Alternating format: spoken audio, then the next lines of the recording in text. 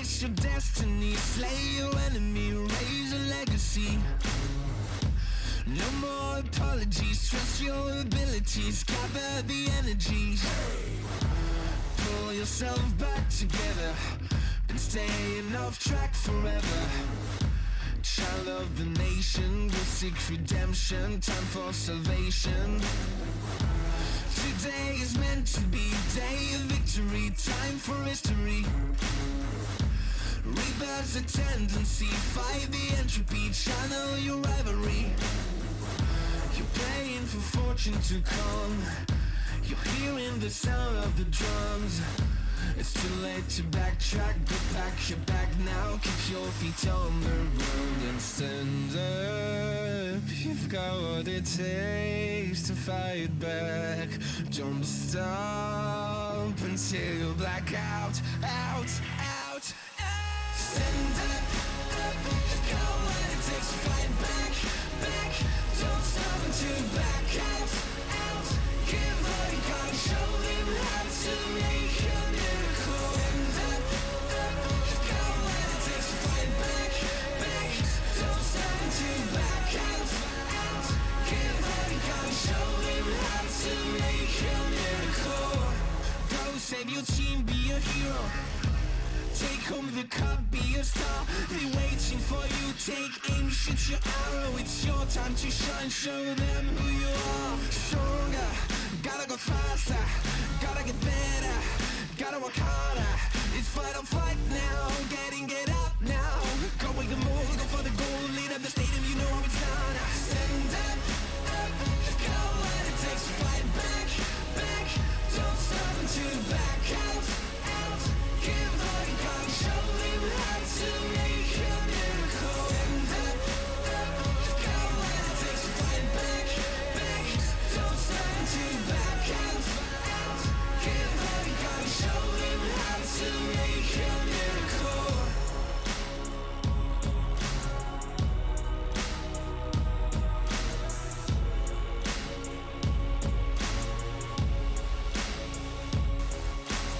Stand up, you've got what it takes to fight back. Don't stop until you black out, out, out. Stand up, up, you've got what it takes to fight back, back. Don't stop until you black out, out. Give all you got, show them how to make a miracle. Stand up, up, you've got what it takes to fight back, back. Don't stop until you back out, out. Give all you got, show them how to make a miracle.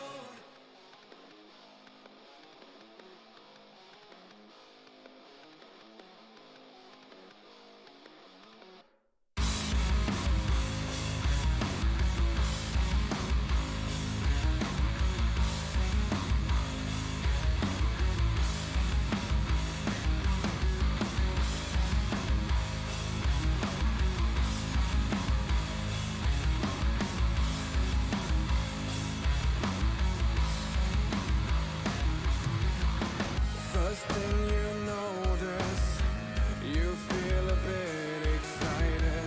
You see a purple butterfly is flying by. A little tension in your jaw, let your teeth shine.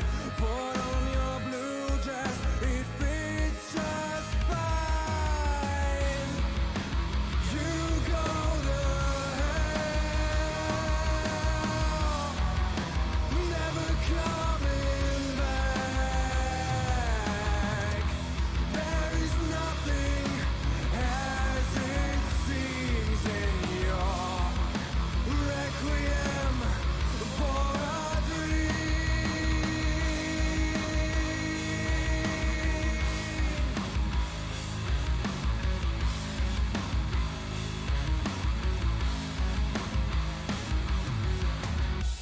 Halfway through you start to lose control. Orange autumn leaves on the ground. At the end there's nothing, and you face yourself. Green is all you see as you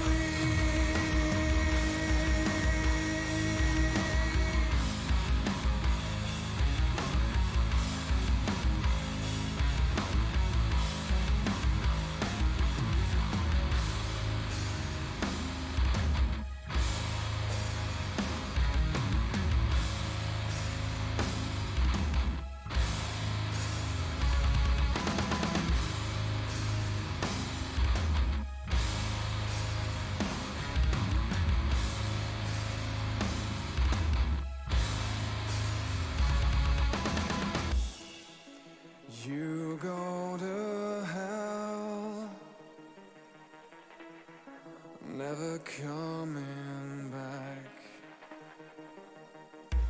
There is nothing as it seems in your requiem for a dream.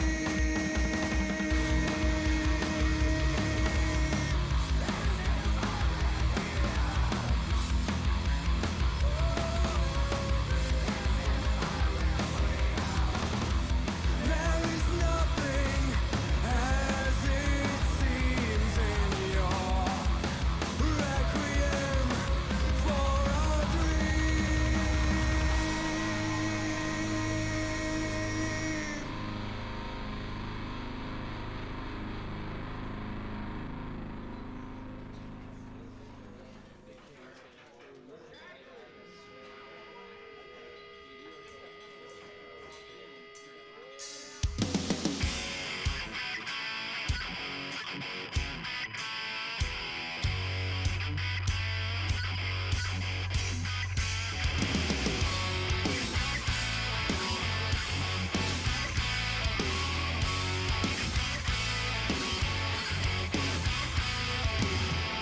We've got obsessions that we can't control.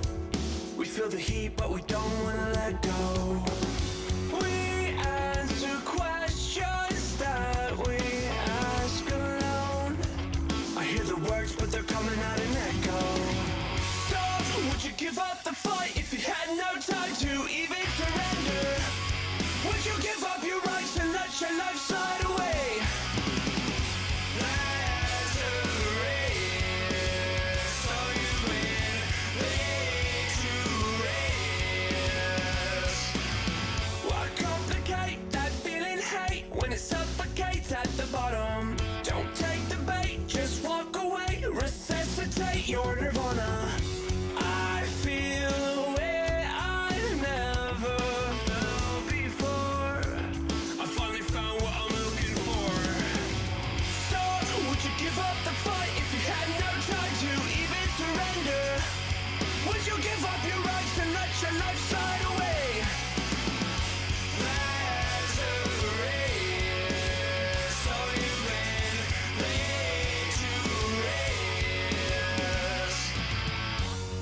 Forever in our open arms, we're thankful we made it safe so far. We proudly show our battle scars because they made us true. Stop! Would you give up the fight if you had no time to even surrender? Would you give up your rights and let your life slide away? There's a race, so you win, lead to race. There's a race, so you've been laid to rest.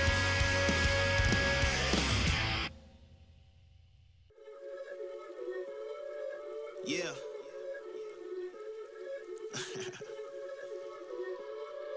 Let's talk. Look, ayo, we rose from the dust to the sun. They claiming that we the one, never one-on-one. Teamwork till we done. Sent on a mission, we got ambition. Never scared, we won't run. Never one and done. Some sit back and some like the hunt. I pick my teammates up when they fall. And if I ball, we all ball. Crashing balls, crossovers and all. Just call us the balls. Don't fear nothing, call us galore. Serving them all. We outside, we barely indoors because we gave it everything when we had nothing. Gave it everything when we had nothing. Holding on by a thread, couldn't grab nothing. Seems we moved on to a better place.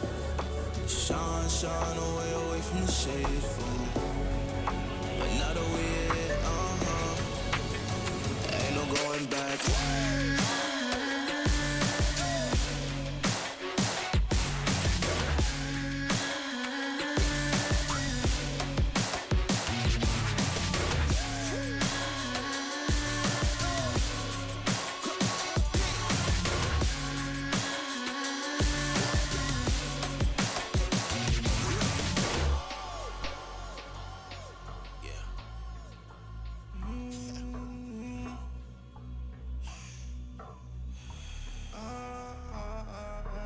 This is the moment to go. This is the moment to shine. This is the moment to show. Show me the rocks you can climb. This is the moment to feel the path like you legally blind. I can promise this is ours cause we built for this, kill for this. Pushing buttons, do it quick, push it off and do assist. Oh, y'all think we new to this? Pound for pound, break it down. Watch what we gon' do with this. Teamwork got us fluent with. Make y'all look like switches. Gave it everything when we had nothing. Gave it everything when we had nothing. Holding on by a thread, couldn't grab nothing. Seems we moved on to a better place. Shine, shine away from the shade. But now that we're here, ain't no going back.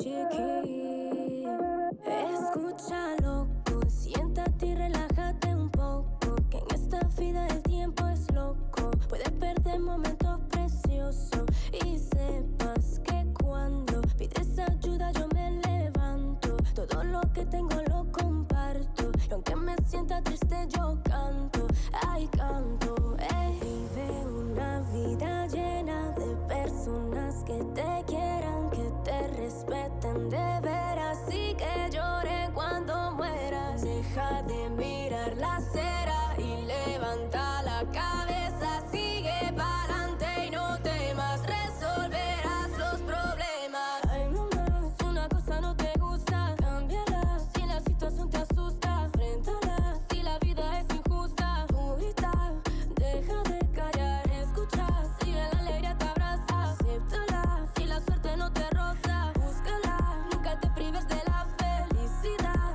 de tu libertad.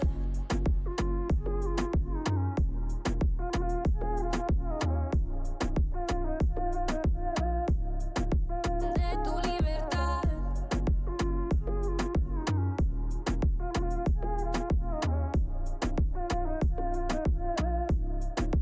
De tu libertad. Tengo la fuerza, vivir no me espanta. Si me conoces sabe bien que no soy santa. No me privo de lo que me encanta. Si no hay razones para que lo haga, no me gustan los problemas, sabe que yo ando como quiera, no digo que no. Yo soy a mi manera, no me arrepiento.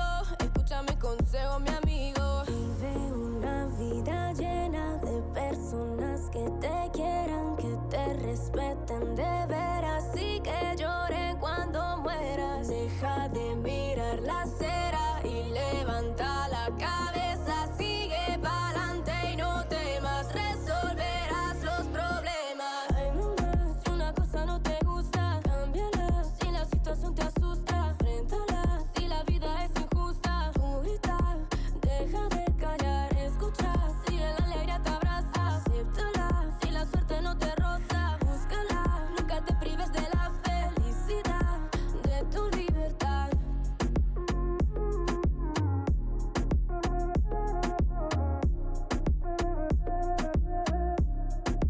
De tu libertad.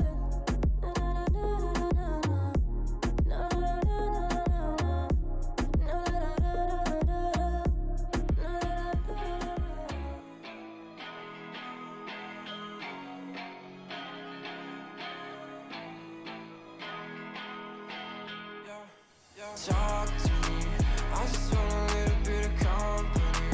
You acting like you really wanna fall for me, but baby, can you tell me who you wanna be? Yeah. Talk to me, I just want a little bit of company. You acting like you really wanna fall for me, but baby, can you tell me who you wanna be? Yeah. I left my demons in my past. I still want something that can last. You make me feel like I'm okay. We both know that you feel the same.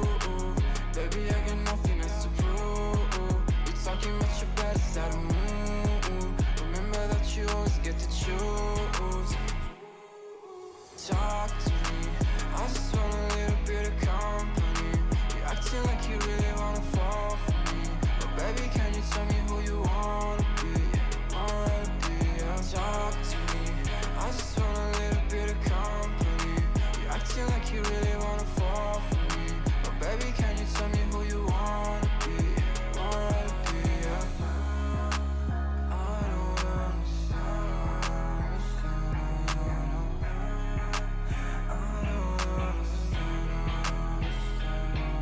I don't wanna be friends, yeah, I guess you got my intention. Got me place I'd rather be, feel like another dimension.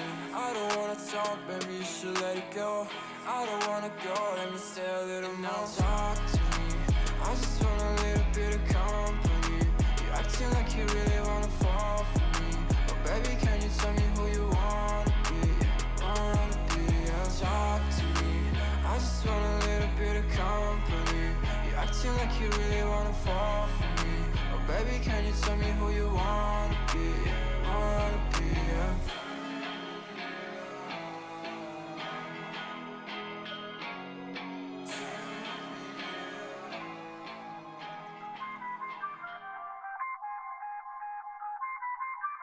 I feel on top of the world, I feel on top of the world right now. I feel on top of the world, I feel on top of the world right now. I always wanted the world, I wanna conquer the world right now. I feel on top of the world, I feel on top of the world right now. I call the shots in the man with the plot and we only go bombs away. Ain't no one protecting my mind as a weapon, that's why I'ma dominate.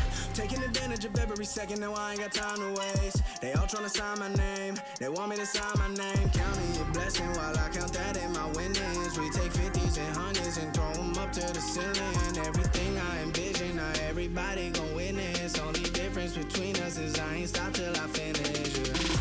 I feel on top of the world, I feel on top of the world right now. I feel on top of the world, I feel on top of the world right now. I always wanted the world, I wanna conquer the world right now. I feel on top of the world, I feel on top of the world right now. Savage, you've been distracted, your best my average, there's a reason for that's a fact. So they snapping back, mad at the fact that I don't have a backup plan, I ain't need that. Outworking everybody when I relax, so I ain't tripping about none of y'all feedback. Heard that, wonder when I'm gonna peak at. And that's why you count your blessing while I count that in my winnings. We take 50s and 100s and throw them up to the ceiling. Everything I envision, now everybody gon' witness. Only difference between us is I ain't stop till I finish, yeah. I feel on top of the world, I feel on top of the world right now. I feel on top of the world, I feel on top of the world right now. I always wanted the world, I wanna conquer the world right now. I feel on top of the world, I feel on top of the world right now. I feel on top of the world, I feel on top of the world right now. I feel on top of the world, I feel on top of the world right now. I always wanted the world, I wanna conquer the world right now. I feel on top of the world, I feel on top of the world right now.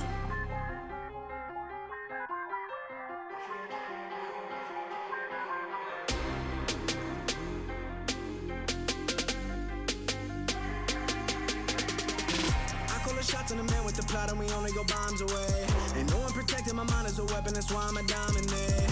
Taking advantage of every second, now I ain't got time to waste. They all tryna sign my name, they want me to sign my name. Counting your blessing while I count that in my winnings. We take 50s and 100s and throw them up to the ceiling. Everything I envision, now everybody gon' witness. Only difference between us is I ain't stop till I finish, yeah.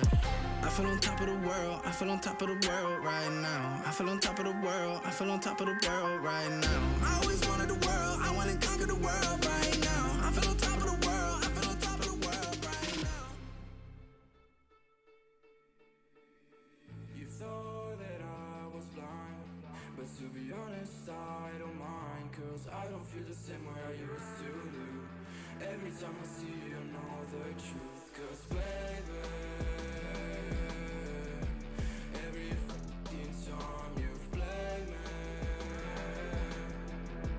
you should know that I don't give a single fuck about you and your words. All the times you lied to me, I took notes. I don't know what to say. I thought you loved me, but you ran away.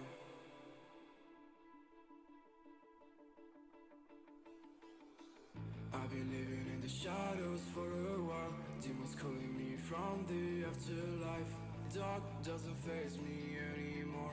I can see my tears into gold. Yeah, yeah. I don't care, no, I don't care.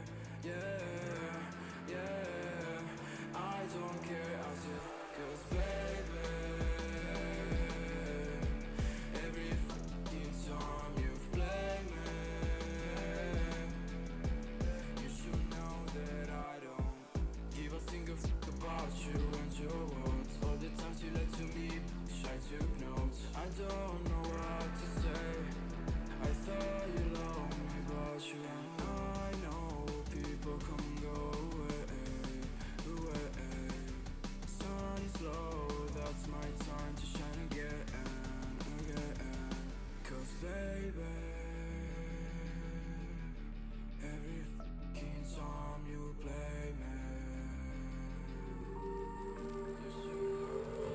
I've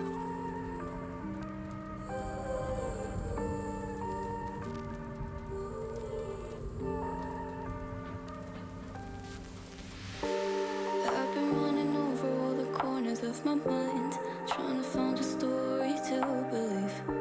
And I've been getting sick of how I'm spending all my time, searching for a way to find relief. And I can stay inside, go to sleep, but I feel like I need to let go.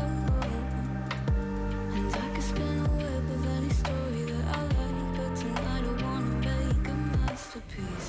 Stepped out looking like a small fire, half glass and filled with desire. Head down, but I know I can't deny it. Life is fun when you're a liar.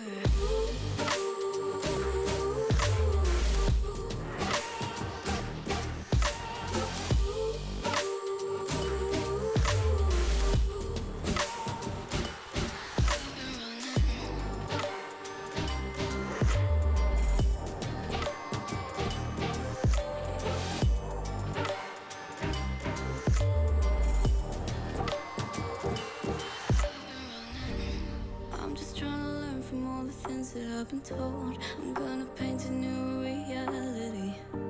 It doesn't take a lot to turn a person into gold. Yeah, I've been getting good at alchemy. And you can stay inside in the dark, but without it you never let go. And when you're done with hiding and you wanna have control, you and I can find a perfect fantasy. Stepped out looking like a small fire, half glass that filled with desire. Head down, but I know I can't deny it. Life is fun when you're a liar.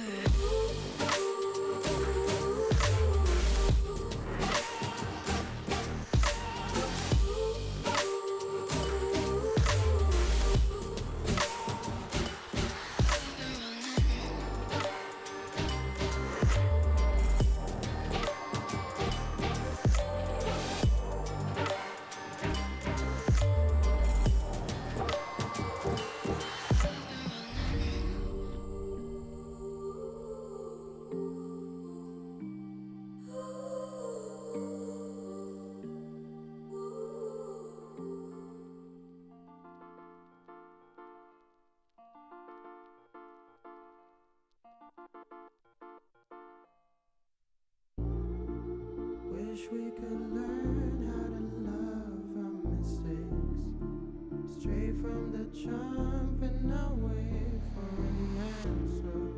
Wish we could smile when shit's rough nowadays, change our reactions.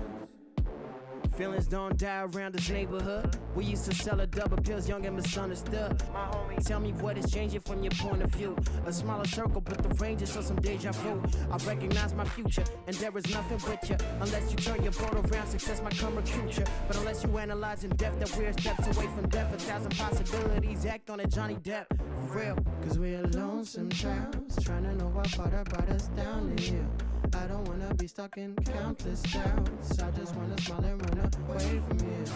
I swear to God, man, I just wanna be a model for my brother. Hey, I just gotta work until I'm on the covers. Hey, I just gotta work until my songs are covered. Hey, I just wanna make it proud to be my mother.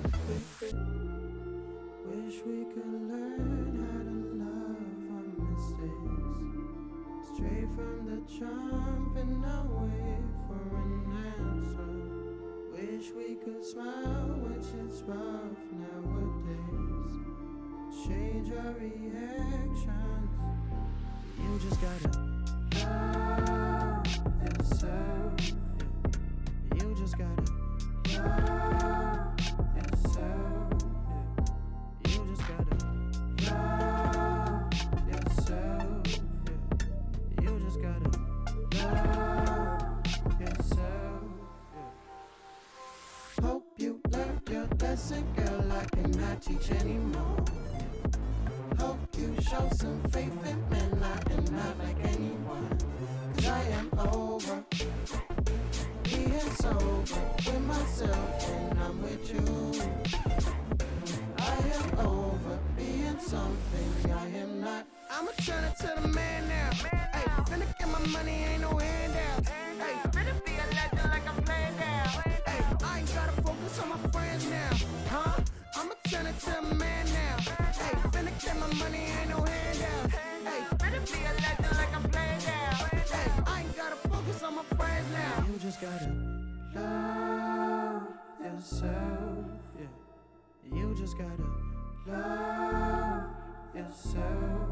Yeah. You just gotta love yourself.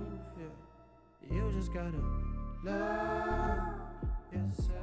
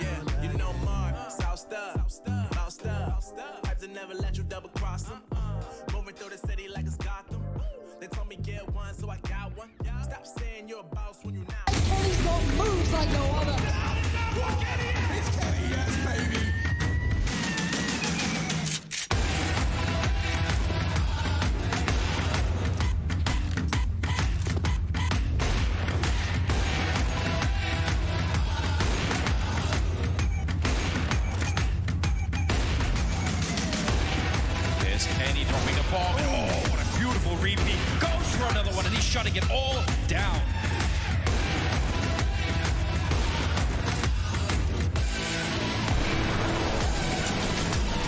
And he wants to find one off the flash. He gets it, Kirby now equalizing into a 2v2. Things get a bit spicier as he repeats. Kenny's timing is flawless, and so are the shots.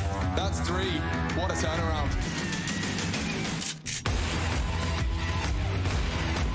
Oh, somebody's passing, but he knows it, and he hits the residual.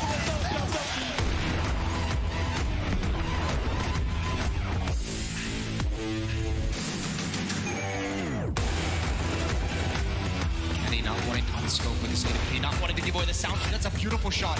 He fakes it, and there's Kenny.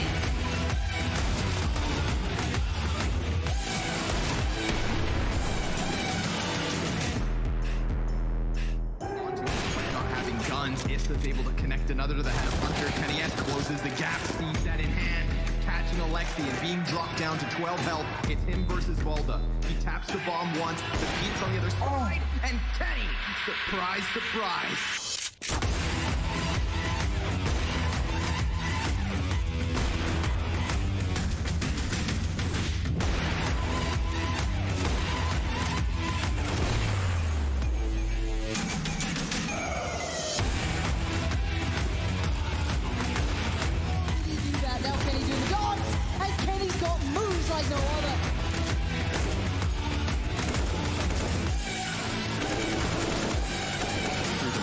Close the gap. Kenny, he's looking to seal the deal, and he does. What is this? What was that? Kenny!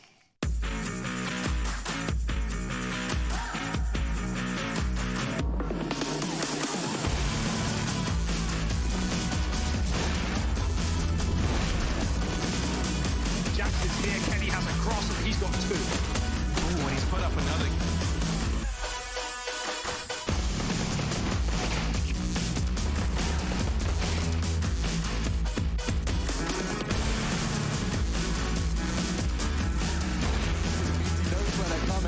On its way, and Kenny, he is playing a sublime game of Counter-Strike today.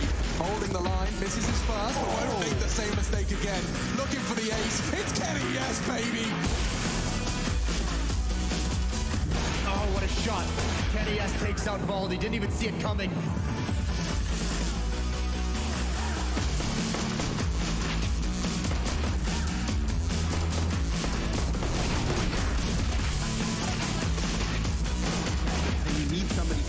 In this bomb site. It looks like Kenny could be their man. He comes in from connector. Oh, has cover. And the quick shot versus electronic. Oh, another!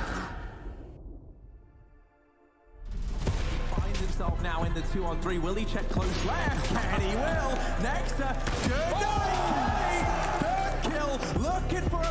more, and he's still hungry for it. Esperanto on the other side, holding close, and Kenny's gonna finish this round, 11 and 12.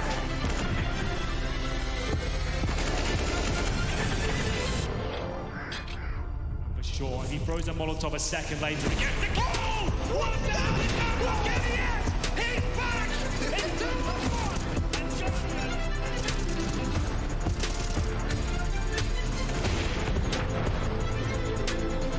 And Kenny at shots versus the world here. Kenny, first at that, he finds the shot, but he's being pressured up close. He needs shots to support him. He's going to replay, but what? Oh my God, Kenny!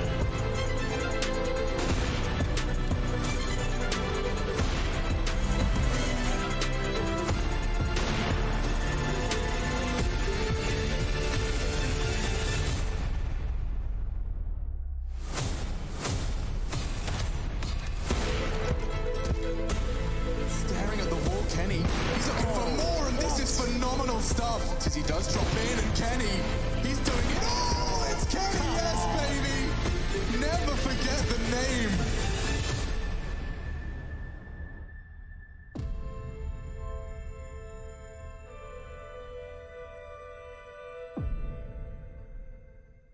These are those moments I don't think anybody else is going to forget.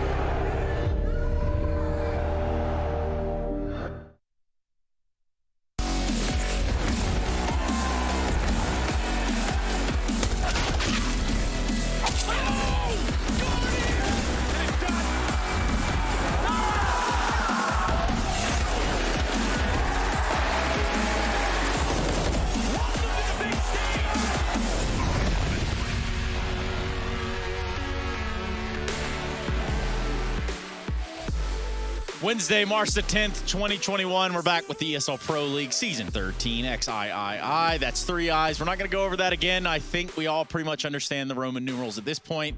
But yes, I still Google it every single time. I don't have to Google the resume for my next character. He is a Serbian guy. He's been known to coach a few things. Also a pretty decent human being, all things considered. I have Yanko with me here on the desk. My name is Trace, and we're happy to have you with us. Good morning, Yanko. Good morning, Trace. I think you didn't do me justice there. It's like player, observer, analyst, coach. Is there anything he can do? I'm running short. It's a short list, real short list. Speaking of which, Yanko, there's a lot to talk about. Obviously, a lot of Counter-Strike to be played still. I mean, we're still making our way through Group A. Things just kicked off. We are, but we're slowly getting there, Trace. Like with some of the results we've had in the group, today could be a do-or-die day for some, definitely for Big, right? Like they started off with 2 losses. I mean, they've had a tough schedule to open up the group. First 3 games are the 3 toughest ones, but they already failed the test 2 times. If they lose today and OG wins their opening game, their playoff chances are done. Yikes. That's what they would say. That's a yikes. That's a big, close one. No pun intended. Obviously, for Big, they come in here as one of the favorites. You think they might run away with this whole group. But nonetheless, the matches that we have on screen for today, Renegades OG, Heroic FPX, Big Complexity. And don't worry, I've got the Bit and the Bob with me. I've got both Chad and Alex. I'm definitely the Bit. Trace, who's who? You know what? I'm going to let you guys figure that out. This shirt looked better in the Like mirror. I put this on because it's cold. I know how it's like they're next to each other and it feels like they're on 2 different continents. Like Alex is casting from like Greenland and Chad is over in South Africa. Like Siberian. It does get cold in here, right? But that's so that we stay awake. We keep the room nice and cold to keep us on our toes. But Yanko, while we're talking about different continents, we I don't know what where do you come? That's a segue. I don't know. I figured I could maybe It's a fun game to play when you start a sentence and have no idea where it's going to finish. Hey, I do it every day. Yeah, every single time. But yesterday we asked the people at home, right, to use the hashtag ESL Pro League to submit some emoticon designs for Yanko. Or otherwise known as, it's a Twitch emoji, I believe is how you guys refer to it. We might need Rush for the official terminology, but we asked people to submit, and I don't know if we got too many submissions, but I have been assured somebody submitted something. Something. Do you guys agree on this? Resident Sleep? Okay, we need a picture. Yeah, that's pretty close. That, for me, Yanko, I can imagine your feelings in that moment. It's like, why the hell did you not cover that angle? What was going on there, mate? I think that was like why didn't you plant the bomb? I think I remember even like the round it was. It's nuke. We do a fast vent dive. The first guy just with the bomb going decon, plant the bomb in the smoke. He's not planting the bomm. Smoke's faded. The CTs rotate. We dive. We lose the round. We lose the game. I lose my job, and that's it. And that is the history. That's the story of it right That's like a short story about. Do we like that one though? Do we want that? As I mean, it's actually not bad. It's not bad. We can give it a couple more days, and then, you know. But I mean, it's not only the best submission, it's, I think, the only one. So it's kind of, it is kind of. That makes it the best submission. Yeah, it really is. It's one by default. If anyone thinks I they have can to do rain on my better, parade every time. Man, you're sleeping on your own parade, so it's. Do you know where that resident sleeper came from, by the way? It was one of the earliest streamers fell asleep while streaming speedruns or something and straight up just streamed himself asleep, like the first guy to do it, not like, you know, some weird IRL streamer. Okay. All right. I didn't know that.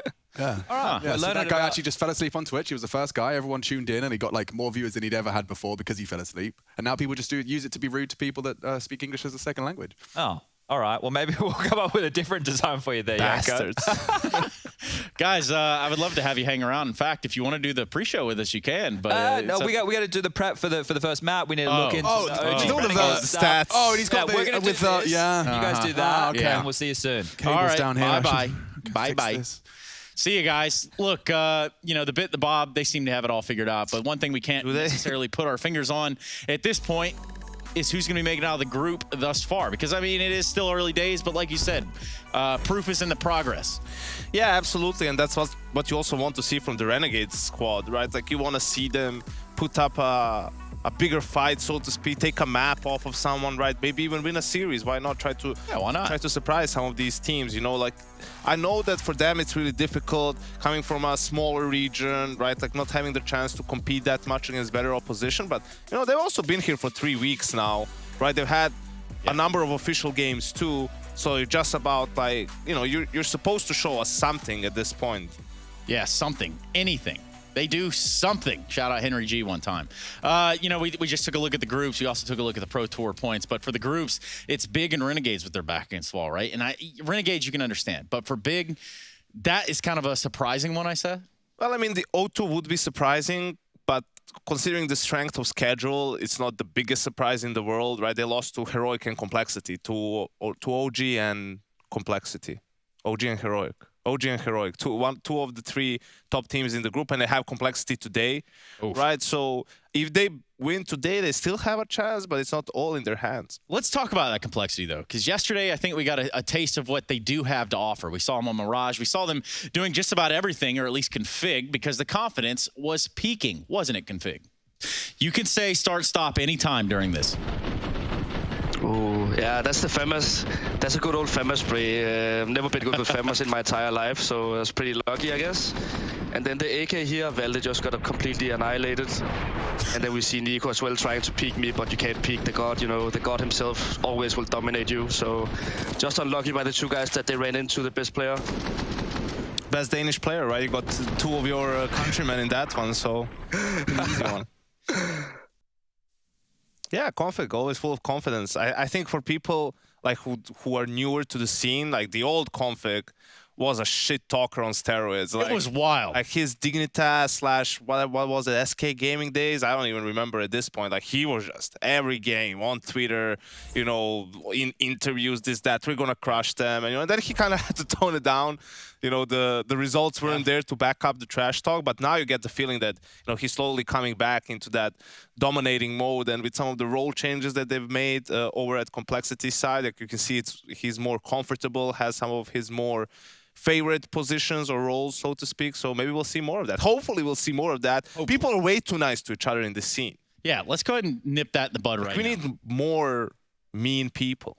Yeah, not necessarily villains, so to say, but I don't think you could even put that term right on Complexity, right? Because this is a team that has showed face. So now it's time to continue with that performance. Just like we heard Blame F say that it would be on them. There is no more excuses. This is the end of the line. We'll take a look at the run-ins here between Complexity and Big and what that kind of looks like. Yeah, you can see that Big actually had the upper hand in most of these matchups, but, you know, the last one was Blast Premier. After that, we see that Complexity, the last one they won, and coming into this one later today, they're going to be the favorite. Definitely, Blame said, you know, there's no more excuses. They feel that they're prepared for this tournament as much as they could be, and I think for them also, one thing we need to know that we didn't really talk about, there's 3 more groups after this one, yeah. which gives complexity, 2.5, almost 3 more weeks to keep practicing, keep preparing for the playoffs, right? So that's one of the benefits of playing the early group, that, you have more time, you can watch your opponents play, see like some of the cool stuff that they came up with, prepare better against them, and still innovate your own game and come fresh for the playoffs. Ample time to kind of recollect yourself and maybe pick yourself up off the floor if you do make it into that next stage, which for complexity is looking pretty good. However, there are teams on the fence. We look forward, we see complexity and what they have to offer, and it is an exciting idea to really see them hit the potential that you can think they have when you think about the people in the lineup. When you think about the pedigree, you look at a JKS, you think, okay, this guy could be a tide changer. Let's activate him.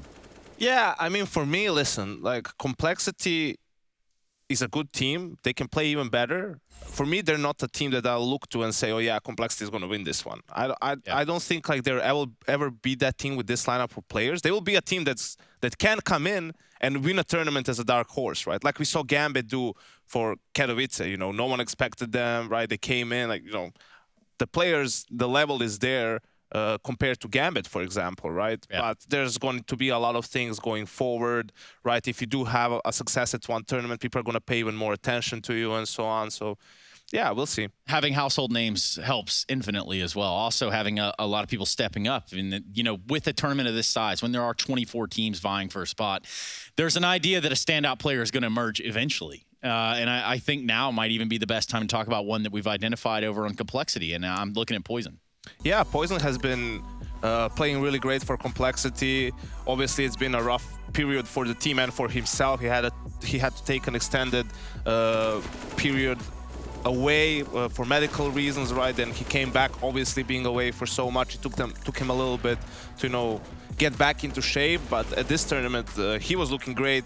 Had a lot of impact with the op, and we also heard from Blame that he has been working on kind of being also comfortable just playing passive sometimes. Like he's obviously an aggressive player by nature, and he does a great job creating those advantages sometimes, but it's also a matter of knowing when it's enough, or when you already gained an advantage somewhere else and then you just need to chill out, play just vanilla Counter-Strike, and the frags are going to come to you. You don't need to go looking for them. Working smarter, not harder, is the once proverb. I don't know where that actually comes from, but it's true. It's spot on. Why not make it simple before you complicate yourself? And for us, we don't really need to complicate this anymore. I think we've touched on all the bases. This is just Group A. There's still such a long way to go. But in our journey, we are going to be stopping here on this first best of 3, which means we have a break coming up here sooner rather than later.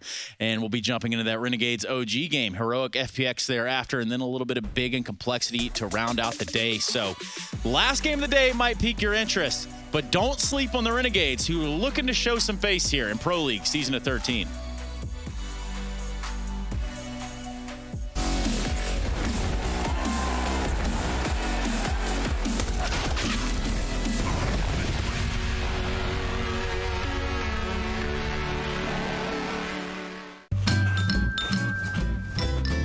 You ready? Huh?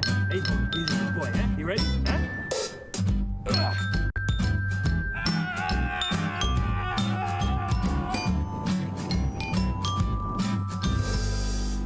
Start your esports career now at play.eslgaming.com.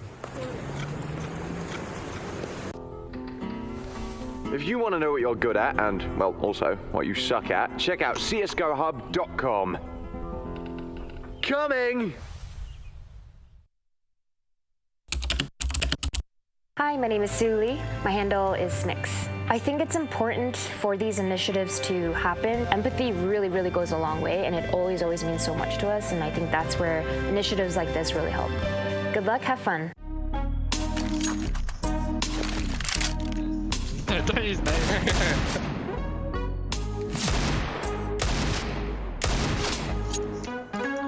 I've spawned in the non-optimal position. It's been so big.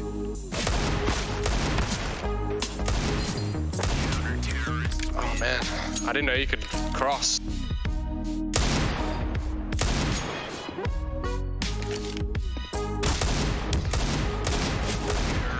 I was a surf, right?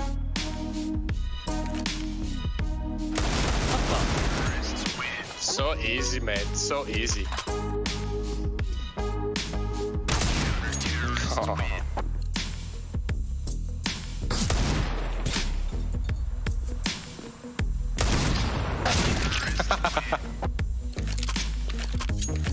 I can't hear you. 2 more digger rounds. Okay. Still can't hear you, my lord. Is it working? It's working now. Sorry, I was used to voice hack. Alright.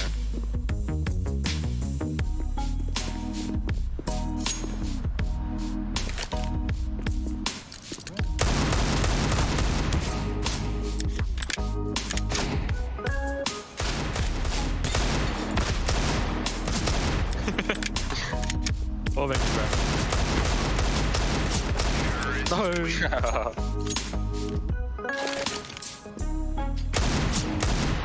No.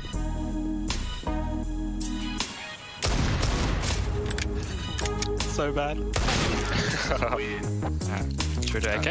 Yeah.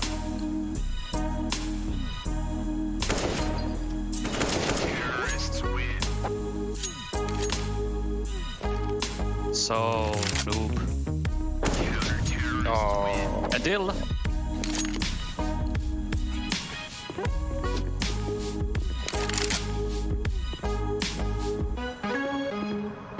More.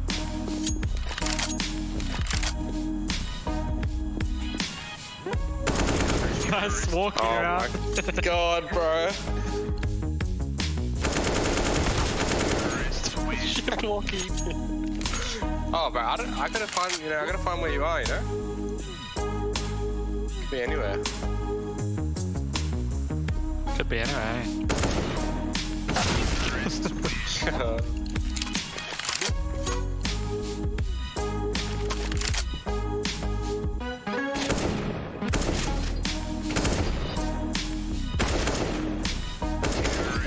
I would have given me that, I'll be honest. ESL Pro League is brought to you by Gaming Malta, Intel, US Air Force, 1xBet, and DHL.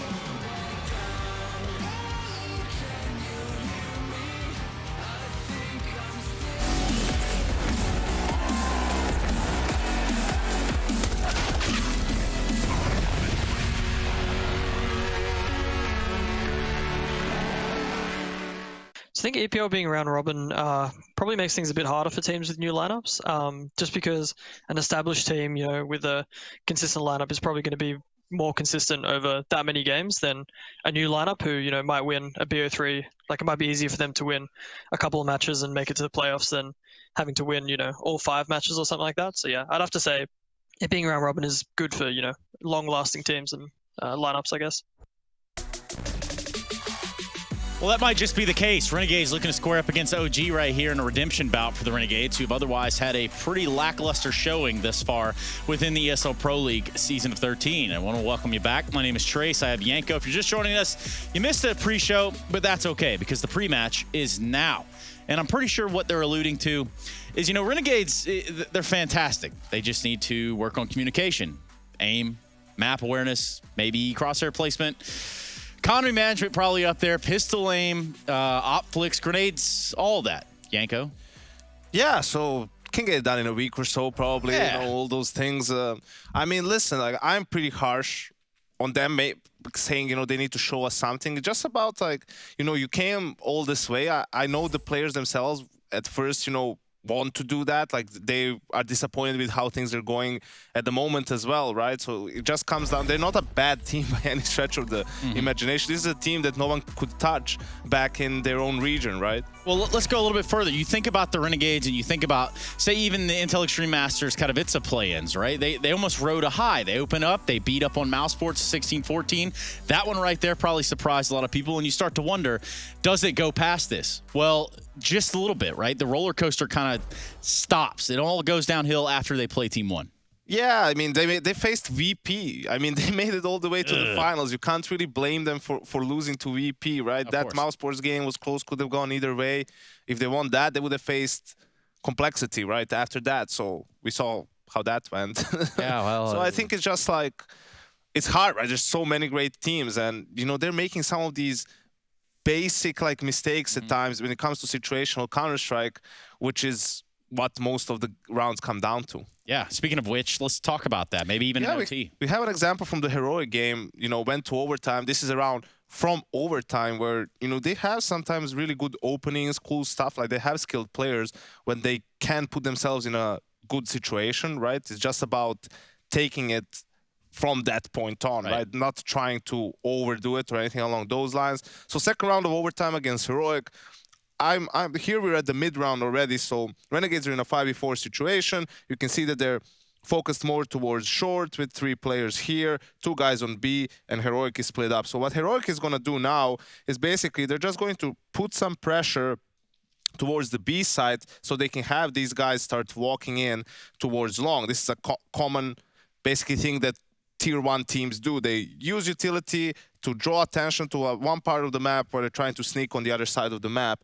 And here, what happened was Sicko did peek, and he did see them making their way into mid. And now the communication should be, okay, long is open, CT is open. Like, you need to be careful about that. Like, you're shouting that out in comms. But instead what happens is Inns, who's rotating, like, he's just coming out basically, you know, knife out or pistol out. He wasn't really like prepared for that. They get an easy kill on him. And, you know, you were in a 5v4. Everything seemed great. Now you have Malta left here in a 4v1. Staben just makes a cool play. He walks through the smoke, through Malta smoke, because he figured, right, he smoked it off. He's going to be focused on CT. And the round is just over pretty much there. You know, it's a 4v3 after plan for Heroic. And they win that round. So that's just about, like, you know, Inns had an op. If he is there, if he's just like holding with the op, like the deep angle, like he gets at least one more kill. If he's holding, for example, from Ruins, CT spawn. Malta had a smoke. That they can hold that whole side by themselves or at least long enough until the rotation comes in. But, you know, that small miscommunication there, lack of awareness from Inns, and the round completely falls apart. Yeah, and you do hate to see that. They talk about just like that, Trace. Cookies crumbling and stuff, like chocolate chips here and everywhere. It's a whole damn mess. Speaking of which, let's talk about the current situation of OG, where they find themselves in a little bit of a problem. However, not the end of the world. This is still a team that you can expect to rise through the ranks. Yeah, I mean, this was a close game they played against Heroic. OG, their like biggest test left is Heroic. Yeah. So, you know, last time they played them, like, things weren't really going great for them. But what do you think it looks like? Does it look something like this, you think? Yeah, this was actually, you know, the last time they played Heroic, this is what came from the OG main page. So, yeah, they were struggling a bit there. And, you know, they can't get complacent against Renegade. Just because, you know, everyone else beat them doesn't mean they're just going to, you know, lay down on the ground and let you run over them. Like, you still need to, you know, how do you say it? Cross your T's, dot your I's, like all that type of stuff. Like, you need to approach it like any other game. You need to stay vigilant and you need to take care of business, because with how Big's results have been going, if OG beats, you know, Renegades and FPX, they should be fine, like, making the playoffs. And, you know, you've got me thinking about cursive, which that's where that comes from, right? Like, cross your T's, dot your I's. I don't know that many people even know cursive anymore or even use it. So that's a pretty interesting idea. Maybe we find a new one, but it makes sense. Nonetheless, I'm looking for results from both OG and for Renegades, just like a bounce back of some sort. And I can't help but to think when we talk about these two teams, we're going to be seeing things like Inferno. We're going to be not seeing a comfort pick from Renegades because they don't really have one. Yeah, their map pool has been all over the place, you know. Just even sometimes, you know, whether we to Vertigo, then Train, they beat to Nuke in one series as well, which was pretty weird. Here, like, it's a fact that they wouldn't have to play Vertigo or Train potentially. Like, OG played Train before, but they just probably didn't have time with Nico to do it. They haven't played it in the last month at all. So maybe that helps Renegades a little bit, getting rid of those two maps. And they actually, I like this. They go for the full-on gamble where they veto Overpass, hoping that basically, you know, OG is not going to pick Train. They're going to go for more of a comfort pick for themselves. Maybe even something like an Inferno, right? That we know that Renegades like as well. And we see that actually Renegades picking themselves. that's the map where they were closest to beating some of the top-tier European teams. Since it's hard to put like a comfort pick in for Renegades, maybe they just feel just comfortable in Inferno. But I'm going to ask you straight up, OG starting CT side, Renegades starting T side.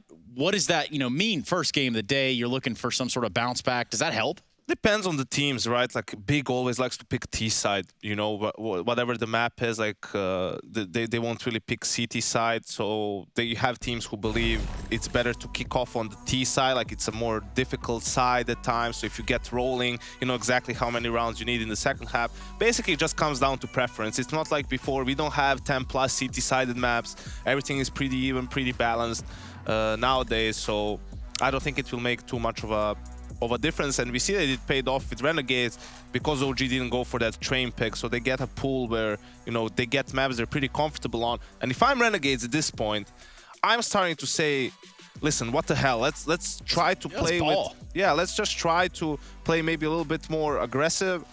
Let's try to just not worry about if we're going to lose again or if the game starts going terribly wrong, right? Like, let's just try to play the way we would play against a team like Order, against some of the other teams in Australia with that sort of an approach and see what happens, right? Let's not try to give too much respect to these guys. Do the things that got them in the position to begin with, the things that they did find success or they were able to run with. And for us, it's kind of hard to run into this one and say anything other than OG will probably walk away with the series. Yeah, I say that. I mean, no, I would say the same. That's to be expected, really. And even in their game yesterday against Complexity for OG, you feel like they should have closed out that map 1, and then who knows what could have happened in the series, right? And that was on Inferno again, which the thing is, OG, they have a really good CT side on Inferno. Like how they approach Banana and the B site in general. They have some passive setups that teams don't really use a lot. Like they will give you Banana, just leave the Opper in Ruins and play 4A, which is teams that if you lose Banana control, no one plays 1B in a 5v5 almost, right? That's something that maybe Valde brought in back from the North days. They used to do that. So if you're Renegades, you need to have a clear plan how you're going to approach Banana, how you're going to approach the B side, because it's something that you have to contest and you have to try and get your read on when they're just stacking A with 4 guys. And just know this, OG kept Big down by 10 over on the first half of the game that they played. So that was a little bit of a wild one. They started on the CT side there, and they're going to be doing the same thing just now, a best of 3 between the Renegades and OG. We're going to have Chad and Sponge bring it in right after this sweet guitar riff. Thank you very much. Yes, that's Trace and YNK. I'm Chad, he's Sponge, and we're getting into Inferno. It is OG starting on that defense. Mantu's got himself the CZ Kevlar aggressive apps package. Often see that parked into apartments, and what do you know? He's off to go ahead and try and find some property. It is alongside for the ride, and it's going to be bloodshed very early into the piece. Half damage inflicted, trying to rebuild his pistol. Yeah, not going to happen, but they aren't rushing. They're not pushing the issue. Sicko flexing it, ins with the info on the banana push. It's only Alexi from Library. They're going to be in the site. Malta responsible for the plant. Gets very awkward for OG now. No Alexi's flashbang he has here. This will enable the 2 on the retake, but that has been stopped by Ins. You got to get past him first. Dude, so he actually got the info that they were pushing banana and went T-apps to hold the cross from that range. That's passive, and looks like it is going to convert to the Renegades round. Still 4 hearts, beating Valda, yet to make impact in this one. But it all started off with just a bit of an apps pop. Yeah, and this is the highest rated player for OG in the group so far, Valda, but a 1-on-4 with no kit. The bomb over halfway ticked.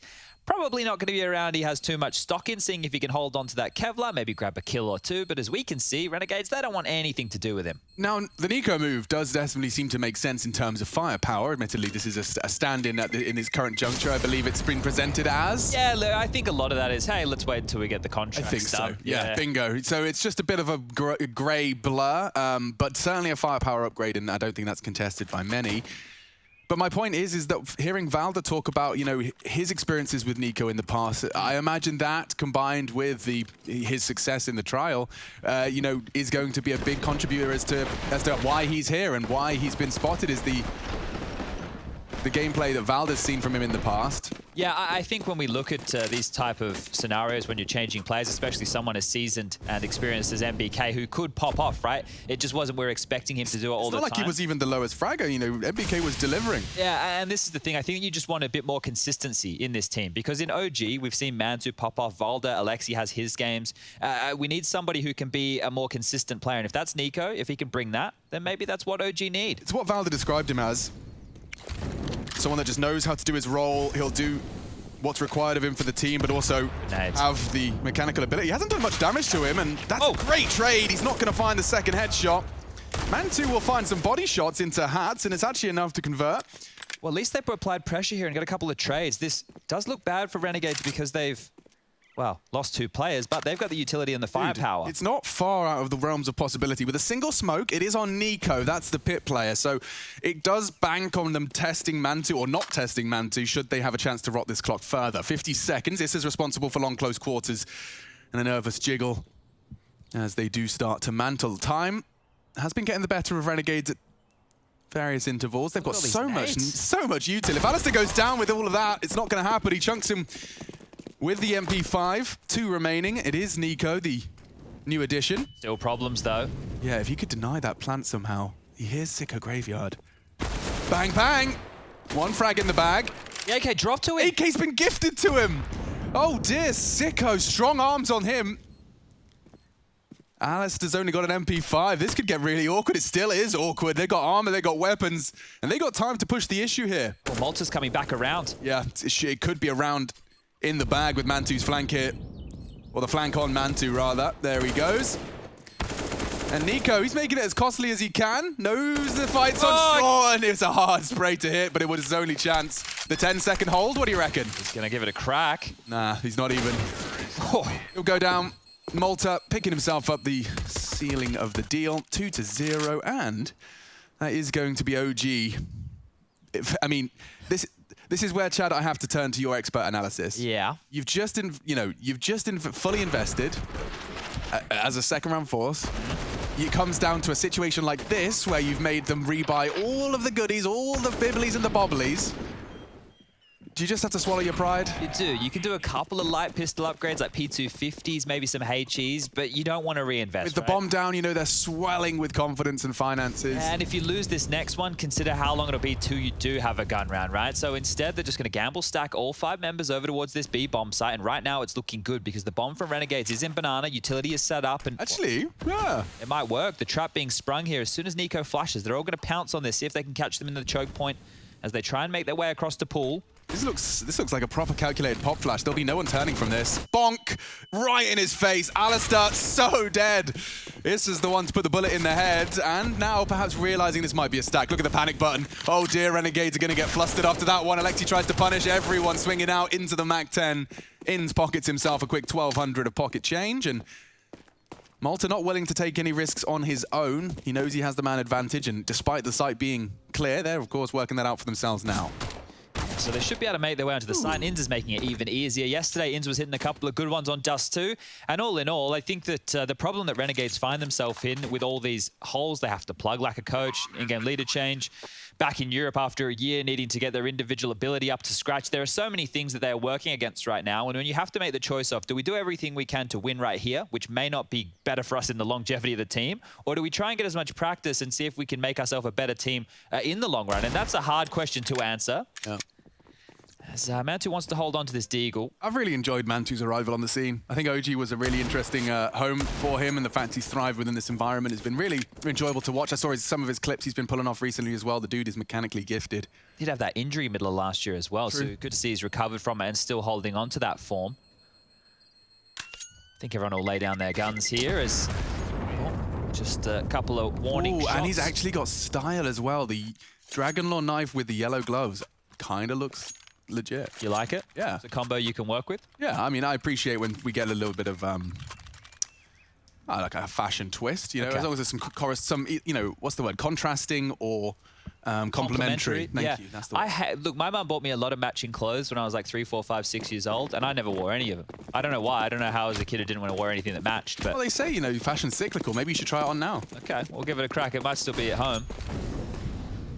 There's a 3-man banana link coming in from OG, standard stuff, but they're not going to fight for too much aggressive banana control. Renegades, they don't want anything to do with it either. Hats will be limping in late. We've got a close mid setup right now. As you can see, Nico with all that work to do and up close towards that boiler room. Smoke gets dropped. That's going to hold them at bay for their mid control here. And I do want to highlight as well that the analyst desk, specifically Yanko, was very complimentary of OG's CT setups on Inferno. So a big determining factor for Renegades is not only getting off to a good start, but as we get into the real meat of this half, keep your eyes out for how many T rounds we accrue on that Renegade side. It's Inns and Malta trying to sell this fake as best they can. They'll be containing the A players, and it looks like actually the B players have struck gold. Hats has caught a nade, and Valda's tight line is converted onto Alistair. That's 2 frags opened up. Malta's walked up mid. Perfect timing to catch Nico if he can punish and thread this needle, but a bit lackadaisical across the corner. Issa was ready. Back to A for Sicko. Bomb on his back, but the read is there. I see OG have got the numbers in the right place again. yeah, they didn't rotate over towards that B hole by any means, and Valda's probably going to lock on top mid. Oh, Inns does react just in time to keep the round going. 6 points of health separating him from this round. The first for OG on the CT side, a 2-1 split of their remaining resources. Giving it a go, is he? He didn't hang around. There was a bit of conversation coming out of him. There is only those 15 seconds left now, so if he does want to try and get onto the site, we'll have to force the fight against Man to him. He hits the shot. Yeah, not ready for this though. Trying to get that bomb plant. Can't fault him. Nice work to force another rebuy. Vista will recover the AWP. And we do see OG's first. Not ready for this, is I think could be the Renegades tagline.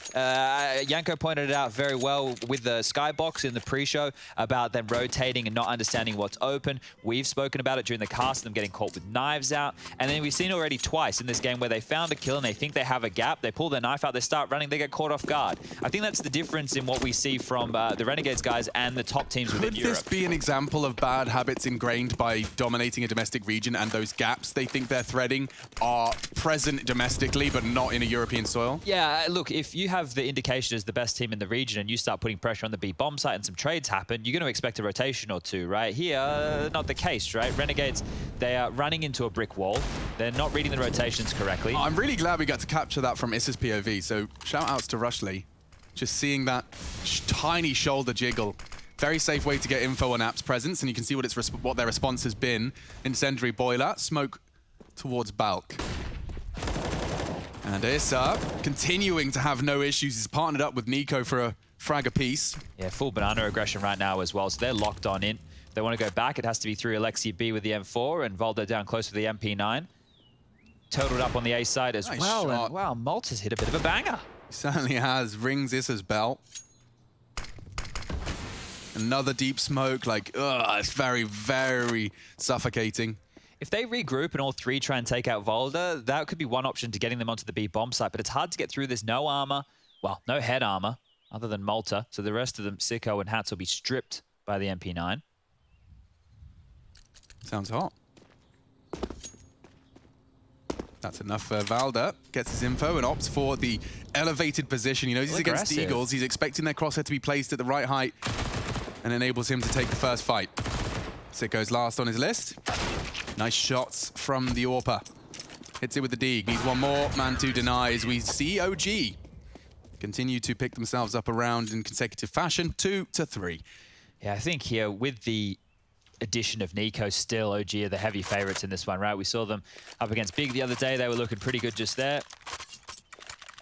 I think when you're pulling out a player like MBK and a team like OG who've been together for a very long period of time, there can be some teething issues, especially with the way that you communicate, but Nico seems to be slotting in quite nicely. He's actually the second highest rated player for OG in this group so far. Man2's getting aggressive. Flashed off, so they've been able to corral him back, but he's a teammate who's dropped a big nade there. Really nice stuff from Issa. Lands right on Hats, and wow, he's spurred forward. The flashes are perfect. Will they check the corner? They're not. They're not. No way. Backs are turned, but it's even trades. Nico fell. Only Issa on A. The rotate's coming in, and Malta's just strafing into the site. He's got Graveyard. They've got so much control. The smoke's bloom. Looking great for Renegades here for a potential fourth. He's got the lineup. This was a night. Oh, and not even that. It's going to be Alexi that's caught in through the smoke. Yeah, bombs in the open now. Down to Malta and Sicko. They've got so much time to play with, trying to solve this puzzle together, work out this riddle. Whether or not that involves a plant in the next 20 seconds is entirely up to them. So on the site and bomb retrieved. OG cut noise, bomb goes down safe. Hard to play for the after plant, good from Graveyard, but you'd have to hit some good shots. Spotted, flustered, misses his shots. Malta peeking on the flash, they are on short. Sicko holds his nerve as well. Sicko's hit something, one more bullet will do, Malta provides it. Issa's gone too, Malta having a round here. One more required, tagged by Sicko, and Malta finishes off the dunk. A fantastic execution. Sicko and Malta turn it around. Oh, wow, that one got very, very close. And you consider when the site gets lost in a lot of the games that we cast, we basically say, round over, the CTs are going to save. The fact that Alexi gets ins, the bomb gets dropped, it slows down, they find themselves in a number man advantage. Of course, they're going to give that one a crack. But Malta, especially their 3 kills in the round, I think the opening was the most important. It got him the room and gave their teammates a chance to get onto the site. But closing it out, this is good because you can see he's doing a lot of the lurking. He's kept him honest, dude. And I love the Mac 10s now. Look at them, 2 of them. Ins, hats, both up banana early, wanting to try and twist the knife a little bit. They can apply pressure towards this B site, but there are 4 CTs home. 3 tucked in on the bomb site, 1 over towards that CT spawn, and they're going to get aggressive, flashing through. They don't get too much info for that, Chad. Yeah, it almost feels a little bit in vain if Renegades don't fall back. They're going to continue to march forward, and it's forced out the rotation from OG. They're actually thinking better of this. Is this going to tuck into the site? Well, he just copped a nade there on the coffins. Lucky he was further back. This last smoke he has as well, going back towards CT spawn. It feels like if they execute B now Renegades, they'll get in for free. This smoke shouldn't be enough to deter. But it might. He's throwing it now. Do they disrespect it? Or do they sit there and stare at it? Oh no, they're going back. Is that all it takes? One smoke. The thing is, it's either just sit in banana 20 seconds behind it or drop back and see if there's a push elsewhere. I don't know if they want to go for this A commit, but Alexi's getting inquisitive here. Timing. Sicko spotted. 35 seconds. Damn, they're going into the stack.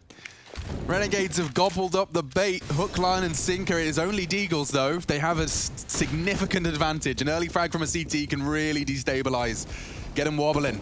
20 seconds. This has to be perfect. And already losing Alistair. Losing another. Oh, dear. Renegades. Malta's paid a heavy blood price for the first sacrifice. And it looks like Alexi over the smoke will add a third to his list. Man 2 double dink. No issue. Hats will go down as well. OG. Through calls and stacks alone, recover themselves some rifles for free as well. It's 3-4. Yeah, so right there, we didn't actually see the fight because it was happening on the other side of the map, but Inns maintained top banana control the entire time. He was tucked in towards that little cutout, and he walked onto the site. Nobody fought him until he was pushing CT to try and go over there to help his teammates at A. So a bit disjointed, and Renegades went the full commit. It looked like they're in a position, if they found contact, to fall back, but it wasn't the case. I think you're right there. As soon as Sicko goes down with the bomb, they're full commit. There's not enough time left on the clock to rotate back, and now they're just down to these pistols. So OG have put themselves in a power position to wrangle back control of this game. They do have a couple of SMGs in play, but with the pistols on the other side, I wouldn't say there's too many worries. We do... Okay, hold up a second. Sicko's just taken down Voldev through the smoking banana here. I mean, if they could accelerate onto Alexi, which seems to be their plan, they've landed a bit of damage. The incendiary trying to disrespect it. Alexi, he falls. Something, maybe. On now. It could be a plant if they do wait for the bloom. A nade dispels their doom. Okay, Inns down to 32. Bomb in. And a 1 versus 3 for poor old Inns. He's evaded the nade. He's caught Issa. Maybe there's a universe where this one shapes up. He knows there was an AWP shot. Needs to push construction here. Yeah. Go for a banana's a problem. No armor, no health, and truly, really no hope. Mantu's playing it passive. He thinks they're past. And caught out. Nice work from Mantu on the retake. Keeps it safe. They're not in a rush. They make that clear. And we will see the 10-second defuse as well for style points from Nico. 4-4, equalized. that could have been a completely different round if the two guns they scavenged in Banana weren't from the trash can, right? It was the MP9, it was the MAC-10. The kills were good, the pressure was great, but these weapons are just rubbish to deal with the retake like this. They did the best. The fact he gets a freebie through the smoke here makes it more doable than it should have been, but right here's the problem. You can see Inns, the fact that he's looking to the right-hand side of that doorway, he believes that players have already passed that threshold. We can see that they're taking it slow. No rush from OG, and now the scoreline 4-4. Guns are out, AWP out for Mantu and Sicko respectively, so the big greens could go head-to-head. Brazilian slow retakes where you convince yourself they have to be pushing now. Mantu's actually gone down. There we go. First blood drawn for Renegades, and it's untraded. That's Hats. Takes the fight up mid and wins it. Well, he's had some impressive moments over the last couple of days. Hats only 2 kills for him here so far, but that's a big kill on a gun round like this. Nice, Valda. How does he not back down from that? He could have got pushed from the close wall, and he just gets to take that fight. So, Valda, all in all, look at this aggression. Malta has to deal with 2. Oh, he committed to the spray, and you can't fault him. Issa has the info as well. Gets it on the jump down. Peeks with his nade. He's punishing. Looking very good. Alistair finds a nice angle to convert, though. Just on the side of the hay bales. Opens things up for business. Advantage Renegades. OG locked out. Yeah, locked out's a bit of a stretch of the vocab. Alistair, not gonna swing on that smoke. It's what Alexi was hoping for. Well, now you should be considering that save. The fact that they almost had a window, Alexi peppering through, seeing if he can find anything. Now that he's taken a bit of damage, it might be just hold on to those 2 M4s. Sure, they were lucky to get themselves an eco victory, but they can't run into this one. We're speaking at how difficult it is to retake on Inferno. Well, exactly that. Renegades, a great job there. So fights mid, fights banana. They pushed up short. They were able to isolate this. So they kept OG active all across the map. And they're lucky enough to just barrage their way up into A. So good stuff. And you can see, I think Malta has been the key so far in the map for Renegades to have 5 rounds. He's had a lot of impact. Yeah, clutches, open entry frags. Winning that Apps duel does certainly contribute. This is Hats' opener. You can see Mantu wanting to take an aggressive line. Hats all too prepared, and this is an interesting... Okay, just finishing off the job. It was Issa's the last man standing on A. That was enough to topple the defense. See the save, so 2 preserved rifles. The rest will be reinvested. They managed to get away with spending a significantly... Decent buy. Decent buy. I think even, yeah, smattering of kits, 3 to be specific, and more than nades than you could do damage with, up to a 3-man banana lean. Ooh. I like grazing of utility damage. Up mid they go. Yeah, so they're more than happy to allow OG to think they have banana control here. The nades back and forth, keeping them busy. 3 players still over towards that site. That just leaves this crossfire. Mantu over towards Trash. Nico in the pit, and a lot on the new boy Nico here. We saw what he could do on the heroic roster. Now over here with OG, has to deliver because they're gamble stacking B and the flash is coming out. It's going to be an apps pop. Here we go, Nico. Lot to do. Flashed off. He finds Alistair. They hit pause. He swings out on the flash from Issa. Trades look good. Issa's got hard shots with a FAMAS to hit.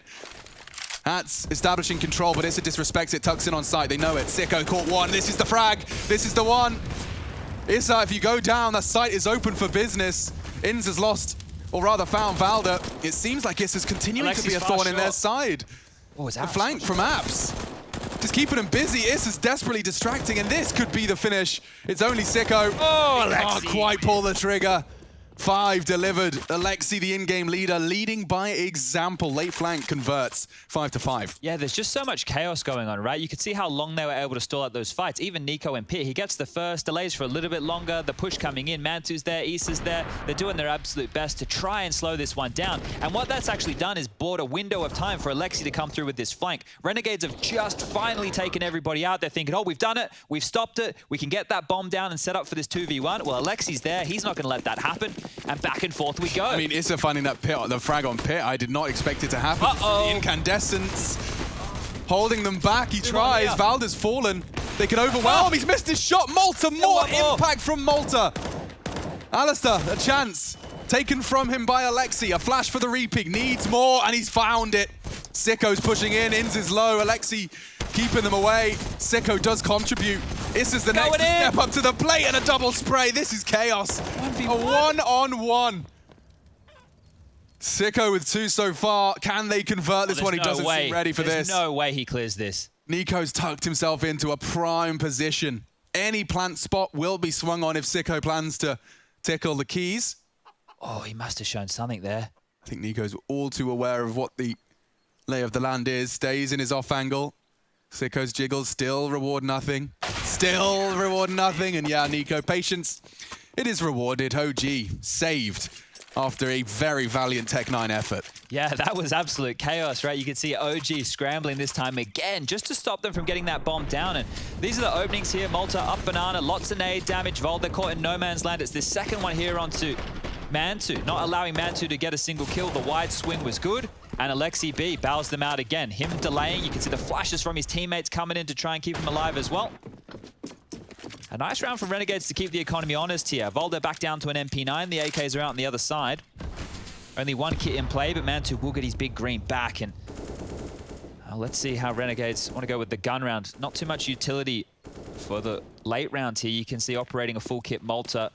Light amount on the likes of Ins, Sicko, and Hats. So what are they going to pull out this time? Looks like a 5-man banana contact play could be on the agenda. Molly towards the top. Oh, and it looks like he's missed that. That's gone above them. Oh, dearie me. Flash will catch Alexi and Valda. This is good. Cross to pool, looking for Valda. Found him. One more to go. Alexi makes it very clear. A bit of a gap for them to work with. Sicko is going to get knocked off the plant. He's not going to go down, though, and that's what Alexi was striving for. Re-smokes for the retake. Looks like they want to contest this, at least jostle for it a little bit here. They've boosted up on Nubox. A flash in. He was hunting for Sicko on that angle. But he's been caught by Ins. Nico dunking Alistair. Perhaps that's enough for the CT to just try and keep them contained. Oh, Issa great fragging above the smoke, and Issa's got another one. Some serious impact from Issa. One-on-one with the smoke. Oh, dear. Oh, dear, Malta. Nico doesn't have a kit. There's one construction. Has to pick it, has to spam, has to do something. Oh, Malta times it to perfection just as he looks away. Close again. God, these ones are coming down to the finest of margins. 3.8 on the high end as well for them Renegades after a round win. Doesn't it feel like most of Issa's frags have come with like a FAMAS? He always seems to have a FAMAS in his hands. The guy's just in the mix of it. Double killing. I think we've seen like 3 Issa double kills, if not more, from that FAMAS retake position. It's like retaking with a FAMAS on Inferno. I'll take 0 frags for 500, Alex. Yeah, see, there's some players who'd probably even prefer to go for something like a UMP, and Issa's getting it done. He's finding a lot of impact. Sure, they lose the round, but this game has been very back and forth. So if we just walk you through this round timeline, Renegades got off to a flyer of a start. They grabbed that pistol, they converted 2 off the back of it. Then OG, when they get the guns out, they get 2 of their own. But since then, it has been spotty for Renegades, right? They grab 1, OG wrestle 2 back. They grab 1, OG wrestle 2 back. Well, now Renegades have grabbed 1. If we stay true to form, these next 2 rounds could be going to OG. However, that money, yikes. You're not buying a lot with that. Back in my day, 1400 used to be the queue for a double eco. Well, these days, it's a queue for a 4-spy, and they've already had a bit of success with these pistols. We're going to see Julies from Volder. We've got Deagles on Issa and Nico. CZ75 for Alexi, and yeah, Mantu's opted into a Deagle as well. A little bit of residual cash for him. But there's no reason OG can't win this. They've already proven this game they can. We see Renegades look flustered mid to late, and there's just going to be smokes to corral them here. So as soon as these land on now, any tell that comes on through, thought the CTs might be dropping some of their util. However, it looks like they're going to hedge towards B again. Mantu in swing. He's just waiting for the call, waiting for info from his teammates. Oh. And he's just out of position. Oh, wow. Mantu just arrived, as did Alistair. Finds his frag, finds his jacket, pops it on. Issues for Nico now. Multiple pushes. Great headshot. Stands, delivers. Pressure from short. Needs another. Over, peaked, double swung.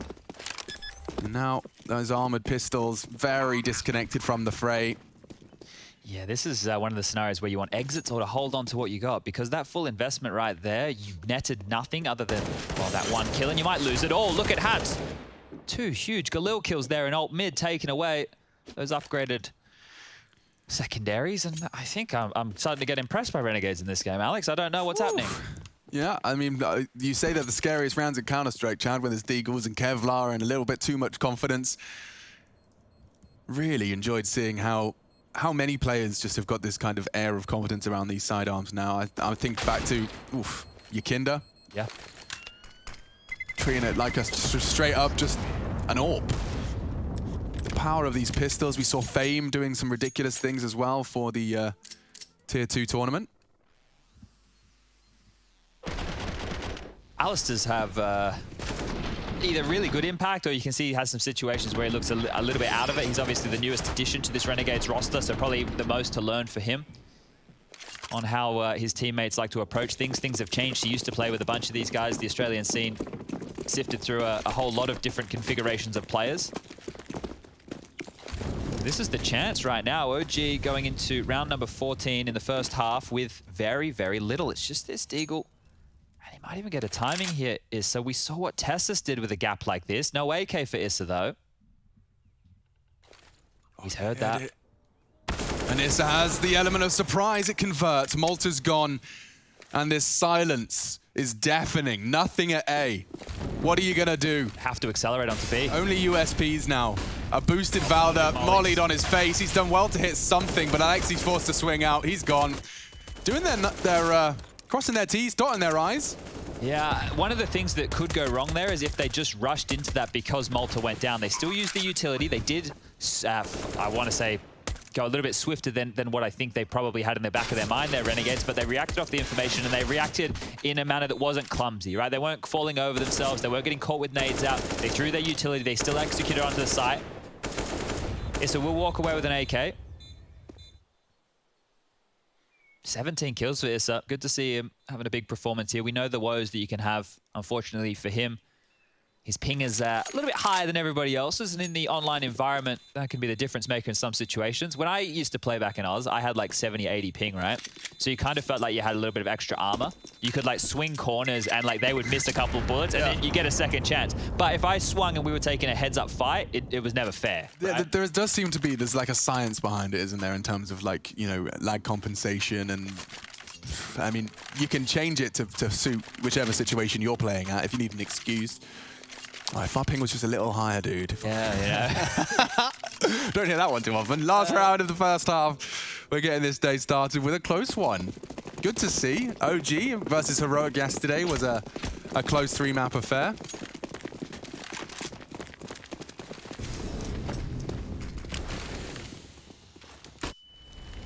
Oh, OG again gambling over towards this B side, expecting one of those contact or early explosions on towards the second letter of the alphabet. 3-map affair, he says. What was I visualizing? Oof. There was a 3-map affair with Big OG. Big, that's the one.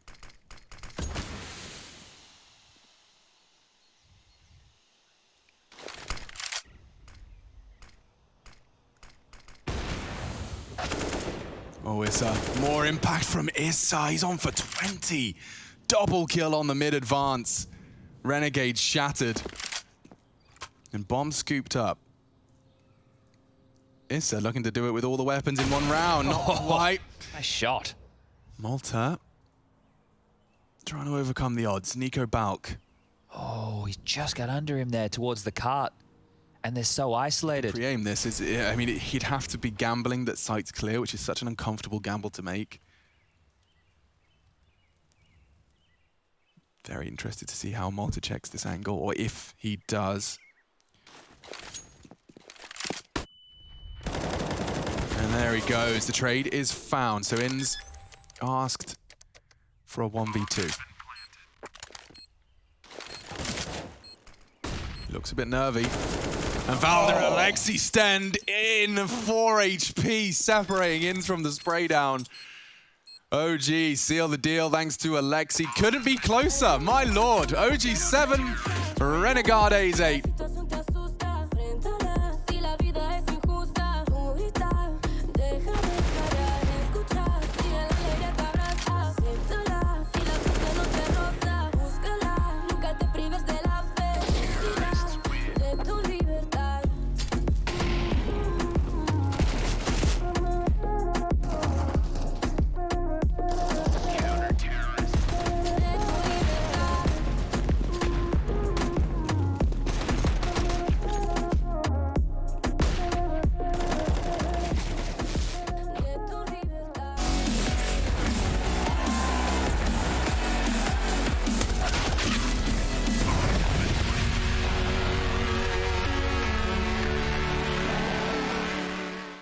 as a team, we're hoping to achieve way more consistency, and there's a lot of discussions between the teammates right now and the team overall. We've had plenty of discussions about new positions, whatever there is.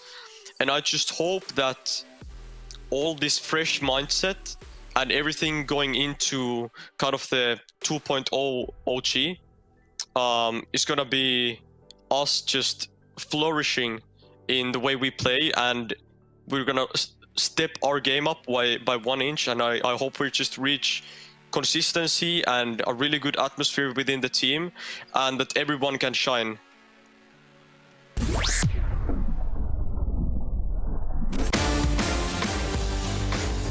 Hey Future Pros, today we travel to Inferno to give you a hot smoke.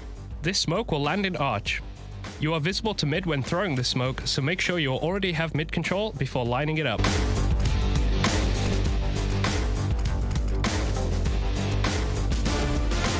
To do this smoke, get in front of this broom. Then aim to this window and move your crosshair up to the highlighted area and then throw. This will block off anyone playing in or outside of Arch, but be careful as they might try to re-peek from Library.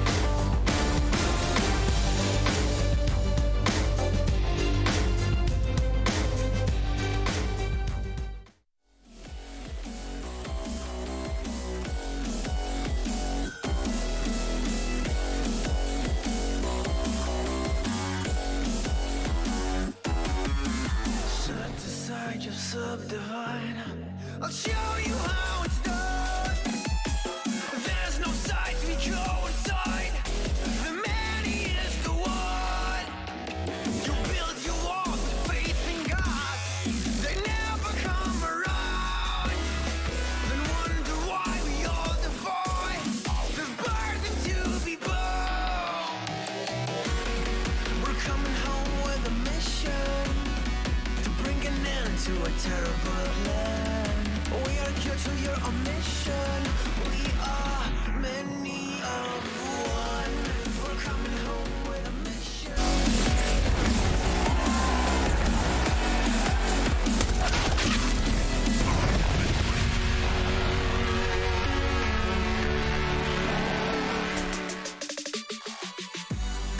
Rolling. Let's get ESL Pro League continue. 13 seasons of Pro League in the Counter-Strike, the 24/7 Counter-Strike network. It's not quite, but we're here for your mornings, especially if you're tuning in your evenings, if you're an Australian. Did I get that right, Chad? Yeah, it's nighttime. Yes. Yeah.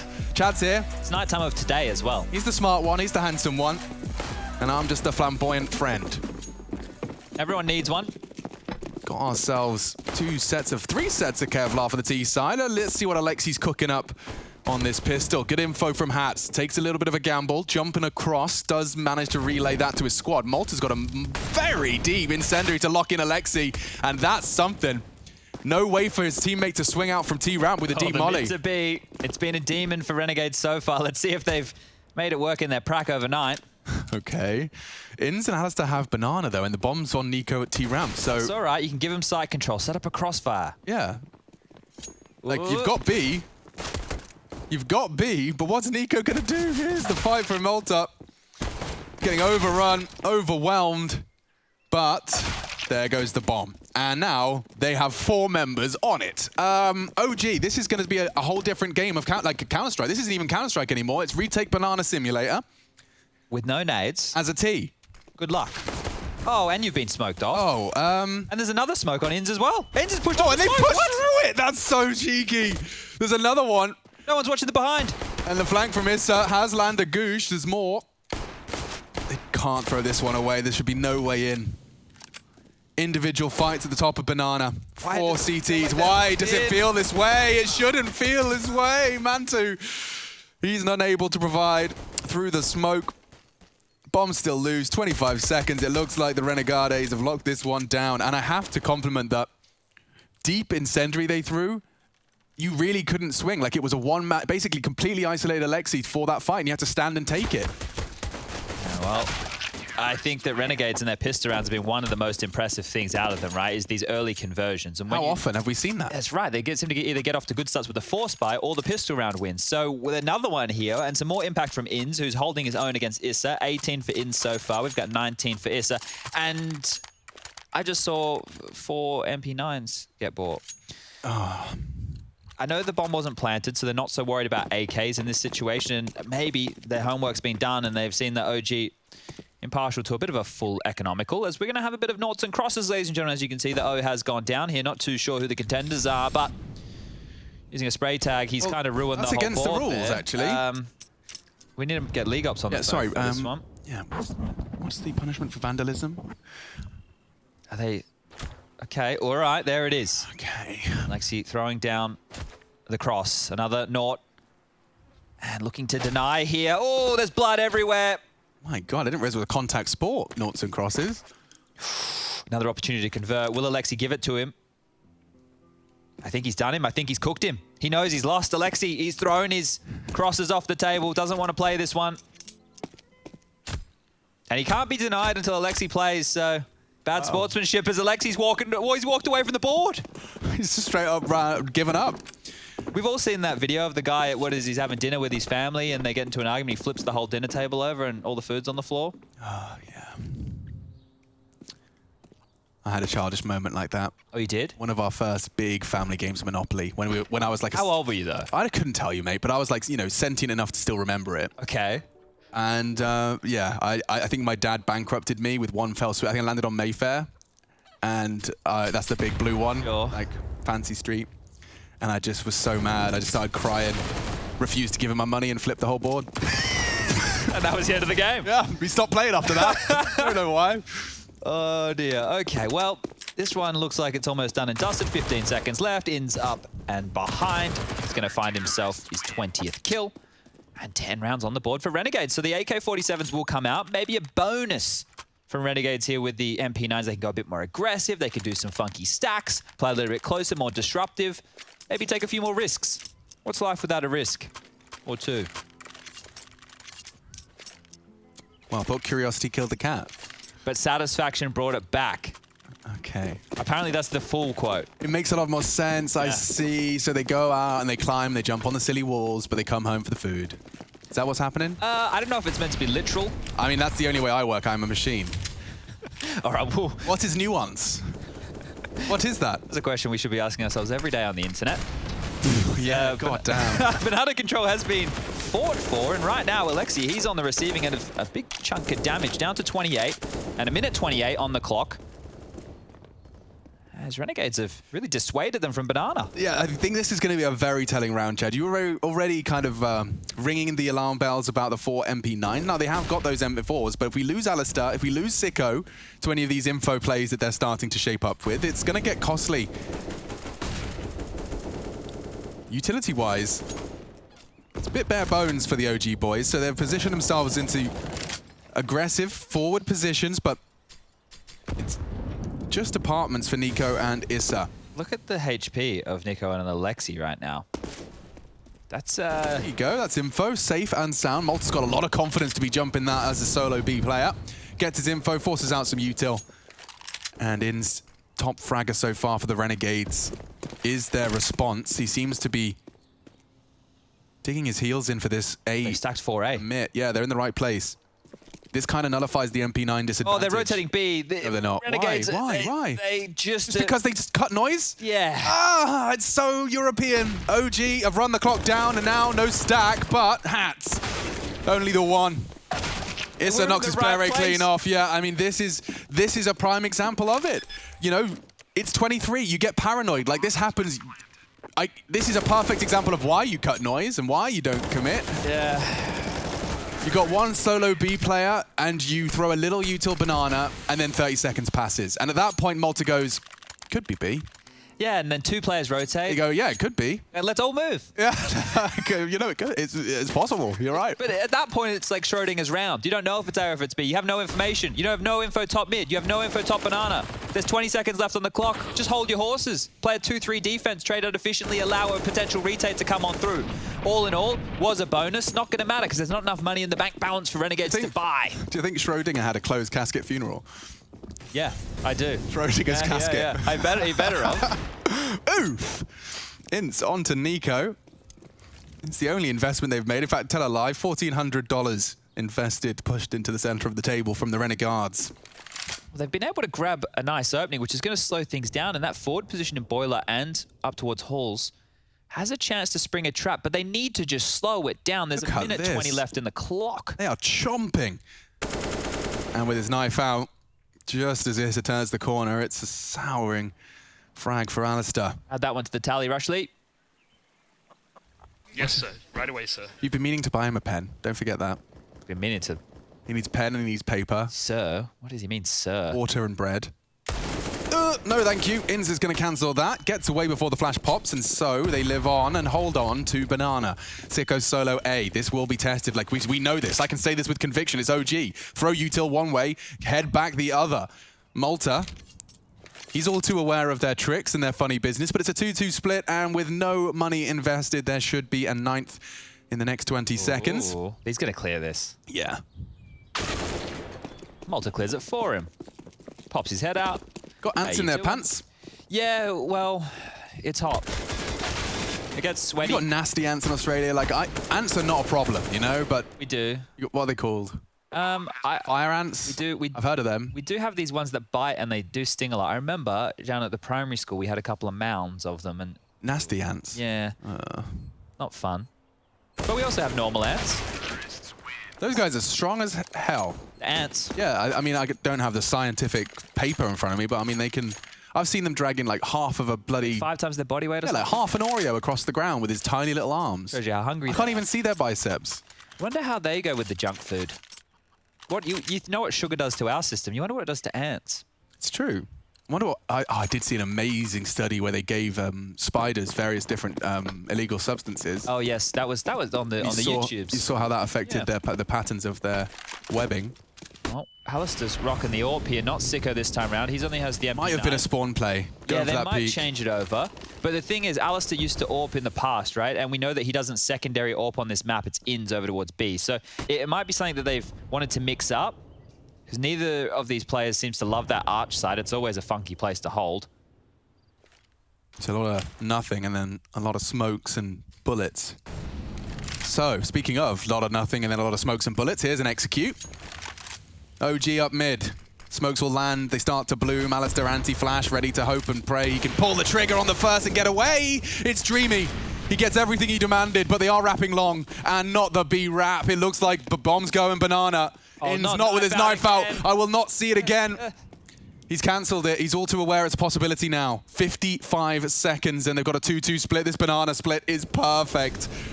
Just the right amount of hundreds and thousands. Ooh, Ints gets the frag and gets away. This gets awkward now for OG. Mantu's gobbled a flash and frowns. Ints dropping as much util as he can before he goes down. Ints actually once again getting info and getting away. 38 seconds. The pinch is coming in. The CTs are advancing up Banana. There's a timer on this. And Malta just surviving, playing this to perfection. It looks very good for the Renegades, but he's paused out. Sicko trades. 2 on the site. Is he holding it? He actually is. Hat's not willing to take that gamble. 3 players arriving from Banana. Great pre-fire. They don't know that he's back a sight. This is a real problem. Holding his nerve as they push in. Alder can win this. They don't have a kit either. I think if he waits for the sound cue, if he doesn't get hard cleared, they're coming up now. Oh, 1 and a second. Valda's on for the clutch. No kit on Alistair. No health. And I hate to say it, but no bloody hope. Valda's in the server tonight. 3 huge frags to close the gap. Yeah, 10-10 now, and you could just see how that one was going to fall apart. Renegades didn't rotate through CT spawn because, well, they didn't want to go past the Ts that had already taken that space. So they all came through Banana. They didn't have any utility to work with. They didn't really know where the bomb was planted until they found their way into the site. You could see they're janky on the clears. They're trying to cover everything. And, oh, it's just Alistair, the man who found the opening, to get closed on out on Envalda with some impact right there. Money broken again, just down to these pistols, the USPs. A Deagle in play, a couple of nades, but not a lot as up Banana. Valde wants to continue what he just started. Nade damage done, Malta down to 23, and pressure all across the map here from OG. It looks like they're going for the holes. Pop Alexa flashes, and out they go. Quick. Very quick. And the pit player, Hats, does enough to defend Sicko temporarily. This is, however, made short work of him, and there's the rest. Alistair from behind, not going to make those bullets count. And so into the A site successfully. OG planting a flag on this one. And seizing the lead. 3 for Valda, 5 in total across these last 2 rounds. And speaking of consecutive rounds, that is 4 now in a row. OG taking control for the first time. You know what I'd like to see? I'd like to see Renegades play against Extremum. Right, that's the other Aussie boys. Yeah. That's Azaliaz, Gratisfaction, the New Zealander. We've got Jacob back in the mix and Benta filled the shoes of JKS. But the reason I say that is because Extremum right now are getting rinsed in online tournaments. Like they're struggling against like opponents who you would say they should be beating. They just lost to Saw yesterday, I believe it was. And I would like to see how far off the mark Renegades are from Extremum, if that is even the case. But that's a nice leg shot. Now Sicko's back onto the AWP. Yeah, pure unconfirmed damage though. They have no idea Mantu's operating with a limp. Using the AWP as a crutch right now. Very expensive crutch. That's what they put on the healthcare bill. Yeah, no. 47.50. Walking stick. All right, well, look at this. Mid to B, the arch side being punished again. There's a weakness. Oh, Sicko's got a chance. Doesn't quite land it. Coming through. Yep, perfect punish, but he's actually in his team's flash. And okay, adjust the spray. OG looking good. Everyone's dead. Alistair didn't get checked. Wait, what? Yeah, he has no idea. Mantu's going to operate under the assumption that it's clear and this is going to start planting. If he denies it. Hi, nice to meet you. There's a smoke. My name's Alistair and I'm smoking it and tickling it. They're going to assume he's holding it. They're going to be exposed. A chance for Alistair and he's not going to get it. What was that from Valda? Finding their head. It seemed to be all aligning perfectly. Oh, dearie. For the 1v3, I thought Alistair had pulled some magic out there, just slipping the net of Mantu's holding mid. Well, this is the pick of Renegades, and on the back foot again now. Dude, let me see Issa's reaction, like he's just... Hi. Oh. Okay. The problem with this is, right, it is an awkward plant position that Issa's just put down, so if he did try and stick it, maybe there's a chance, but you can see the AWP, the pistols, all the bullets going through. It's one of those situations where it's hard to make that right call. Yeah, of course, and in hindsight, 2020. Scout for ins here, a couple of upgraded pistols. You notice how we don't say that with a lot of teams, right? It's like, oh, yep, they're saving. But this here is how Counter-Strike used to be. This is how it used to be. The CTs, they wouldn't save, they'd go for retakes, they'd lose everything, they'd have to eco. Then they'd buy again, they'd lose everything, they'd have to eco. So we're not seeing a lot of saves out of Renegades, either because it's not being allowed, or either that's not a huge part of their gameplay just yet. But Inns has taken Volda down and equalized at 4-4. I mean, that makes this into a round again. It was not going to feel that way otherwise. Yeah, it never feels to me like Renegades have too many players in the right place, though, right? It always they're caught in a rotation, or OG are making the perfect call for the setup they're currently rocking. Going back towards B right now, you know that there's a scout there. That's easy to deal with. You get a coffin smoke, you get a CT smoke. If you want, you could limp in the front side smoke instead, and really try and find out where he's holding, force him into angles that you can deal with. But Nico almost caught with his pants down. Just as you were talking about it as well. Yeah, just recovers that scenario. So top banana control. Alistair needs to continue to force the issue here because they're working with no information. And they're going back towards A. He's looking at App still. Perfect. Alistair's going to make things so awkward for them. They're crossing up mid. He gets the AK out. Let him go. Let him survive. Just survive. 3. Flooding into Hatz's position. He's only got the Desert Eagle. And he does hit a great shot onto Alexi. Flying high, plucks him from the air. Advantage for the CTs, but for how long? That bomb needs to go down. Issa responsible for it. Mantu. Oh, Alistair's passed. Can't contest, but Issa, if he does go wide, it's a free frag for Alistair. Hard clutch now for Mantu on pit. Smoked off. No hope. Has to pull out the deagle and hit the shots. He's taken down Inns. Quick trade. 3 in that round from Alistair. I need to get him some Windex, though, for that webcam. It's starting to make my eyes bleed. Put some Vaseline on it so he looks good. KY Yelly. Well, 12 to 11 now, and look at this one, man. These are the shots that just feel so good. This is why you boot up the Counter-Strike every day. Oosh. Plucking him out of the air. Sit down. Dropping that bomb deep in the side as well. So Alistair with some good timings there, able to take down Nico, then be able to get that position up towards the cart. They were the 2 kills that mattered the most. as the pendulum swings back. 12 to 11, guns are out. Finally, another good-looking buy for Renegades, but when it feels like OG goes somewhere as a group, they just seem to win on all fronts. 27 kills for Issa now. Honing in on that 30. Crawling up banana. Ooh, great nade. It's Valda. Ears ringing. 5 HP for him for the rest of this one. 27 for Issa, by the way. Closing on his 30, and as Chad highlighted at the very start of his spree, something that's been sorely missed is Issa's fragging capability. Of course, the environment unideal, unoptimal for him to perform at his best, but he's making it work. The 70 ping hero, or whatever it may be. Valda's got the smoke for CT. This is a very strong arm. He's been doing his calisthenics. But let's pay attention to the order of this util. So they want to start by pressuring middle.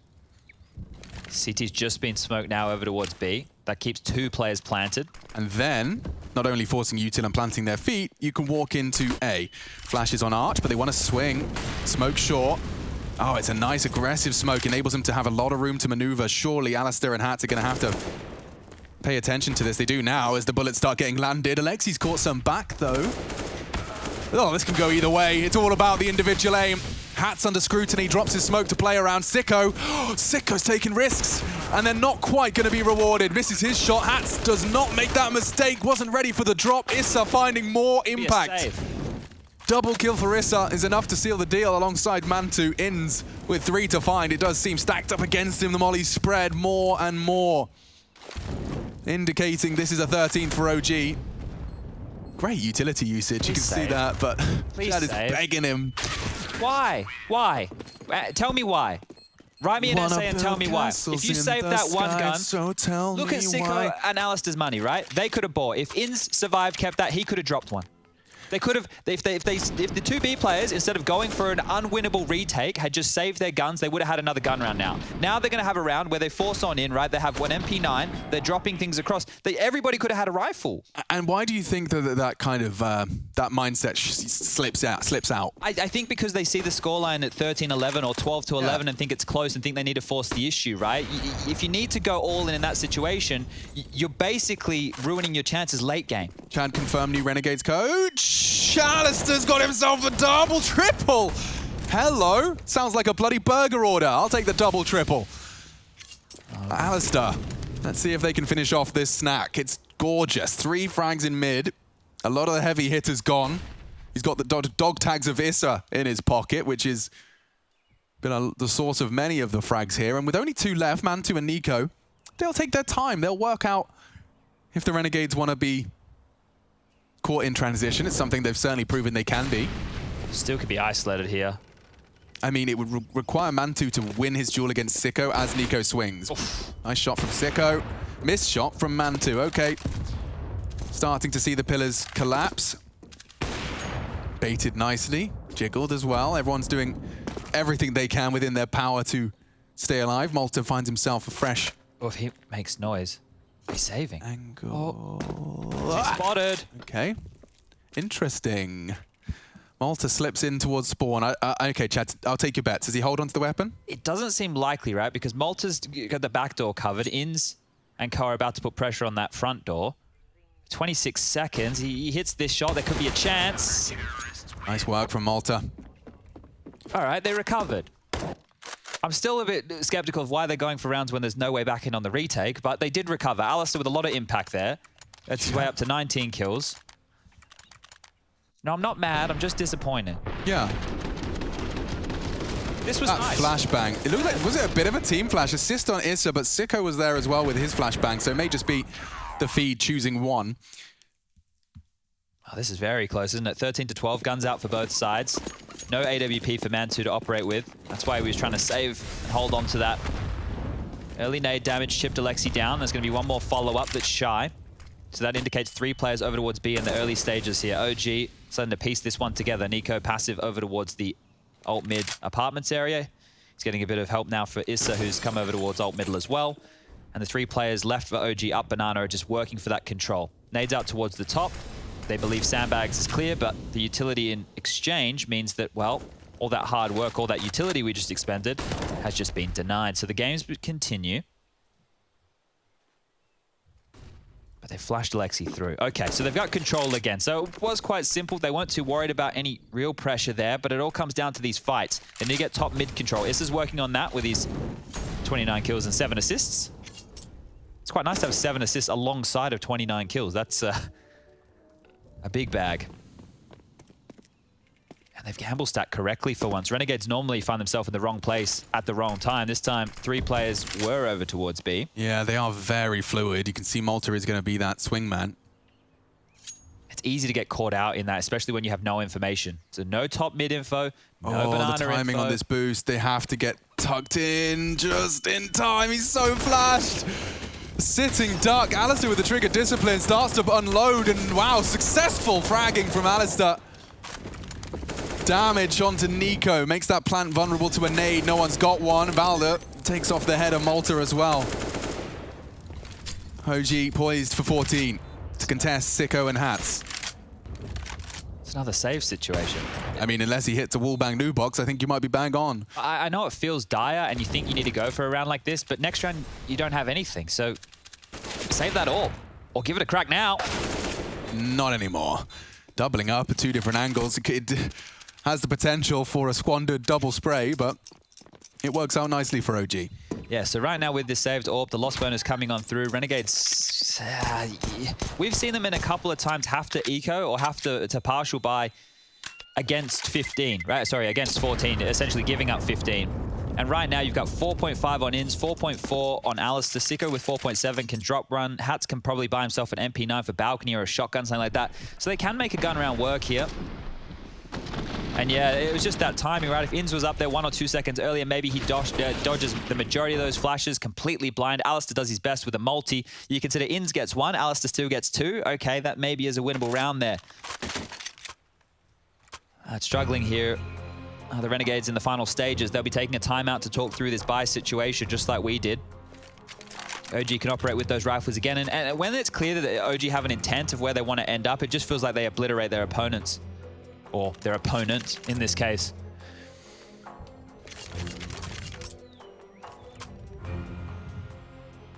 Okay, they're making this buy work. Looks like Hats will have to go for that MP9 or shotgun. Alistair can buy himself here. Famous if he wants util.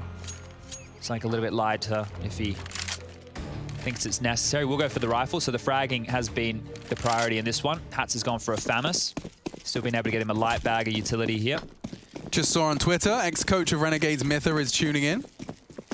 Checking out the development of the boys on European soil. Maybe you can tell me why they didn't save. Hats and Alistair stringing together this aggressive CT maneuver, but no, it's toppled! Mantu with 3 quick kills. Quick succession, awkward now, but look at Inns. He's in boiler. This is such a prime position to punish Alexi. There's no way he's ready for that. Issa, you really holding it? He sticks it and gets in. Oh, nice smoke. And swinging into Inns. He's hitting every spray. Solving this one now. The smoke enables him to mantle up. Oh, Issa. He snuck into the apartments. This is so smart. He can wrap around to boiler now. And Malta.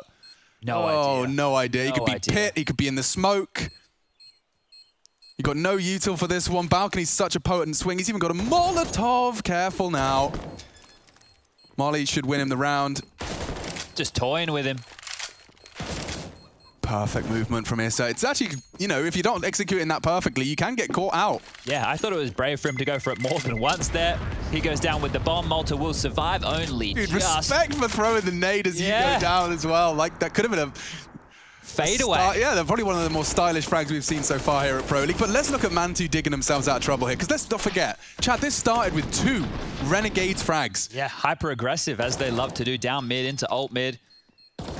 And it was looking very, very good. But you were talking and singing the praises of Mantu and some of the clutches we've seen out of him in recent times. He is just a player who seems to deliver beyond his experience, right? Yeah. Because he's been with OG now since they were formed, so he's actually had a lot of time with this roster. But I was just impressed to see somebody who was a secondary rifler on a German team come into an English-speaking team. Obviously, you can see his flag there. He's English, Polish, speaks German. It's quite the mix. But to be able to flourish in a team like this and be one of their main stars, I would say if you looked at the entire period of this team, he is the standout player. Where you would be expecting it to be Volder, right? In this tournament, Volder's playing well. But for me, when we had MBK on the roster, Mantu was the star of this team. Timeout being taken. Could be the final round of play here. AWP, UMP, MP9, and 2 Famouses going against the 5 AKs. Let's see if Mansu can show us a few more stylish plays like that. Remember, that's the primary AWPer who just peeled them apart with those 3 AK kills. No slouch on the AK-47 either. Oh, just as they're dumping their util, the punish comes in swallows a nade for 60 damage. They're locked out by that smoke. Malta intent of maintaining control, but with 2 SMGs for, like, that's audible SMGs defending B. You've had 2 different weapons and they're both small. Yeah, if you get Banana and or at least this much control as OG have been getting and been taking back, you may as well just set yourself up for a B finish. Utility's good to do it with. You've got the better weaponry. You've got so much space. Nobody even jiggling. Nobody even jostling for this control. And look, if Malta swings into this, he's going to find himself in a world of hurt. He's doing, I mean, yeah, this is all too little too late. They were getting in front of it. They're ahead of it. Oh, he loses his head on the swing. Ins. So much to do just for survival here on the Renegades pick. He can't finish his meal. Valda tagged up. Nades are good, but the frags are delivered. Mantu unloads into the smoke and finds some Renegades.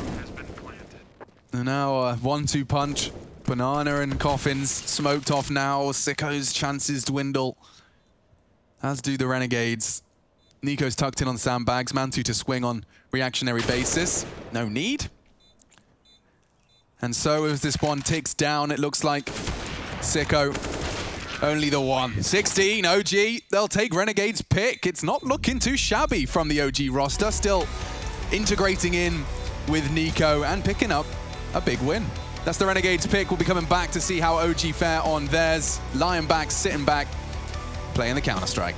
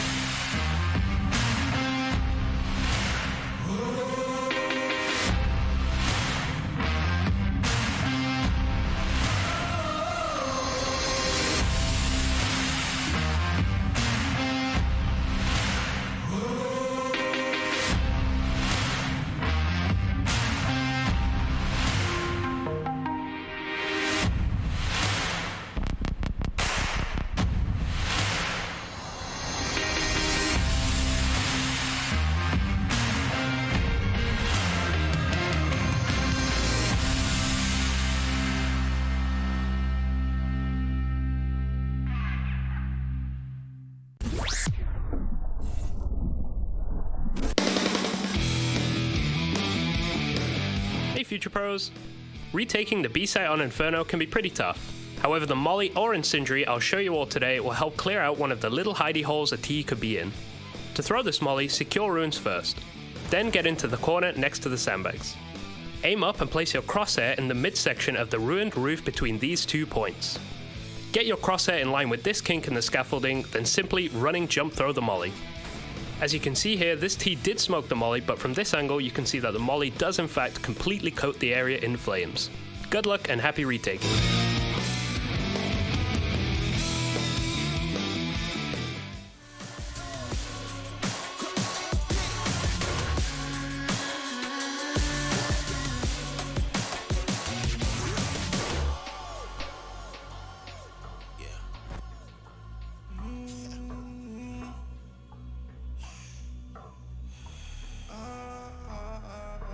This is the moment to go. This is the moment to shine. This is the moment to show. Show me the rocks you could climb. This is the moment to feel the path like you legally blind.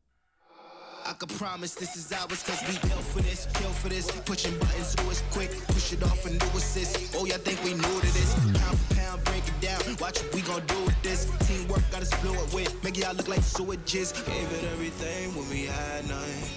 Gave it everything when we had nothing. Holding on by a thread, couldn't grab nothing. Seems we moved on to a better place. Shine, shine away from the shade. But now that we're here, ain't no going back.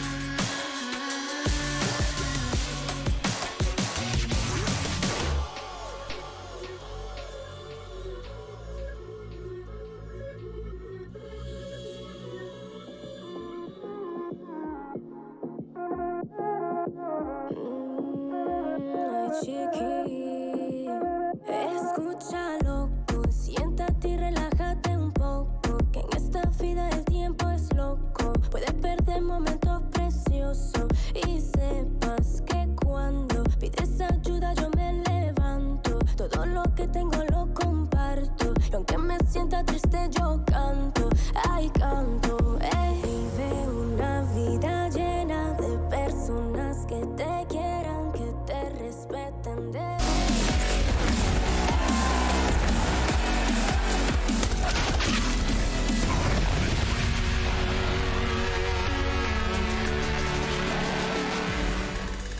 We're back to tell you a story all about how things got flipped and turned upside down. I do have Yanko here with me to kind of digest everything that we've just witnessed. Renegades putting up one hell of a battle here and making it very competitive at that. However, at the end of the day, OG with Issa leading the way find success on Inferno, setting us up for the next map of the series. I'm here with Yanko.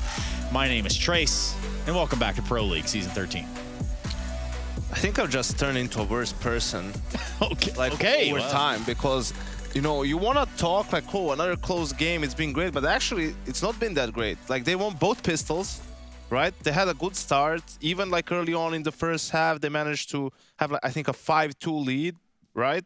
Yeah. So you want to see more. Like this is a game they need to win. Like they managed to win both pistols. I think they got even like a half-buy win somewhere in there, right? Like with a couple of saved guns. So they were winning a couple of these rounds that they're not supposed to win, right? And they had a good T side. We were talking about OG CT side, how it's like really strong on Inferno. And then they just couldn't get it done on their own CT side, despite winning the pistol. I want to talk about these gun rounds, too. I mean, obviously, pistols have their own importance, but just looking at the gun rounds, do you have anything in particular, Yanko? Yeah, it's actually the first gun round of the second half. Oh. Sort of a bonus round for Renegades. Like, they were in a good position to maybe win it. So this is like in the mid-round, the situation is that the Renegades have full banana control. As you can see here, they left only Malta there spotting. They have 4 guys over on A, right? So now I'm going to play out to see what happens. OG is going to, they realize this. They understand, you know, how the map works. So they're going to try and chase Malta away just so that they can keep Renegades honest and, you know, basically deny them that 4A setup. And you can see he spots them, he falls back. They keep Manto and Valde there to put some more pressure. Alexi B, he just used his smoke here. That's basically a B split smoke in the middle of long, and he's going towards apps. The call is really good from OG. It's basically a delayed apps pop, and you will see that Renegades actually go for an information play. Like you see Ins here, he doesn't see anyone mid, and that's like that's actually baited them into thinking it's going to be B. They rotate 2 players more towards the B bomb side, thinking if no one's mid, it can't be A. OG is 1 step ahead. They went for an apps pop. You can see it's a basically 5v2 situation in the side. They get the easy kills. 1 player is even out behind the smoke, so to speak. So it just tells you, like, you understand that they have bananas, so they're probably going to play it 4-1 because of the SMGs. We're going to chase them away. We cut a bit of noise on mid after just throwing a random like B-split smoke. And like a delayed apps pop is actually really strong. If a player doesn't have a smoke, right, and if they're not in a setup against it with two guys kind of playing for it, like late round, that's a really potent strategy to execute. And it actually forced Renegades. They had to eco after this, and that's what gave OG that early momentum so that they can like go on and just dominate the half. Not that there's anything wrong with that, but of course, there's absolutely nothing wrong when we start to take a look at our aim high here. With There's something that's wrong when you don't win any games. Yeah, that's pretty wrong. In fact, that's all busted. But we can take a look at the two players that have really highlighted. We're going to have to talk about Issa. Yeah, okay, cool. Ends. Sweet, like very nostalgic for a name here, but it's Issa that I want to look at. He's got the most kills, he's got the most damage, the most assists. He had the best rating in the server via HLTV.org. Yeah, I guess ping isn't as big of an issue for him, and he's playing, you know, a team from Australia. So, you know, he found someone who has it worse. No, but no, we were talking about it in the green room. We were watching this game. It's like, well, how does Issa have 30 kills? Surprise. When this happened, but it was just like continuous, right, in both halves, just getting a kill or two here and there almost every round. You know, he managed to get a kill. So, yeah, a great performance from him. Hasn't been... we haven't seen one for a while. Obviously, he has some issues playing with high ping and so forth, but yeah. Yeah. And well, good for him, man. Good for him. And you know, these are the type of games that you would hope Issa would step up in, or anybody therein. But performance-wise, Issa and company, we're looking at the next map of the series, and Yanko, I'm curious, does it end now? I think so. It's just you saw a lot of the boxes were ticked for Renegades to win this game, and they still couldn't get it over the finish line, right? And you think that OG, bolstered by this first win, is just going to realize, okay, yeah, you know, we can play like with a lot of freedom and just run over these guys, so to speak. And unfortunately, we didn't see some of those. You know, we still saw some awkward rounds, some lack of communication from Renegades that they still haven't been able to put that up to a high level. To finish out, and for the Renegades, a redemption arc that looks more like the McDonald's emblem. We're going to be jumping into the second map of Nuke right after the break, and it's a must-win for the Renegades.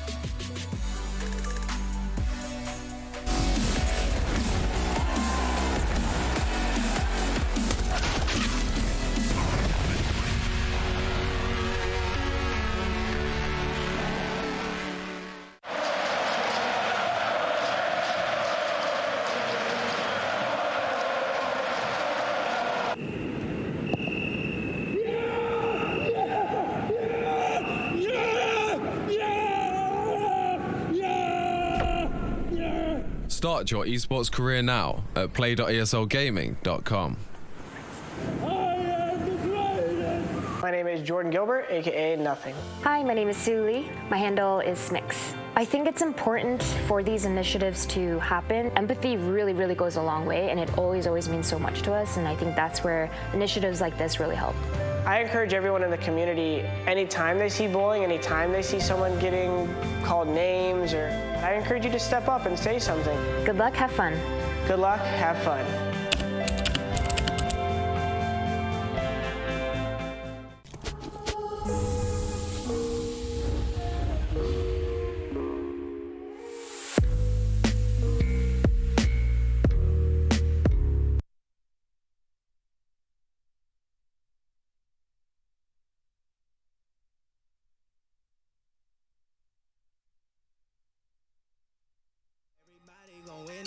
Only difference between us is I ain't stop till I finish, yeah.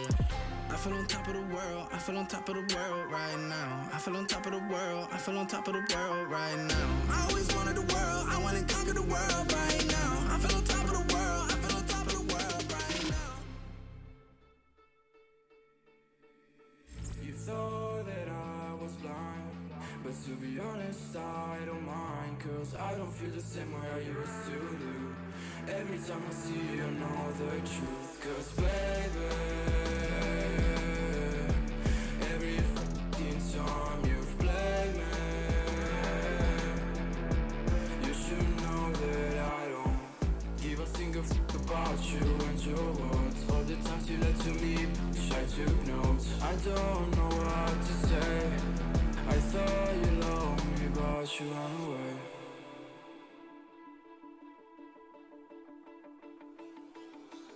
I've been living in the shadows for a while. Demons calling me from the afterlife.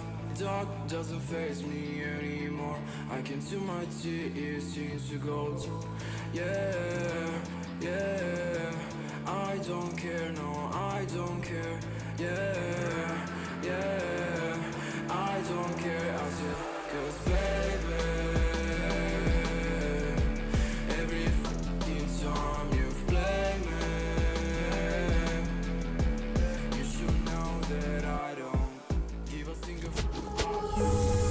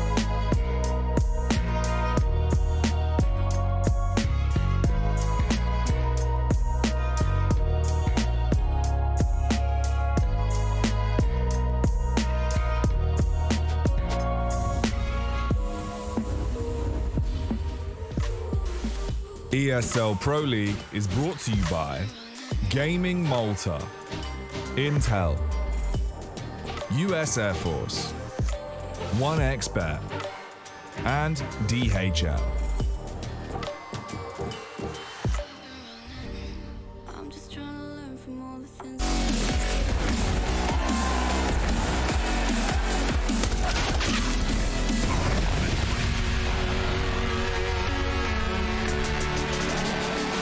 I'm just trying to learn from all the things I've been told, Chad. That's what we all are, really. Yeah. Well, yeah. Yeah. I think that's growth. I think that's life. Should we be listening to what we're told?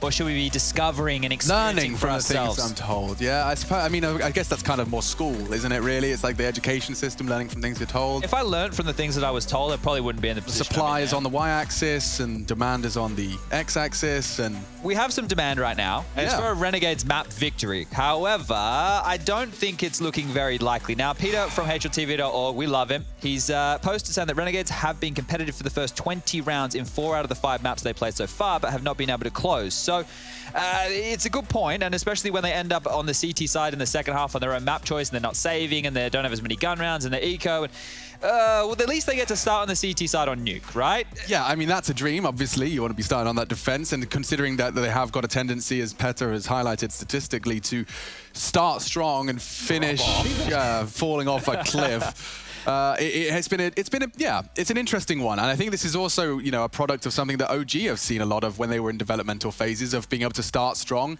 Why do you believe, or can you help us quantify and understand how closing out games is harder than starting strong in games? Yeah, I think in certain situations it doesn't even matter if CT or T side, but I think that's when the pressure is starting to mount for a team like Renegades, and all they want to do is win a map, right? You think the gameplay, like you individually alter your gameplay when there's additional pressure? Well, they get flustered. They're making a lot of these decisions that look janky on the fly, right? And they really come back to bite you in the later stages when they're waiting until the last 30 seconds and then hitting, and then you're not rotating correctly or you're not saving guns. Yeah. Like the flow on of losing one round seems to be affecting them a lot more harshly than what it does other teams. And I'd love for you to highlight for anyone that may have missed the game yesterday where we got to see Renegades nuke already. Yeah. What lessons did you learn? What were your takeaways from our first glimpse? Their rotations can be a little bit rough, right? Sicko is outside with the AWP and his link man is Alistair, right? The guy rotating to help ramp, he'll drop lower, he'll help fight yard.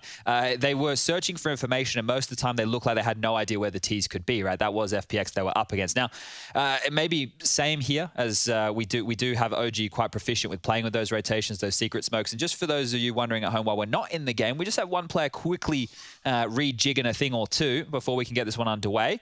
They're in the server, or almost all in the server. But yeah, some of those little details as well. They had an affinity to go back to ramp after doing outside smoke. So once we do see them go on their T side, Renegades will do the secret cross smokes, and the ones that you guys remember with the Molotov. The smoke lands on it, can't be unraveled. You guys all know that one. Sicko challenging outside yard. We saw that. Regularly converting in their opening CT aggressive maneuvers, but it did feel like it lacked a little bit of the potency of other teams' CT aggressive maneuvers. I've seen coordinated simple and electronic takes. I've seen coordinated JKS and Blame. No, that makes no sense. He plays ramp, but you know what I'm saying. Blame's, they moved him. It's JKS and Poison. Okay, I'm not making Blame's there sometimes too. But seeing aggressive maneuvers and converting off that information, like we were watching, who was I watching last night? Windstrike, and seeing some of the ways they play Nuke. Like, if you get that early info yard, just seeing how punishing it is if one guy just says, I'm taking a gamble, but this could be round-winning information. Yeah, I think here as well, like some of the problems, I was comparing Renegades to Extremum earlier. Obviously, Extremum are a team with a lot more experience, been doing it for a longer period of time. Renegades, when they had Dexter, he was the key. And now they're trying to find who that is going to be for the team, or if they have to do it collectively. And you can clearly see in a lot of situations, maybe where Dexter would have been telling them what to do, they haven't been able to react accordingly. But it is a learning experience, and they will take all of this wealth of knowledge back to Australia when they go. And then the other teams like Order and Chiefs and Direwolves and everything will learn off of them. And hopefully that's how the cycle is meant to work. Yeah. For everybody who I told will be in soon, Alexi B said 3 minutes. So that was a minute ago. So let's say 2 minutes. Yeah. Do you want to hear about the keyboard story again, Alex? I don't know if you've only heard it 3 times in less than 24 hours. It's a harrowing story. It's a story that I think many of us can learn from. I think it has a lot of relevance in today's modern Okay, so era. I won't tell everybody at home. What we will do is we'll go to a break, because I don't want to tell it again. If you want to find out, go look on my social media, Smoothie and a Keyboard. That's all that we have for the excitement for you there. But it is going to be a bit of a longer break. And I do believe we can go to a break. So maybe we'll go there, and we'll see you guys after this.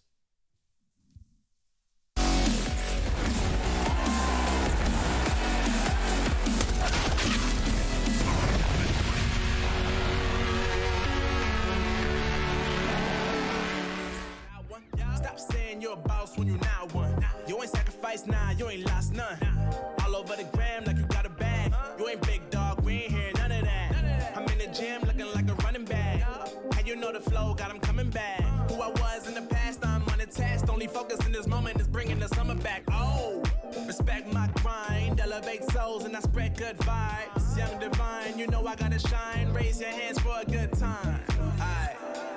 Live until the morning, sleep until the noon. You said that you wanted, so I got it for you. Let's all get together and show them how we move. We move, we move, bringing summer to you. Oh, ready, let's go. 'Cause you know how we roll. Let's take it round the world and back again. Ready, let's go. 'Cause you know, like I know, we'll take it round and round. Yo, hold up, let me switch my flow up. Back in high school, they were telling me I'll blow up. Doing talent shows and man, everyone will show up. Got in an accident and still made it for them to go nuts. You know what? I'm so what? I'm so That means I can't describe the way I vibe, the way I slide in with the rhymes that make the dimes all close their eyes and fantasize. I'm divine calling their phone number. No, you know I love you. And you know me, I can't sleep without blazing beats on stages for their ones gracefully. And I got a smile that they hate to see. Young, black, successful, though life gets stressful. Though life gets stressful, go and vibe out with whoever you next to. Live until the morning, sleep until the noon. You said that you wanted, so I got it for you. Let's all get together and show them how we move. We move, we move, bringing summer to you. Oh, ready, let's go. 'Cause you know how we roll. Let's take it round the world and back again. Ready, let's go. 'Cause you know, like I know, we'll take it round and round again.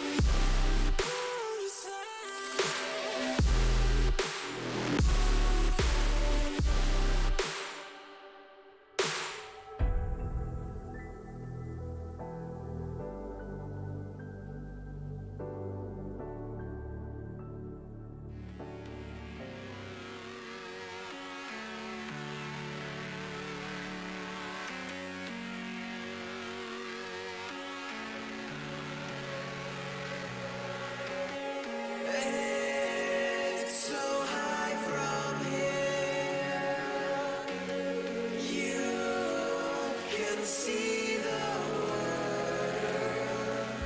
Aren't we all insistent to be small?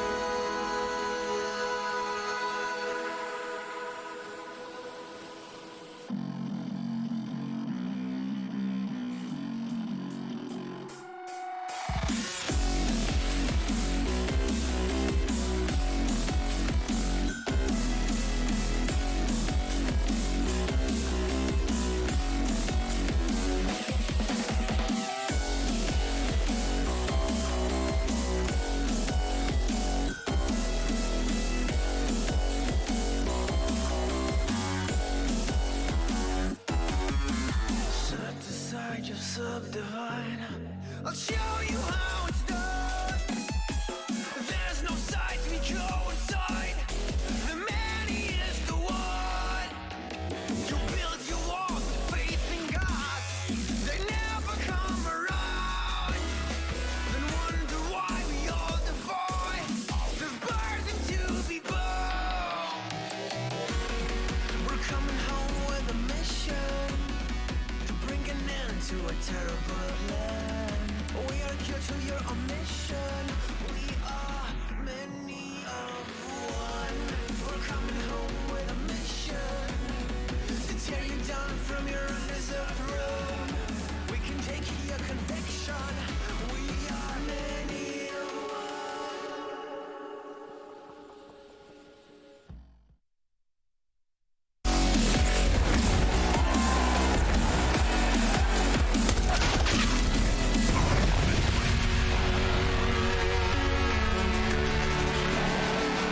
Hello and welcome back to the ESL Pro League. Moving pictures at 30 frames per second, a PowerPoint that you cannot perceive unfolding before your very eyes as we watch Nuke, DE Nuke to be specific, Cedar Creek, CT side, Renegades on the back foot. Lost their pick and now could fall victim to the OG coordinated assault.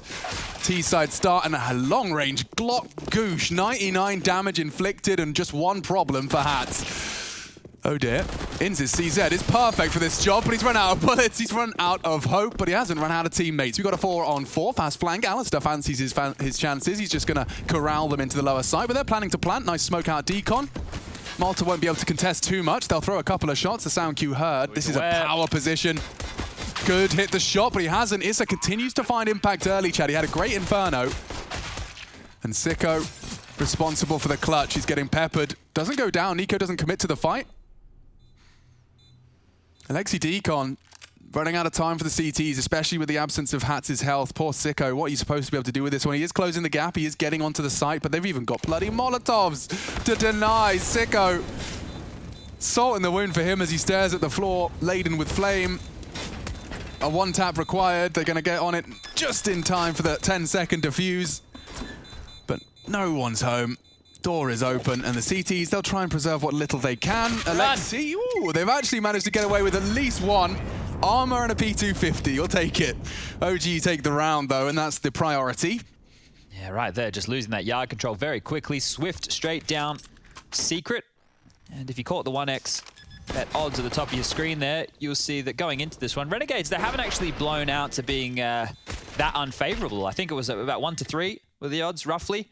So still in with a shot here, and I'd say that's the close nature. We were talking about a lot of problems with this team, and one of them being not being able to close out matches. Well, in the early stages on Nuke, I want one thing to stay in the back of your mind, and that's going to be rotations. Won't be the go here, because we're straight down the vent. That was so smooth and easy. Not a single bullet fired his way. Down the vents, and now, as we talked about rotations, Chad, it's time to play that game. Yeah, so who's going to plug that hole? So far, nobody has moved from Renegades towards the lower site. Well, they will now, surely. You would hope so. Sicko's nade's going to dunk right on the feet there, and bit of damage. 87, Alexi taking molly damage. Valda in the vent. Yeah, they had no idea he was down. Oh, no.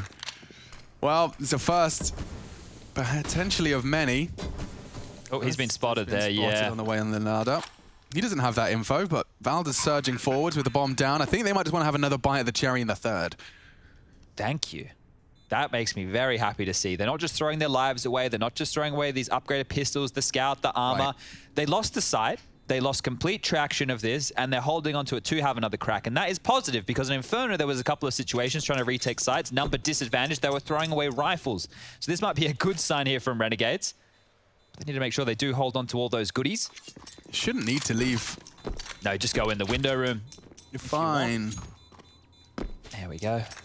Should be very, very safe here. No need to push past. And it was obviously a discussion that was being had, well, I started it myself on Twitter, about the bomb and the radius. And it's less about the radius, it's more about the damage of the radius and how close you can set to that bomb without being detonated to it. So maybe something that we could adjust in Counter-Strike in the future. We'll have to wait and see.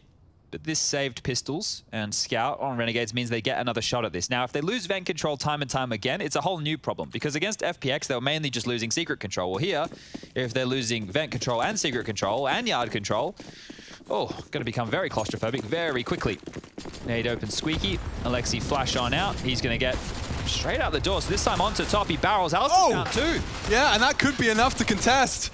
Mantu steals control. Hat sitting on the top of Hut. Takes down another. Now Nico thrust into a 1v3. Looks like Renegades are seizing this third round. Expecting a swing. And Hats will put a bow on it. There you have it. Galil recovered, but most importantly, the round. Alistair finding 2 there. Previously, we saw Valda have an uncontested passage to that vent. This time, quite the opposite. Yeah, really good stuff there to slow that one down out, Squeaky. I like the call from OG. I liked, oh, we faked it and we went yard and we did a vent drop. But this time we're going to commit to it. Mantu did his best to bow them out after Alistair's double. But the extra man on the hut not accounted for. And now, the guns will be out for both teams. AWP for Sicko. Can't say the same for Mantu. They do have rifles. Only one Galil. The first smoke comes on out. That'll grant passage, and so will that. Volda onto Alistair, this time getting the better of him. And look how fast it is. Alexi's already applying pressure. Look how comfortable he is. He knows he's got Sicko isolated, and catching him in transition. Sicko, quick to the trigger. Even keel now as we sail into that 90-second mark. It's a very important duel, and he's converted it cleanly. Valda fills for another. Oh, you're going to feel hard done by there. Already talking about the save, just losing your duels. And I think Issa's frag there just opens the floodgates. You lose your main man on the floor of the main site. Just like that, the rest unwilling to retake. I like the pace of this so far from OG. It's been relatively quick. Yeah, I mean, they were barreling out of Squeaky with MAC-10s in the previous. Now doing the same with AKs. Alter, I'm curious as to what you're having a little bit of a look here for. Just hanging around in plain sight. Up in the heaven position. Won't be going for a Goblin defuse here. Maybe a late swing to catch the main walkout, like... Maybe, but the rifle is much more important in the hands of Malta than it is taking them out of the hands of OG right now. I guess if he's saving up heaven, knows that he's not going to go down to that bomb. All good in the hood. It's unlikely they push up there to clear. And 3-1. Well, the buy could be possible, right? Check out Hats. He's got 7.1. Alistair's got 5.4. And that is possible because of that eco victory they had. So they will make this one work. Guns are being dropped across. Hats dropped an M4. Could buy himself one here. Alistair's board on in as well. What's he playing, though? He's not going to have any util with that M4. He's got a single smoke grenade. Yeah, so with Hats' position right now, with the lower utility towards this top side, it's not the end of the world because normally you have 3 players focused early. Should be able to make it work, but not if they lose all control straight away. Again, the secret smokes fall. Nade damage is good this time. Good, very good. There's no suppressing spray, though. They can walk there anytime they want. And again, slipping down into the lower site. Alexi. He's actually been re-smoked. He can linger there as much as he wants. Inns is going to get caught on the rejig. Oh, good duel to be winning. The Aussies grab control and extend it with Malta as he unloads his mag to Decon. Mantu. Very little health to operate with, and he's losing his teammates as well. Renegade set for 2. Just Mantu's 4 HP to be scraped off.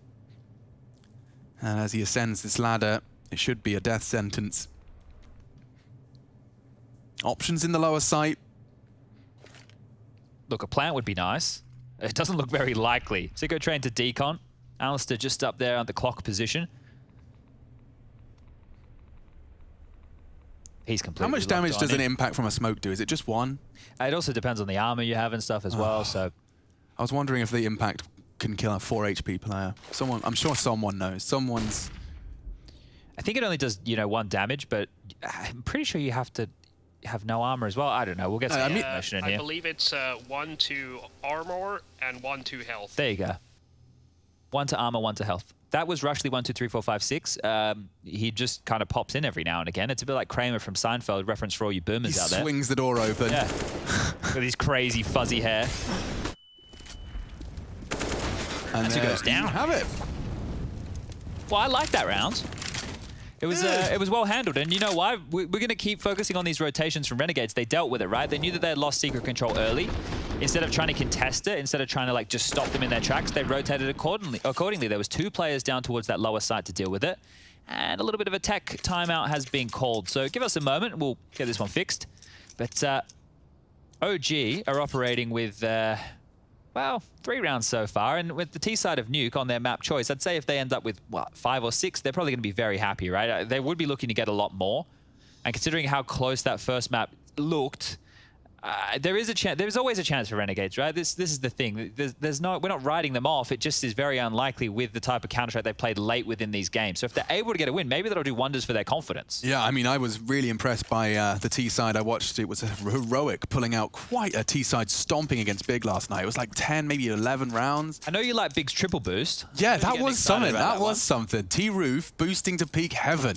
Yeah. Actually, Rush, if you're once you finish your fancy fly through, if we could show that boost angle, I think. Rush, aren't you banned from fly-throughs? I thought that... This is my boy Bastion. He's Here we great, go. though. Bastion's doing it. This is what I'm talking about. That was the angle. You triple boost on that little yellow railing and peek into heaven with 3 people. Look at all the girders and stuff. It's not an easy peek by any means, is it? It's quite messy up there. I've also seen a great pro tip for all future pros out there with a wall bang. From Big as well. Yeah, from Big Clan. So they've done their homework, but of course that is the team that fell, and they're actually in a bit of a dire strait in Group A. They're going to have to pick up a win today if they want to remain competitive. Yeah, 0-2 right now from the Germans. Not expected coming into this one, but also not expected is OG. They're going to cobble together a buy. A couple of Tech 9s. Why does this feel so threatening, dude? Tech 9s threatening. We've seen topside takes be very successful so far. A 2-for-2 conversion rate as of yet. Bomb outside. Now, don't forget, these outside smokes that have been thrown so far have not once been contested by Renegades. They have been allowed to do this every time and walk behind them. I say that as Alistair is actually in secret.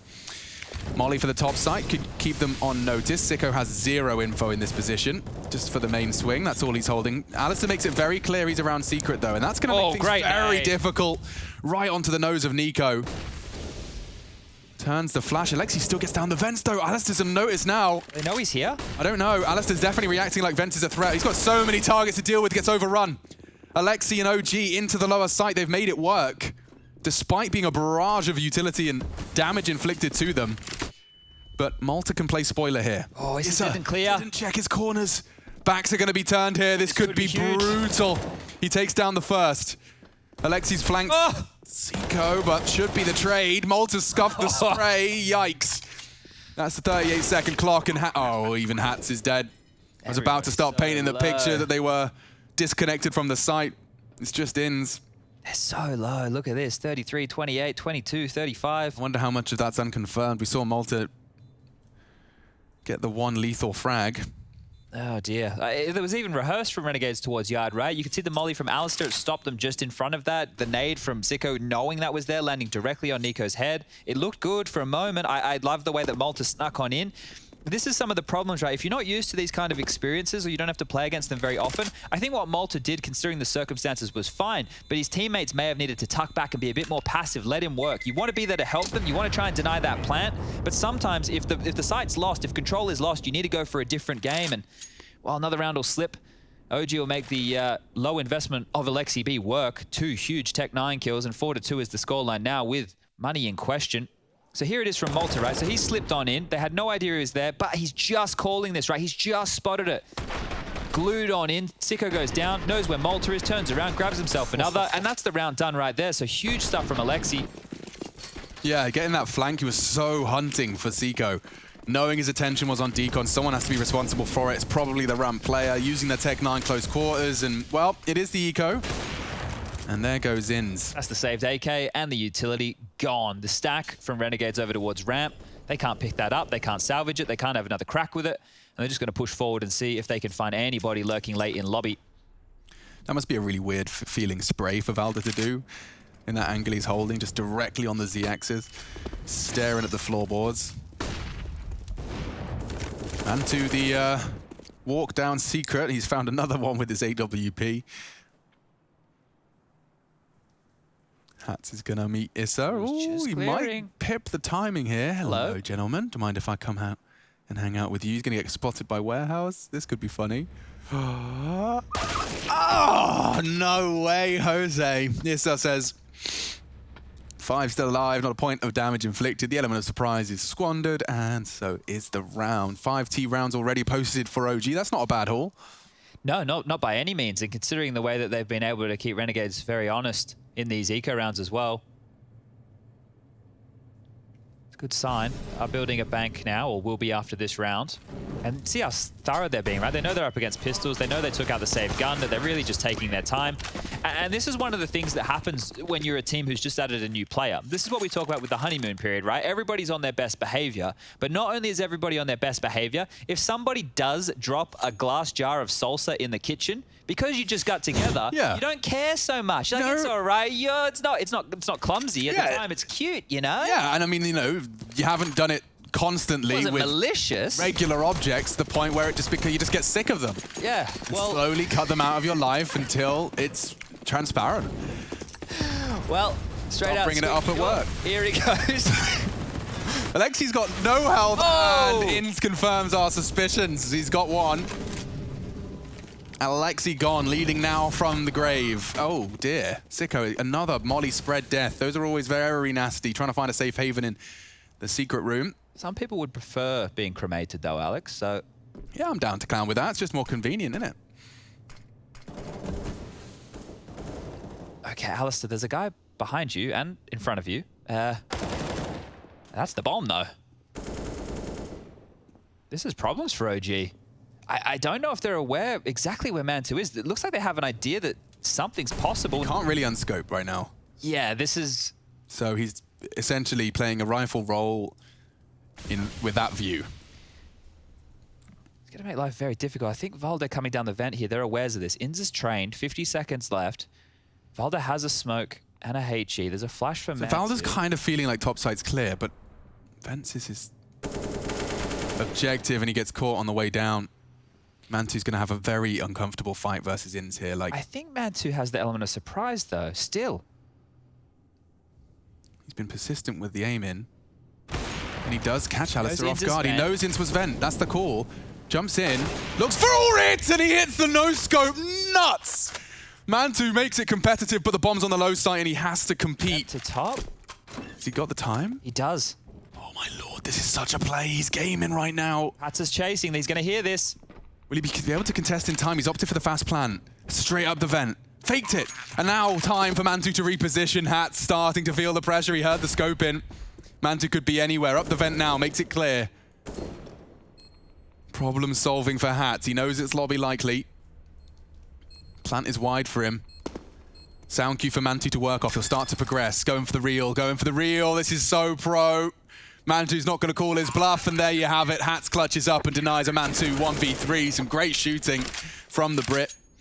Game of chicken, that one right there. Man2 called the bluff of Hats by just sticking that plant. He made the ladder noise. He was very, very loud about that rotation.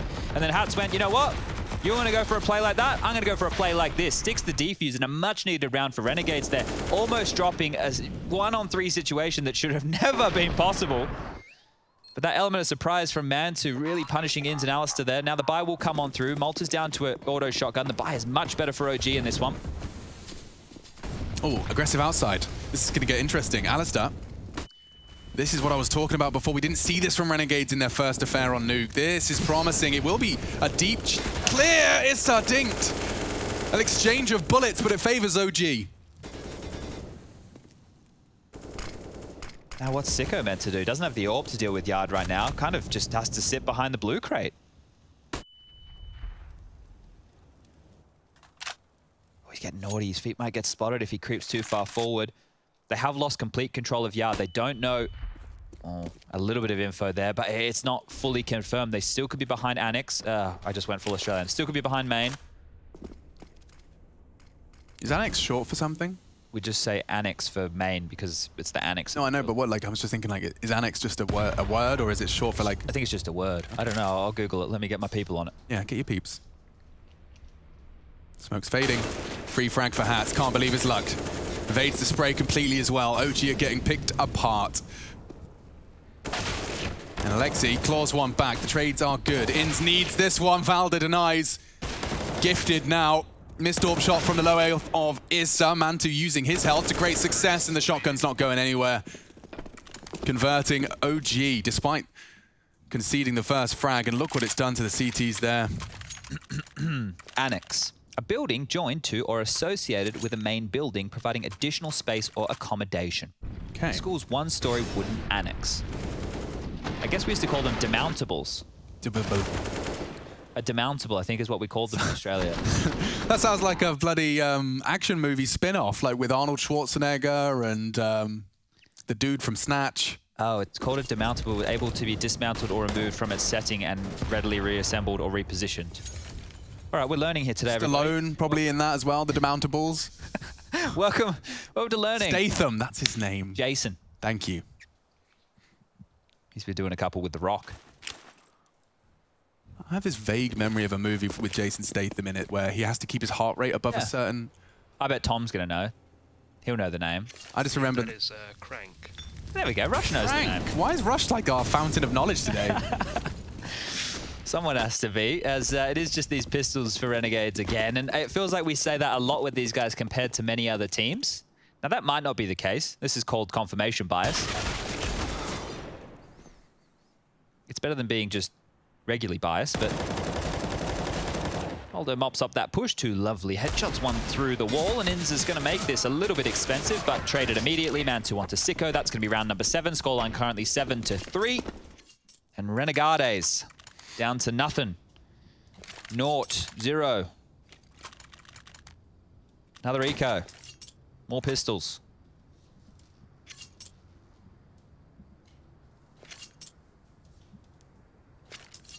Mantu's got 13 grand in the bank with a fully bought up AWP setup. He is just rolling in cash. Scrooge McDuck over here with a Union Jack. Outside smoke tutorial given as well. 128 tick special. Yeah, when we say don't try this at home, it's not because we don't want you to try, it's just because it's not going to work in matchmaking, so... And the 64 tick ones that our friends have worked out are all bloody finicky. Looks like we're going to be seeing a bit of CTs in the feed. I wasn't expecting to see Malta's name here on the USPs, but gives it a good go. Oh, it's an AK now, so Alistair finds himself at the right place at the right time. Might be able to grab another... But look how easy that looks. It does look very easy. Issa needs this one, and very clean reactions.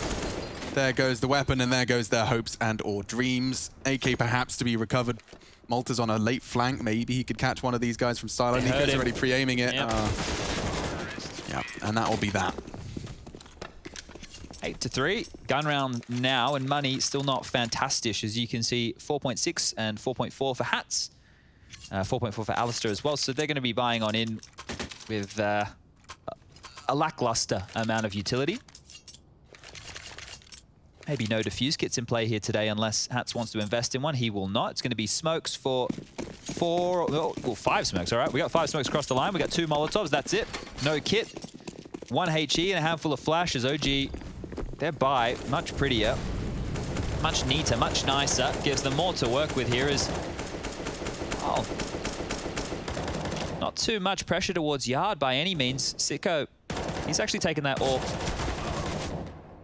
Never mind. Hold up a second. It was Mantu's ult we were focusing on. Yeah, but I like that angle. You could see how little he was working with when peeking in. 5th death for Mantu. Hats makes it very clear he's mantled onto the hut. Sicko, 1 peek out from his hidey hole will confirm the yard is clear. Issa can sway his opinion with nades and presence of his own.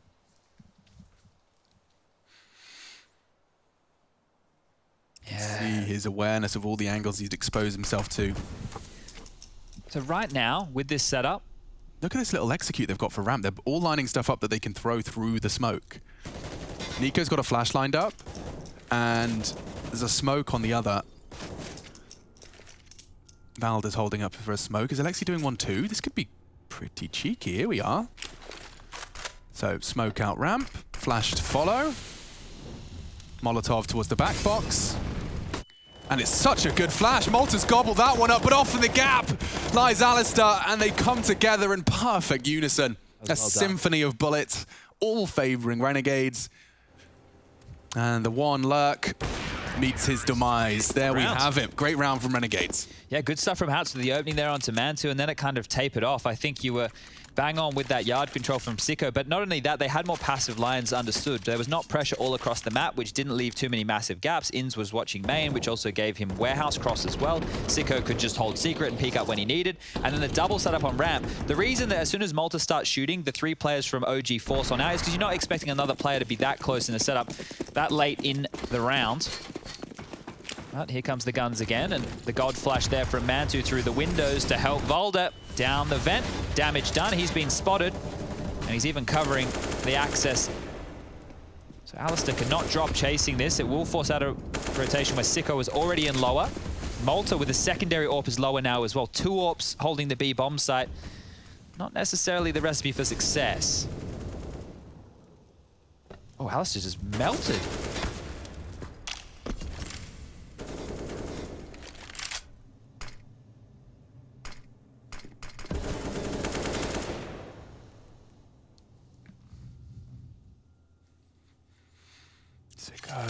Oh, the timing could really catch him here. He goes for the jiggle, and it's a no-scope opportunity, but by the wayside. In's going to be swung on here. Ooh, Issa didn't check it fully. Trigger discipline could profit him here. 3 backs are turned. First found. Mantu falls. Issa quick to trade. Now awkward for Renegades. Even more so as Alexi, channeling his inner assassin, leaps down from the top rope. RKO out of nowhere.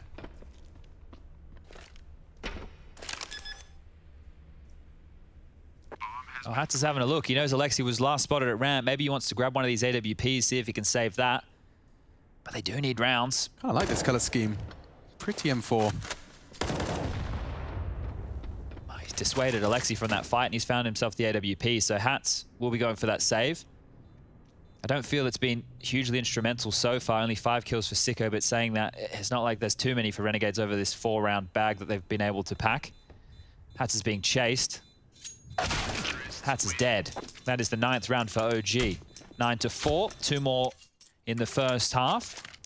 And again with his money, it's just... Yeah. Well, there at least he was trying to save. They just didn't let him. Just the punishment is the same.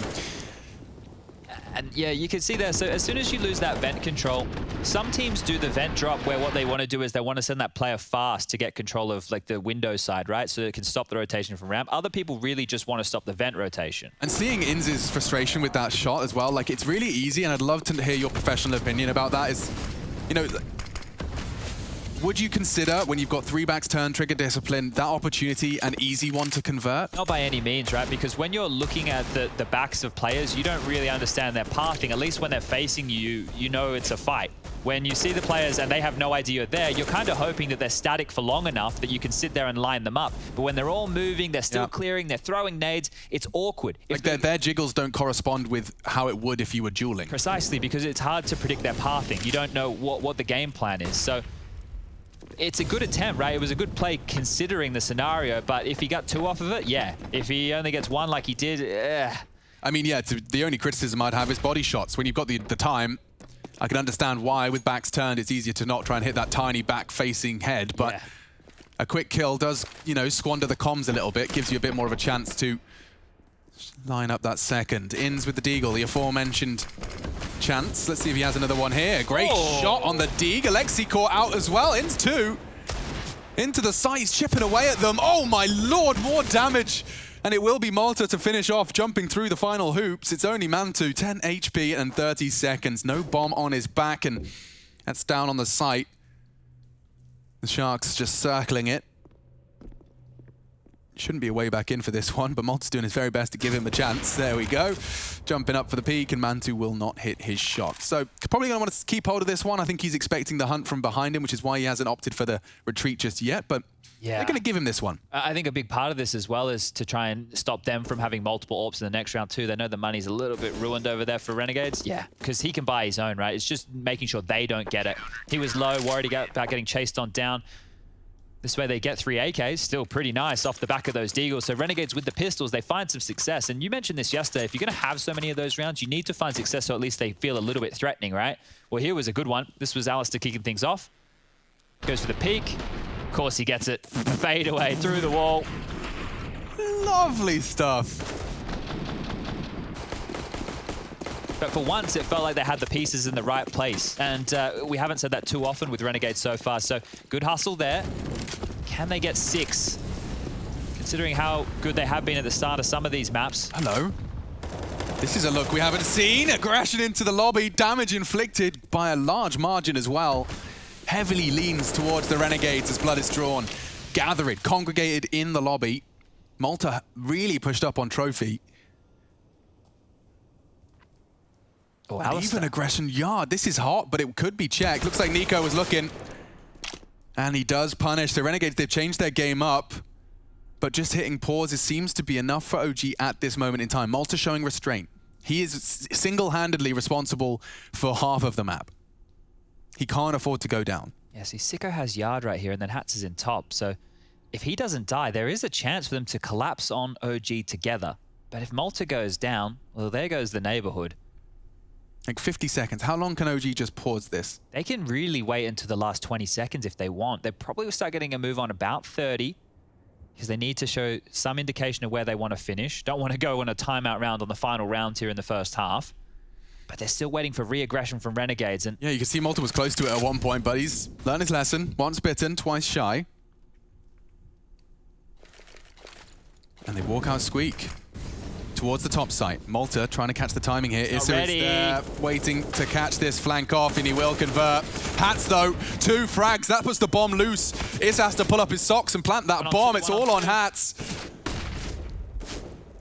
Needs to survive. Nico hunting, finds it. It's only Issa with 9 seconds. He just has to win the duel. Hats is standing and, oh, exposed.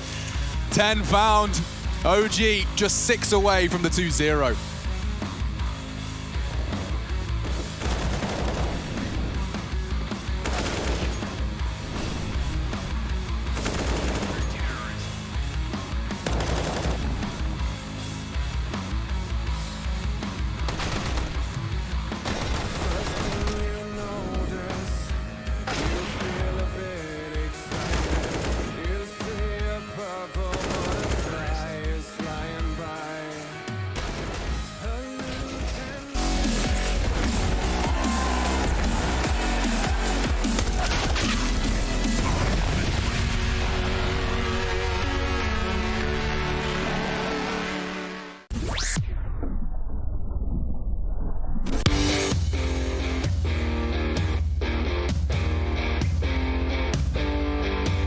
Hey Future Pros!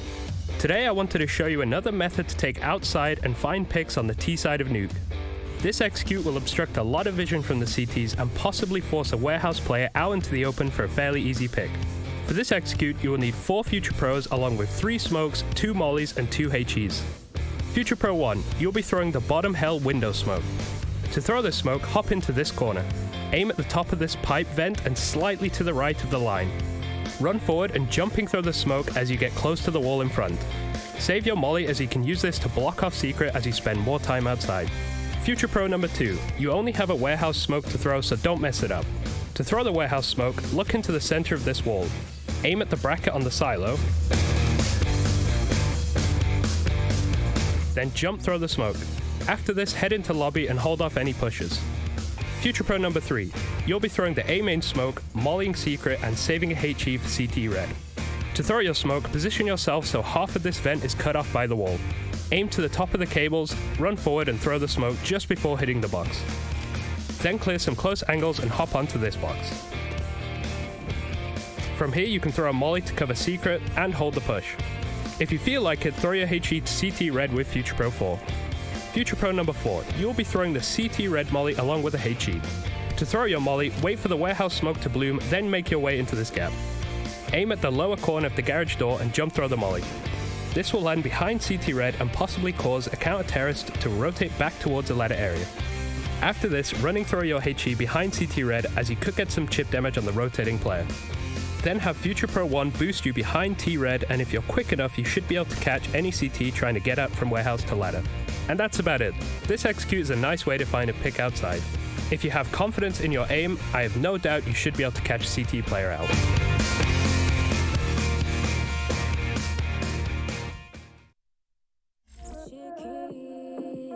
Escucha loco, siéntate y relájate un poco, que en esta vida el tiempo es loco, puedes perder momentos preciosos y sepas que cuando pides ayuda yo me levanto.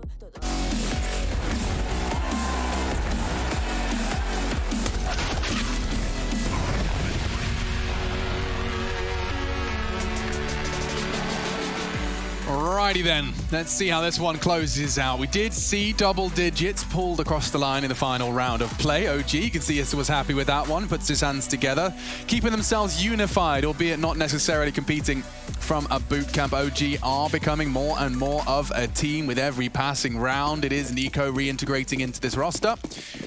CT start for them. Alexi does love his dualies. There's some people that are very mean about them, critical of the dual Berettas, but on top of the hut, with 30 bullets to unload, it can be a very satisfying experience.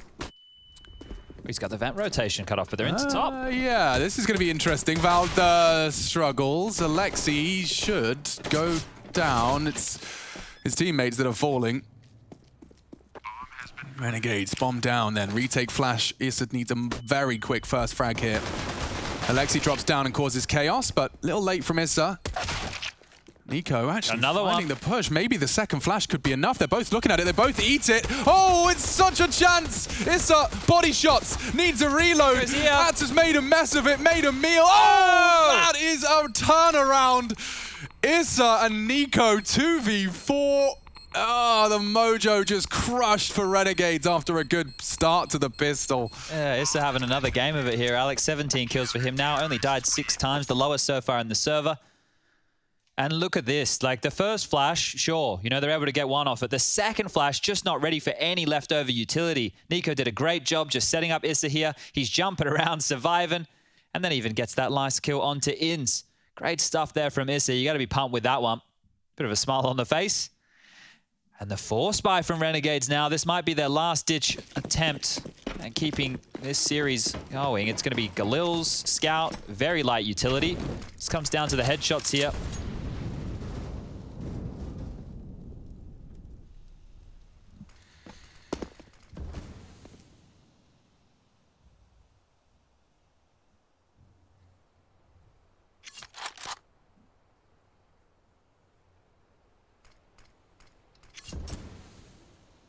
So Sicko saw nothing yard pushing all the way to red box, right? So you have to immediately think they're passive towards ladder, CT spawn, or even in secret right now. We can see the two playing behind Unbreakable is now going to be linked up with Alexi. Late smokes. Very late. Alexi's going to have so much info here if he doesn't die. It's a good spot. The jump's better. He can drop his own smoke to deny this as well and completely ruin it. Oh man, his smoke blooms at the same time as theirs did, but he's playing in front of it, and that's going to be tested by Mantu. Into the top site then. Valda has a flash. He's heard this. He's seen this. Oh boy, the shotgun actually perfect weapon for the job, and Malta doing the flashbang dance. Now he is nothing. Alexi onto Sicko, and there you have it. 12 for OG. Damn. That did, yeah, I think there's no better word than cheeky for that. Isn't that insane? You can get that far onto the bomb site, look like you're good to get on in, and then NiKo from the heart with an auto shotgun completely ruins your day. Voldo is baiting, jumping, drawing them right in, sucking them closer, and sucking another round away from Renegades. 12-5, Deagles again. Famus's, Galil, M4s, all the goodies for OG. They are set to close this one out, and if they keep this one clean, could even be just the clean sweep here in the second half. Mantu beams down Alistair. See, the immediate emergency response unit has arrived. It's 3 CTs digging into main. Alexi lining them up. It's costly though. If Malta was hit one more. Malta's been very good in these late round situations, like the clutch and lurks, right? He's actually something that I've been quite impressed with. So the fact he has 100 HP, a Deagle, and the bomb, Alexi and Issa are both very, very low for this situation. Spotted. Yeah. The fact that he didn't peek back is enough information for him to know.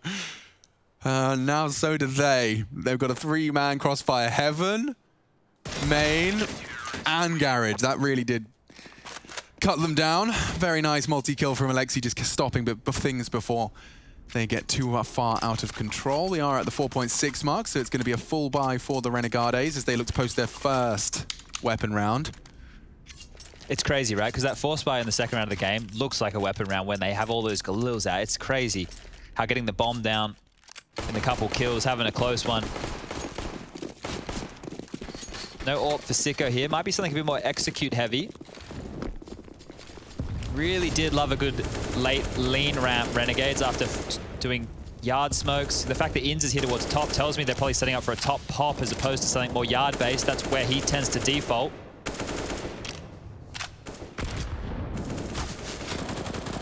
Good damage done to Volda. Molly's going to absolutely get hot under the collar there, and he has to move out of that position. And now back. So maybe expecting a bit of lobby aggression was Renegades. They're pivoting back towards yard. They do have the smokes available to at least put up a screen. And there it goes, the aforementioned screen. So this is the problem, right? If they don't use these smokes, oh, this is perfect for the L block. Mantu flashed off, but if he does get back on up, he'll have a great line. Turns the flash this time. Valda swings out for one. They've got a nice double peek over the smoke. What an angle for the L block. Just completely nullifies that wall of smokes. Malta, however, neutralizes Nico. Oh, this is so hard to clear. Certainly is now. Bombs in yard, and wow, Mantu, go on, son. Pop off. 4 for Mantu. Destroys the Renegades as they test his yard. I was like a hawk there. I barely saw anything coming through, man. Yeah, He's lucky for the X-ray. Nose on his screen, dude. The X-ray helps, but like, not easy on the vision. You've got no X-ray on the replay. You'll get to see and appreciate how quick some of those were. All right. I feel like it's that wall is a little bit shallower than some of the ones that we do see. But that position, it's been Molotoved in the past as teams know that it can be exploited in that way. This time, Renegades thinking they'd get more respect. They were forced. The fight came to them before they could get anything done. And now it's a top play. Fast flash, top sight. But he's just so blind. It was a team flash. Alistair blinds up Seiko, but they're in. This is a lot of the heavy lifting done already. A one-way smoke. They'll be able to retake with that. He's got flashes for Issa to work around as well. Second flash, this is good. So Alistair will have his vision back on him. Issa's gobbled up a nade. Drops his incendiary before the go. It's good. The nade will damage Alistair just a little. And that's the end of that. Mantu was trying to head main for the pincer. Looks like he'll just save in Garage instead. 20 kills for Mantu. Feels like he's had a big chunk of impact here. I mean, Mantu and Issa, you know, like when you've got Alexi, Nico, and Valda as well to be screaming their praises, it's been the unlikely candidates in that sense.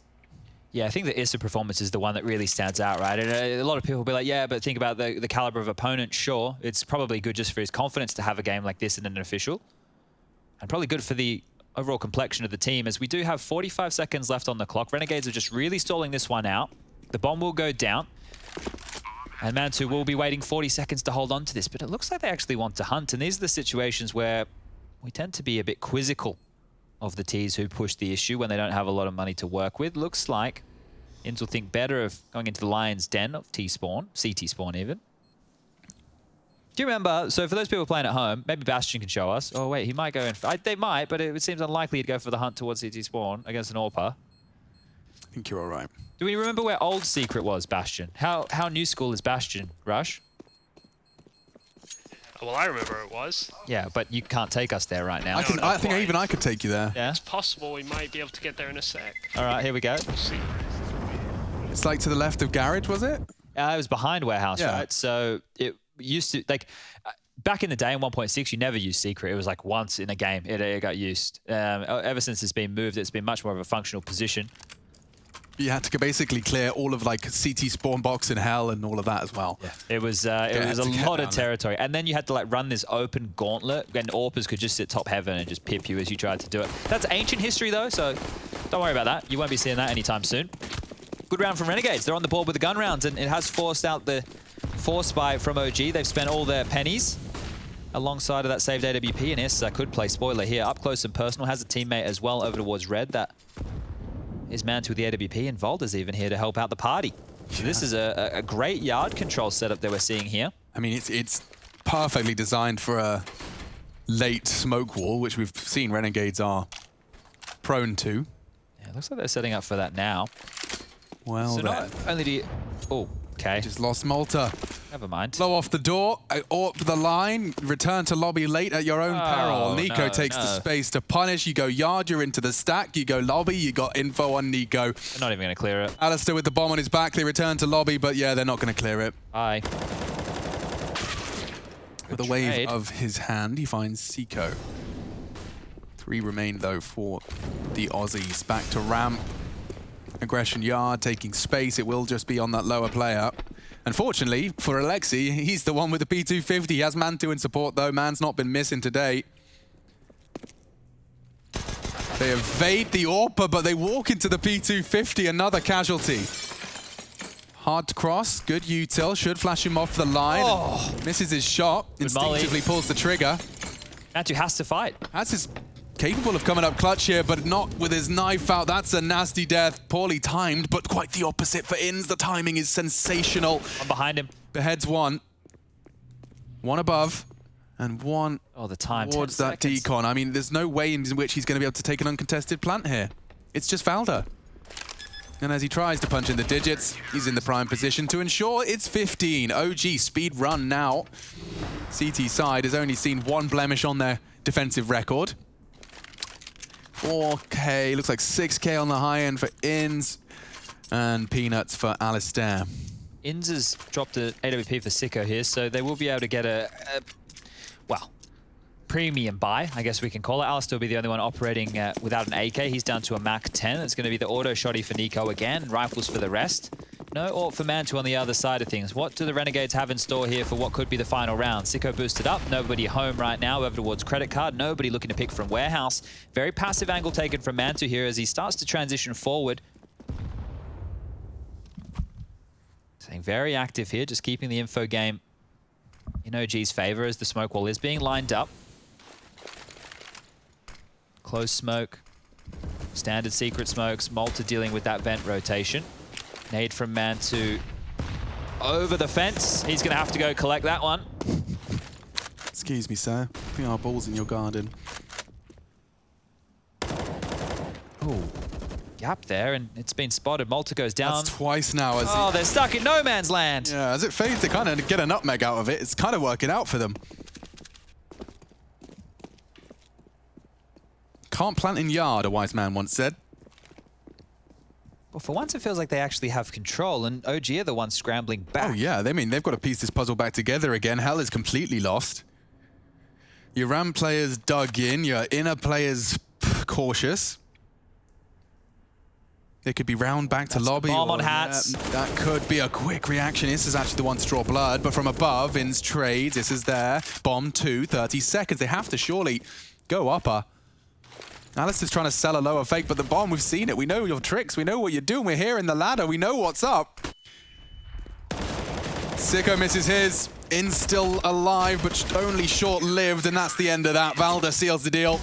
OG looking clean, looking refined, and they convert this series 2-0. GG's in the chat. We'll be breaking that one down at the desk when we return.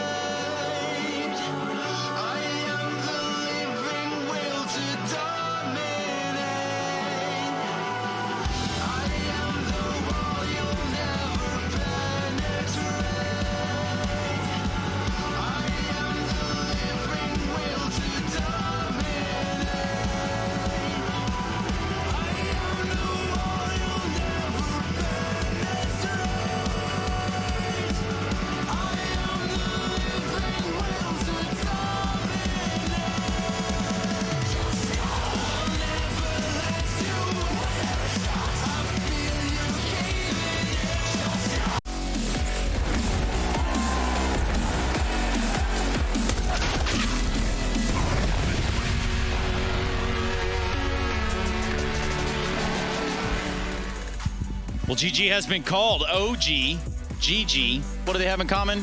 A lot of good games. At least with that being said, they do take this first series of the day going their way. Renegades continue to find the downward slope. Next up will be Heroic versus FPX and Big Complexity. But for the time being, Yanko and I will attempt to make sense of Nuke. Can we, though? Can we make sense of this?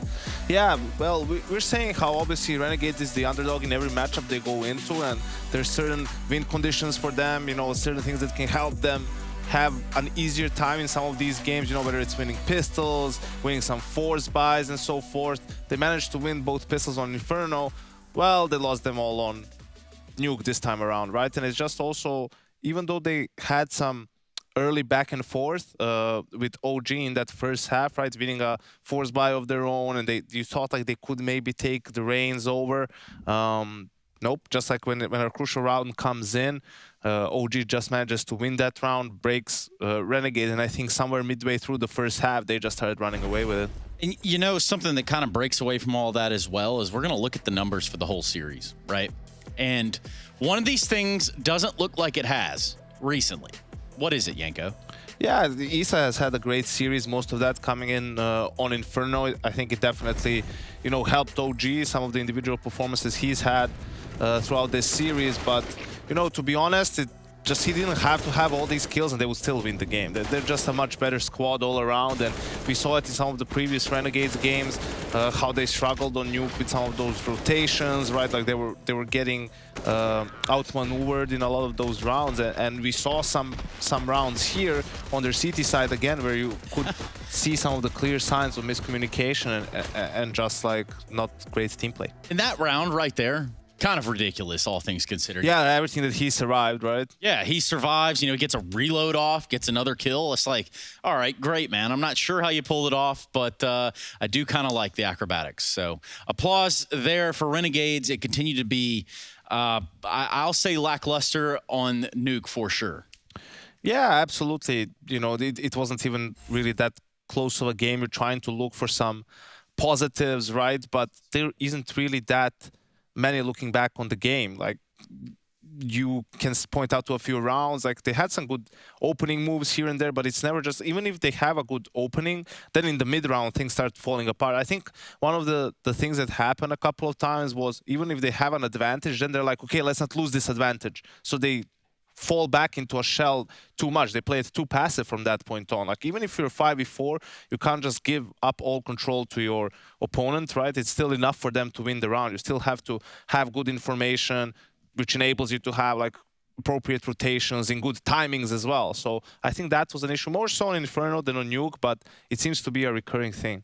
And I think there's even some examples, some evidence of, you know, just things breaking down in chaotic moments. And we actually have that privy to look at it from at least the Renegade side. What do we got, Yanko? There is, yeah. It's round number 6, early on in the first half, right? We were talking about that economy battle. So the buy is not ideal for OG, and you'll see the majority of their team is towards the outside area of the map. They did throw these cross smokes here to go down secret, and it's important to know that Alexi B is over towards the lobby area, and he threw a smoke in front of Vents, and also he's faking inside with a molly on top of Hut. And you can see that Alistair gets really early info on the rest of the OG team. This is like lack of info for Renegades because of the fact that Alexi can just walk down and he's going to go into Vents, and that's actually going to be a huge problem for Alistair, who's now cut off from two sides, and he's just going to fall to Alexi B down, and they have really good control of the lower bomb site now.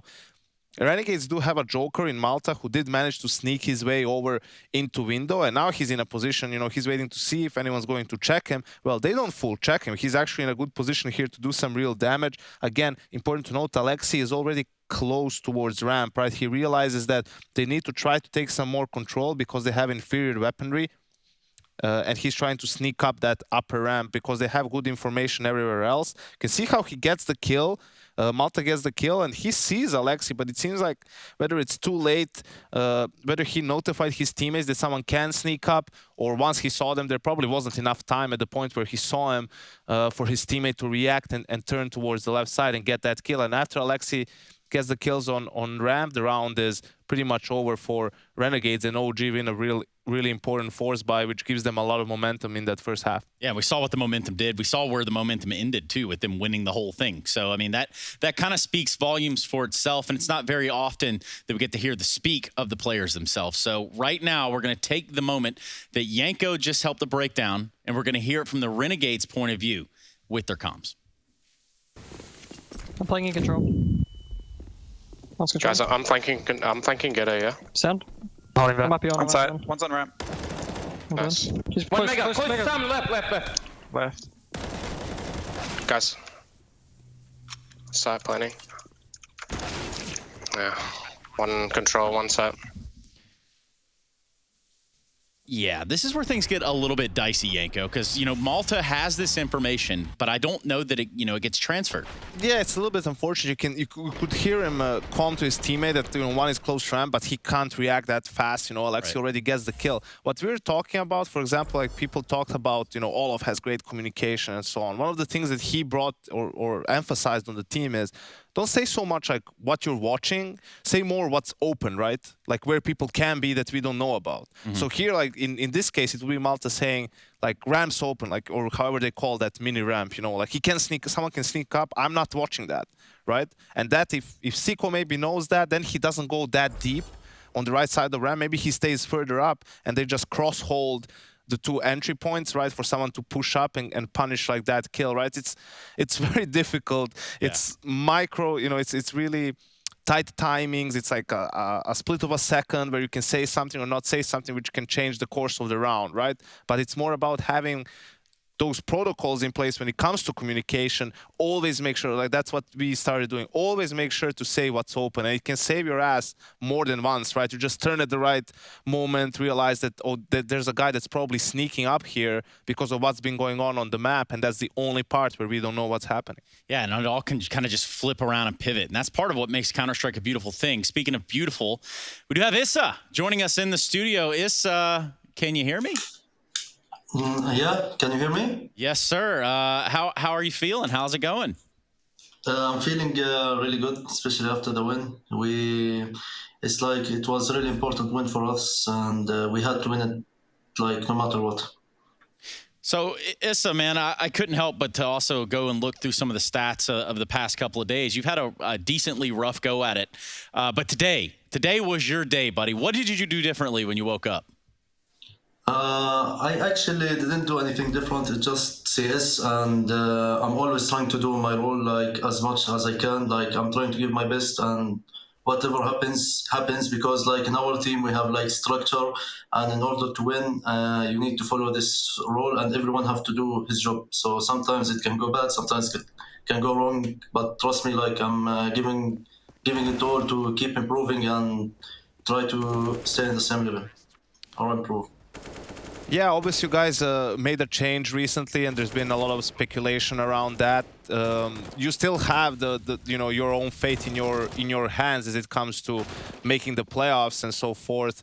How would you say for yourself individually, how much are you limited by the whole ping situation and everything, right? If we talk about 0 to 100%, how much is this limiting you, to play up to your potential?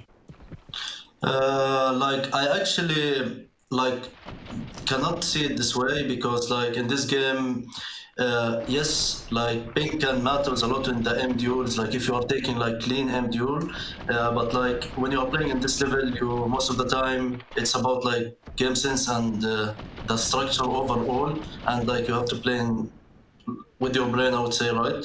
So it can limit me in some way that, for example, in LAN, I'm hyping a lot, and I don't know.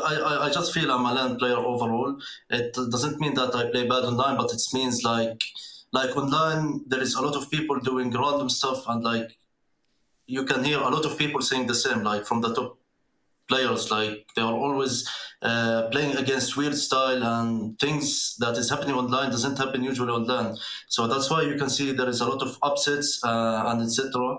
And yeah, like I believe that the ping yes matters. I am playing with 60 ping, but I don't think like it's actually a big problem for me since I have been playing in this game ping since I joined Hellraisers back in the days when I was in a trial and I had to prove myself through online. So like, and I played also FPL. I reached with this ping FPL, but yeah, it's like it can matter sometimes when you are actually taking a clean aim duel. You know, like a clean just peak or something like this, then you can feel the difference. And sometimes you can actually whiff a kill because of it. But like it's not that big of a problem, you know what I mean? Like you just gotta adapt and play with what you can. Yeah, you've got to stay on top of it, right? Because this is what we have. This online era, all that. You can put it a little bit to the side. But I want to touch back on something that Yanko had just asked about, and it kind of comes on the back of the roster changes, right? So MBK out, and then there's this whole community speculation and talk like, should it have been Issa? Issa this, Issa that. How do you respond to that? What do you think? How did it make you feel? Like, to be honest, I like when you are in this level, you will always find these people. Doesn't matter if it's me or other pro players. I also like when I was in Hellraisers, I also got a lot of hits, even if when I was in my best shape. I really like, for me, like personally, I actually don't care about what they say because, like, when like we all know it that when you are like doesn't matter. I feel people will bash you no matter what. Like for example, if you can have 10 games, you are playing good, and then you are playing one game bad, everyone will bash this player. You know what I mean? In the end, I'm just trying to give my best and give my best for the team, you know. And like I'm also like I'm never replying to anyone who's saying this like bad things to me or whatever, because I actually love all of them, even though if they are flaming me, because I reached in this level because of most of these fans, right? And maybe some of them actually saying this stuff because he actually loved me and he want me to step more. But all I can say that I swear that I'm practicing so hard and I'm always trying to give my best. It's not like I'm just playing bad and then I'm going and not like, for example, fixing my own mistakes or whatever. I'm just looking always to keep improving and looking forward and to do the best for the team. Outstanding, man. Well, I mean, you can see it. The fire's there, and you brought the heat today. You're going to have to bring it against Heroic coming up, but we're going to get you out of here for the time being. Congratulations, Issa. Yeah, thank you, bro. One last stuff. Okay. Yeah. Go on. You're here. So one last stuff that I don't know. I got a lot of mention on Twitter because of the hate I got, and I just want to know that not everything you hear from other people is actually true, especially like a guy like Thorin. So that's it. Shout out Duncan Shields one time. There he is. Thank you, Issa. Appreciate the insight, buddy. Thank you. Goodbye. Cool. So how does that make you feel? Yeah, I love Issa, man. Like, I love his attitude. Like, for anyone who's an aspiring pro player out there, that should be your attitude. It's like, I don't care what people say on the internet. Like, I have my own team. We know what the issues are. Like, they will tell me what I need to improve on. I will work to improve those things to the best of my ability. And, you know, if they still decide that's not enough, they will remove me, and I'll keep working to get better, right? In reality, it is the truth. Like, I've been on both sides.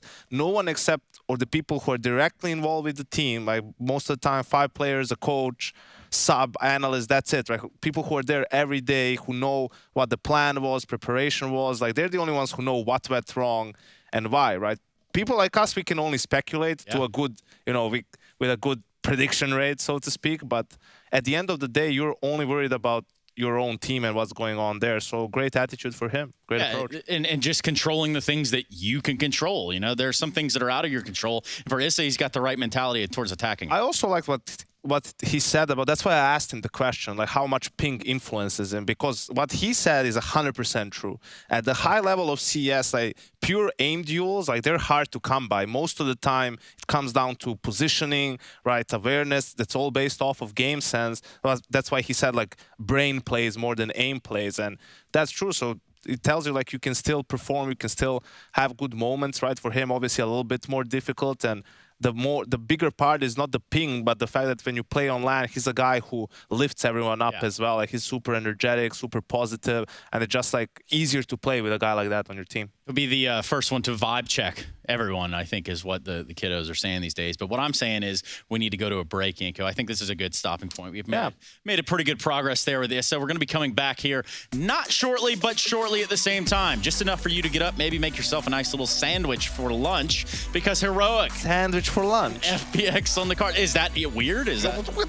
Mac and cheese, now a sandwich. Do you have no standards when it comes to food? No. Sandwich for lunch. What is it? Get out. Whatever, dude. I'm done. Probably cut your sandwich diagonally anyway.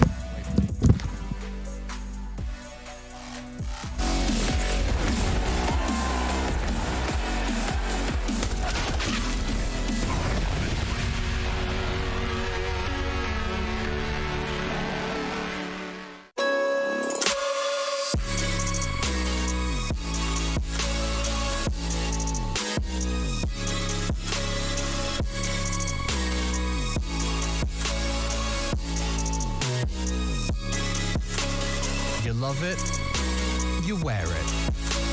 What's your style? Get your merch at shop.eslgaming.com.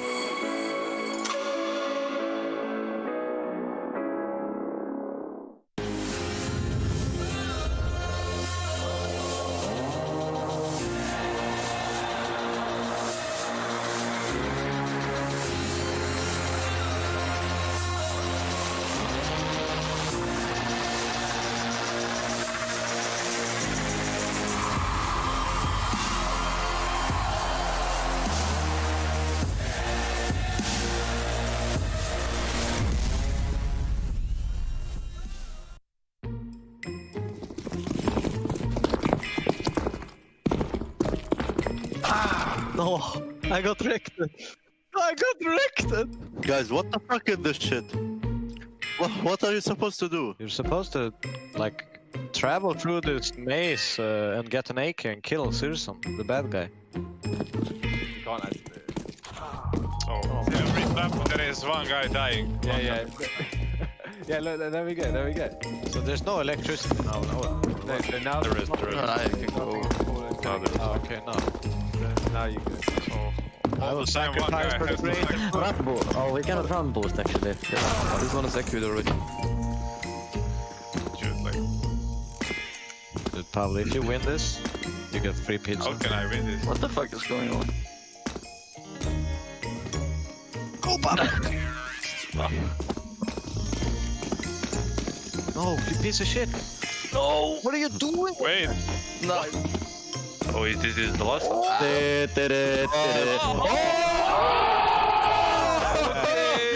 You baited! It's one second. Ooh. Too fast! Oh shit! How you made it? Go, go, go! Sorry! Go! Go!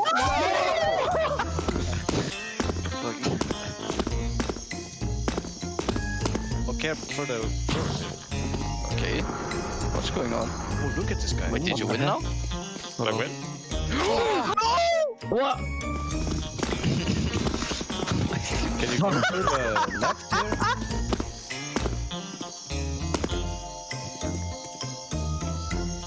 Can he see me?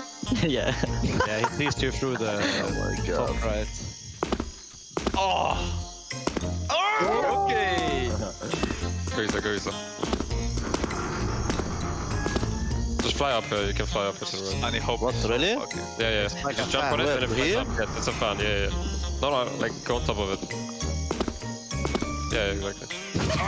No, bro. He stopped. Oh, he disabled it. Oh.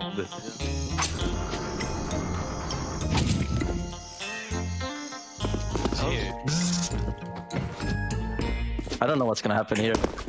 Oh my god. I think it's over. Wait, is it over? No. Yeah, it is. We never went this far, so You better go find you better go find a hiding spot.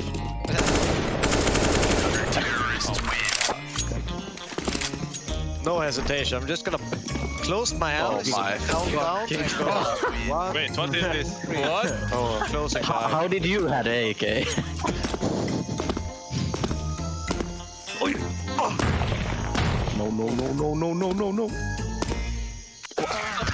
No. Yeah, I think you will never win this map. It's too You hard. played it? Yeah.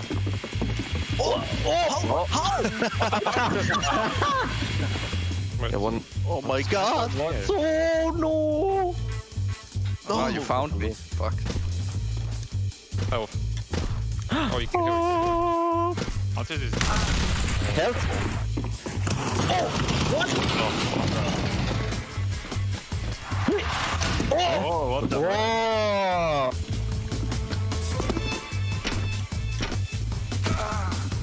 Wait, what?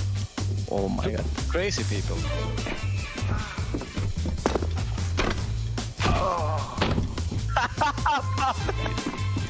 Speed demon. You blew him! What? How did you die, Oscar? I have no idea. I sacrificed for the greater good.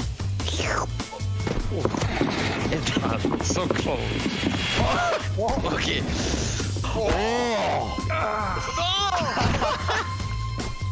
Okay, this one is the. I will take it. Just. No. Look, you need to just bait, Shurton. Just give a little bit shoulder. Oh my god. I was just. Nice bait. You can never bait this out. They can never beat. Not for this age. Dude, you're so dead. Maybe he can see. He can't see you.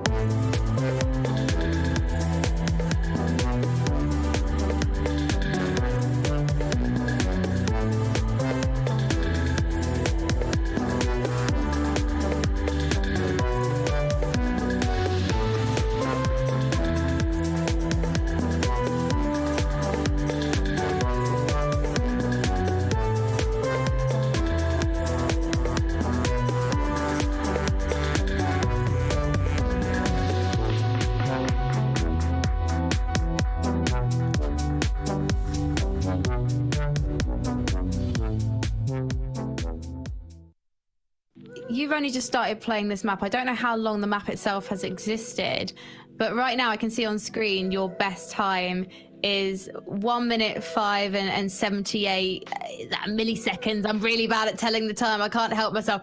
But the world record, actually, it's milliseconds faster than yours. So you're obviously already an expert at it.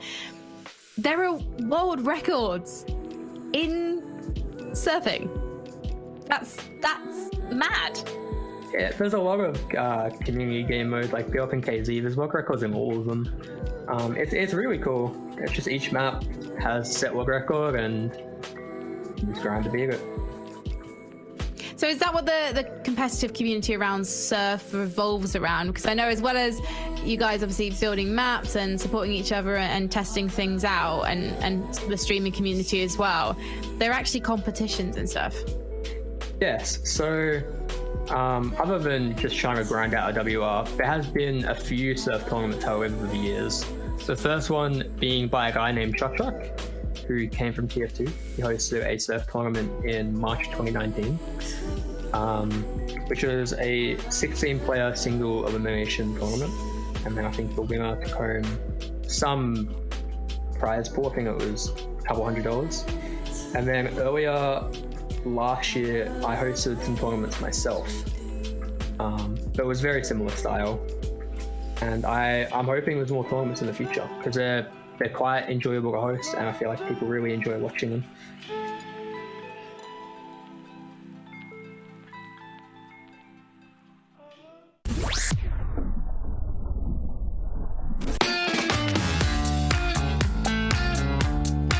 Hey Future Pros! Today I wanted to show you an old strat that Fnatic still like to bring out from time to time. This execute is an alternative method to take the B side on Inferno, utilizing a wall of smokes. As with any great dish, executes, when you have the base locked down, you can start adding in other ingredients, grenades. To make this recipe, you will need 3 Future Pros, 3 smoke grenades, and some flashes. Future Pro number 1. You'll be throwing the close smoke for the wall of smokes. To throw the smoke, line up with the edge of this wall. Place your crosshair above the middle of the tree and right in the center of these 2 sets of wires. Then simply toss the smoke. Future Pro number 2. You'll be throwing the other smoke to complete the wall. To throw your smoke, get into this corner. Find this slight dip in the trees and aim ever so slightly above it. Then toss the smoke.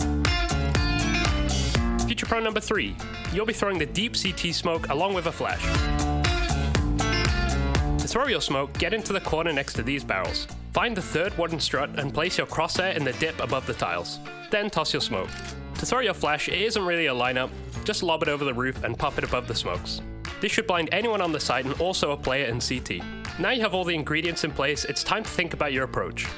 The idea behind this strat is to cut off any site players and isolate the counter-terrorist player in CT spawn. Killing the CT player shouldn't be tough, unless you're playing against Scream. You can then wrap through ruins and split the site from 2 points. If you have the bomb, you might be able to get it down while the smoke's still up. JW is struggling a bit here, but I'm sure you guys can do it. Like with any great dish, feel free to add your own spices. Want to double nade CT as you push? Go for it. Want to throw a metric heck ton of flashes over the site? You can do that too. After all, you are the cool cat of your very own strat. And as always, enjoy.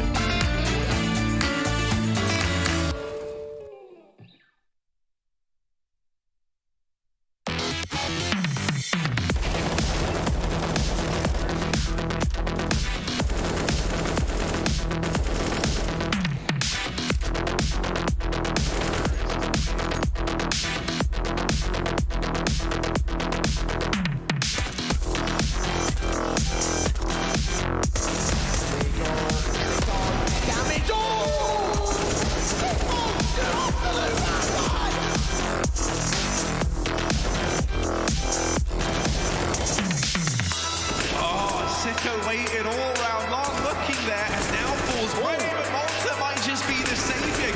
And now just Zipnik's left to find, but if one man is stealing these punches, it's often him.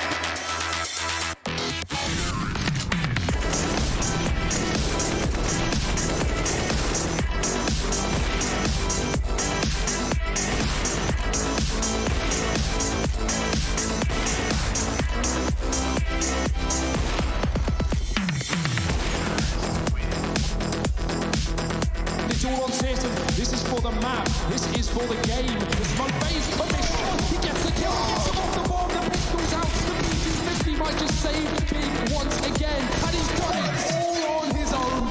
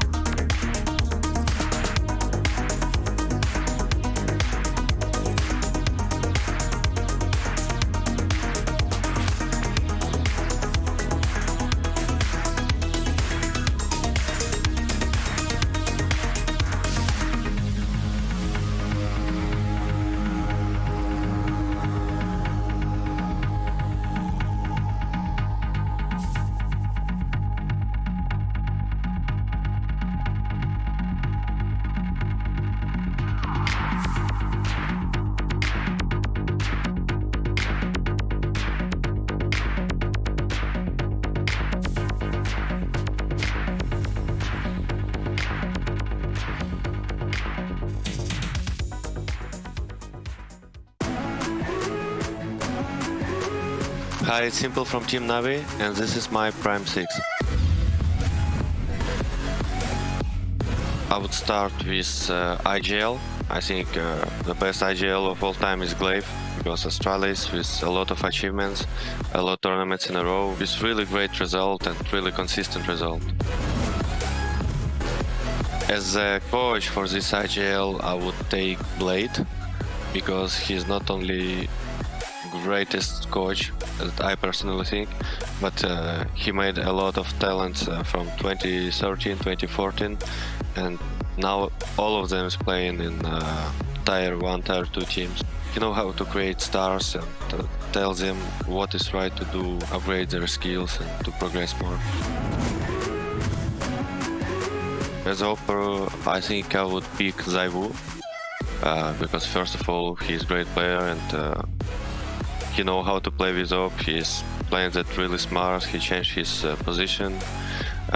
He knows how enemy plays against him. He can play aggressive if his team needs. He can play passive as well. So I would take him. With support player, I wanna pick Hiko, because this player, we had a lot of memory with him. The one that helped me so much with Liquid team. And he was always ready to help to any player. He could take any spot. I think he's one of the greatest teammates, and I think he's one of the smartest guys. Entry is the hardest one. I enjoyed how Rain played. When he played in FaZe, he had this entry role and he was doing a great job. For the dream team, I would say I would probably pick Rain, yeah. I think he's a really good guy. I know him a lot from outside of CS and he's doing a good job. And as a star player, I would pick Electronic, because this guy he's on another level. Me, Electronic and Blade, I think we have a same mindset. Like Electronic can easily be a star player in any team.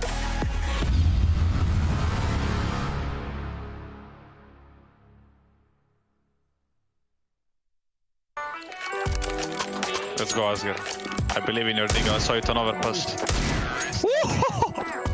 Is it live?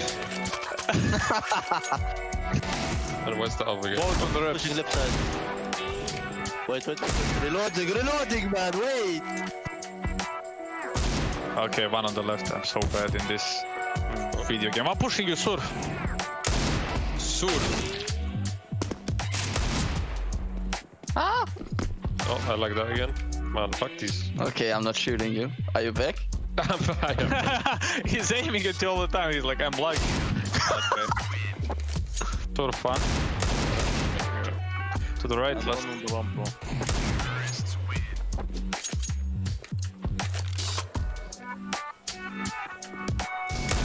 On the left. Yeah. Right there. Right there. What the fuck, Asger? Ooh, right ramp. Haha, nice. Time to wake up, man, too.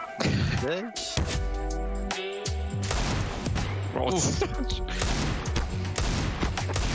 Okay, I'm so bad in this.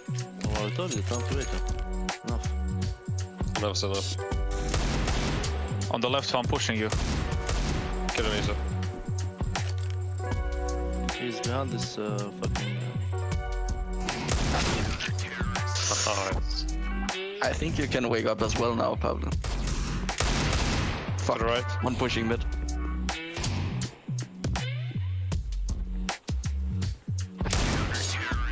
Fucking volume 1 holding. Hey, both on the left.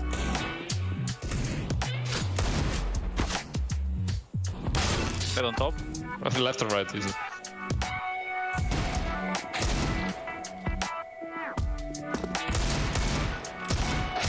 Nice. No!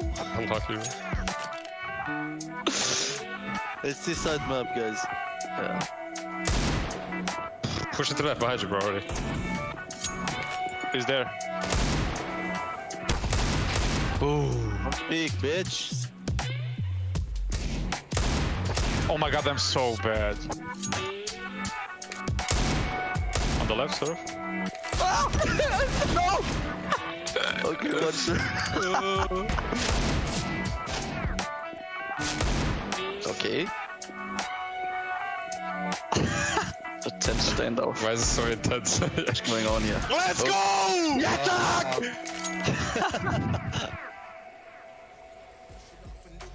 Oh, yeah, I think we new to this. Pound for pound, break it down. Watch what we gon' do with this. Teamwork got us fluid with. Make y'all look like switches. Gave it everything when we had nothing.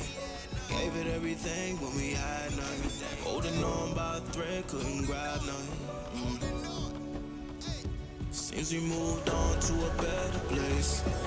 Shine away from the shade. But now that we're here, ain't no going back.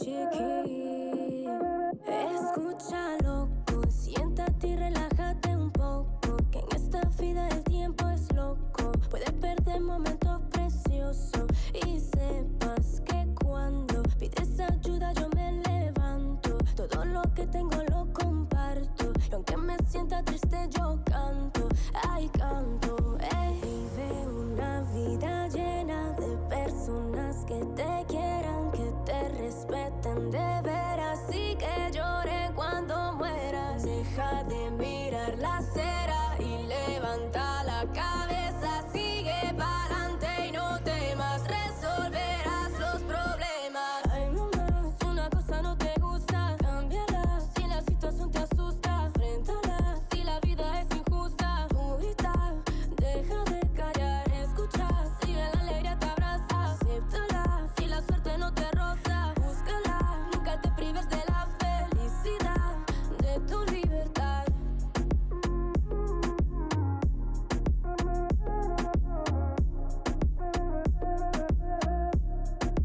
De tu libertad.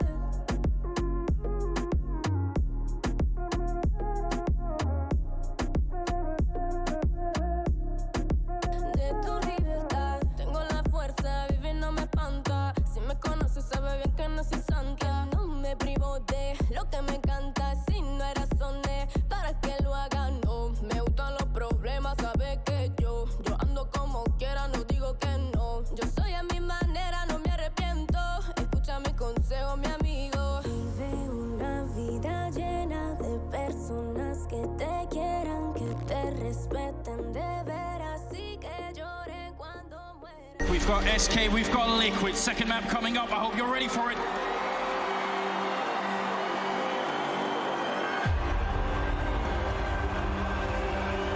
Liquid, you've got some problems right now. It's definitely looking good for SK. Liquid starting on the terrorist side and SK on the CT side. Let's be honest, 2016 wasn't the best year for Team Liquid, despite having great names in their roster. That's why their performance in Cologne might have surprised quite a bit, especially when you consider the teams they had to face. They managed to climb all the way to the grand final, and now stood against the mighty Brazilians from SK Gaming. However, soon enough, Liquid realized that this might be just too much for them to handle, and after being swept from train, they again found themselves struggling for breath on cobblestone. FNX in position. There's another spray, and FNX all three. And that's when JDM sparked a faint glimmer of hope.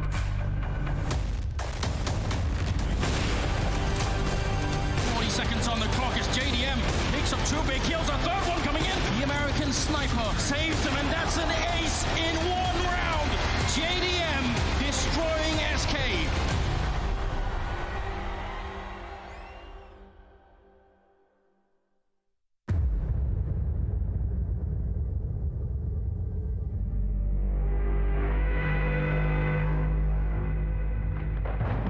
Two rifles here for Fnatic moving into the second last round. They had a chance to break the economy of Liquid. They still have a chance going into the last round. But this one's not going to be easy. And surely we're going to see a fast play from Fnatic.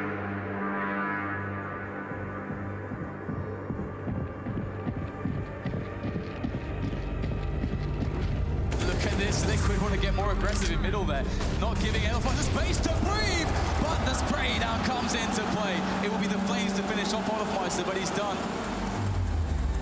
Crims and Dennis still stand, and they cannot be counted out at the moment as they are holding on to some pretty dangerous weaponry. They don't have utility to aid them in their eventual push, but what they do have going for them right now is time. They're very spread out at the moment, and Fnatic should be able to get engagements. What is that? Long-range shot connected by Crims. JW is history, and maybe there's a chance now for Fnatic in this round. Two players now for Fnatic just holding up again. They're waiting for the peaks. Who is going to be the recipient? It is going to be Hiko. That's a big frag. Simple is creeping. They've seen with the AWP now, and a desperate play into B comes in. You see double smokes in the same place there. Simple just jumping casually into the site. He's going to fall down and get a different frag. What is this shot from Simple? Are you serious? What is that? You can't do that, Simple. That's not allowed. This is not FPL. This is a major. He didn't even... He had one button on his mouse stand. He had one button. There was no zoom.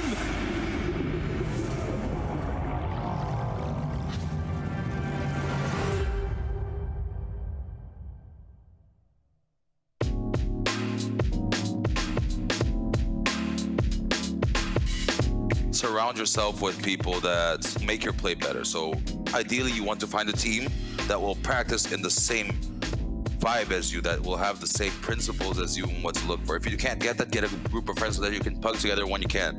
If you can't, start playing pugs and then find people that, oh, this guy plays a little bit more team mechanics. If you surround yourself with those kind of people, you will then, every time you play, you will be learning the things you should be looking for. At least you'll be getting more out of those situations. And I think when you're starting off or when you're trying to make it to that next level, that is probably the most important thing that you should be going after. It's staying in the fundamentals, playing the correct Counter-Strike or a next level Counter-Strike. Don't just play for the fun of it, for just the headshotting and bullets. Try to always put in that little extra work to play in the, to look for the fundamentals and to play that correct CS. I've seen the best players in the world who will play with some of the worst people that I've ever seen. Like their best friends, like their kids from their school or just from their street from when they were younger. They don't know how to play CS that well to a professional level, but they're having fun.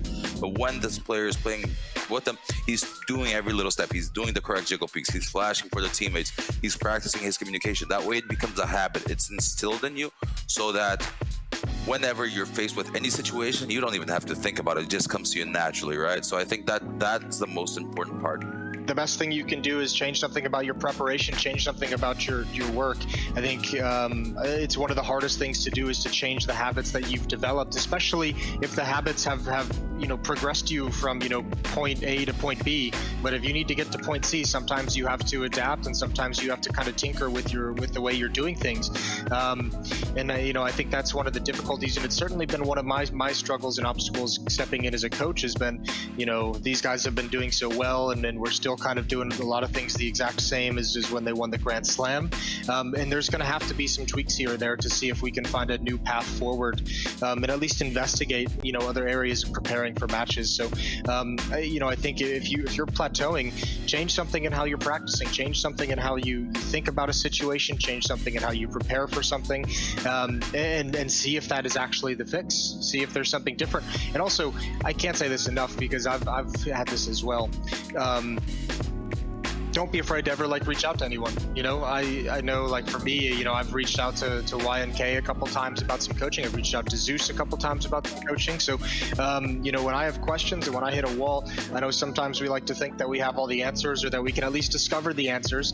But it's much easier and much quicker to go to people who've been there before and see if you can have a conversation and see if you can steal some of their ideas or, see if they experience some of the same obstacles and struggles as you did. And there's plenty of pro players out there or people who have competed at the pro level who, even if they're not the best in the world, will have some intelligent advice that they can give that will help you out as well.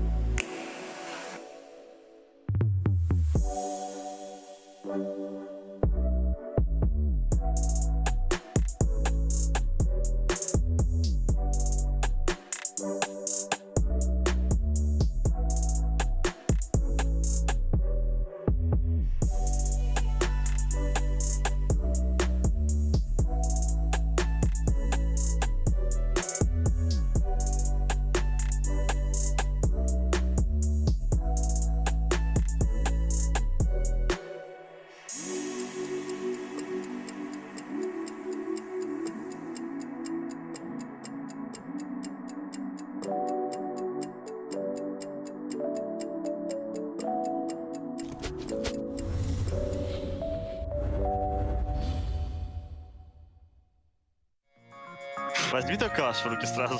Чел бежит, короче, по миду. Стой, сейчас пари, стой и пари прицел правее. Еще ниже, ниже, ниже. Ниже стреляй. Вниз, вниз, вниз правее, сильно вниз. Я когда тебе скажу, будешь стрелять. Еще ниже. Еще ниже. Все, стреляй. Левее чуть, левее, левее, вниз, вниз сильно. Я вот попадаю хоть? Выигрывает. Я вообще ничего не слышу. Все, стой, стой, стой. Берись направо мышкой, направо просто. Еще вверх, вверх теперь. И левее. Левее стреляй.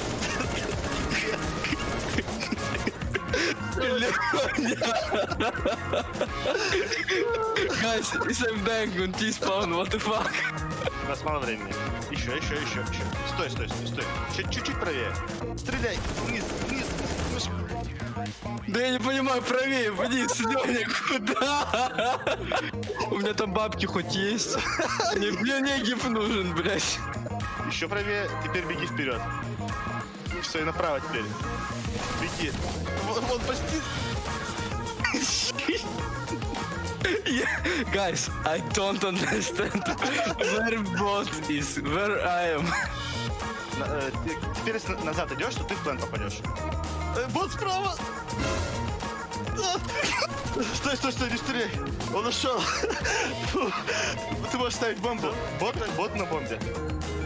Он диффузит, но прицел очень далеко от него. Тогда влево. Ниже. Ножом его зарежь его. Блядь, контрайбот.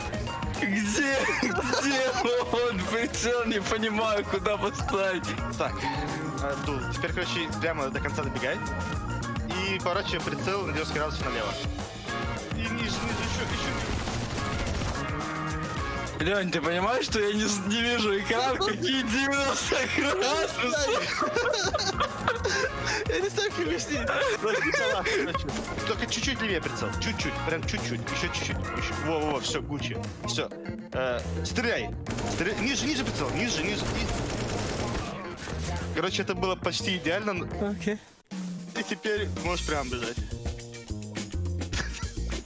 Не могу, походу. Стой! Куда? Левее, поверни прицел. Левее, еще левее. Вот, да левее. Во, попадал. Это была лучшая попытка. Ай.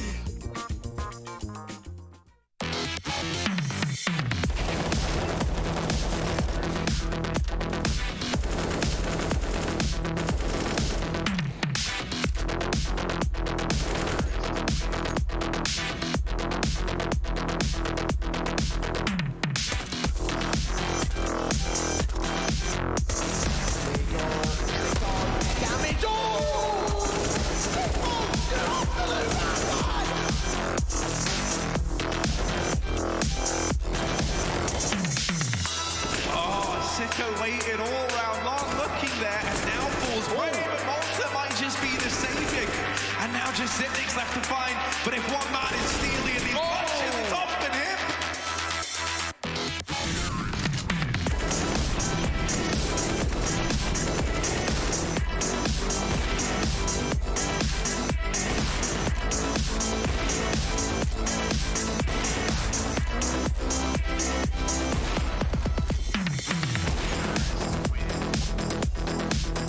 It's all on Season. This is for the map. This is for the game. The smoke phase coming.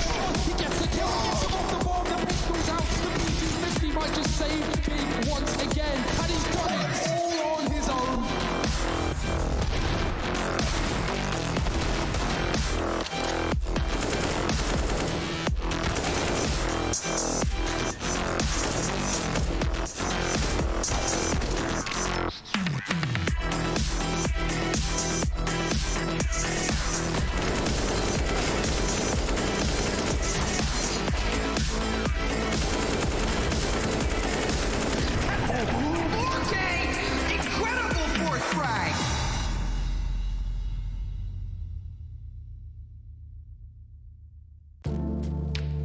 playing against the best AWPer in Counter-Strike right now. What do you... I cannot see you.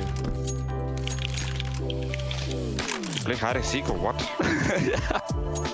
I'm looking for you. Why? No, you're not. Literally not. I was looking for you. No. I was.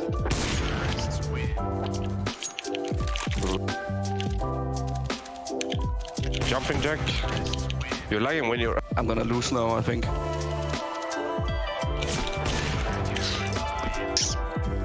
I should never let you kill me. I can actually see you.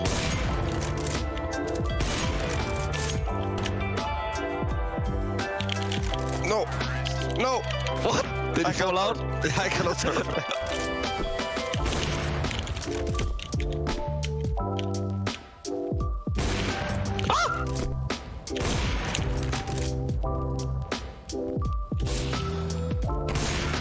You're so lag. You too.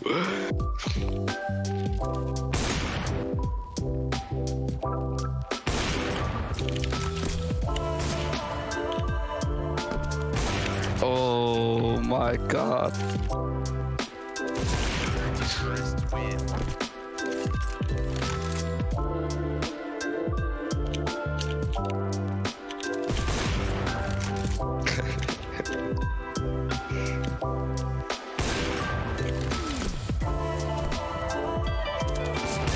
What?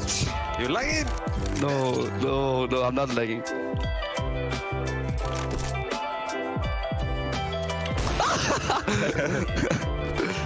Fuck's sake. Come.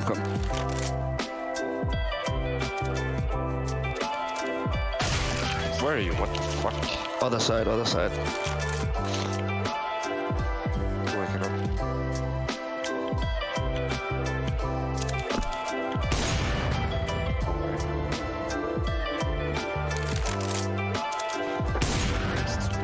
Oh! Almost fell out the map. Yeah, that's what I did.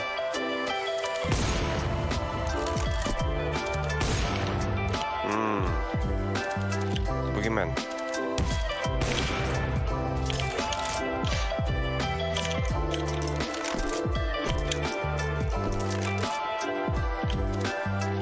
Why? I don't know. I cannot see you.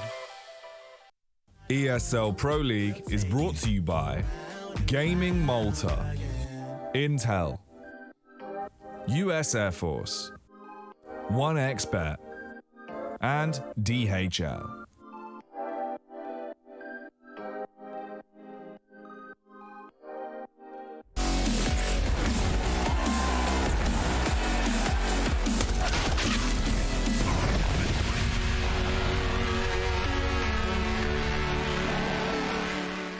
Would you see Complexity then being the next mountain to climb for you guys, since they're the only other team to be 2-0 in the group? Well, Fun Plus Phoenix is a good team as well. Okay. We don't need to underestimate them. They have a great team. But yeah, Complexity is also looking really good. So yeah, that's definitely the next mountain. Okay. Well, thank you very much, Tesla, for joining us. We appreciate it, and congratulations once again on your victory here. So proud of you guys to be able to pull off these 2 victories so far, and obviously wish you the best of luck going into the future. Thanks. I have to say, I loved his response there from Teslas, because I tried to lead him into the way to talk about Complexity. He says, Jason, hold up. We can't get there just yet. We need to talk about FPX, because this is still a team we can't underestimate. It's a team we have to play. And it's a team right now they have a chance to beat and get themselves through pretty much into the playoffs. Yeah, and a team that, as of recently, I think have shown great promises, of course. A lot of turmoils going around the roster, in and out of the lineup. Chris J was standing in, now it's Sonny. So in that sense, they haven't really found stability. But the results, when you look at the result page, they're looking quite good. So I think Tess is doing himself a favor right here by focusing in on FPX, because they are playing some decent Counter-Strike. And there's a certain player in particular we need to talk about, right? It's got to be Sonny, the guy coming in for the team. He's in-game leading as well. A lot of pressure on his shoulders. But luckily for him, he has some pedigree behind him. Well, he's been through a lot, right? He's He's been through a lot. When he was in Mouse Sports to begin with, he was a star player. He was a player I thought to myself, okay, we have a guy with the potential to be one of the best players in the world, one of the most efficient riflers in the world. He was aggressive, he was assertive, and he was a great player on the server. Then this move into ENCE didn't really pan out the way that you would have liked it to. Whether that's Sonny's fault, whether it's ENCE's fault, or a bit of both, that's hard to say. But removing LXCB, bringing in Sonny, never really worked out, neither for ENCE or for Sonny. And he found himself in, again, a position where you think to yourself, is that it? Like, did we just have one of the best riflers in the world in Mouse Sports go to ENCE and then nothing happened? And now he finds himself in FPX, where still early days, small sample size, but I think he's getting better and better and better. He's now in-game leading. He's trying to add more context, I guess, to his name. And if he can continue with the path that he's laying down for himself right now, playing some decent Counter-Strike, maybe we get to see Sonny with another chance of making his mark when it comes to Counter-Strike. He was a fantastic player back in the days for Mouse Sports. Hopefully we can get to see that again. So my question is it's something really similar to what we talked about when it came to Refresh, right? Of like, how many chances are you going to get in a team before you run out of those chances? And I feel like now with how Sonny's been able to already come together within the team has shown that he's not taking this for granted, right? He wants to make this work. Yeah, and I guess some players get more chances than others. When you've been at a level like Sonny, when you've been up there with, I would rate him as a top 10 rifler when he was at his best, especially when you consider his impact, how aggressive he were. When you have been at that level, you're willing to take another shot. You're willing to take another chance on a guy like that, see if you can refine some of that form, refine some of that motivation. So to see him play again, to see him so far do a good job, 72 for 60 in terms of kills, ADR 74.3, that's not too bad at all. Sonny, he's slowly but surely climbing his way back into the scene of Counter-Strike. And I gotta ask, obviously coming into a roster is never easy, right? To kind of slot yourself in. But not only is he slotted himself into the roster, he's also trying to work with all the tools he's given in terms of his players, right? Can you talk to us about how hard it is for someone to come in as an in-game leader in such a short amount of time and have success? I mean, each case is always judged on an individual manner, I would say. But for Sonny to come in and replace another in-game leader on a team that's had 3 different in-game leaders in 3 months, it's incredibly hard. Yeah. How much of the old stuff do you bring in? How much of the new stuff do you want to implement? You're looking short-term, you're looking long-term. When is the success barrier going to come, right? Because if you're looking short-term, you stick with whatever they got and you just try to slot yourself in. But if you want to try to form the team and build it for the long-term, well, you have to take a different approach. So it definitely depends on what kind of approach they're having right now. Well, speaking of approach, right now they are currently sitting joint third place, well, not joint third place anymore, I should say, in fourth place here, as you can see, at 1-1. But like we said before, a very realistic chance they can come out top 3 in the group and make it into the playoffs, whereas Heroic, currently sitting 2-0, are also having a chance to get that playoff berth that they're looking for, as well as Complexity will be playing later on today. So I feel like for FPX, and hopefully you'll agree with me on this one, this is a very important match for them, just to kind of get some weight off their shoulders, get that extra win under their belts, and hope to look towards the future. I feel it's a chance to make a statement to the rest of the group, right? Because if they lose here, it's not the end of the world. They can still afford to lose here and still play away into the playoff if they continue to live at a somewhat high level. Whereas if they win, that's making a statement to the rest of the teams in the group that, sure, we may not be the best of the best, but we can still beat any team in the group. Well, speaking of making statements, we're taking a look at the 2 oppers, the 2 Danish oppers from both these teams, Kaden up against Farlig. And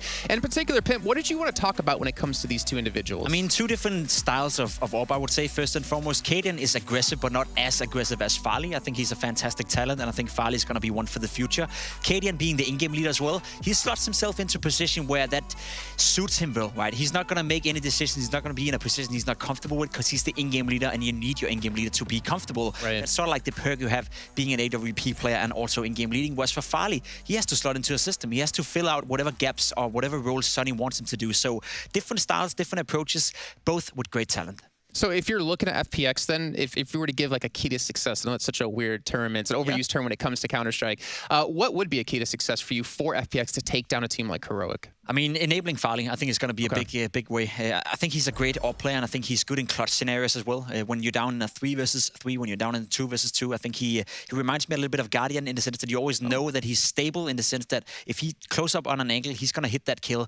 He has the ability to change that style as well, to be a little bit more aggressive, to go out and seek the duels, which Guardian maybe didn't have so much in the Na'Vi days, wasn't really needed. So there's a lot of talent within Farlig. I really rate him high. So if you can get him going together with Sonny, I think you have 2 great talents who can potentially be enough for Heroic to handle. Well, speaking of 2 great talents, if we're talking about those 2, I want to talk about... Well, yeah, of course not you and me. You definitely, me not so much. That's true. I want to talk about, I guess, Refresh and Shush a little bit, or maybe just the workings of Refresh and Kaden, because we did get to see some inklings in how aggressive they like to be together, thinking back to the Inferno matchup against Renegades. I'm curious, Refresh and Sonny, can they maintain the performance they've had so far? I think Refresh has been a little up and down, Shush has been a little up and down as well, but overall they've looked better. They look better, and I think Schuss, he's a stable rock. Like, he's supposed to be stable, so I think he will.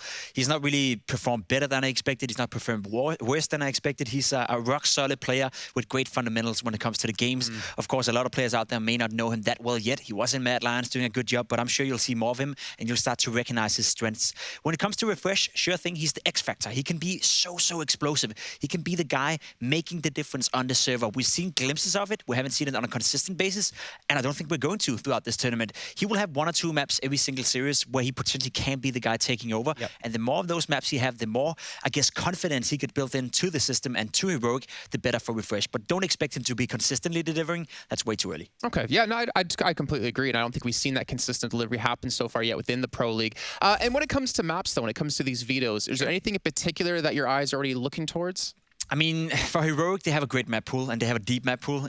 Of course, you bring in 2 new players, and you think to yourself that is something going to change when it comes to the veto. I don't really think that to be the case. They got a permaban coming out right here. FPX, of course, with Vertigo, and Heroic, they don't want to play Dust 2. Nothing's changed whatsoever. When it comes to the map picks, Nuke is a safe haven for a team like Heroic. FPX plays Nuke to a high level, so maybe Heroic want to go somewhere else with it. Inferno is being picked by FPX. Again, makes sense. That's been the go-to map pick quite a few of the times. Overpass coming out for Heroic. That's interesting. They don't want to lean into Nuke. Maybe giving FPX a bit of respect in the sense that they know they're a good team on Nuke. Overpass, again, it's been a great map for Heroic. And again, when you bring in 2 new players, your map pool will, whether you want it or not, change a little bit. At least your bias in terms of, do we want to play this map or this map? Because when you're slotting in 2 new players, you got to make sure they're comfortable as well. You then have Nuke as a 3rd deciding map. We talked about it, or I talked a little bit about it. Both teams feel comfortable on it. So looking at the map pool, I think both teams are fairly happy here. Yeah, and we're going to see as well how this whole series will go. I'm honestly really excited to see how this will be as well, considering it's kind of my first time taking a really heavy look when it comes to FPX. But I do kind of wonder what kind of performance are they going to be able to pull out today, as well as Heroic. Again, thinking about Refresh, thinking about Shush, thinking about Cadian. There's so many different factors. But then again, I look at Inferno. We've already seen them have some great success on it. I look at Nuke. They've already had continual success just yesterday, thinking of Refresh dropping so many kills. Yeah. I do wonder, can FPX, like if you were to give me an honest answer, do you think they could actually take this series with the map pool we have now? I think they have a chance of making this series very competitive. I think we could see a 3rd map. I think Heroic are the favorites by all means. Yeah. Do we get to a Nuke map? Sure, Heroic are the favorites.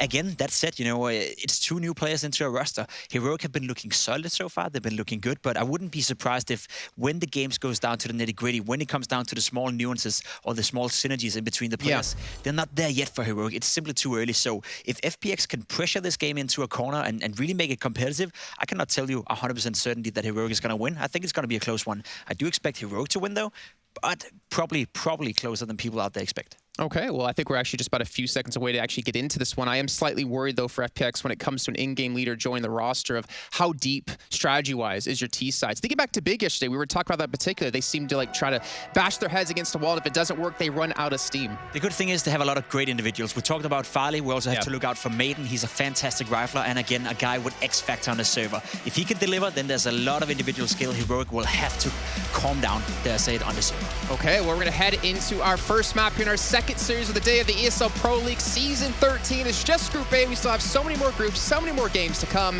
We're going to be kicking things off on Inferno with Machine and Sponge. Much love, gents. Thank you very much. Yeah, Heroic on the CT side. Fun plus Phoenix bringing their map pick and starting on the T all side. 5A. Heroic are going all 5 mid. Aggressive down or into apps for one of them. They're charging in. Sunny's not ready for that. Cadian's already taken down Maiden. Oh, dear. Bloodshed fills the feed. It's all Heroic. What just happened? All right, this is a pistol round where there was a lot of action. It was a 5-man A push on the CT side. 4, yeah, with one guy anchoring B, maybe hanging around coffins, maybe peeking towards the top of Banana. That one I could understand. 5, that is an interesting approach from Heroic here, but how can you argue with that? Absolutely destroyed FPX. Also, Jacob was listing his favorites. He had Maiden and Farley at the tip of his tongue in terms of the mechanical ability of FPX. I want to throw in the Steeko Show into the mix. He had a fantastic barn burner as the farmer. Yeah, he's been hitting some nice strafes as well. I think Rush showed he hit the T-Apps strafe to above that door. Not an easy one. Not by any means. But they're going to force buy back into this here. What has that smoke achieved? You've got nothing to be proud of there. Yeah, too much Vegemite on that one. Probably wanted to drop her a little bit lower. Extinguish that Molotov and give yourself a wall to work with. But now they're just searching for picks. I feel like Zen hits this, you know. Baits the shot, confirms there's a target here. Supportive flash is really good, and Refresh times his aggressions to perfection. Not too much to write home about. The Armored Deagles fall flatter than a pancake. Looks like Heroic woke up choosing violence here today, because those are two very forward stance pistol round and then into an anti-eco where they want to take the fight against Deagles. So not backing down, not being scared of the individuals that we were just highlighting. And they're by bangs now. Like, keeping some of the MP9s in the mix, and you've already taken down the Weather the Storm of the Armored Deags. No funny business, no slow round into let's just try again in the next. You know, we've seen those second rounds. This one is just a massacre and straight into the eco. Now, this will be the third time we've seen this Heroic roster since the two new additions play Inferno. The first time was close against Cloud9, then against Renegades was a close affair as well. For FPX, I rarely see people throw a nade on that. I was wondering if it would find success. That used to be a bit of a classic back in the Source days. We called it the Very Games nades. Out the second mid windows, dunking on the T's heads. I do like the one that goes towards the deeper. You know, you break the left window of bedroom, nade the access to apartments. Very powerful stuff. It lands about there, actually. I think the fact that Cadian's gone down here is giving FPX something to work with. Putting the brakes on here, not rushing for any picks like they did in the previous. They're allowing the utility, and they're allowing the aggression to come to them. Because if the CTs want to fight... He's like... been spotted out, unfortunately. The smoke is played out, so no mistakes from Stown there. Did you see the game Stown was having as well, by the way, versus Big? It was a good series, actually, over all 3 maps, right? Big falling at that final hurdle of Vertigo. But, like, he had 2-3 rounds where it was nearly, like, career-defining clutches or multi-kills. He got, like, 4 out of 5, you know? Turning 2v4s on their heads to 1v1s. He had a great game. So keep your eyes on these. These guys are heating up. And I do think, tell your friends, if they haven't seen this new Heroic play, might be time to tune in. Perfect time, in fact, because it is about wrapped up and ready for our first weapon round here in the third. Towards short, towards shush. Shadows are plenty, and spray, only the one. They're making it costly. Refresh needs to live here. He's made it cost it plenty. That'll do. Recover the weapons. 2 M4s. Make it 3. Tessus with some parkour. Smooth moves there from Tassus. As, yeah, you're right. The guns will come out now, but Farley, he's AWP. If he wants it, he can have it. And it might come at the expense of a couple of other bits and bobs. He'll go with the AK-47 in the end. And yeah, Cadian with a bit of aggression, trying to take the round to them once more. Let's see how they kick it off, because Cadian, after that death, has been able to buy himself an AWP. The CT's sitting pretty. Rifles across the board. He was looking sharp recently as well, Chad. 4 rifles B. Guys, I'm the in-game leader. I'll solo A with the AWP. That's the CT setup. No worries. I'll just hold short. There must be a timer on Cadian's call like this, because apps and balcony become an issue fast, no? Yeah, but the AWP, as soon as it fires out, it's going to require a lot of respect. You can't just go picking corners. You need to flash and make sure you're working as a team. So he can buy himself a little bit of time just with the sound of the AWP. Quick keeping track, the double nade from the rotate. This is sick. Shush and Refresh dump their util and nades. False sense of security is established. Maiden tucks into logs, and the B players drop theirs. That is purely based off of the initial call from Spawn that has brought them first blood here and banana control. So Heroic have got a big leg up into our 4th round here. Oh, it really looks like the vice grip is being tightened on FPX now. 3 players over towards the short side of A, 2 players still postured in banana. The only avenue is Arch, but they need to get past Cadian. It's now bolstered with 3 on Arch as well. They just give them long. Heroic calling a avant-garde game so far. Trade through the smoke. Farley silenced. Cadian punishes. Zen's gone. Sunny yet to frag up mid. Does have the partner in Stiko from the boiler.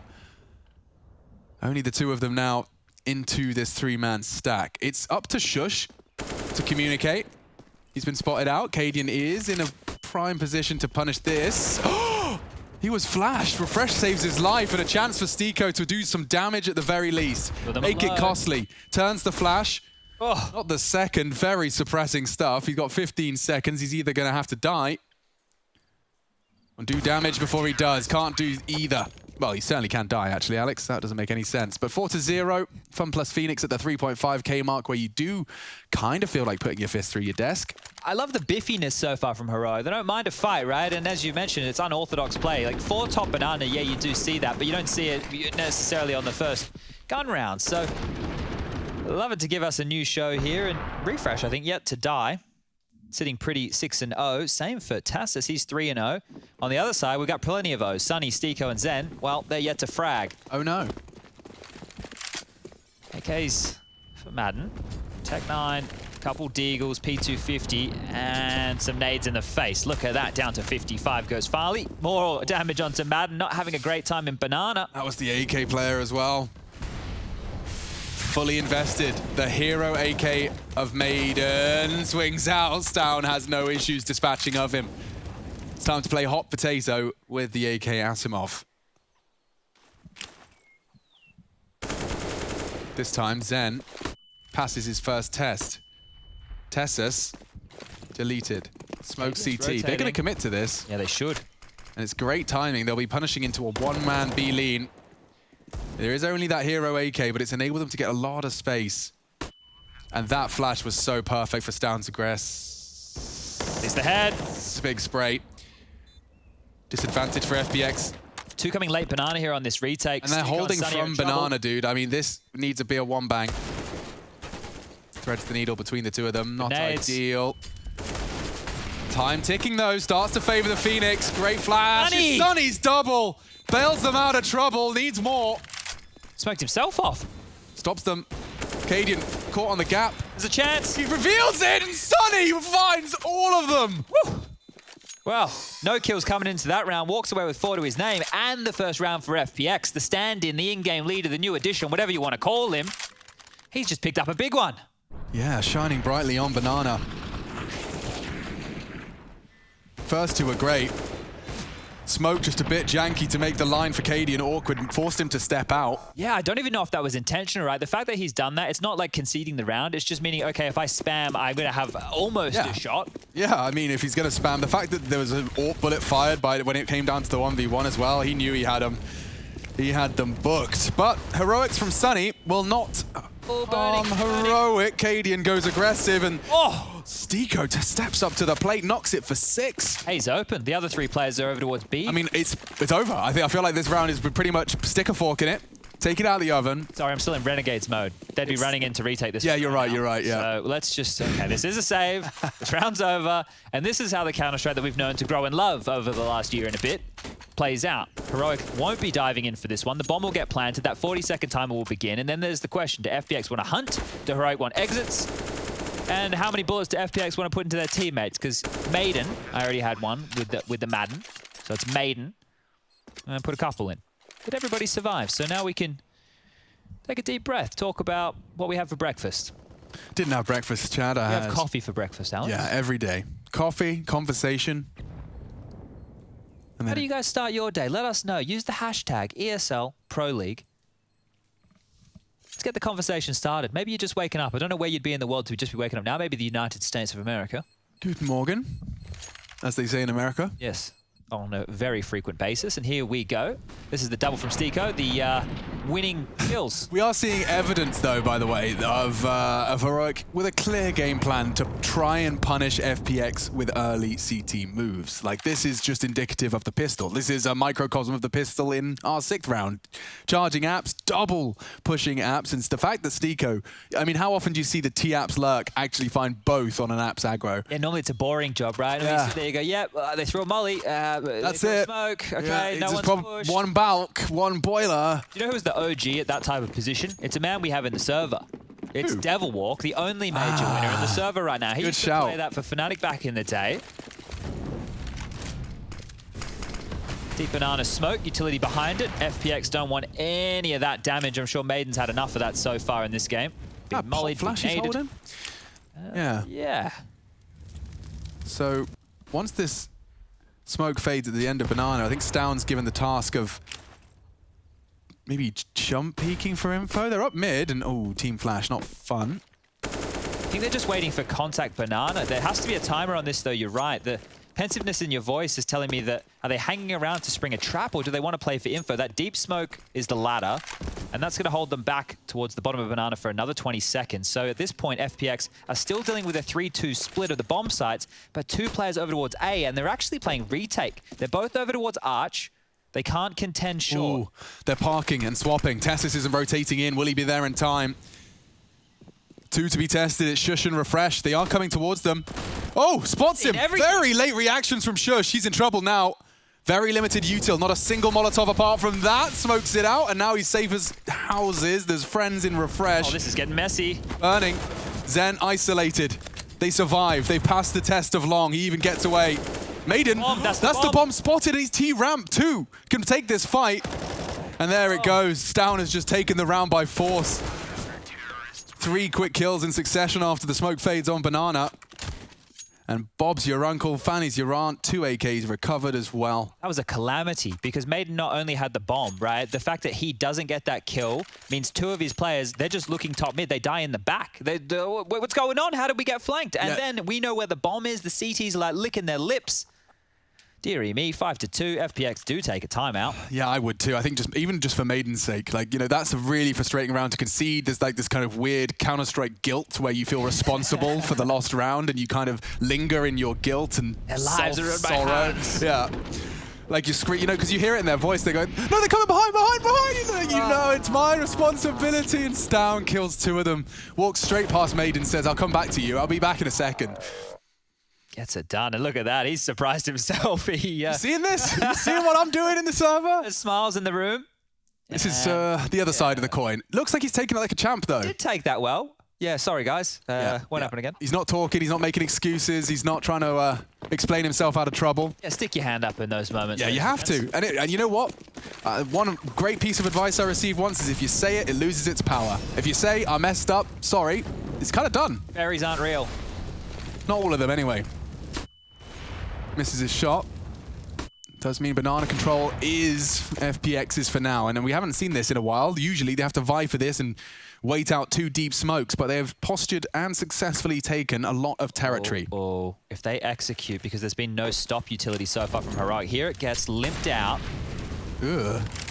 It does stop you from throwing nades, and they will extinguish. What's their plan? Are they going? Well, at least they're going to draw out something. Pulls out a HE, and a second smoke is deployed. This is what they were hoping for. Kept the 3rd man on B as well. They've only got 1 smoke for the go. It has to be the all-in B here. Oh, they're going to explode through this. Re-smoke CT and walk through the smoke. Couple of flashes from Stiko. I say couple, a single. Jump. Here we go. Flashes and the smoke's down. How does he get away? Tessers from the new box. Pumps Maiden full of lead, swinging on the flash. Another great setup from Heroic. Now he drops his own. Stops the hunt. Tags up another. They're lined up. Farley claws one back for FPX. Jumping AK spam, and Stown's a madman. Stown's alive, man. That's crazy. Just the tip. Doesn't get him where he wants to be. Just the bomb needed. Oh! Whoa! Bloody hell, a wrist breaker from Cadian. He's so zoned in. And actually, Chad, I wanted to ask you, do see Heroic wrap that one up with the necessary final frag, but you know how Cadian leads, like he leads his team like I would consider more of a sports team kind of vibe. Watching the way he celebrates, you know, in these online matches, I think he has a great deal of belief in the kind of team morale aspect, the motivation, the fired up, the fist bumps and chest bumps, the locker room cheers. You know, I feel like he leads it by that margin. It's always been that way with Cadian, right? I think we have a lovely clip that gets played within the breaks to show a cobble round where Cadian actually gets these multi-kills with a saved AWP against my team. But he's always been that type of a guy. And even though he is a newer name for people who... Look, he's out of his chair giving bumps, dude. I think that could be the coach. That's not him. Yeah, that's not actually not him. But if you got to do share that, it was a faceless Heroic member. We could sell it. Yeah, you would have believed me if you would have ruined everything. No, but I think that can be lost. And the problem is, once they get sucked out of Cadian's system, if he's having a bad day, that's when you have problems. But if you could do that every day, yeah, power to you. And Professor, I have a good example from the history books. Don't use me. Oh. Yeah, anyone else? Chad Sponge. Anyway, back into the Counter-Strike round number 9 underway, 6-2. Just the pistols. That's number wank. And lots of utility towards top Banana. Who would have thought? Oh. We're doing parkour and Banana. What's going on? He tried the solo boost on half wall. Not too difficult, the long jump, crouch jump. We do not see it pull off over the smoke. And for now, these smattered sidearms and a handful of utility won't be getting them too far. Stiko's positioning himself in a position where he could provide a smoke, could be going for that long smoke. Yeah, they need to just collapse on an area here and swarm. So, it is out bulk. Look at the rotations from Heroic. This is like the opposite of Renegades. It's like they're always in the right place. Oh, bit of a sketchy spray from Refresh. It's not going to come back to haunt Tim. I say this with bated breath. Zen, bomb, another one gone. Farley added to the list. And there's a lot of names inscribed upon the naughty list of Refresh. 11 kills, 1 death. He is coming in thick and fast. 7 to Heroic, 2 to the FunPlus Phoenix. I'm really interested to see the growth of Refresh, right? And I mean this quite genuinely, because I think he did get hyped up when he did his little stand-in era. This gets spoken about a lot, right? But now that you get to see him as an individual in, well, the second best Danish team. Okay, they're the second best Danish team. Astralis are the best Danish Let's team. just speak frankly for a second. Let's get rid of the frills. Now he's with, you know, a team that clearly has support behind it. This org has just been purchased by a company with a lot of money. They've already, I don't know if he meant his Molotov to land there. Maybe it was to bait them out or fake them out or do something, or he missed through it. It doesn't really matter. But great to see him getting an opportunity in this team. Now, if he can actually play like a superstar, then we're really talking. But as we focus on in, Alex. Has he been brought in as a superstar? Well, I look at this, like Shush is taking Borup's positions. I don't actually know if this is, in my mind, this is the way it is. And Refresh is stepping into Nico's shoes, in my mind. Now, I might have that the wrong way. Ooh, Maiden, a crucial frag. If he was to avoid Cadian, past tense, unfortunately, as another AWP fills the feed for CTs. Stico's quite pushed up here on Hay Bales, but with their crossfire, you can see Heroic have got a new crossfire every round. Yeah. This one has left a slight gap that Tessa's plans to fill at exactly the right moment. Zen, hesitant. Sunny's going around the world here. He's going to bring the bomb either late through Apps or Boiler, but this is all on Zen. Refresh is set up for him as well, dude. Like, their crossfire seems hard to break. Oh, perfect. That's teamwork. That's when you know the comms are on point. And just at the 30-second mark, get your smoke down. Have a little one-way to play around. Get on the bike tire and hang out the rest of Stico and Sunny to dry. He's got to get across to the site. Bombs on Sunny and Balk. 18 seconds. They're desperately pleading for an entry frag in there. There goes the bomb. There goes the round. Stico just can't break through. I mean, it's so rigid, it's so restrained, it's so professional. Yeah, they've got everything so far. They have the aggression. They also have these passive setups. They're also doing things outside of the box. We spoke about that pistol round. If you missed it, maybe go back and watch it. They did 5 CTs running down mid. They're doing 4-man B-leans. They're doing aggressive plays. They're taking territory back. You got Cadian, who at the start of the round sometimes looked like just a utility dispenser ready to set up his teammates. Everything is going very, very well for Heroic at this juncture of the game. But FPX, since Sunny's come on in, this is not one of the maps they've played. They've only played 4 in total. All of their maps have been during the Pro League. They've played Nuke and Dust 2, twice. So it's interesting that you were going to see this. This is like the perfect environment for FPX to essentially go through the same process we've seen lots of teams to go through now. You know, OG's a prime example of just finding your map pick. Yeah, and I don't think you can fault them for picking Inferno against Heroic, who had a close game against Renegades and a close game against Cloud9. You have the history to go off that, hey, we can push this close. Right now, not really looking that way. I mean, it just looks like Heroic having one of those games where they have such good reads and good communication. It's down to be tested here. It's Deagles, but they're already into the site. He's relieved a lot of the pressure as he unscrews Farley's head. Good flash over theirs as they both have to consecutively hit that crouch key. Uh-oh. That's a big frag from Sunny. Loud, proud, scoops up a rifle. Cadian did have one little glance. Stico's been taken down on the lurk, which does mean that it's now a 2v3 on B. Shush detached, 50 seconds as they cut noise. Bomb is on second oranges and doesn't need to move too far just yet. Cadian prowling, hoping to catch one in transition. They do have to plant in the open. Here's an elevated position. Cadian!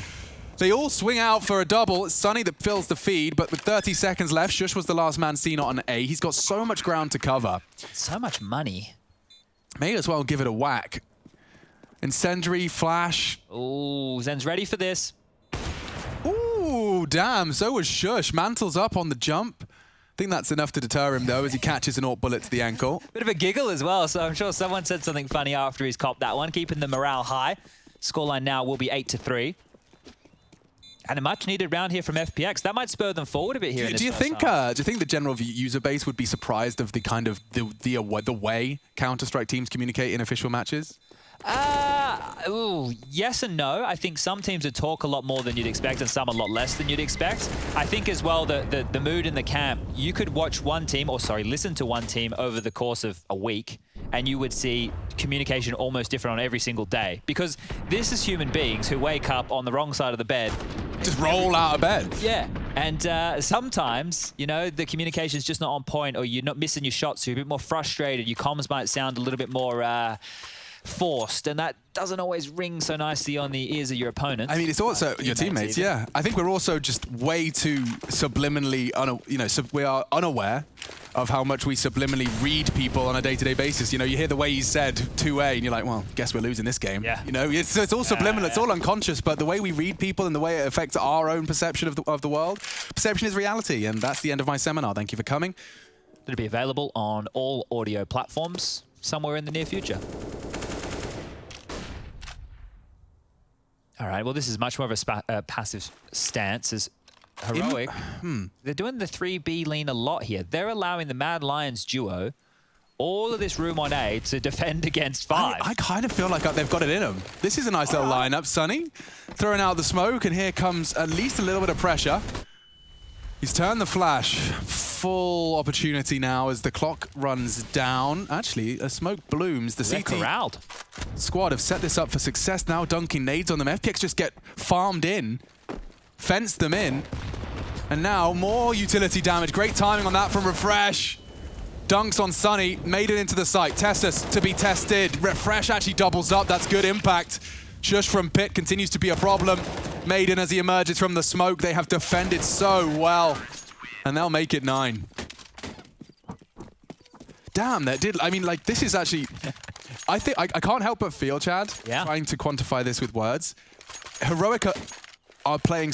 The way they're playing their CT side is making FPX look worse than they actually are playing. Yeah, because you look at how much room FPX got here, and they even drew out the rotations. It's just they're getting put in this blender. Like, the fact that Refresh's nade lands perfectly there and just gets them a kill, that's when you know everything's going right. Your utility's on point. Shush feels like he has all the time in the world to play around this smoke. Yeah, they're not looking pressured right now, and I think it's cool to see Refresh getting to play the same site as Shush here in this situation, because they can play off of each other. He's getting hyped, dude. They've been bigging him up for like this whole week, just saying, Refresh, you're nuts, dude. Just show the world what you're capable of. And now every frag they get, they're just telling him, hey, told you. I think being in the presence of Cadian when he's in a good mood, I don't really know Cadian in a bad mood. So I would say just being in the presence of Cadian in that room, the boot camp environment, and it being a new roster, you have to think about this. We were talking about honeymoon over when we were talking about OG. Well, think about honeymoon with Heroic, who had been at the top just for a little bit last year. They've just lost it. They didn't really drop off a cliff, right? No. They were still getting like top 4s in events. And now it's like, let's make a few roster changes. Let's get out what we consider the bad eggs and see if we're able to pull this one together. Yeah, they were given an opportunity, and I think it was, it's kind of a cruel poetry in it that, after blasting through ESL 1 Cologne, the next Masters tournament, they couldn't quite cut it. It was a perfect summary of the times. Yeah. Team in disarray, 2 players removed after the poor result. Does it indicate there was a lot of woes coming into that tournament? So which is surprising, right? And when you think you've hit those heights and you make a roster change that quickly as well, it caught me off guard, but it seems to be working so far in this higgledy-piggledy group. For some reason, the socials didn't go for that option. The higgledy-piggledy they group. didn't want that one. Say that 3 times fast as... Well, Arch side, the preference for FPX. Oh, he's in a good spot. Refresh can do damage here. There is a rifle to contend with. And then just the 1. Damage as well into Maiden. Stown reveals his position, wants to get out of there, and he'll be containing this mid to B. Strange set of circumstances for Stown to overcome, and also for FPX, because now Rock in a hard place. 2-2 split.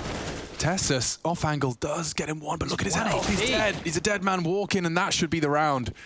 Shush is that Pit player. Stiko's dug in to catch him as he rotates mid.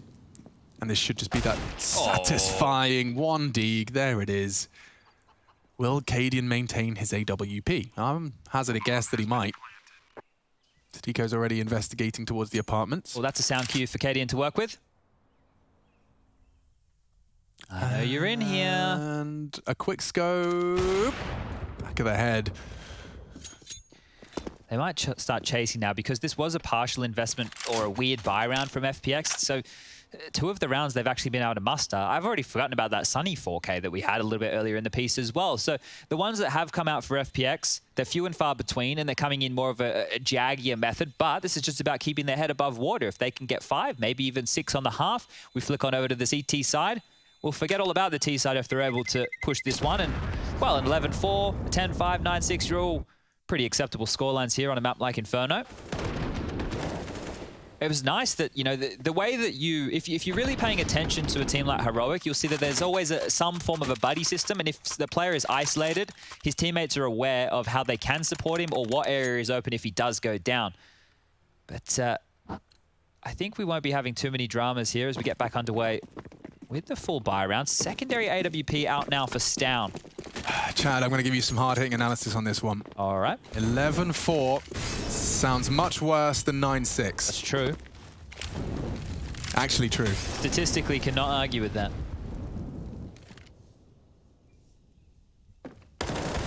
Oh, Stiko, a little staggered step, catches off, refresh, and Stiko pops off. Hello? Apartments is his. You got the Bish and the Bosch, just needs the bash. Look at this pivot. I mean, I don't blame him straight away. There's only going to be one man there to defend it. What have you got, Stown? Tessus actually catches one on the retreat. That was the Sunny B lurk. Stown will be calling for backup, lads. I've got an AWP, and I've got a lot of players charging towards me. 4 about to burst out of short and Apartments in unison. Well, the scope's heard now. Yep. He's still allowed to find one. Trade frowned. Frowned? Well, found on Stowned. Thanks. He's downed. We did get the bash out of Stiko after the Bish and the Bosch. He's had 3. 2 more to find. I don't know what comes after that. We're about to find out.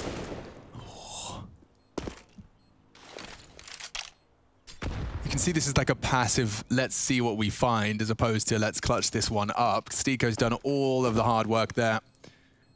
It's kind of like you're following someone who's, you see they got like a $50 note falling out the back of their pocket, and you're following them down the street hoping it drops out and you can maybe just pick it up. That's what they're looking for here. It's a reasonable analogy. I don't know how many times There's a $50 note about to fall out of someone's pocket, is there? I haven't counted it myself. Who's walking around with loose cash out the back of their pocket? It is a nice feeling, and I know everybody can relate to this one. You know, you put a jacket or a pair of jeans away in the cupboard, and they're at the bottom of the pile, and like 6 months later, you go in there and you pull them out when the seasons change, and you put the jacket on, you put your hands in the pocket, and you pull out a tenner. That's a nice feeling. That's a great feeling. It almost feels like it's the closest it's come to buying a gift for myself. It's you're investing. Yeah. Well, you were saving, one of the two. I'm not sure you're getting too much interest on that one here, but, well, not a great buy for the final round of play. That 9-6, maybe it is on the agenda. Maybe it is on the docket, because FPX have come alive in the last few. AWP out for Farley, only 2 kills for him, but... It's not a dream buy if you're Heroic, but if you're a Valve developer, absolutely loving this. Farley has been kept incredibly quiet, and he was one of the players to watch from Pimp at the analyst desk. CT side, I hope he comes alive. Yeah, expecting to see a big transition on that defensive AWP. Zen with a powerful find. He's caught Cadian, and Shush isolated again. They're starting to make this work here, FPX. He's only got a Desert Eagle for this A-hole. Tries to get himself into the site, but through the smoke. Zen catching the timing. I don't think Shush is ready.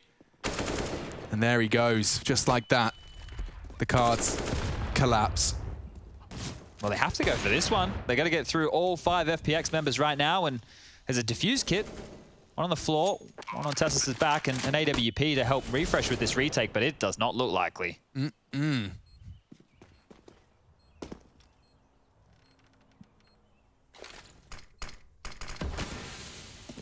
Stown still walking in second middle. Bomb's not halfway. Yeah, okay. He's actually caught Farley, and now Refresh has hit another one. No.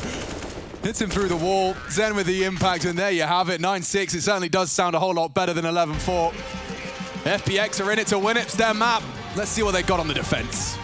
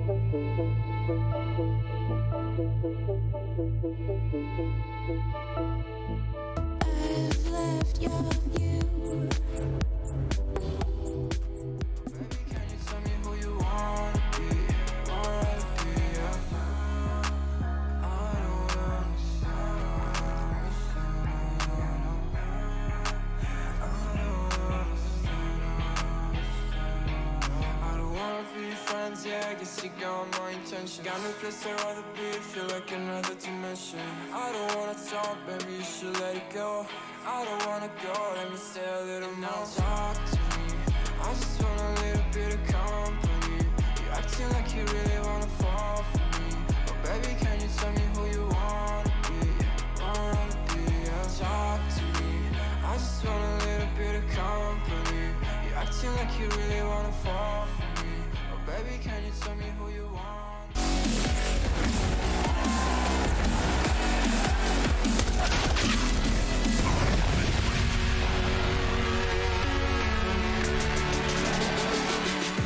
We're back from the break and the scoreline 9-6 on the half for Heroic.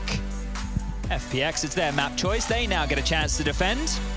And, well, things actually ended better for them than it was looking, Alex. It looked like the shellacking Heroic were throwing on out. FPX turn it around, 9-6 on the half. You got to be happy with that. Yeah, I mean, let's not forget, like, it was kind of intermittently sewn in from the Heroic dominance was these hero moments from FPX. We had Stiko's dominance with a double kill that's won them around. Sunny had a 4K. It was enough to keep it competitive. Oh, Farley silenced again. Tessus doubles into the B site now. Him and his backwards bunny hops, it's so Danish, and look how hard it is. He uses his full clip. It doesn't matter. One bullet spare. Maiden finds the clean headshot. That was great. All right, well, he's recovered the CZ75 and got a HE to his name as well. Even reloaded it. Well, if he can get that one anywhere near Maiden, it doesn't even have to be directly on his toes. He might get a freebie, but... Some people make the CZ look like it can tap. I don't know how, but... They do make it work. Yeah, get Flusher on the line. I think he'll show you a thing or two. Right now, Cadian has to isolate all of these fights. The bomb is down, a minute to work with. Everybody from FPX on the site, and here you go. Nade kill. Frag. Not going to follow. And takes down Cadian, pissed around to FPX, and now they are back in this one for sure. No bomb plant. Meaning no AK-47s can be dropped. Will we see all the SMGs? This was a great start from Sunny. First 2 bullets out of his USP. You feel bad right there for Farley, right? Because he's like painting lines around them as they're trying to get the headshots. Second one from Maiden was a beaut. It's a bit late out of spawn here from Heroic, so obviously talking through their options, deciding what type of set piece they have been able to work out throughout this boot camp. Stigo spotted. The Deagle bullets make him reconsider that re-peek.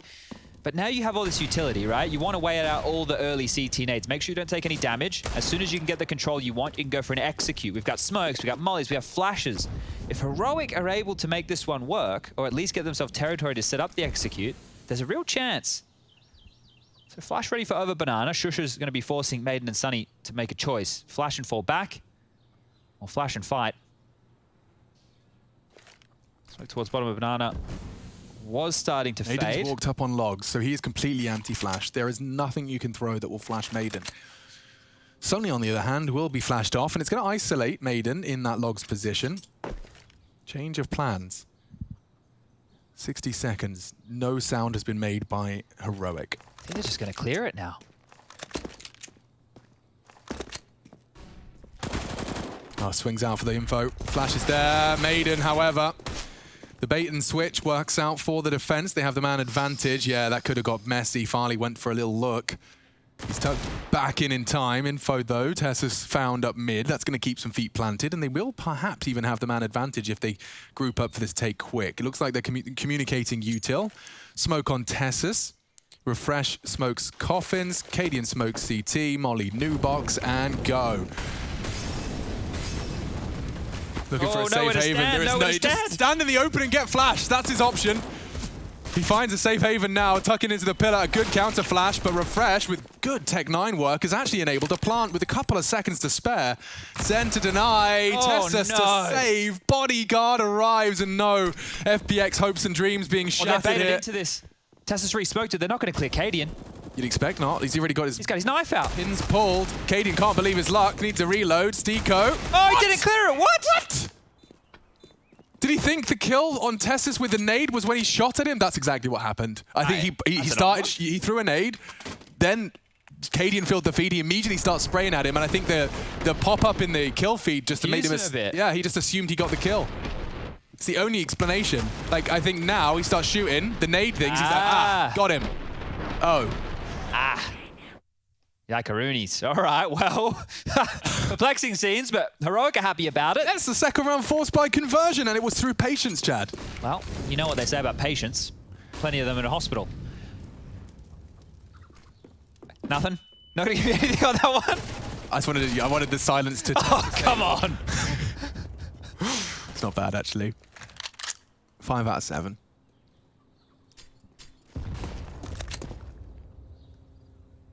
Early flurry here. Sticker, he wants some more. I think after last round, he wants a kill or two. At least get one onto Cadian. It's so funny to watch. Like, when we get to see... You watch it just from the radar perspective, right? And you go, okay, they walk up, they bait out a smoke, and everybody walks back, and then we walk to the next part of the map. Do it again. And, yep. Maybe not. 2 in apartments. Oh, and Farley with a crucial frag has actually cut them down to size. Heroic now isolated into B. It's a fake here. They're trying to sell a fake. I wonder how successful it may be. Does he fully commit to this? Looks like he wants to give it a fair crack of the whip. Sunny knows that he can just wait out that smoke, and this is a problem. Oh, Maiden. Just perfect timing. As he was to be tested on Arch. And Farley punished for that gap. Only Stiko with 17 HP. There should be no way into this one. Flames short on the floor, but that's the end of Stiko, and that's the end of the round. Sunny all the way down on banana. Caught out. The Fakey boys doing what they do best, though. Yeah, they really stay quite poised. And one of the things about Cadian, his in-game leading, is he keeps it very fluid into the last minute, especially on maps like this and Overpass, where you can really just posture around the key areas of the map. That's connector on Overpass. Here you can see middle/banana. Yeah, I mean, you just go back and forward. It's the power of the unknown. It's also the fact that you know that you can win out a lot of these fights, right? Because something that we noted when we were watching the Renegade series was they'd give up territory and then they'd walk in unawares of what they had left open. They're expecting to be respected. Whereas when you watch somebody like Heroic, they understand that if you give up space, you have to clear that space when you go back no matter what. And they're actually kind of asking for those trades sometimes because it can help them with their mid-round calling. It makes it messier, something that they like to do. Like Cadian in some rounds will just have situations where it's like, yeah, just follow me, right? Legitimately. Like they will just follow Cadian and he will make it up as the round presents itself. So Heroic can stay fluid, but that's a problem as well, right? In the sense that if he's not feeling it, he's not finding the gaps, he's having a rough game, then it needs to fall back on the set strats, Hunden's preparation for the team, all of these other juicy parts of the game of Counter-Strike.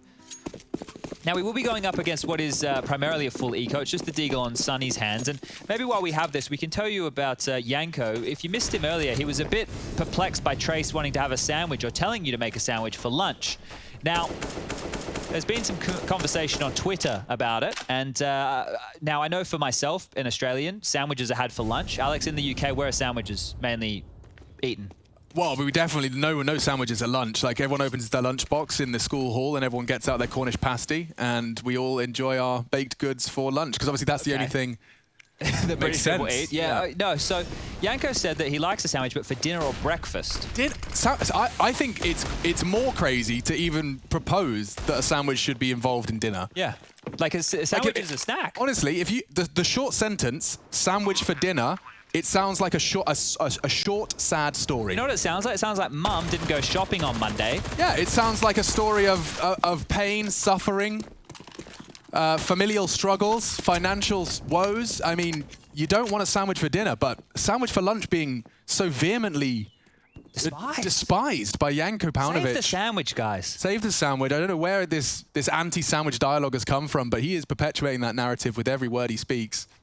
Maybe we'll get him a good sandwich for lunch and we can change his mind. I mean, maybe his definition... I bet this dude thinks burgers are sandwiches, doesn't he? Look, we don't want to get stuck into that one. I know a lot of people feel strongly about that one. Okay, well, Cadian could not have done any more with that one. Only Sunny left alive after they try and save what little they had.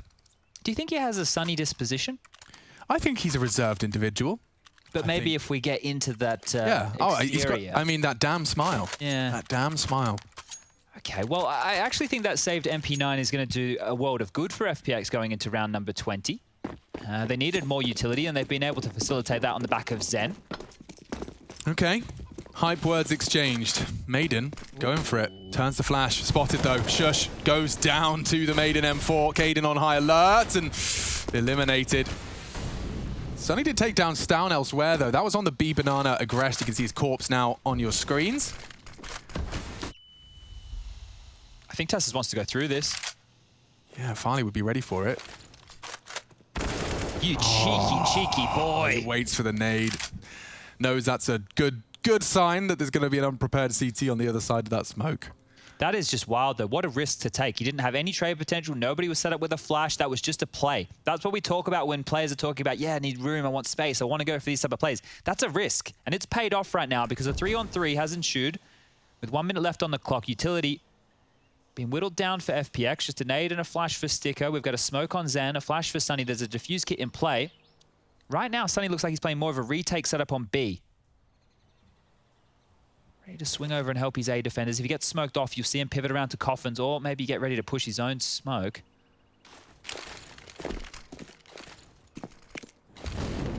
We saw this one before. That exact util converting on their half buy. Earlier on into their T-side woes. Looks like they're across. Rotation's coming. Top mid, there's a fight right now as well. Tessus keeps the heart of Cadian beating. Bomb's on his back, though, and that's his responsibility. But with the loss of that B defender, Zen and Stikos do seem to be... I was going to say regrouping. Stikos just pivoted back to A. Zen just to contain any hunts. Well, they're waiting for the rotation as well. Refresh has come to help from Banana. Flash, now Cadian can plant. Oh! There's another universe where the little jiggle one-tap pre-fire somehow... Yep. Whistles straight through Cadian, and that would have been the round right there. So 13 now. Guns will be saved here. Looks to me like FPX are finding their way through the second middle. Zen's going to catch up with him here. Just a bit of chat going on right now, so we might have a technical pause after this one, ladies and gents, but don't worry. I'm sure it'll all get sorted very, very quickly. Bomb goes off, 13th on the board. It feels cruisy at this point, right? It feels pretty comfortable. Yeah. Just the push. I think you've reached the altitude. You've had that bumpy lift off. You're cruising now. Sunny gets 1 kill. It's a whole different round. Yeah, it was so close as well. The fact it was Cadian he started to shoot at, because if you isolate a rifle and an AWP, Dreamy, you take the AK down first. You hope the AWP misses his first shot in a panic, and you got yourself the 2K. This is more of a half-buy scenario right now for FPX with the saved gun. So you can see the other 3 haven't fully invested. They've upgraded, but they haven't gone all in. Give them enough to buy in the next. Also gives them a fair crack in this one. Forces Sunny's smoke out of him. More nades now. They want to dunk him. Nades onto his socks, down to 4 HP as they both land on his position.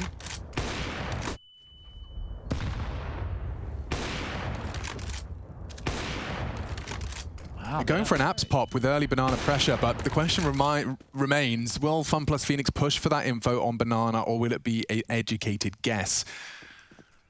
Apps pop after Banana presence. There's a smoke short, but that's not going to stop the flash. Then, oh, he's turned it, or at least tucked in. Still a 1-for-1. Finally needs a weapon. It's been gifted to him. Maybe he can do damage. He's been so quiet. Copenhagen Flame flickers. And it's Shush who flies out for 1. Bombs loose on hay bales, and Cadian's been requested to pull out the 1v3. One beneath. Everyone staring at the smoke. And information for everyone. Farley will convey that out. Oh, what a shot from Cadian!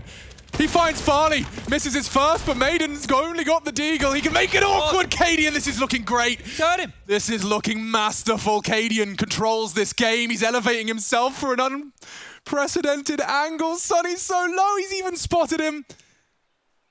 Oh, he's cut back around the corner. Time Drop the smoke, try and plan. That's the play. Opting for the AK. It's the perfect weapon for the job. He has time for this. Bombs in the weeds.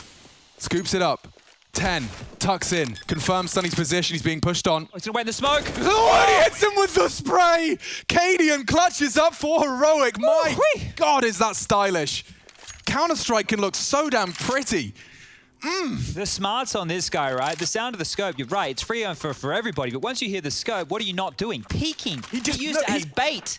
He made everybody hide. Scope, take the space, crouch on out, find that kill onto Farley. This second right here, Sonny doesn't want to get involved just in case, and now he's in a one-on-one, no HP, and in his own smoke, he's able to pepper Sonny down. Dude. He is just fully plugged into the Matrix right now. Like, he is in Counter-Strike. He's wiggling his look at him fingers and toes. What are you up to, Cadian? He's feeling himself. He is, and he has been. Something about this roster change has brought out some flair from Cadian. Look at this guy. Hello, I'm here. Orp Boiler, he says with a whimper. And after that presence and Orps are seen, you can disappear off and carry on your adventure at the other side of the map. Shush. Refresh, selling it with utility. It's going to come down to this setup. Now, will that bait them in? Yes, it will. Oh, and he scuffed it. Maiden should get down here. Nades on his face. 2 HP. High flash for the retreat. He's got it. He gets out.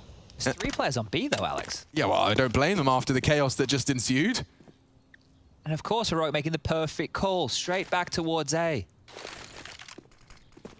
Zen's in limbo. The guy doesn't know where he's meant to be. He's getting hunted now, and he's gone down. Wrapping into A. Farley smoked off completely.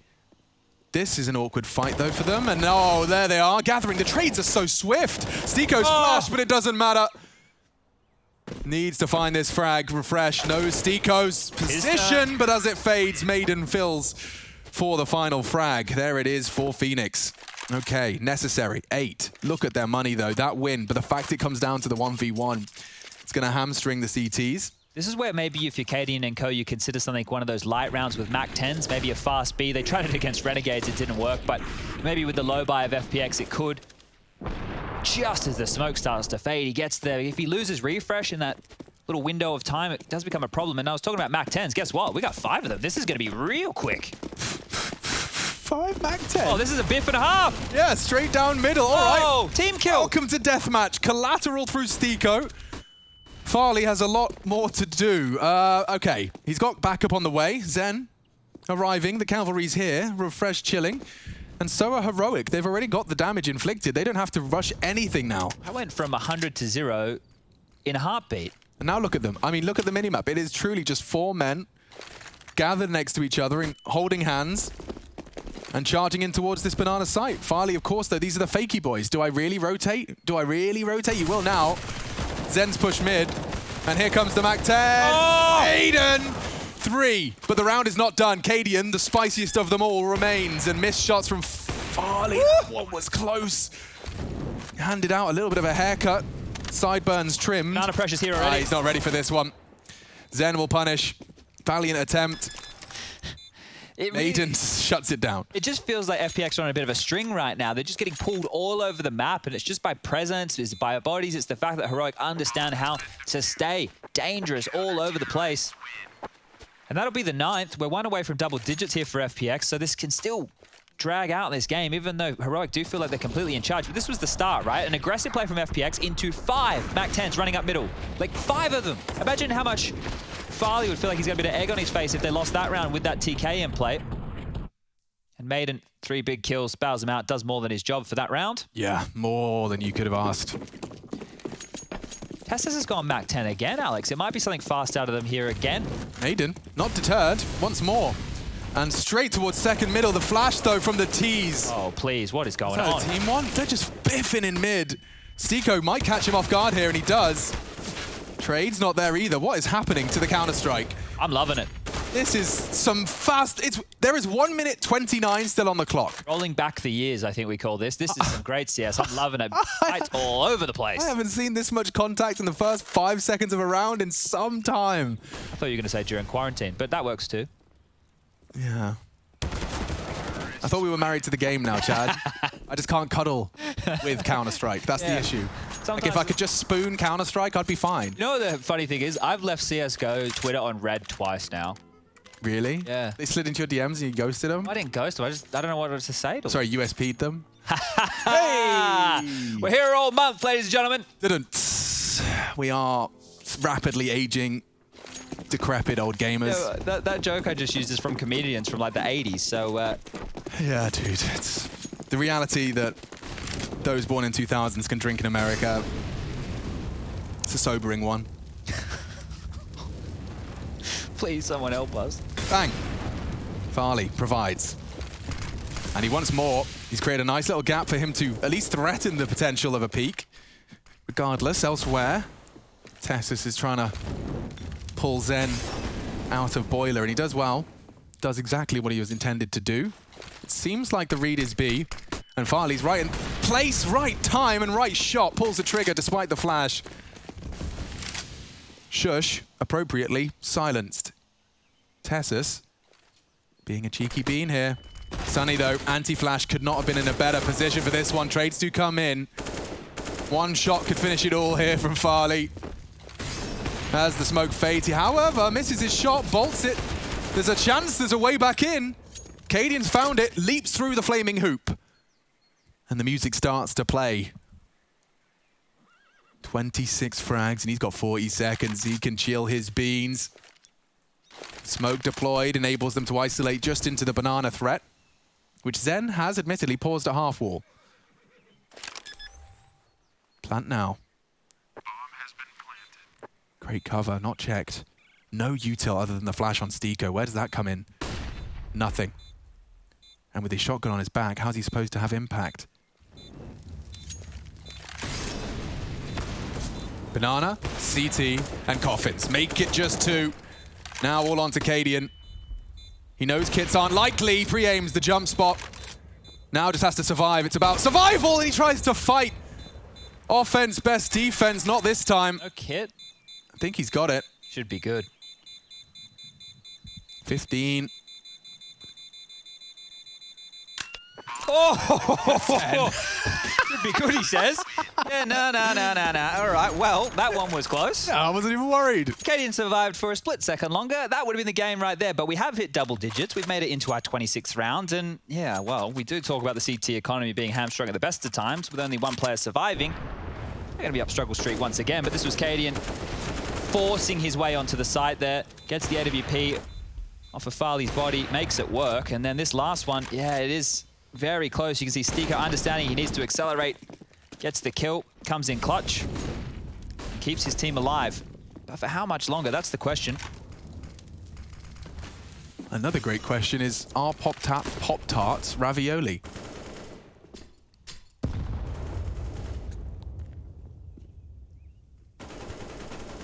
I hope not. Ooh, Zen and Farley are going to be locked in here towards porch side. If that's going to lock Farley in, what's he supposed to do with this AWP? You can barely stand. Trying to transfer. He's holding it down. Damn, Tessus. He's done his recoil control, fully flashed, commits to the spray. Eventually, Farley walks in. Speaking of, Tessus has walked on into Sunny's spray. Just a plan. Oh, and that MP9, not quite good enough for one. We have Heroic sailing through FPX Inferno. 1-0 in the series, our second of the day, and Heroic have come to play.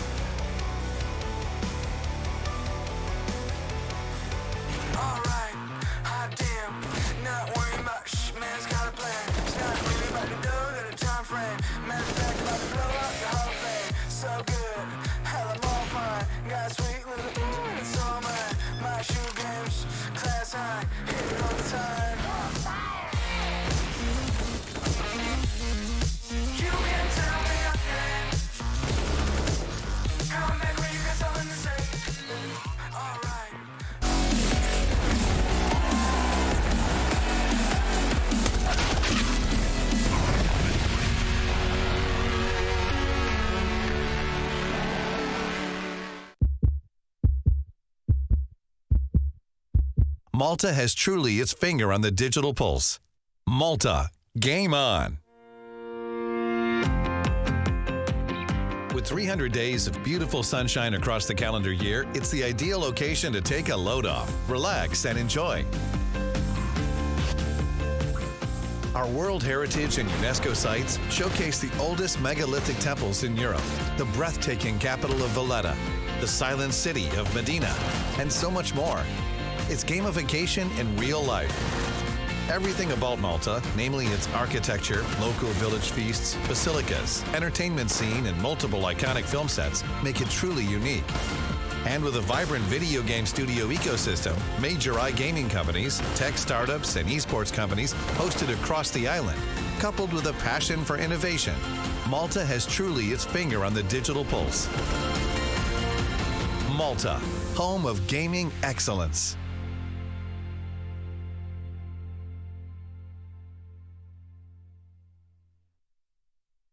It's time, Cologne! German Counter-Strike on the stage! A semi-final and FaZe Clan, the star-studded roster, standing against them. Into the Lion's Den, and FaZe going to be one very big step closer to the Intel Grand Slam. FaZe Clan has always been amongst the best when it comes to Counter-Strike, and their run at the 2018 edition of ESL 1 Cologne was no different from what they were used to. It's going to be tested. What a flick to land, and Rain, oh my goodness, what is he doing? He's tearing them. That was absolutely phenomenal. However, during the event, many felt it was a shame that this super team had to play with a disadvantage due to the absence of Olafmeister, one of their most recognizable players. But the situation turned out to be not quite as black as it was painted, as Croman stood up to the challenge when they needed him the most. Launches back toward Ivy. Make sure that's clear before they get the bomb in position. Next is gonna bug. Croman snaps back with speed to immediately take out Smoothie behind him. Goppy as well. The stand-in stands up, and he might make big sit down. What? Croman! He's got 4. He's looking for the ace to pull it off. That is absolutely amazing! He saves them, and a must-win round to tie things up.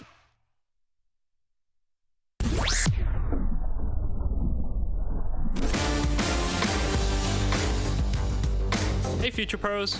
Today I'll be showing you a sick smoke to block off Banana on Inferno from the A side. This smoke is incredibly precise, so if you want to use it, you will have to practice it a lot. To throw the smoke, get into this corner at the haystack. That's the easy part. Now onto the hard part, the actual lineup. For this explanation, we will use enhanced footage. If you look closely, you'll be able to see these 2 lines. Now let's pretend this is a box. You will position your crosshair along the top of this imaginary line and ever so slightly to the right. If you're on the correct pixel, then congratulations! You will be gifted with a smoke that lands at the base of Banana. If you mess it up, don't worry, just tell your team you were going for a T-stairs smoke and it should all be good. Good luck with this one.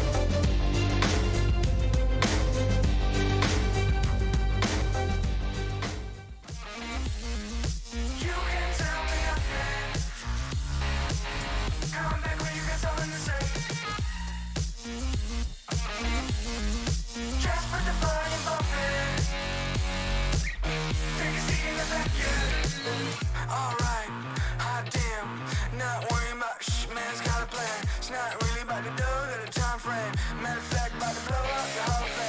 so good.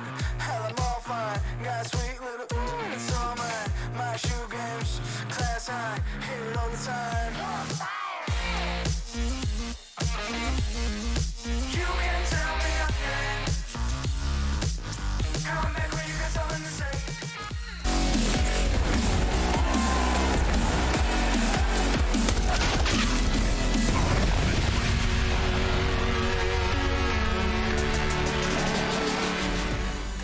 Well, Heroic came into that map with a game plan, and it was aggression, aggression, aggression as they take themselves the map choice of FPX and get themselves one map away now from being 3-0 here in Group A of the ESL Pro League Season 13. There's so much really to break down here, Pimp, honestly. To start things off, we got to talk about the control that Heroic were taking on this map. They were trying to control the pace. They were trying to make sure that establishing the dominance in the beginning of the game would lead into them winning the first half, which it did. They didn't really get that much out of it though, right? It was a 9-6 first half, but it felt like Heroic were in control throughout, yet FPX was still fighting back. But I think there was plenty of good examples that Heroic had a clear game plan, that they wanted to control the pace even though they're playing on the CT side. They definitely did have a game plan, and luckily for us, we get to see how that pistol round went down for the FPX side. So let's take a look and listen in. Okay. You lost whole memory. Let's go, boys. We were supposed to rush mid in this round. No. You said you go second mid. I mean, someone else. Pushing mid too. Melme 3, 4. Yep. Bench. 2 bench. 3 or 4. I'm Mexi. Pushing second mid as well. They're T-spawn already. Okay, they're playing no respect. Let's fucking go.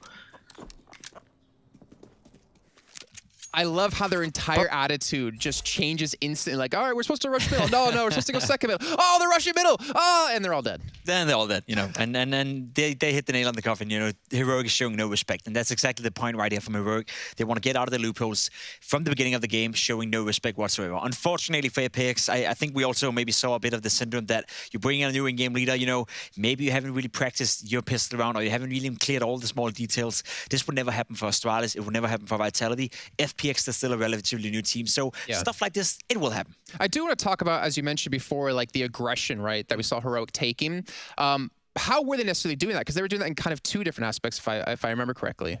I mean, you can do it by manpower. You know, you can rush down Banana, but you got to add in some utility. And you can do it by sitting back and waiting with your utility. The thing Heroic were doing so well in the first half, I felt, were that they were combining the aggression with manpower. You know, they're taking Banana control. They're spending a lot of utility in the beginning of the rounds by then forcing FPS to play a bit of a slow style of Counter-Strike. Then the next following round, they'll fall back, they'll sit back, they'll play a defensive version, save their utility, and then when FPX wanted to hit a bomb site, for an example, it happened at the bigger bomb site a couple of times, then they would have so much utility that they stalled FPX in the middle of their attack. So they were playing well with those, there's say, different types of playing Counter-Strike on Inferno, both being aggressive, both being defensive, but at the end of the day, Inferno is a story of utility, and Heroic were using that so well in the first half. They were, indeed, and even at the start of the match, we talked about two players in particular, right? We talked about the two Danish shoppers for these teams. We talked about Kaden up against Farley, and obviously one of the two had a way easier time in this one. Kaden, I believe, finished off 27-10, and Farley finished off 9-23. Yeah, I just spent an entire segment saying that Farley is one for the future. You know, he's a great star, great talent, but in this game, he didn't get anything done. Thanks to Kaden, thanks to Heroic, the way they're playing.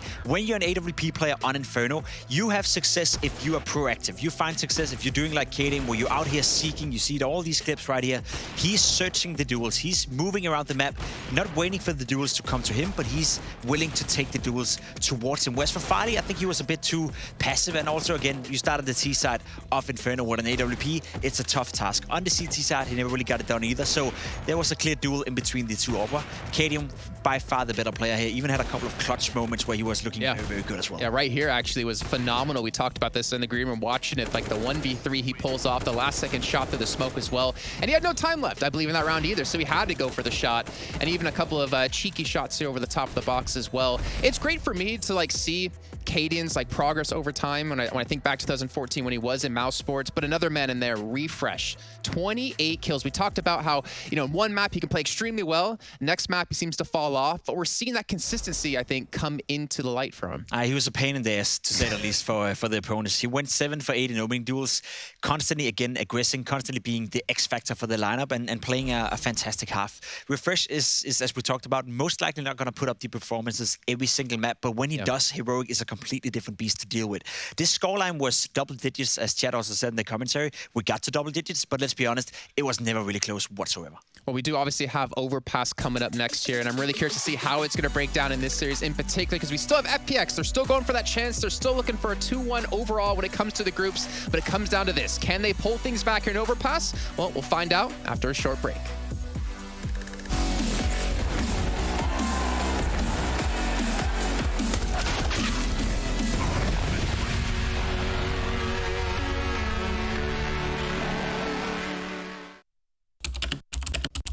Hi, my name is Sue Lee. My handle is Snix. I think it's important for these initiatives to happen. Empathy really, really goes a long way, and it always, always means so much to us, and I think that's where initiatives like this really help. Good luck, have fun. Yes, nice shot, my friend. Cheaters ruining your plays? I have eyes on the enemy. Bad servers stopping your shots? What you need is ESEA. Advanced anti-cheat to stop cheaters. And the best servers around, all with 128 tick rate. ESEA, the best way to play CSGO.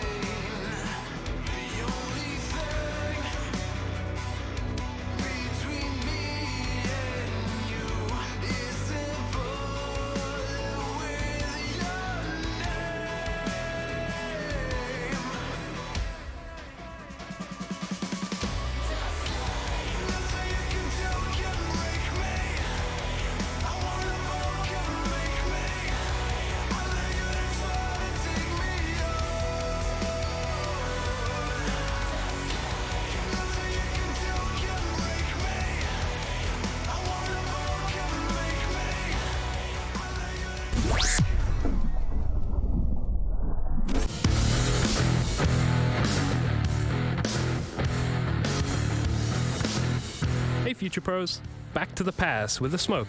Today's smoke is another method of smoking off the monster tunnel, this time from the B side.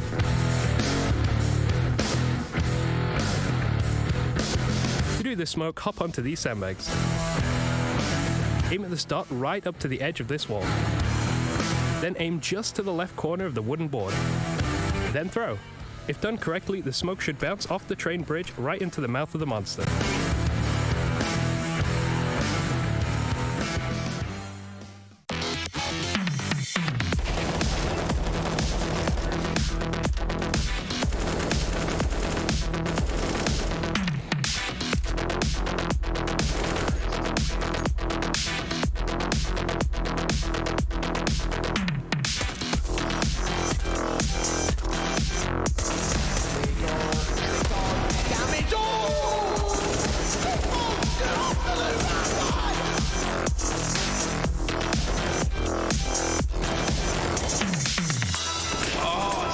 Waited all round long, looking there, and now falls way, but Malta might just be the saving.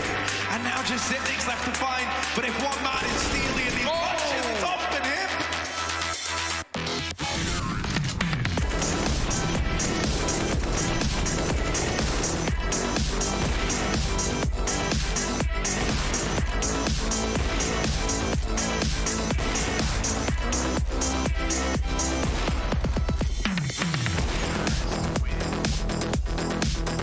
It's all on Satan. This is for the map. This is for the game. The smoke base coming. He gets the kill. Gets him off the bomb. The pistol's out. The BT's missed. He might just save Big once again. And he's got it all on his own.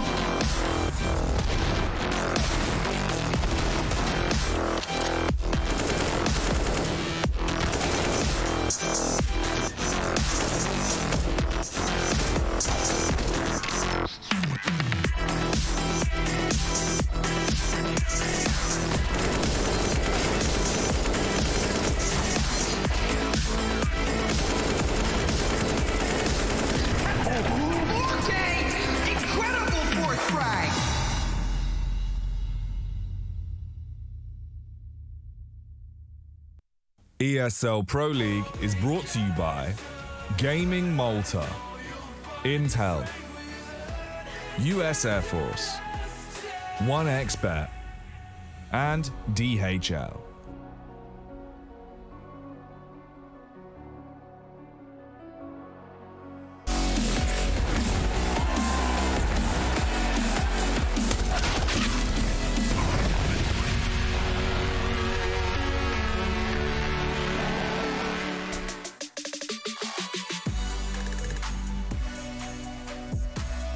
Back in business. Fun plus Phoenix starting on the CT side and Heroic on the T. We have our second map of our second series, and Overpass is the battleground for these squads. We often see these T pistols lean long, and it seems like no exception here, but look at the stack they're about to run into. 2 toilets, 2 underpass.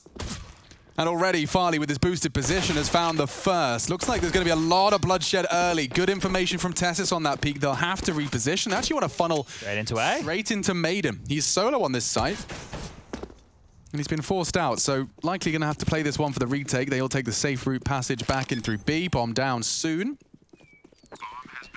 It's going to come down to this after plant and the way they position. Down scavenger USP could play a part into this one, and a double flash for the go. Refresh has a flash as well, but he is miles away.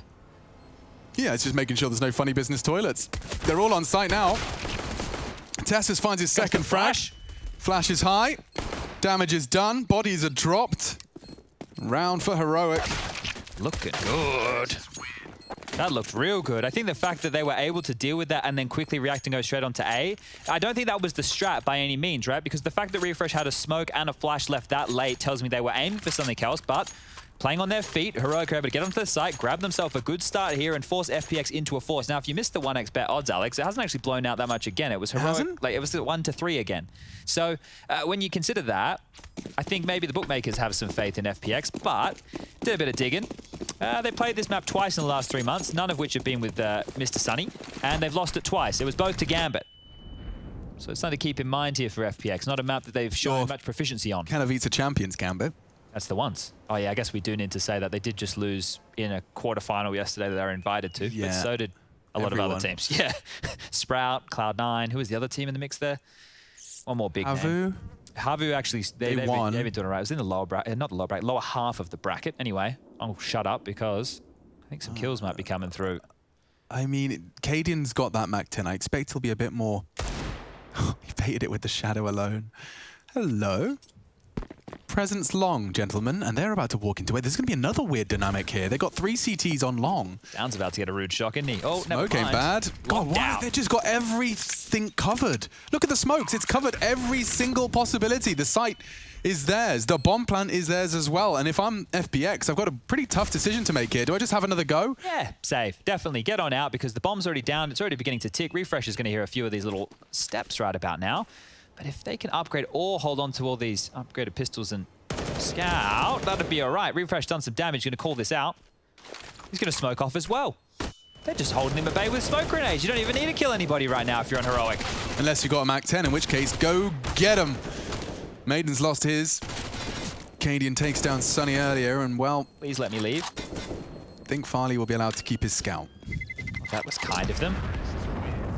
Being very friendly to a fellow Dane. Now, have you seen those games on the Facebook?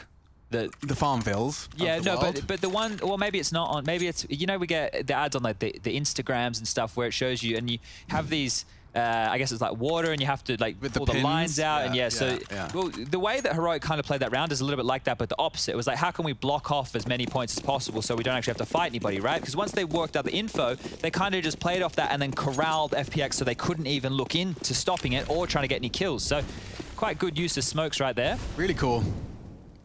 Yeah, I often find myself having fun when watching a Heroic play. Oh, they've missed their molly. That means Zen completely undetected here. Oh, but they actually have a nade and a molly for his position. Again, scuffed. He can stand and fight. Yeah, didn't get the kill they were looking for. But they might have a second Never nade. mind. They're really aware that he likes his position. And he's just fallen out of it as they threw that nade. Nicely done. That's big harassment, though. That's something that Zen will have to keep in the back of his mind for the rest of this overpass. Still a little bit sketchy here. Minute on the clock. No damage done to Heroic. Tessus, look at that. Easy as you like. It felt like Maiden was out there forever. Yeah. Very very uncomfortable round there from the boys of Farley. Once you miss that first scout shot, you're really going to get peppered away. Long range with the MAC-10. Bombs over towards B here, so it will be the B finish. And maybe we can get everybody excited about tomorrow. Not ruling this one out, just saying this round is over. Guess what game is kicking off tomorrow, Alex? Renegades. No, we're putting them on the late time slot tomorrow. Tomorrow, the opening game will include Heroic going up against OG. Now, maybe you're not too familiar with why that one's juicy. This one's going to be juicy. 1 second. Not the way I thought. I thought we were having orange juice. Get squeezed right now. Smoked off. Held at bay. Bomb should go down. 10 seconds left, guys. We planting? What are we doing? Just making sure. All right, cool. So anyway, for those people who aren't too familiar, OG, they obviously have Nico standing in. Nico was formerly of this Heroic roster when they were #1 in the world last year. Yes, they won Cologne, DreamHack Open Fall, all that jazz. Obviously, Borup was on that team as well. Nico standing in for OG, clashing against his old team only about 2 weeks. Was that this time last year, Cologne? No, a couple months later. Okay, you scared me. Yeah, no, because we did it in August last year because this global pandemic thing happened, and then we had to move it It's from normally, July. yeah, June, July, yeah. Yeah, we pushed it to August. Okay, you freaked me out. I thought you said this time last year. I was like, what? No. What?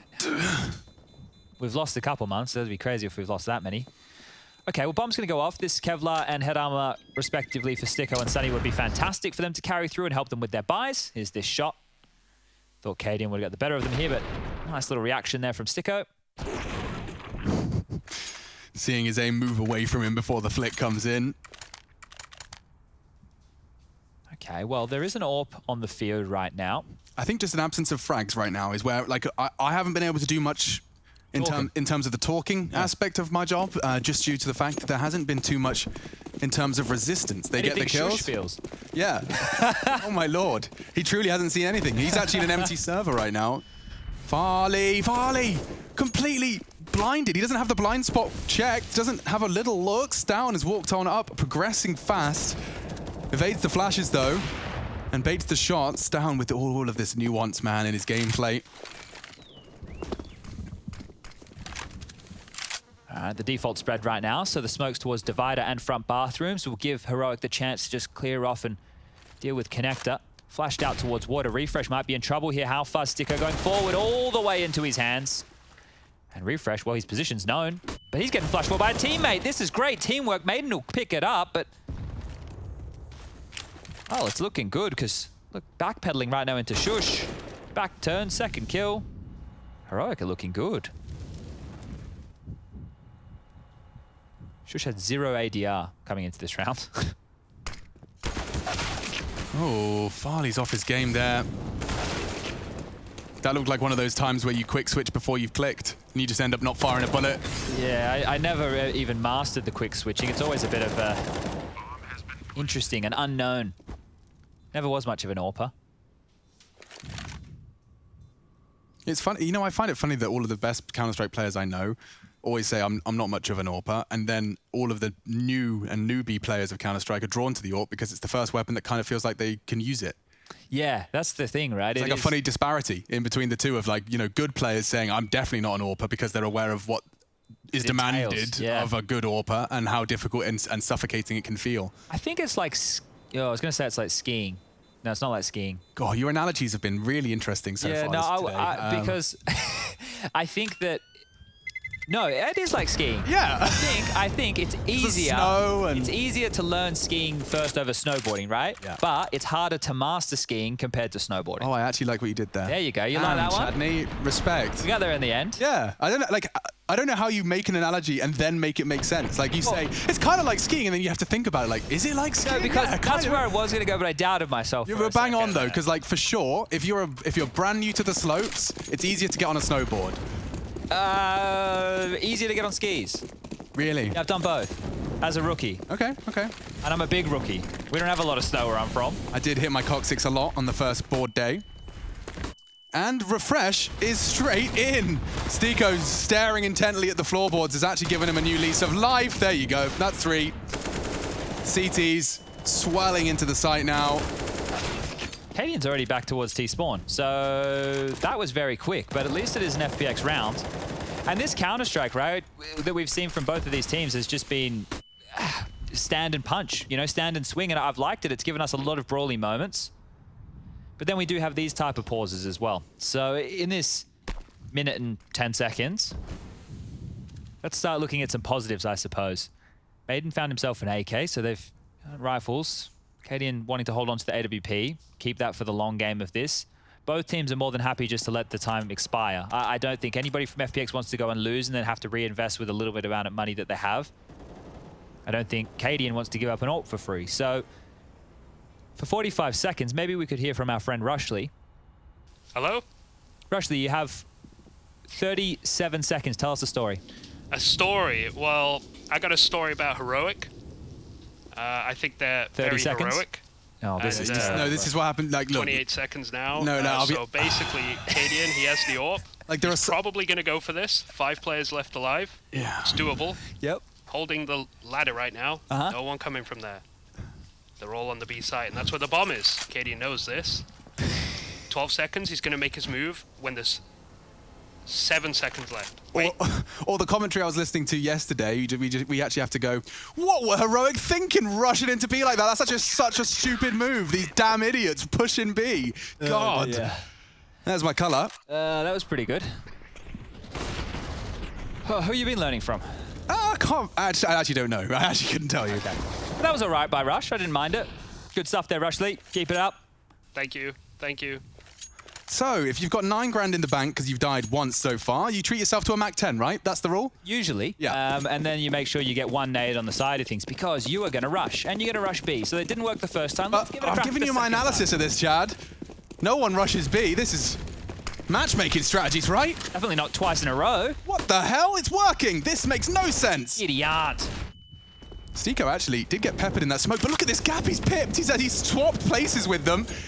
Eddie Murphy, eat your heart out. It's We're retaking B at a minute 30. They're the ones boosting. Swapped. What is going on? Yeah, it's completely role reversed.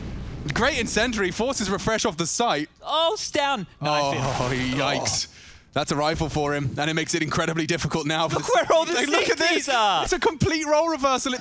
They're retaking B from water. Stound's in heaven at 1 minute 30. Oh. And Stound, not only that, but frags from heaven as well. Yeah, get out of there. Scrap this round. It's chaos. You can see how effective a B rush can be if you know a team is going to play heavy connector and heavy A, maybe long pushes, maybe close toilet. Exactly like you're saying, the role reversal, right? You've completely spun it on its head, and now, even though they have all this utility... Go on. Oh. What? Oh! They're going to keep going. More! Feeding the beast that is fun. He's frowning like, yeah, I guess I'll keep that. That was... No, guys, they were pretty good kills. You should have seen it. Yeah, they had cash. They wanted to throw their bodies into the Farley meat grinder, and let's see this Stound shot. Was it pure wallbang? He gets the info and just boom. Oh, he's not being very nice to them today, Stound. Just been knifed. Yeah, he's shaking his head there.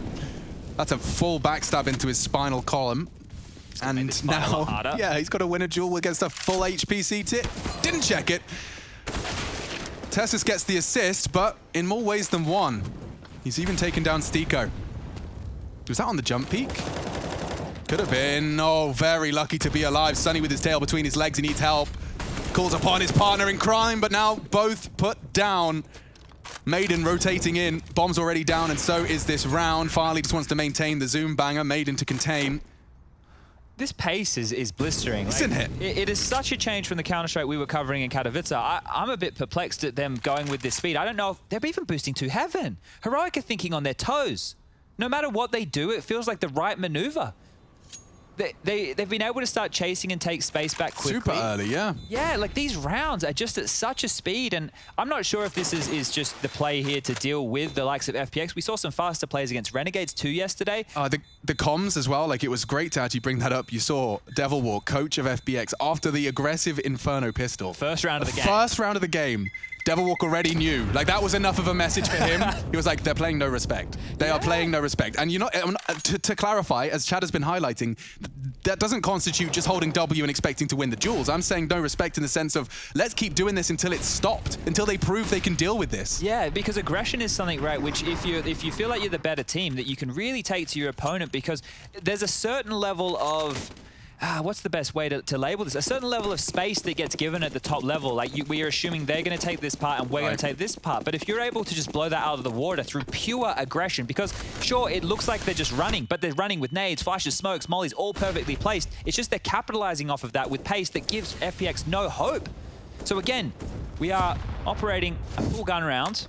God, I'm just like watching from Tessus's POV as Down was progressing up Fountain. You could see how, like, intermittently every 3 seconds he plays anti-flash when he knows it's a threat. Like, this new breed are proper robots, dude. Watching them play is... Sweat lords out Yeah, here. that's exactly what they are. I think I play against 5 Stowns every time I try and queue into a 5-stack. Lots of Danes in the old matchmaking. There we are. Farley with the off angle. Completely catches him off guard. And now Tess is likely the next victim. It's going to come down to Maiden's proactivity here. And that's more proactive than I expected. He peeks into Cadian. Shush to trade. Tess is loud. Oh, heard. Farley trapped. Absolutely pinned. Digs himself out of trouble. Great shooting from the Dane. 2 on 4, surely. The 2 new additions, the 2 new boys. They've been putting on a bit of a show, I think Alex. they got a chance. And don't call me Shirley. Refresh back to Monster. Shush to contain short. Paranoia will spread. Don't forget about Inferno. They can be anywhere. He's checking all of his nooks, all of his crannies, flashing for his teammate out Monster. But Sunny is locking this door behind them now, and there is no door on Connector, so they'll have the info short. They can focus their attention Monster. I say that with a bit of hesitance, as Stico does seem to be pivoting between the two. Swinging on the flash, and there's the frag. Should seal the deal. There we go. Double from the Farmer. No drama. 2 for FPX. And thank you, Farley. This is an important frag. They could have really flooded into the A site had he not dealt with that. And Tessus knows. Yeah, but that's the thing, right? We spoke about on Inferno when he pushed through a smoke and got a kill. This was kind of the same situation. Number disadvantage, knowing he has to make a play to level things out and unable to do so, and then the round falls flat. That's the thing, right? You're either going to regroup with your team, maybe you trade out efficiently on a site, but you still end up losing after a plant. Here, that is a game-winning play, or a round-winning play. Unfortunately, unable to convert. Still looking good for the buys here. AWP back on Cadian. No Mac 10 silly business. And Maiden, there are a lot of flashes and nades and connectors open. Oh, I don't know if Sunny... Yeah, he certainly may have spotted them, but he's not going to be able to do too much with that. Conveys that information, a boost very quickly set up and established. They can jump onto this whenever they desire. Oh, and that could catch Sunny. They might harass these close boards with nades now. Barrel's looking pretty clear. Ooh, sound cue will be heard from Stown. You're going to try again. That's pretty brazen. Looks like they are. Oh, double nading. Oh, he's cooked. Who is it? Sunny. Bye. Oh, 20. Farley as well copped it. Oh, the timing as he looks away. Started to think about Connector as Down has a look. Very lethal look, but a look nonetheless. Now, 50 seconds. It feels like the round's been going for a while now, but I think that's just contrasting with the previous pace. Yeah. Tassis has walked all the way out of party, so he's getting space, but they want to go. Sunny loses his jewel. Refresh slaps him down. And now Stico with already a kill in the feed, but so much more demanded of him. There's pressure on him. And because the door is naded off, this is a CT decision. There is no sound cue with Tessa's charging up long. Now, Maiden is in such an exposed position. It's down to how much ground is covered by that long player. Tessa's walks up. Will he be the first contact? Or Cadian gets the info. He's going down. This feels like a round now, just sealed, locked in, and delivered. Heroic looking like a very, very ironed out T-side. Yeah, and the difference between that Sunny frag onto Refresh or vice versa, that all comes down to just that HP, because it wasn't a headshot from Refresh onto Sunny. It was just, he was already peppered. He was facing the wrong way. Sunny steps out, has to deal with a full HP player, only gets him down to 34. Refresh swings that crosshair, gets the kill, and it's a completely different looking round. But check this out. Stown, he hasn't had enough just yet. Bombs down, round secured. He wants a couple more kills. AWP to find on Zen, AK for Stico, but they're tucked on in passive towards T-spawn. And these won't be easy positions to flush them out by any means. As if they even get close enough. I wouldn't fancy my chances against this angle. What smooth moves do these kids have now? Backwards, reverse, 360, straight, 4 run. run and actually successfully deny the AWP. There you go. Hugely successful right there, but Farley has 10k in the bank balance, right? So an AWP's not the problem. Max loss bonus, it feels nice to get that cash injection. However, when you're not getting the rounds, it's not really going to get you too far. So 7-2 now. But yeah, forcing the rebuy, it makes what would have been a $2,000 investment, a $7,000 investment. Even dropped a gun as well, so they've just completely emptied out that bank balance. Stico has the high end of 3 points. I feel some pace to this. I think they could very easily convert off the back of this early aggression from the CTs, because Farley's holding up, posting up. There's no way Stan was ready for that. Collects a bullet to the belly. Maiden's already pushing for info. They want to get a fast flank set up here with Sunny and Underpass as well. This spells trouble for Heroic. How do they dig themselves out of this? Well, I think that Maiden may have already... Oh, wait, shush, the timing. If he gets this, pressure relieved. Oh, my lord. Really frustrating Frank for Maiden to concede, but Zen's perfect angle on the smoke lurk. Need to get across. Stico has been a thorn in their side at times. There's no rush now. Look at the time, 1:10. We've already had 4 kills go off in different spots all over the map. Util in. They're boosting. This could prove lethal. And it does. Refresh has gone down. Cadian trying to take the fight. A crucial one to win. And there's still so much time on the clock. Shush has knocked down another. Graffiti no longer a threat, just Sunny. And that nade, if it was towards Shush's location, could have been the difference maker. But Cadian, up to his usual antics. Classic. And it seems like Sunny's cognizant of it. Ooh, if he catches him, that's just the game, set, and match. Hook, line, and sinker. Doesn't seem like Sunny's going to be able to get it in time. He's already just pivoted to heaven. Even the timing on this as Shush starts to walk beneath him. Cadian can just put the brakes on. Let Shush search. If Shush doesn't find him, Cadian will know he could be close.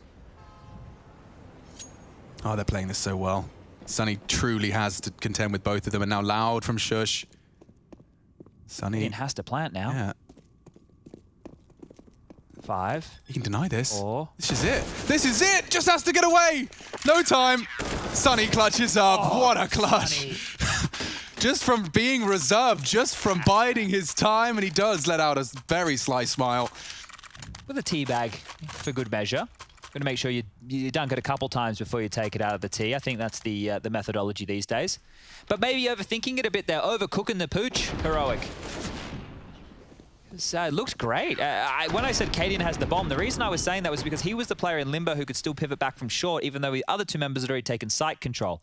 And I think maybe that play, Sunny may have knew it was coming. It looked like he did, right? He was playing between both bomb sites. Yeah. Got a little bit lucky that Shush didn't find him in time. But once he had the next steps, just as Shush made that executive decision to start stepping, round was won. Yeah, he really didn't have a choice, right? And there were too many places to clear. They didn't know where Sunny was. It's just a little bit of frustration. You know, you wouldn't be putting too much in that when you do have 7 rounds here on the T side already.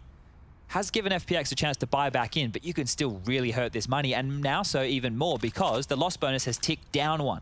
So FPX won't be getting as big of a cash injection going forward if they do lose. So this is going to hurt even more. The buy, Heroic, they've had a couple of deagles with these rifles. Utility's good, and back towards the B bomb site where they found success. I do like the aggression towards water. Should enable a favorable fight for the CTs. Maiden sweeps in for the frag. Oh, that's a pantsing. Tessus turns on Maiden. Quick reactions from the Dane, and now already a man down. Sunny spotted. Nade will do something. He's got Zen for support. And already, Sunny and Zen both doing their job. Get out of there. Stown pulls the ripcord. Stico goes down, and suddenly we've got a round. Flatlined. As soon as you try and punish and try and catch off these Heroic members, they just remind you what they can do individually. Where'd the rifle go? Good question.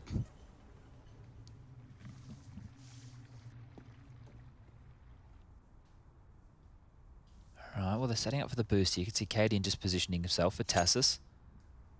Pre-aiming it, though.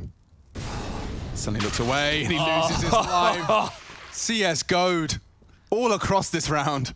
Problem is, if they went straight into B now, they would have beaten this rotation, but now Farley is on the site with Zen. The fakey boys. I can't believe you made this call. Is this what you were calling overcooking the pooch? Yeah, I made that up. I don't know if that makes any sense. I know, but I'm still referencing it.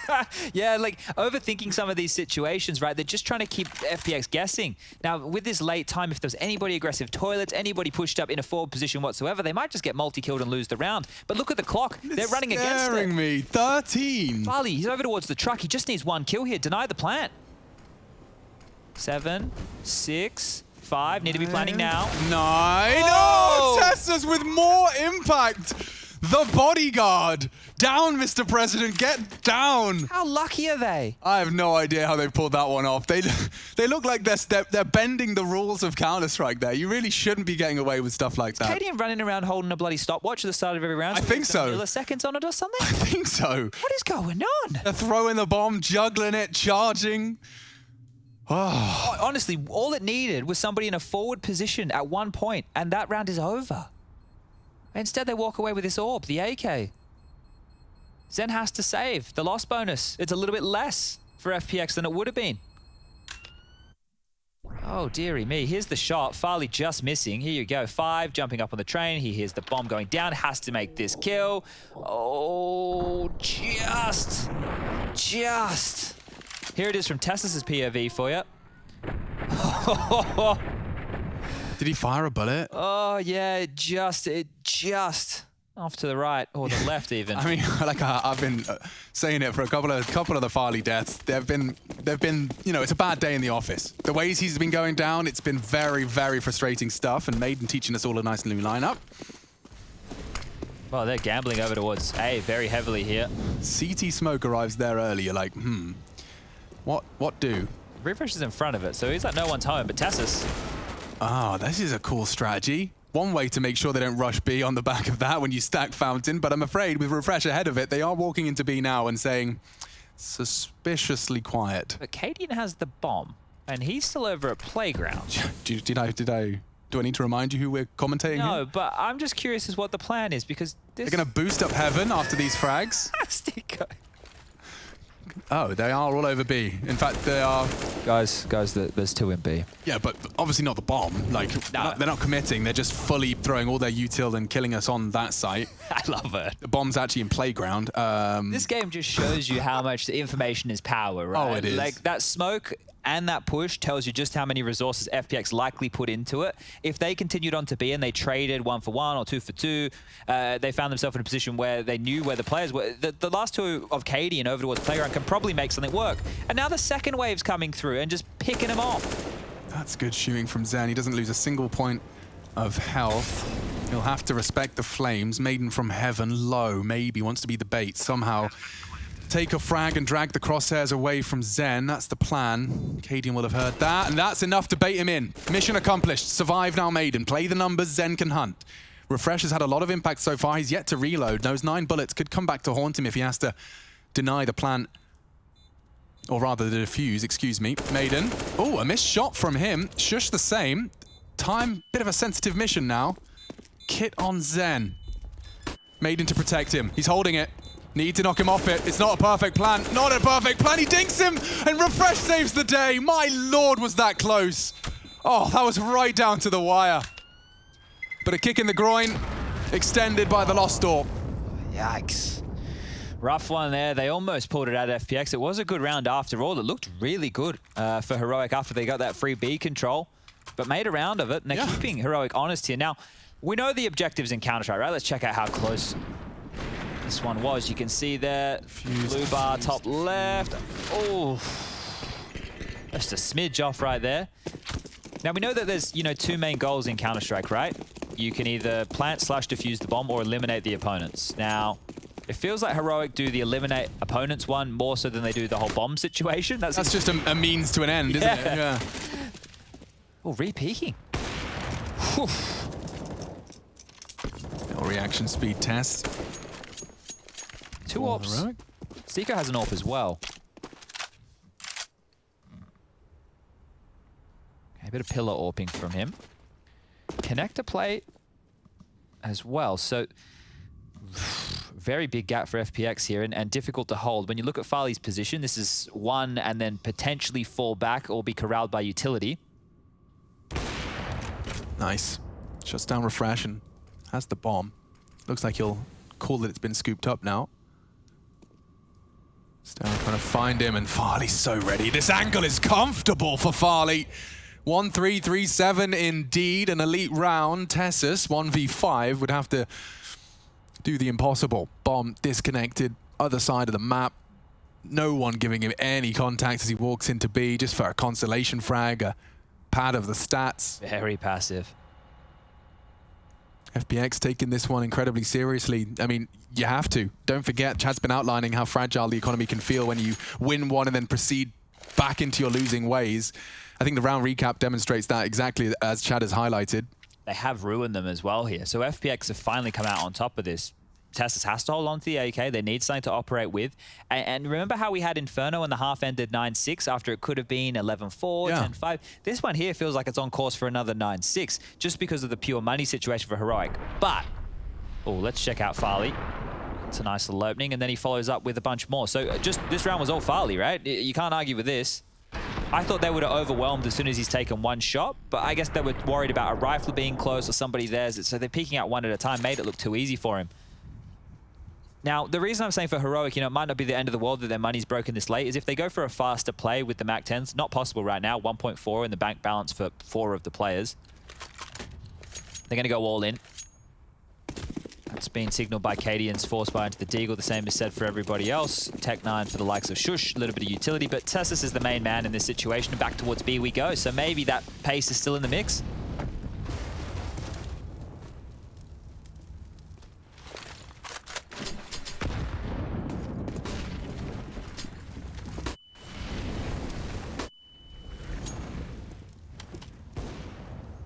Sunny. He's in such a good position here, and oh no, caught pulling the pin. He's dug himself out of trouble, didn't stop Zen going down, and now another frag for Heroic. Farley, responsible for Monster, and converts onto Refresh's Crawl.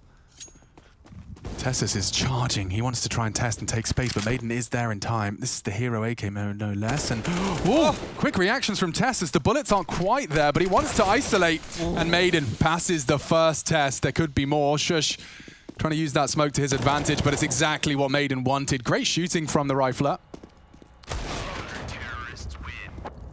5. You said it looked and smelt like a 6. We'll find out with the next. So it was basically accepting their fate of 2 floppy buys. Yeah. Eagles and Kevlar, flashes, it will be nothing more.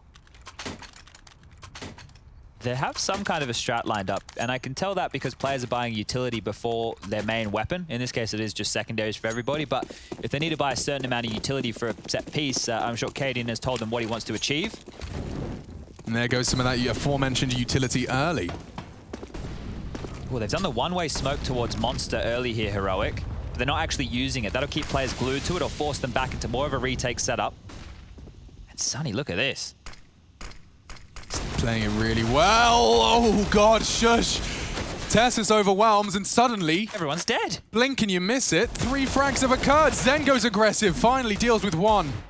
Still a huge advantage now. With recovered weapons, they take space. Tessus has spotted out Stiko. Smoke, crucial. Deagle, possible. Using the smoke to reposition. Tessus is hunting him now. Wow, this is good. They don't know it. No scope. Stiko doing everything he can to delay this bomb plant. He's made it a competitive 2v2, and the bomb loose. Tessus still hunting him around this smoke. Ring around a rosy. Zen arrives. And just like that, the last is usually that monster lurker. Seems that he's already switched onto it. Zen's ready. And so is a Refresh, 1-on-1. Nice shot. There's so much time for them to play around with this now. Yeah, he can hit the brakes, and Sticker will have to think he could even go back through B, too short, up connector and behind him. So the longer Refresh waits, the more mind games that get played. If you're Stiko, surely with the knowledge that the bomb's toilets, you might think about it. There's the confirmation, and there's the frag. Clutched up, Refresh delivers the 10th. Hot, spicy, and ready to go. We'll be back with the second half. Will it be the final half of FunPlus Phoenix versus Heroic?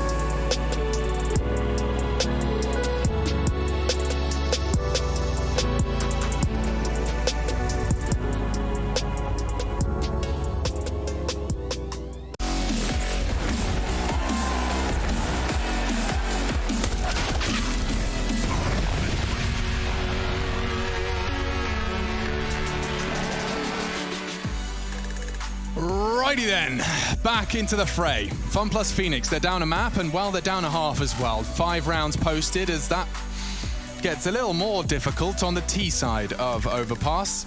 They have been looking like a new squad, I'll be honest. Fun plus Phoenix have been impressive and putting up resistance. I just have been more impressed by Heroic. Both of these squads making recent changes, and you can see that 1xBet seems to lean one way in particular. Let's see if we can have our minds changed here in the pistol.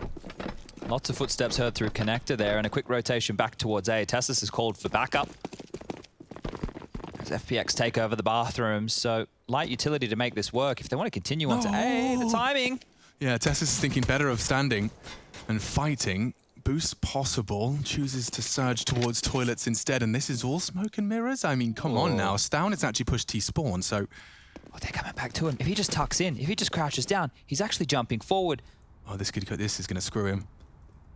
No, he hears it. That's enough of a sound cue. Hanging around. Wants to hit some shots. It's going to be chaos. Stown can delay them. They're trying to overwhelm, just trying to find a head. There's too many moving.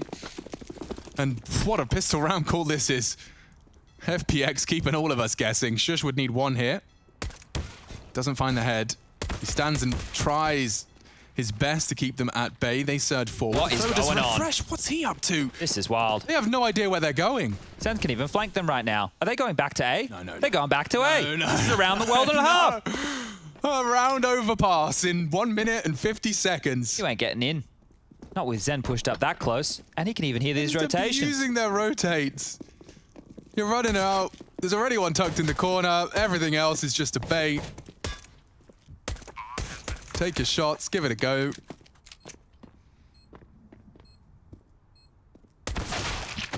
And give him a kill. This one here is all over Red Rover. 1 man remaining. It's Katie, and he's had a rough half the first time. Only 3 kills to his name, 22 ADR, but he's the man calling the shots. He's a man who would have enjoyed a defuse kit. The smoke carried through to the second round of the second half, but it is denied. All 5 stay alive. FPX. Well, I don't know if they knew where they were going to end. Sunny with a bit of a giggle. Maybe he said, hey, boys, we'll do around the world. Call that one on the fly and see what happens. It worked out very, very well. Stown, he just gets overwhelmed right here. If he was like tucked into a corner, if he was searching for info, right? You understand why he's still pushing. He just got overwhelmed. Refresh trying to chime in off of Shush's contact as well. Just not hitting their shots here. And Zen, he gets 1 kill out of that one towards the tail end, but he did all the work there by locking down A and actually made sure the coast was clear. So that's impact without the frags. And the force bite from Heroic and a long stack here to play.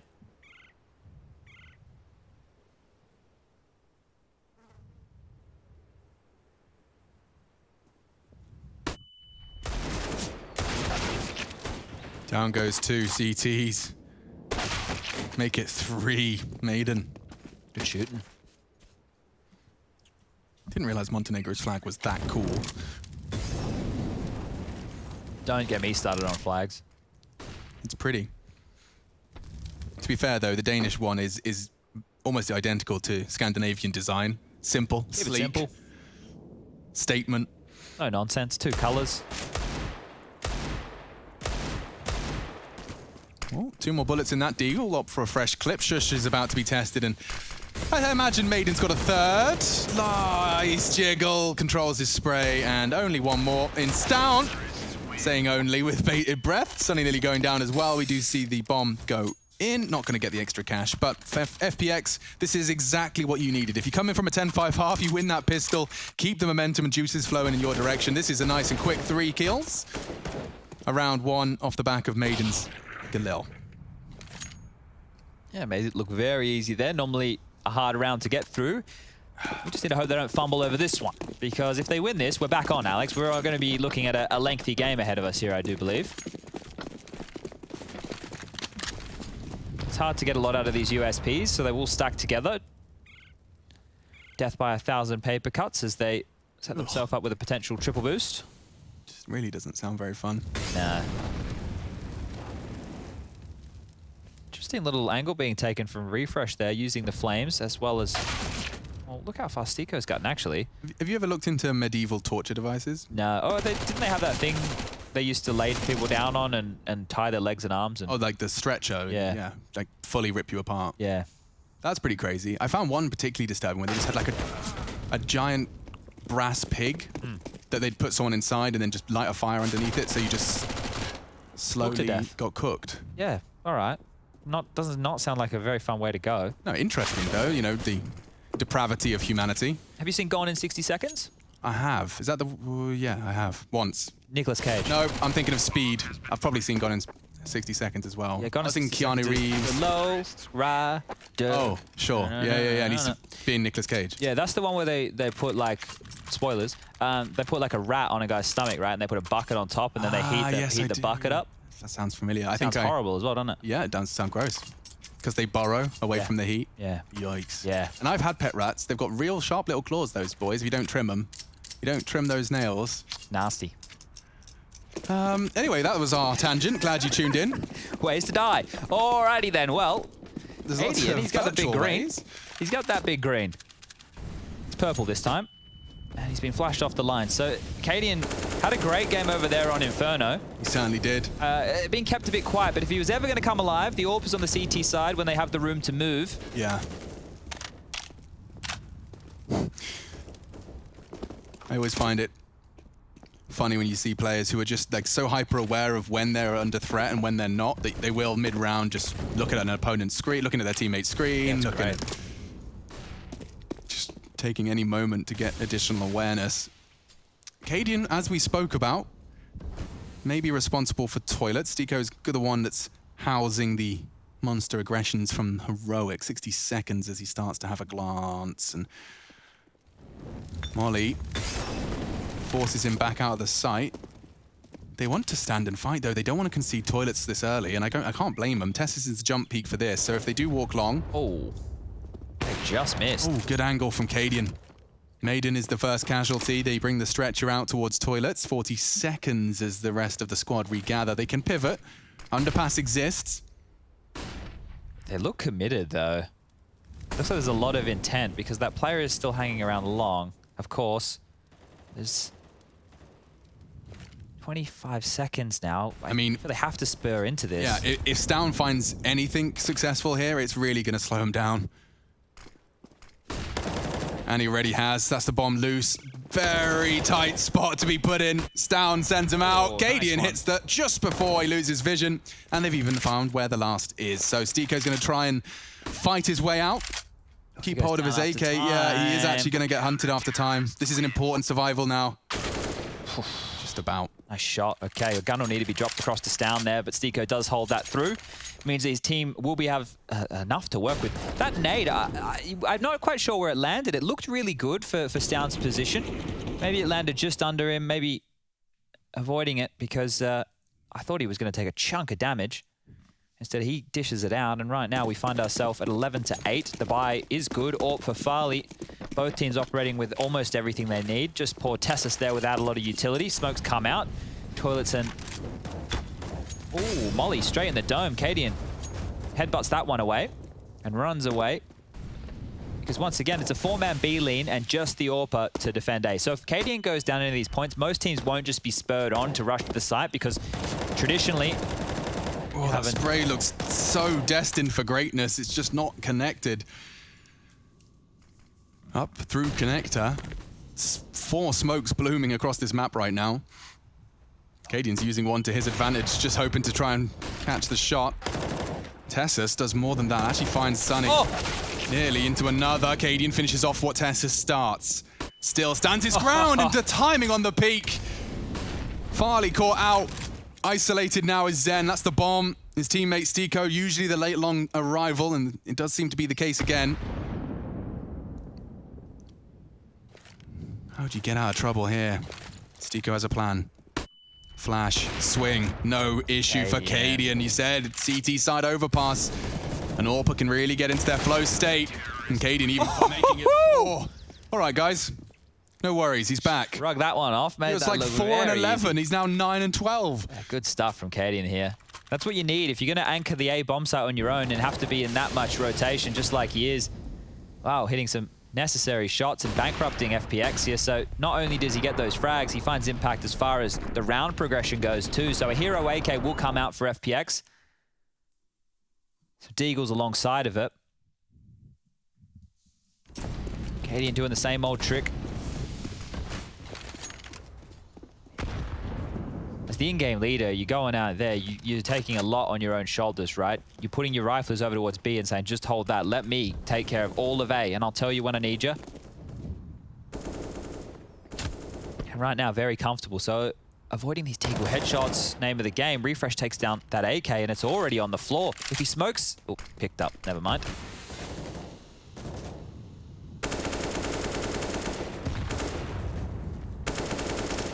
When you lose the AK that quickly, it kind of takes a lot of hope out of that buy, right? Oh, God, yeah. It's visible. You just see the hope fade as everyone just lets go of their keyboard for a second. Another smoke towards Monster. These are quite early. I mean, it does give them something to look forward to, the potential of a contact play, not through a smoke. But as I say that, more hope is taken from them in the form of their Finnish teammate Zen. Another smoke. Still have one left on Shush here. It's down. Very dynamic. Look at his movements, making it so difficult to string together consecutive Deagle shots. He's up, he's down, he's mantling, he's down, he's up again, crouching, keep that dynamic target. Makes it very difficult for those boys. 13. Competitive game, certainly. Yeah, 3 in a row, though, from the CT side. If it gets closed here, then we're going to not throw a bit of shade FPX's way, but be a little bit underwhelmed, right? I think Heroic have looked better this early. I wasn't expecting, since Shush and Refresh had joined, to see them playing this type of Counter-Strike, but the boot camp definitely helps. Having all 5 brains in the same room, being able to fix these mistakes, come up with your game plan, understand the philosophy in which they want to approach Counter-Strike. It's much easier to do when you can see your teammate. Yeah, talking of sight, Shush has his removed and doesn't stop him from unloading his mag into that smoke. Hoping and praying he can finish the job. Maiden's low, but not low enough. Refresh puts 6 feet under. Zen working on a nice flank. Tessus takes him away. A flash for the aggression. Down to slow them down. Cadian from heaven through the smoke. This is such a play. I think he's thread the needle perfectly. And Maiden has been caught out. There is one more, though, on the site. That's Farley. Stiko bringing the bomb late. Monster. So dynamic on the CT hold, dude. Cadian, however, has stood vigilant. And he'll deny anything on the left side of that pillar.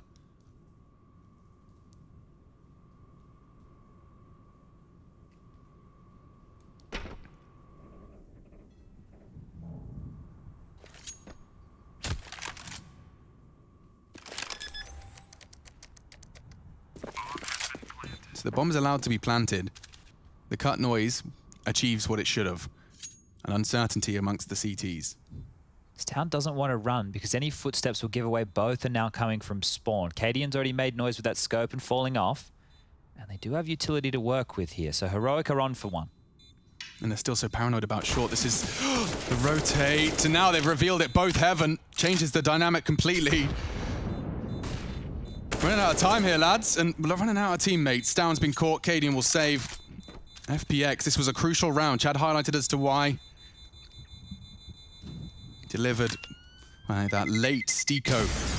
Maiden, of course, finding 2 after running through that smoke. I mean, when you're walking out of a monster smoke, you've lost a teammate already. To pull 2 frags out with a Galil, I mean, the odds were stacked against him here, and these are the impact frags. Yeah, this deeper monster smoke that you're seeing here is one that I first saw Crystal throwing when he was on this team. And it's a jump smoke that they do as they're running out of spawn. It actually lands a little bit deeper ahead of Monster, and it facilitates a one-way. It felt like Shush was aware of it. He was dealing with it, he was close, he was under it, he was trying to cancel it out. Is this the one we see it thrown at this one here?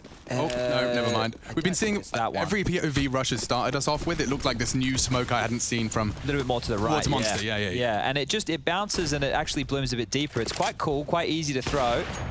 Oh. Okay, Cadian's gotten almost a freebie right there. Wasn't flash, wasn't pushed off the line whatsoever. And now the double up setup of Stout and Cadian's going to be very powerful. Ooh, not if Farley hits his first bullet out of his AK. Round 23, more twists and turns await us. Aggression here. Like, you know, if Stiko's still alive, he's probably lurking Monster. Yeah, they just have to clear 3 or 4 spots, and Stiko, he's going to push through this smoke. Yes, he is. Ring around the rosy. Great frag from Zen. They can go back to B now. Stiko's got another one. That should be the call. That needs to be the call. Oh, just execution all over the place. I guess the objectives have changed again. The heroic way. Yeah. Just deathmatch them. And there's an unsuspecting Cadian. Farley converts. Gets himself an ult for his troubles as well. So working out nicely. Yeah, nice little upgrade there. Zen can toss that one across. I think we should see Heroic go for a bit more of a lighter buy right now. I can see Shush, Refresh, Katie, and they can all purchase, but Stown and Tessus, they're not really in reach of a full buy right now. And, well, FPX are actually the ones to call a bit of a tactical timeout. They're first here on map number 2. And the game is far from over, with the scoreline being 13-10. Okay, I thought we may have seen Heroic go for a bit more of an economical. As I've said that, they've purchased into an AWP, an AUG, an M4A4, and a couple of Deagles. So they do not want to allow FPX to get within touching distance of their 13 rounds.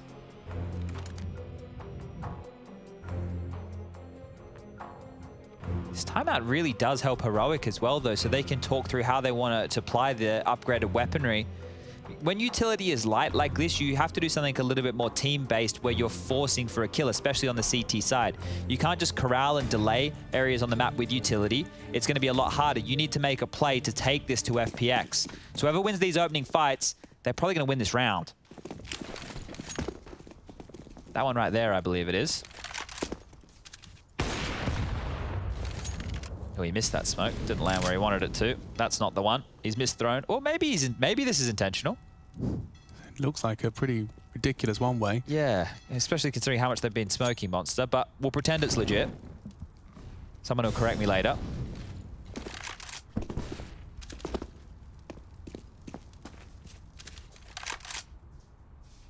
This is a 5-man B stack, Alex. So the discussion that's happened is, let's stack B. If they come B, we can fight with all of our forces. If they go A, it's likely at this juncture that Heroic just saved. So flashing through Monster, they really want to target Stiko to look for a pick. He's not here at all. He can call that information out. And they're not on the site just yet. This will give time for Heroic to rotate back. Or ring around the Rosie. All of his util to hopefully bide enough time. They're going to have 4 players. They've had so much time to actually put the stack in the right place here. Yeah, they're really lucky. So now it seems the commit's coming, but Heroic are ready.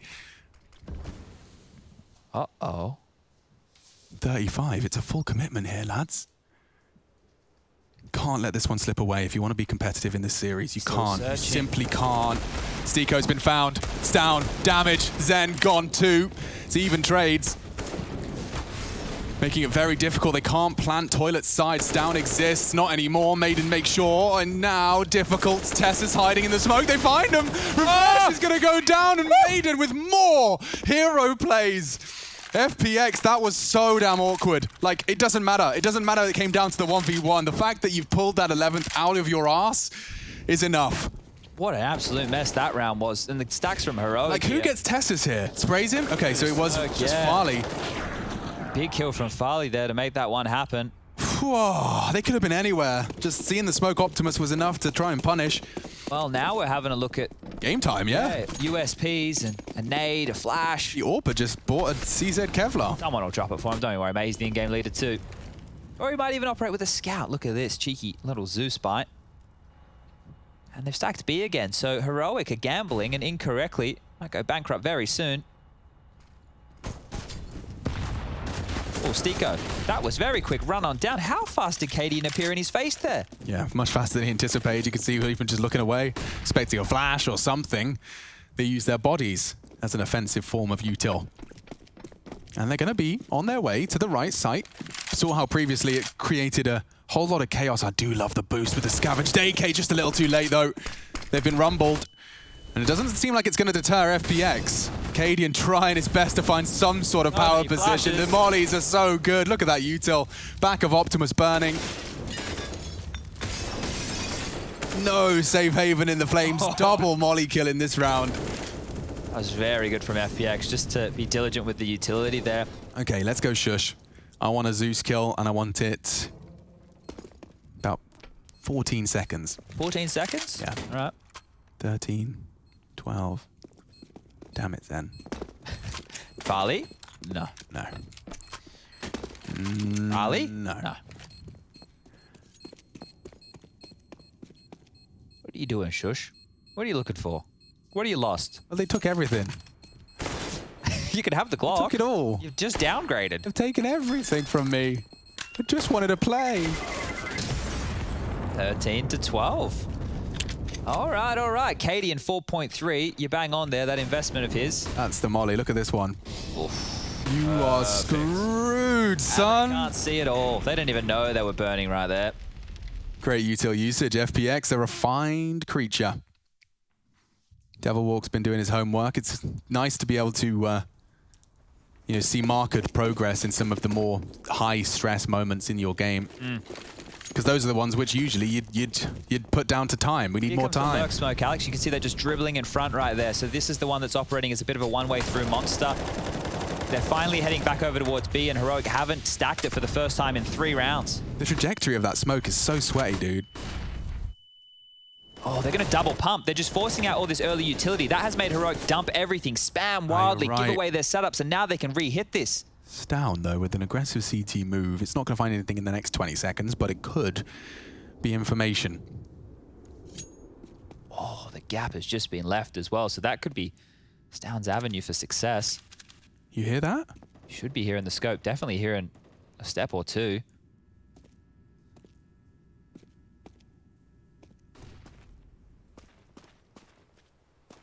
Trying to bait him with sound cues and hit him with a quick scope. Stands his ground. They're dancing right now. Yeah, it is. And he's actually got around the corner in time, Stown. Oh, there's so many around the corner now. They're going to assume it's clear. Your teammate just came from there. Why would you assume the flank is possible? Farley caught. Oh, and Stown just about gets away. A repick. They don't have util, remember. It's about bodies. It's about bloodshed. And Cadian's drawn more. Maiden found. Sunny and Zen, they have the health. They haven't got too much time. I imagine we might want to be switching to finish for this one.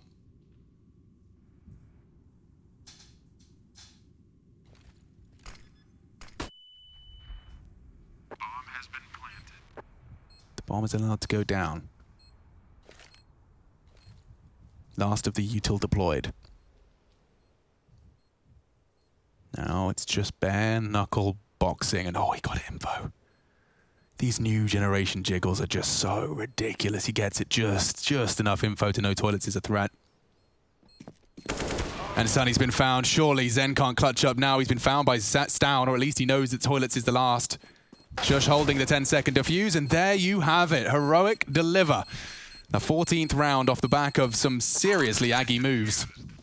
You can see, right, you've got Farley up there, and he's trying to, exactly what you were saying, bait out some form of reaction from Stown, making like clumsy footsteps. Oh, yeah, he was unable to force out that fight, and Stown stayed stoic throughout all of it. And then the fact that he didn't double dip. Imagine if Stown gets that first kill, he throws the flash, re-swings, dies. Okay, well now the avenue back down connector, back through T-spawn is completely open. Just by staying alive, he has been a key component into the 14th round for Heroic here.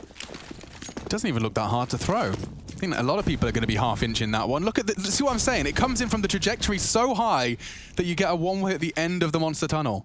Really cool smoke. Shout out to Crystal that Chad highlighted he saw that first from, but of course, that's just when we saw it first. Yeah, the origin story. It's really easy to correct us.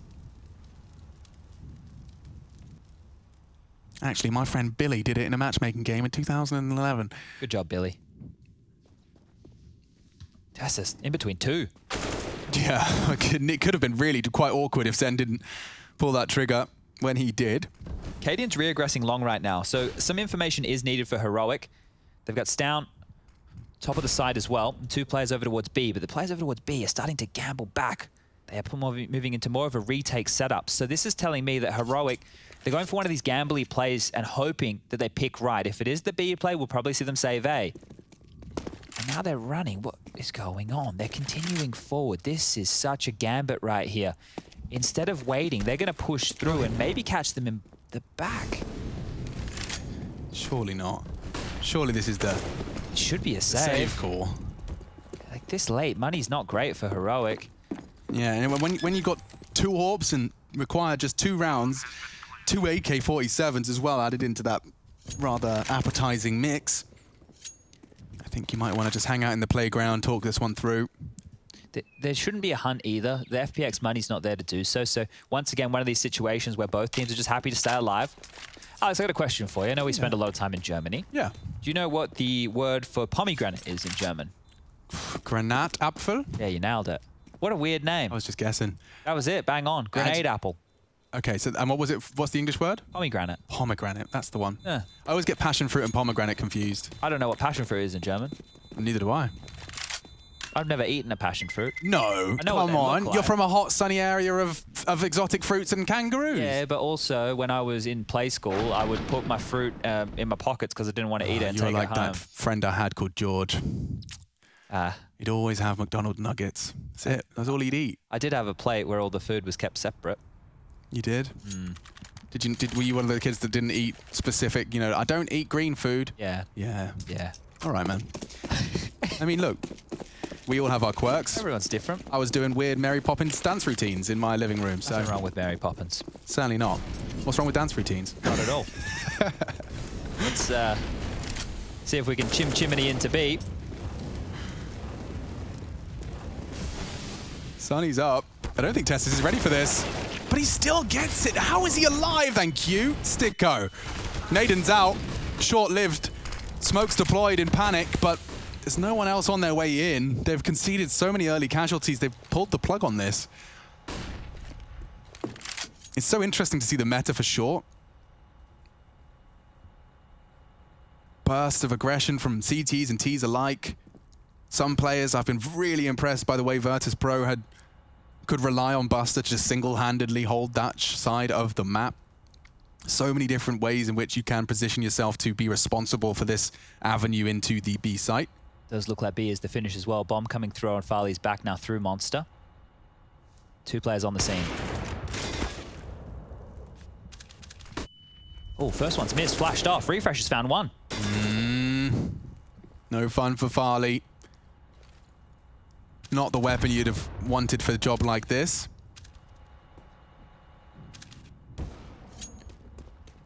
And upon the loss of his teammate, I think he realizes 15 has been found. Heroic, healthy. Fun plus Phoenix keeping it competitive, yes, but Farley trying to keep hold of his weapon. It could be more, though, if he gets 2 frags like that at 15 seconds. Why not get your knife out? Hey, give it a crack. Give it a whack, mate. You might even get the plant. I think he might. I mean, Refresh is there if he gives him the avenue into the frag. Okay, perfect flash. Legit perfect. He's actually won the round with the flash alone. Farley, no time. Incredibly close, all things considered. Goes for the flying hero no scope. Fair play. Heroic, 1 away. Almost turned nothing into something right there, and by taking away Got Guardian flashbacks. Yeah. Well, a couple of these revives right here are going to hurt Heroic if we do go the distance into round number 30. But you're right, that one flash, just because he was worried about getting peaked, couldn't just commit that plant, and then when there's no time left, just hold on to your AWP. Now, a timeout has been taken. Bit of a tactical here, and that is going to come out of Heroic. They do not want to allow this one to go the distance. Double AWPs purchased up again. Cadian carries one through. Stown gets another.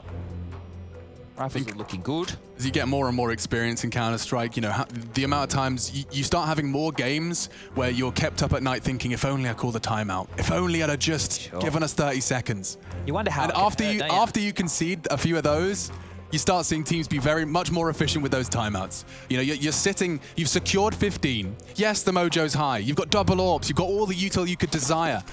But let's take that 30 seconds. Let's make sure our heads are screwed on right. And let's hope that FPX don't turn it on, because they've certainly got the capability. 24 and 23 respectively from some of the hard hitters of FPX. A close game. Stiko. He's known to have a lot of impact on this T side. We saw it on Inferno. Different kettle of fish here on Overpass. So Testis, he'll have heard a little bit of funny business there. And the elevated position, Maiden. He is the entry fragger, steps up, loses his life, loses his gun, naded into oblivion. Stown standing strong on short. A boost that could potentially catch off at least Shush here. If he hugs the wall, it's Refresh that's actually taken down. Now Stown knows there's at least 2. He wants something. And he is in a position to punish them hard flick, but gets away. He'll take that. I don't know how to cut this one. Zen's going to be a real interesting component within this round. Oh, what? The wall bang? Cadian's got a wall bang for the heaven smoke. Okay, well, he's done some damage, but he might be in a world of hurt. Look at Zen. He's not ready for this at all. No way in the world. Not at all. Oh, what? are you ready? Cadian's so switched on. That could be the game-winning kill. It looks like it. Sticko's just got his pants around his ankles now, and a sigh for Farley and Sunny. The more reserved heroic play, the closer they get. Now another chance for Tessus. Farley's picked up one of his own, but they're going to have to peg it. You're going to have to run, beeline it, and somehow win this duel against a prepared Casper, Cadian, Muller.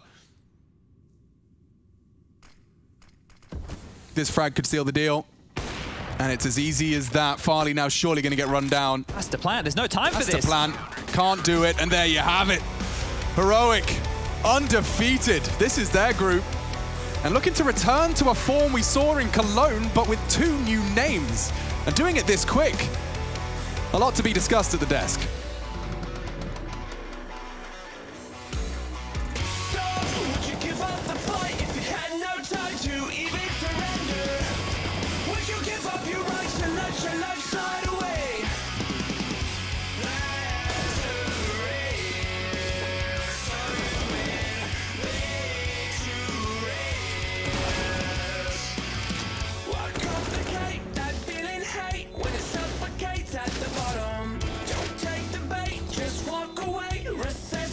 Your nirvana. I feel a way I've never felt before.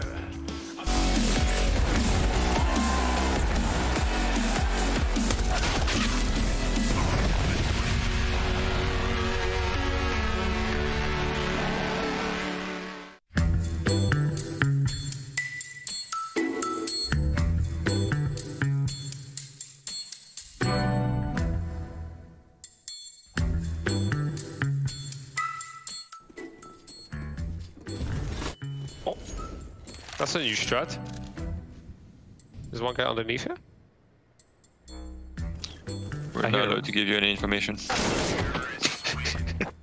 What? The pre destroyed you. You can try to this guy here, man. He's gonna flash. Okay. Don't peek, bro. Don't peek. Oh wait, wait. Oh, you volleyed. Sorry, but look at how I'm playing. The pre was not expecting that.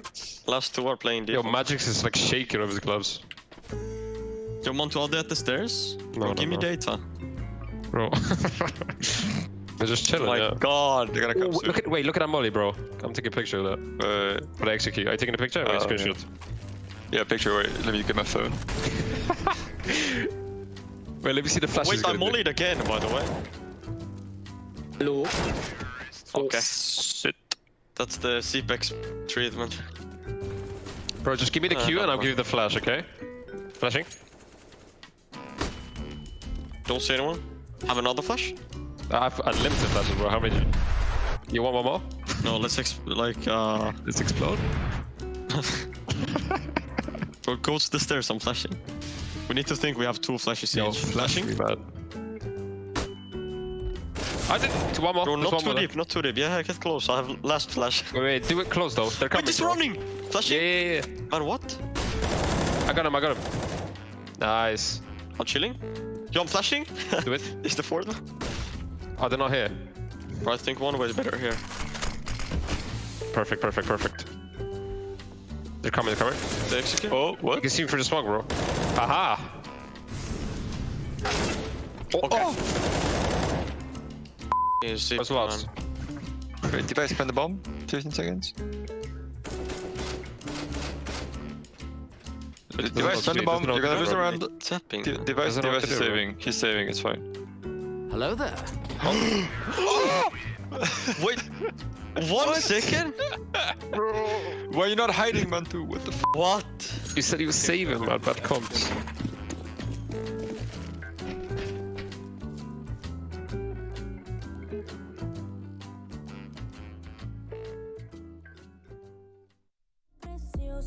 Y sepas que cuando pides ayuda yo me levanto. Todo lo que tengo lo comparto. Y aunque me sienta triste yo canto. Ay, canto. Vive una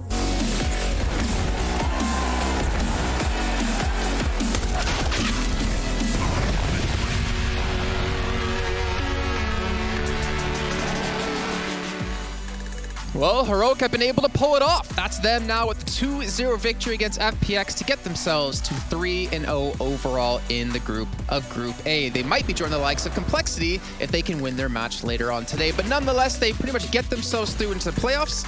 Where they get themselves through is going to be another question we're going to have later on once the groups do finish. But I'm still joined by Pimp here. And what a crazy game it was, considering we were 6-1 at one point for Heroic on T side. To transition to that kind of final, we saw FPX, they didn't want to give up. They didn't want to give up. They played much better here in Overpass, despite that being the map pick of Heroic. I think they had a good chance here of making the upset.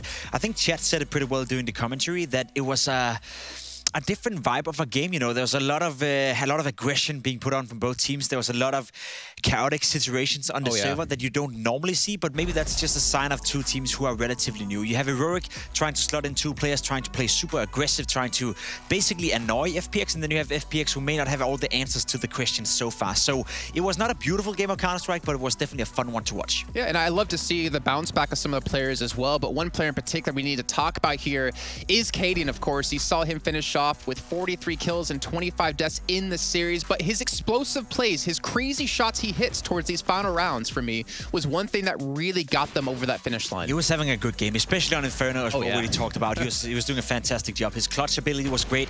His awareness of the map, his proactiveness on the server. You see in these clips, he's out here seeking the duels instead of waiting for the duels to come to him. I really love to see that kind of play on Inferno. I know for a fact that he likes Inferno a lot as well as a personal player, and you can really see that shine through. Whereas for Overpass, T-side didn't really get much done. On the CT side, he came alive again, and overall, as you said, had a great series. Yeah, he really did. And some of those shots, I feel like, if we talk about those pivotal moments that happened in a map, I think he was the one to get them going. You see there, the shot onto Zen to help them close out this final round was phenomenal, because Zen was flanking in behind them. But with him just running up randomly to the A site, he takes him down. It was ridiculous. And luckily enough for us, we have Cadian join us here on the desk to talk about this last series. So Cadian, I know it's been a long time. My friend, how you doing? It's been so long since I've been able to talk to you. Long time no see, my friend. Good to have you back. Well, things is good here in the Heroic camp for the time being. Didn't lose a single match yet with this new roster.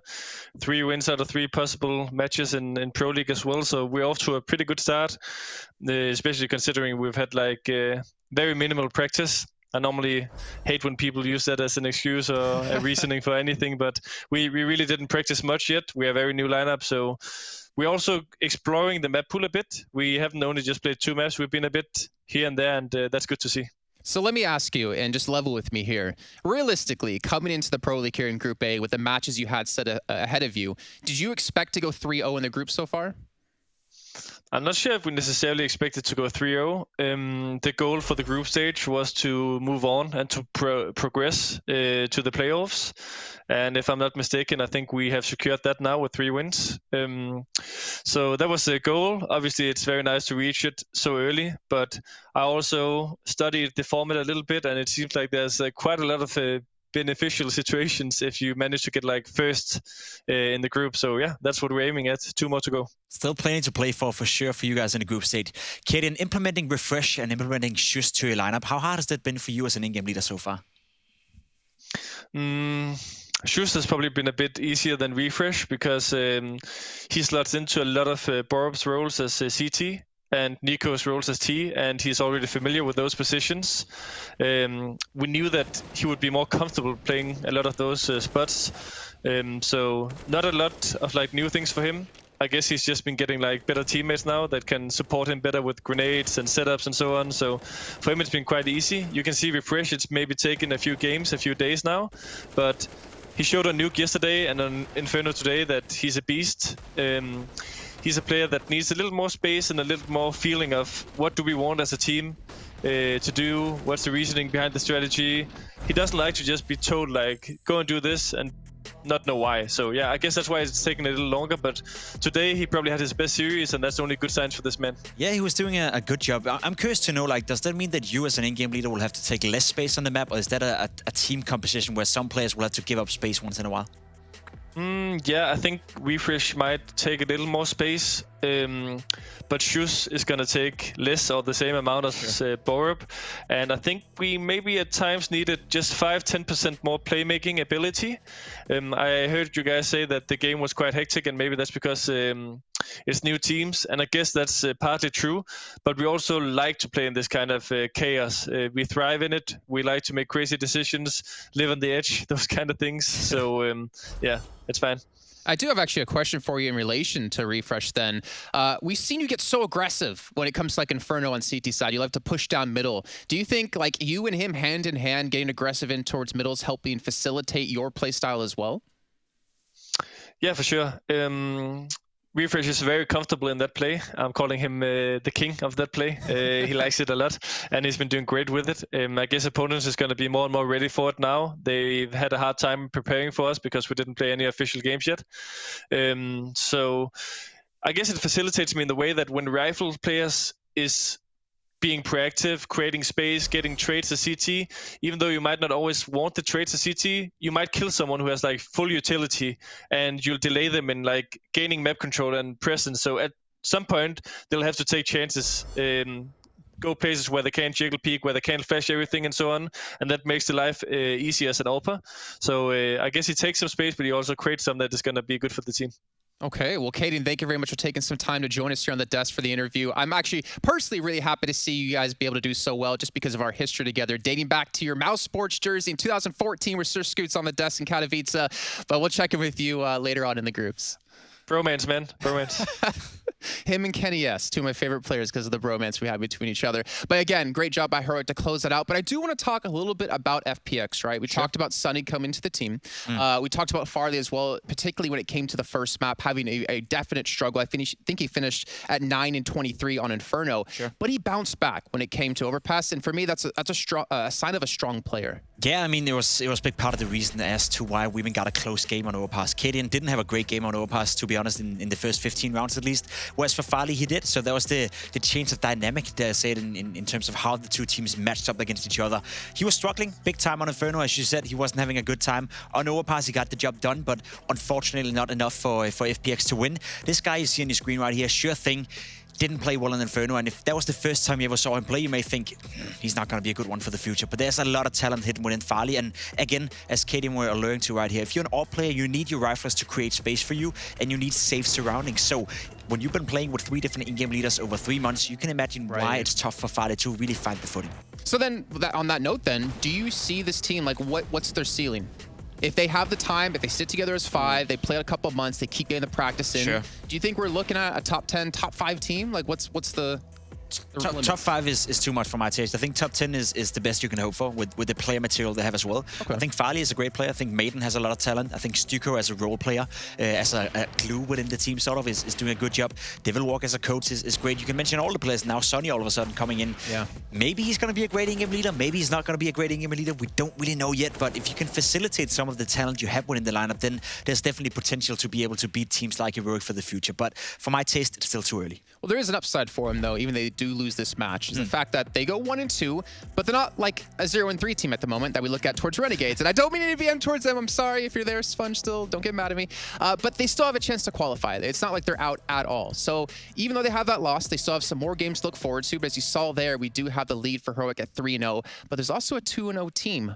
We have Complexity still yet to play today. And they're going up against Big Clan, a match that on paper should be an insanely close game. However, with how Big Clan have looked so far, I'm not so sure. It's a must-win for Big Clan. They're in a bit of a crisis right now, result-wise, playing-wise, really not hitting the stride. So for them to lose against Complexity today would most likely mean that the chances for them to progress in this group are done. They can technically still make it. Whereas for Complexity, they go in with a lot of confidence, with belief in their own gameplay. And I think so far in this group, they've been the best playing team. Well, you know what? We're going to find out how that match is going to go. It's going to take about an hour time while we get things ready, since it's going to start at 1900 CET. But don't go anywhere. Take a quick break, get some food, go to the restroom, whatever you need to do. But make sure you're back here for the final series of the day.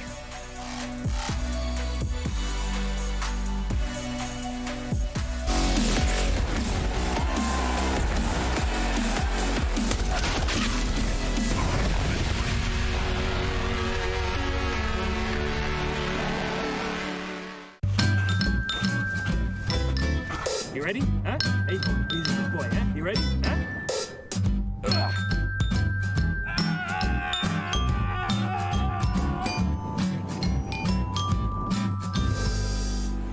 start your esports career now at play.eslgaming.com. If you want to know what you're good at and, well, also what you suck at, check out csgohub.com. Coming! Hi, my name is Suli. My handle is Snix. I think it's important for these initiatives to happen. Empathy really, really goes a long way, and it always, always means so much to us, and I think that's where initiatives like this really help. Good luck, have fun.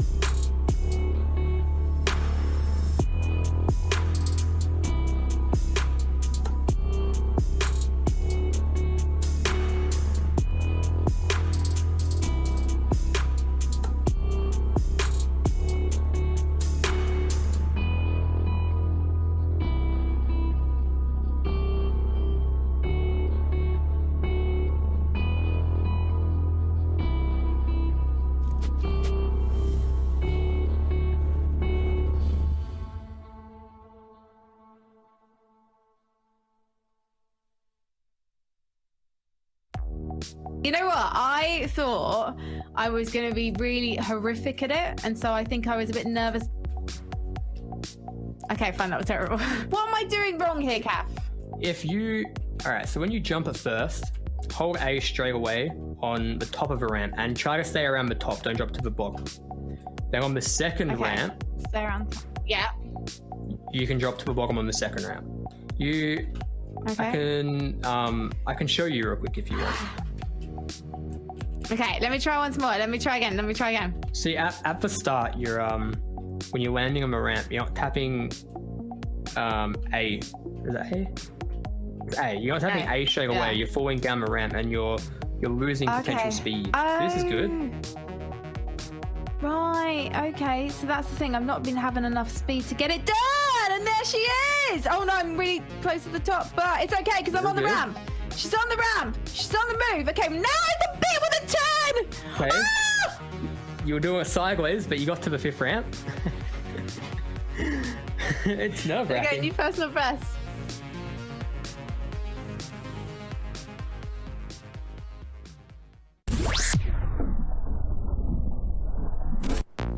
Hey Future Pros!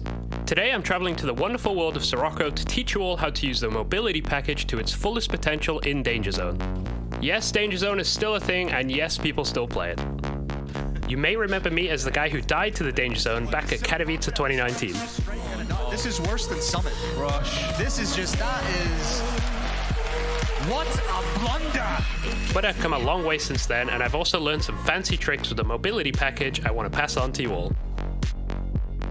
The mobility package is a purchasable item that you can buy from your tablet at any point as long as you have the cash. The package costs $1,000 and contains an exosuit, parachute, and 3 bump mines. Let's go into all 3 items, starting with the exosuit. When you pick up the exosuit, it will attach to your legs and give you more movement options. If you hold space, you will jump at least twice as high as without it. Pressing crouch and jump at the same time will launch you forward and allow you to cover more distance with a bit extra speed. The exosuit also affects fall damage. You take around 40% less damage with the exo equipped than you would do otherwise. If you find yourself falling from a high area and land on an enemy player, you will transfer some of the fall damage to the player and also mitigate some damage from yourself. The height you fall from correlates to the damage you can do.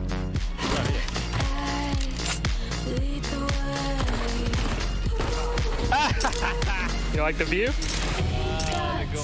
It is possible to kill a full HP player if you fall from high enough. I like to call this a Goomba. The second item in the package is a parachute. This does exactly what you think it would. However, I highly recommend not using the parachute. There are tricks to avoid some fall damage without it, and there's nothing worse than hitting a perfect jump only for your parachute to deploy, giving your enemy the easiest kill of their lives. Last but not least is the bump mines. This is where the fun begins. You will receive 3 of these in the package. Bump mines are a throwable object that stick to any surface and launch you into the air. When thrown, they take a small amount of time to activate, which will help you position yourself correctly over them. Your position over the bump mine heavily correlates to where you'll be propelled.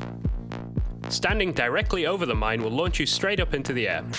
If you stand in front of the mine, it will launch you forward, but with less height. When using a bump mine, try to always have your knife or your fist out. This will give you the most distance compared to having a weapon out. Now you understand what each item does, let's start combining them. When using the bump mines with the exosuit, holding space will give you an extra boost to your bump launch. This is also the case with the crouch jump too. Crouch jumping with your fist or knife out will give you the most distance from your bump mine. And that is how to bump. Now you have bumping down, let's talk about mitigating fall damage. The easiest way is to jump from a lower position to a higher one. Landing in water will also negate any fall damage you might take. On the advanced side, depending on your speed and trajectory, you can actually surf on slanted ground, which will cause you to take no fall damage. This is hard to do, so I suggest practicing this offline. If you start getting good at surfing, you can do ungodly things.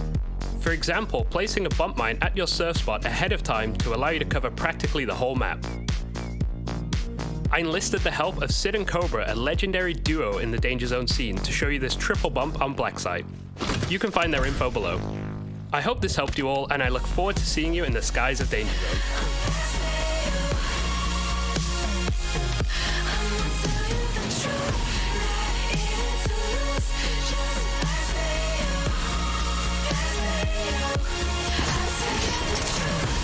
Nice. Not so nice. It was kind of nice. Someone clipped that maybe?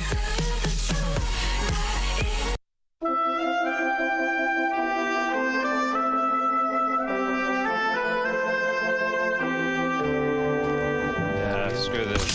Gotta chill out. I mean, but Mate, I had a nice there. Blind bump. No way. Oh, he's jumping into it. Oh, Ravine is in the zone. I might go for him. Oh, it's not really in the zone. Secondary Ravine's in the zone. Yeah, you can maybe Ravine. Okay, I'm heading.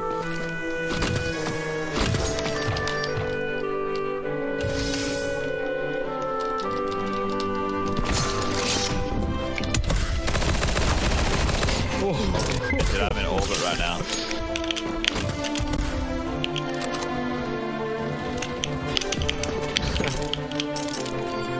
Okay, I'm going for a crazy plate.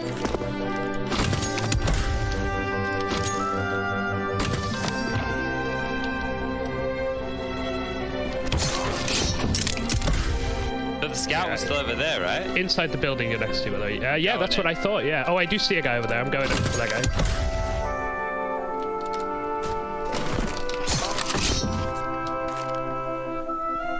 This is spicy, this.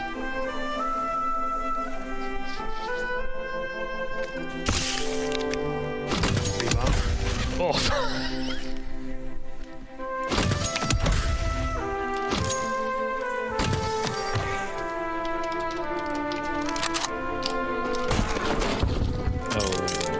Looking at me.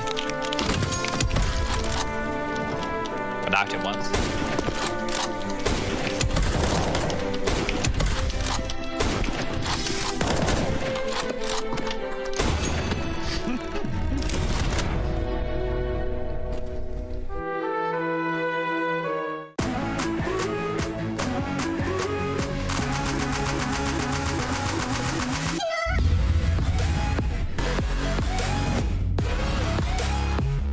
Glaive, my in-game leader, the way that he's been keeping Astralis at the top for a very long time now, and like consistently just being able to be in that top 5, top 3, top 1 for a very long time is something that's really hard to do. I picked Saiwu as my AWPer. I don't really think I need a reason for that, right? First of all, he never really misses a shot, and like he's rotating properly. He's helping his teammates. He's always at the right position to help out and actually be there when the enemy team hits aside something. I would have Robs actually, my teammate. He's just really consistent in getting those 2 to 3 kills every time, and he's really amazing in clutches as well. Like he's like an overall really good player. So he's playing the second AWP as well. Like you can't really ask for more of a player. My pick for the entry would be Dupree. I would want him as my entry because he's been so consistent over the years, and he's keeping himself ahead of the meta every time. You see the way he's entering and actually looking out for new stuff, and he also brings a lot of mood into the team. He's looks like a really open guy and brings a lot of mood to the team, which is really important. Actually, this was a bit hard. There was a few players that you could choose, but I actually went with Nico from G2. Like he has a lot of experience. He was in-game leading before at some point, and actually just his raw skill and mechanics is the reason why I picked him. Individually, he's so good. Sonic, the way he tries to lighten up the mood in the team, you see him just standing up and bringing the hype, and he just seems like a really good guy. And from what I hear, he's also a really good coach. Like, yeah, I would choose Sonic.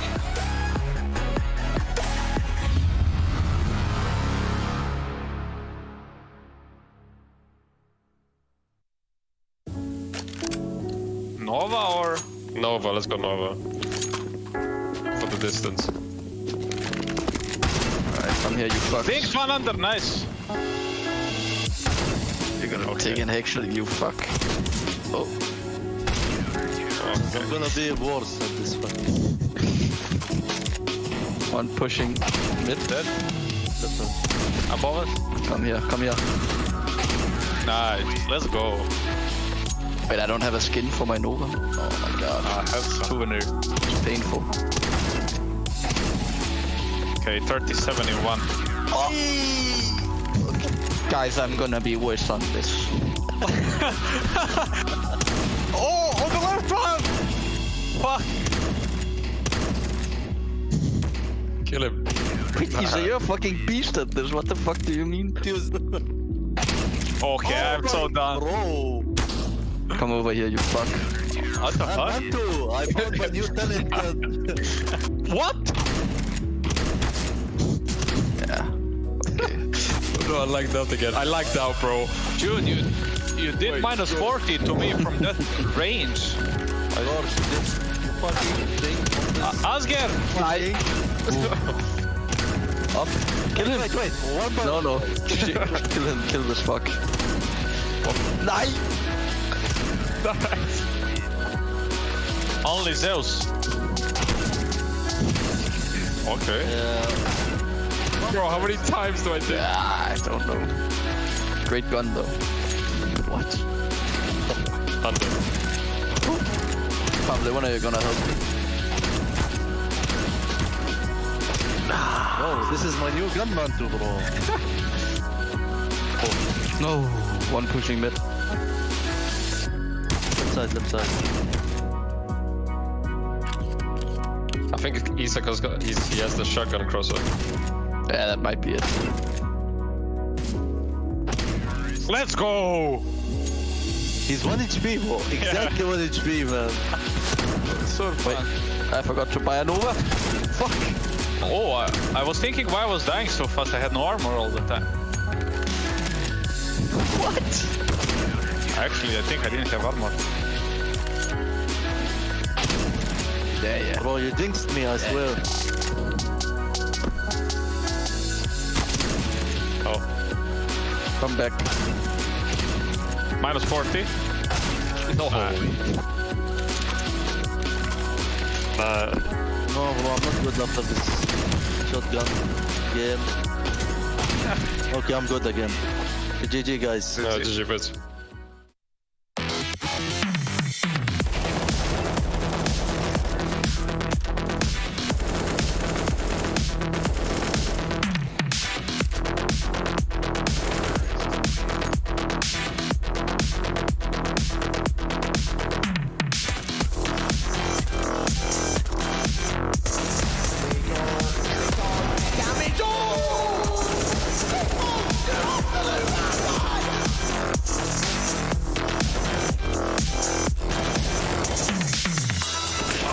Sicko waited all round long, looking there, and now falls away. But Malta might just be the saviour.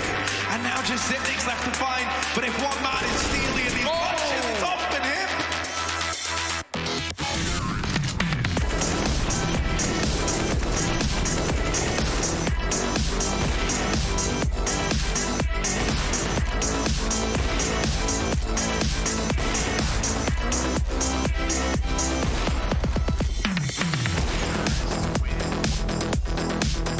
It's all on system. This is for the map. This is for the game. The smoke base coming. He gets the kill. He gets him off the bomb. The pistol's out. The P250 might just save the king once again. And he's done it all on his own.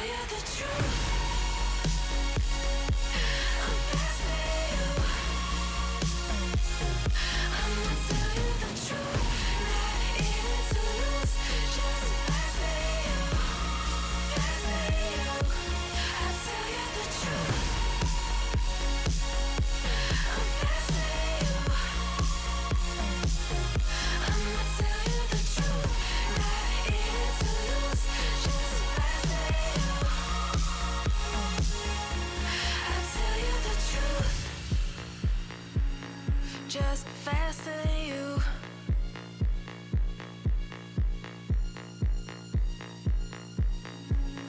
Just faster than you.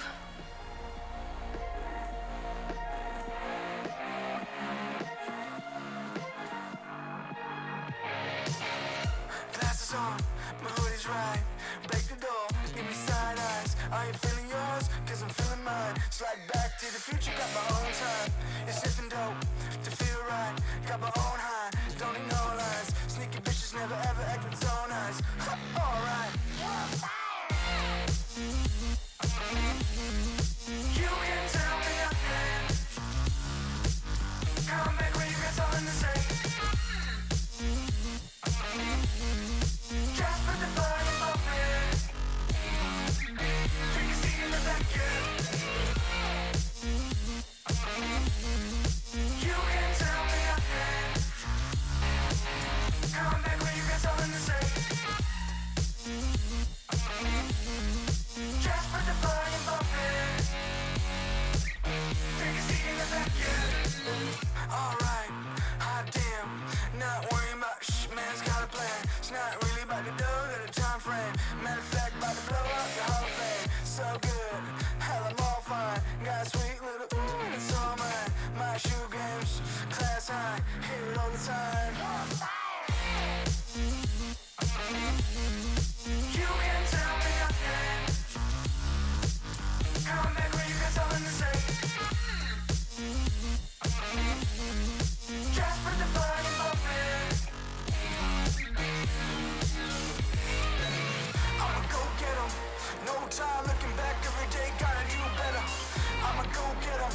Blow the roof off for a really want to see, now go tell 'em. About to touch the sky, no helmet. Preparing myself on top, no weapons. On my own, I stop caring. Cause they keep telling me. You can tell me nothing. Come back when you got something to say. Just put the volume up in. Take a seat in the back, yeah. You can tell me nothing. Come back when you got something to say. Just put the volume up in. Take a seat in the back, yeah.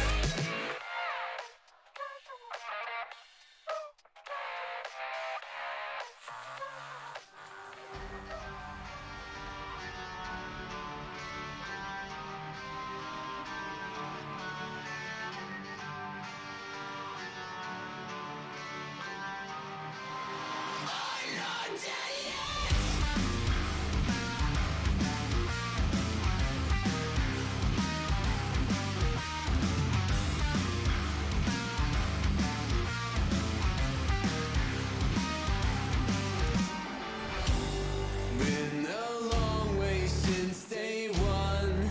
I came to hit but never run.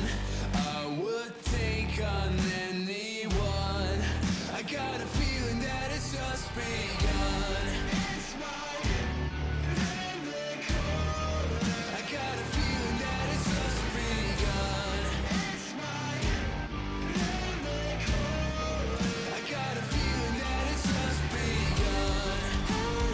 Can you hear me? I think I'm still alive. High up in the clouds and I'm never gonna come back, never gonna come back down. I'm not dead yet.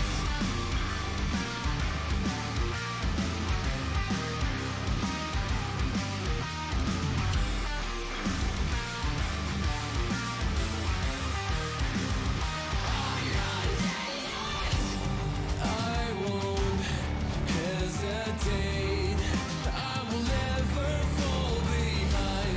Spare me the details. I got big things on my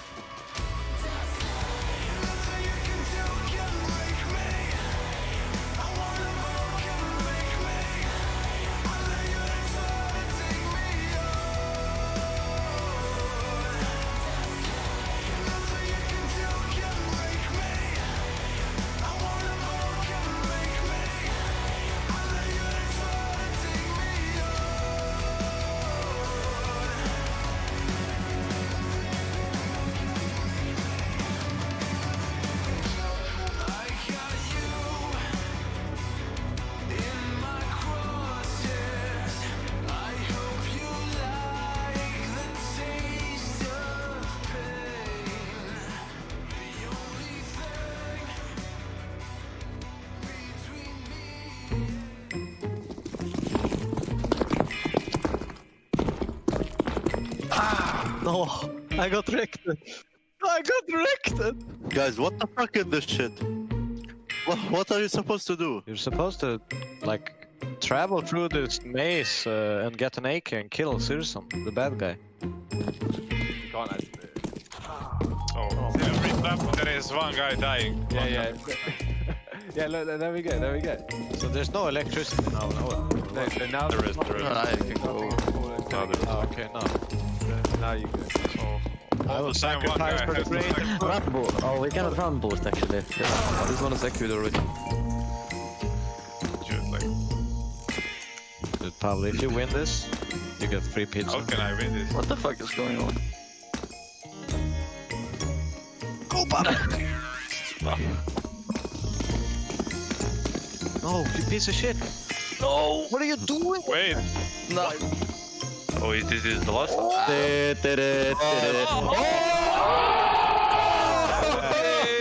You baited! Swarm, 7.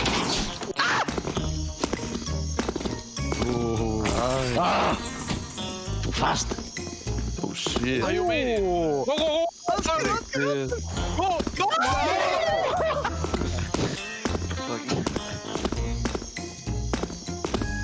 Okay, for the... Okay.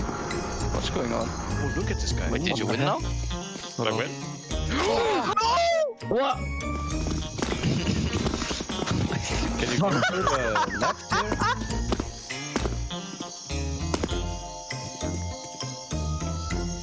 Can he see me? Yeah. Yeah, he sees you through the top right. Oh! Okay! Go. Just fly up, you can fly up with the road. And hope. What, really? Okay. Yeah. Like Just a jump fan, on it and it flies here? up. Yeah, it's a fan, yeah. No, like go on top of it. Yeah, exactly. No, bro. He stopped. Oh, he disabled it. Oh.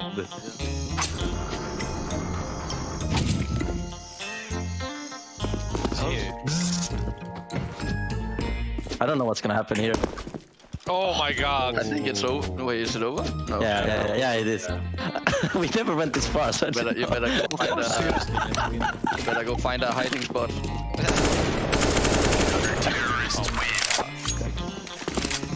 No hesitation. I'm just gonna close my eyes. Count down. Wait, what is this? What? Oh, I'm closing my eyes. How did you have AK?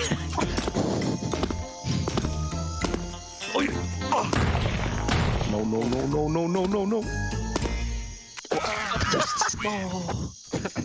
Yeah, I think you will never win this map. It's too hard. Played it? Yeah.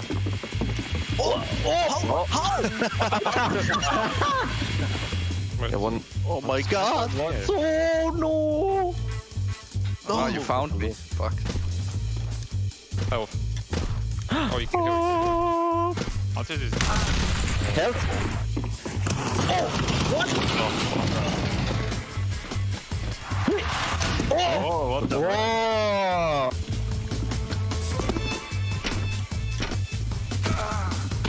Wait, what? Oh my god. Crazy people.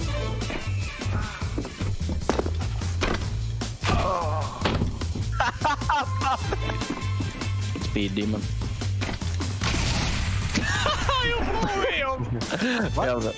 What? How did you die, Oscar? I have no idea. I sacrificed for the greater good. So close. Okay.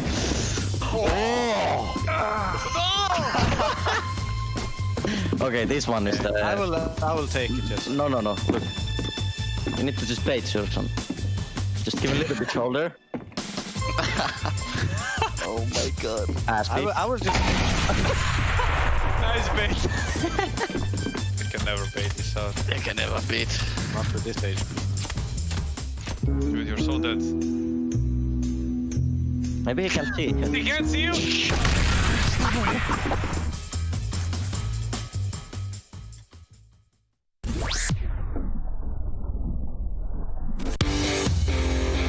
Hey Future Pros! Today we took the private jet and we landed in Overpass.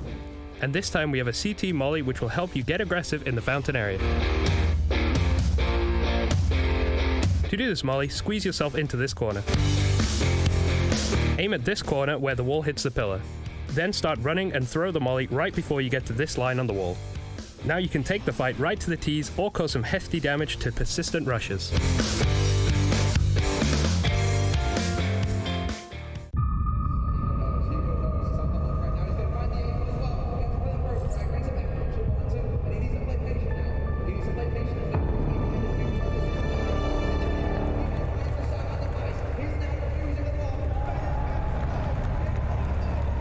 Debutantes, underdogs, rookies. In 2014, there were many ways you could describe Cloud9. However, that could only apply to the organization itself, as their CSGO roster they acquired from Complexity just 2 weeks before Cologne was far from inexperienced, and that experience manifested itself in the most crucial moments, with one of them being a battle against Dignitas. Thanks to Dupree, an even duel on Mirage could soon end with Cloud9's defeat. Team Dignitas, they've got the smokes down to cut Cloud9 off, and in fact, they're going for huge plays! Dupree! But with someone like Hiko on the defense, even the best entries might just not be enough. That bomb plant's already been happening for quite a while here, so Hiko and Sean, that's a good kill from Hiko, but they realize Dupree's still in there. So Hiko comes in with another kill, and back to a 2-on-2. That bomb's too far tick, they gotta move quick right now. They're going for it, the defuse is already happening. Hiko, are you kidding me? He's gonna go for it, they win the round. Hiko picks up a triple, and Cloud9 win it, what?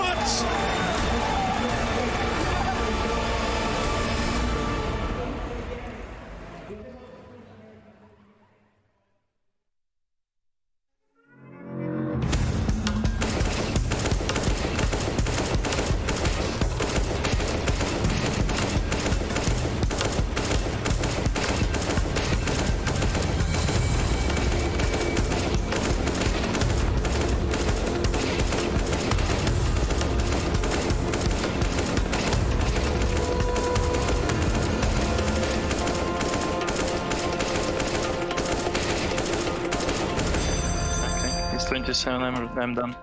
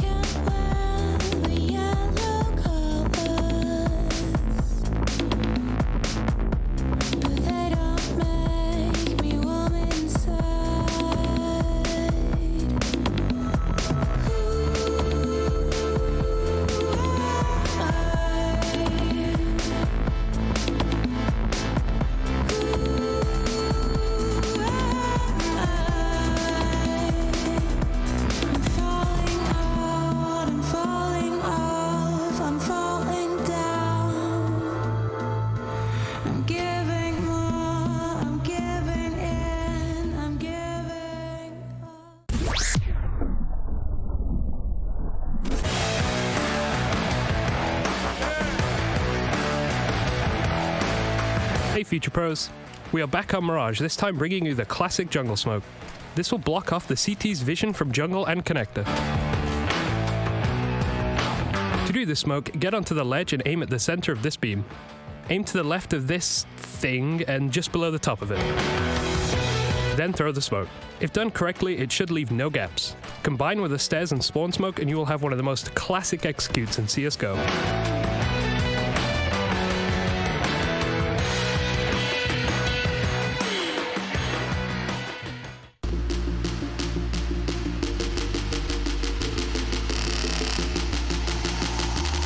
It's time for a flashback.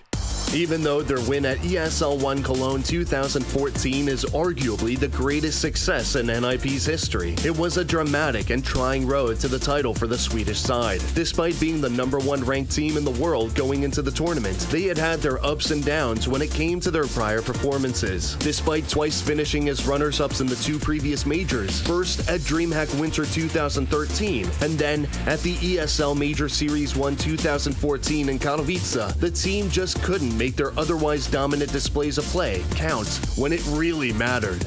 Being one of the top, if not the top Counter-Strike team at that time, NIP were a strong contender for the trophy in Cologne, but they needed time and a little bit of luck to gain their momentum. Within the group stage, NIP did well, but not perfect just yet. Get Right and the rest of the squad managed to win 2 out of their 3 games. They began with an expectedly easy 16-7 win over Team Wolf. The next game against Epsilon, however, was a wake-up call, as the French world #10 threw the Swedes down the lavatory in order to prove they're also in for the biggest honors. And now it is a 1-on-2 for Forrest here, and this one is for the map. He's gonna have to pick this up. He's got time for it, but does he have the aim? He's done the damage right now, and he's currently caught, and there you go, Shoxy with the headshot. But NIP made it through the group after taking down Ukrainian roster Hellraisers in a solid display of CSGO.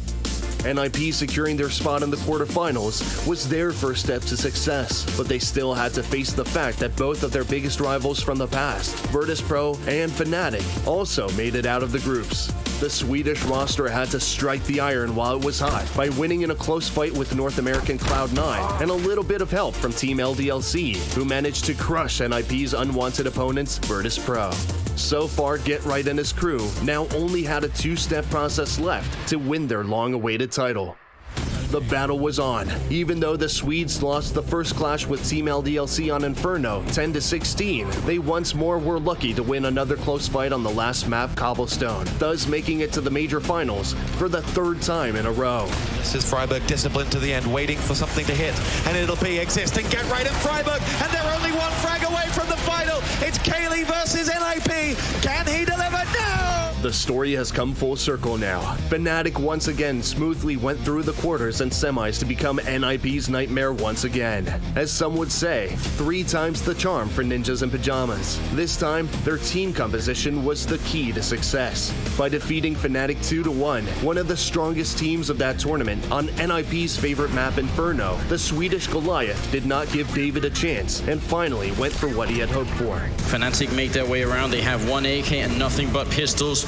What you've witnessed in this tournament is a broken NIP team managing to resurrect themselves, and Exist picks up 2 kills. Forrest with the shot as well. Olofmeister goes down, and here it comes. 2-on-5. JW and Flusher. There is nothing they can do any longer. NIP have won Gamescom 2014. Ladies and gentlemen, 16-13.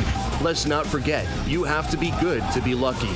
Luck should also refer to the spectators' point of view, because they had a chance to see for themselves what is now considered to be one of the most iconic scenes in the history of CSGO.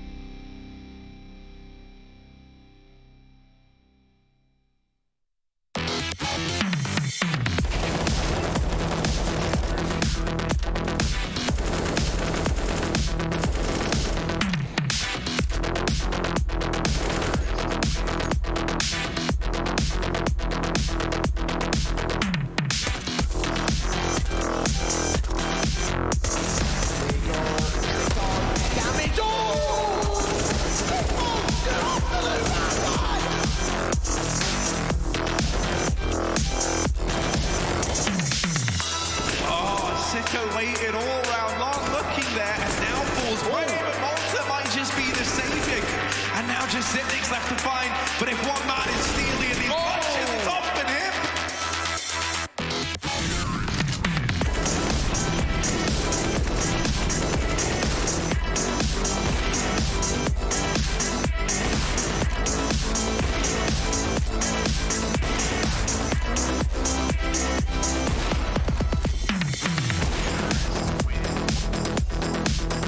It's all on system. This is for the map. This is for the game. The smoke phase commission. He gets the kill. Gets him off the bomb. The pistol's out. The BT's missed. He might just save Big once again. And he's done it all on his own.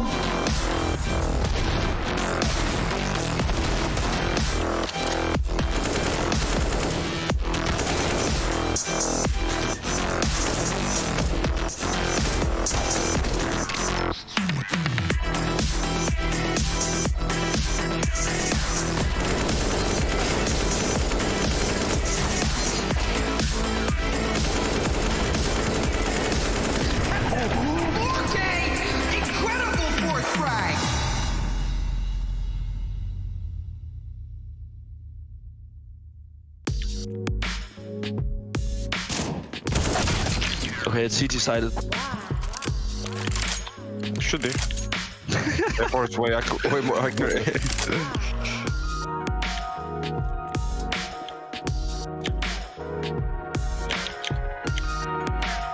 Bam.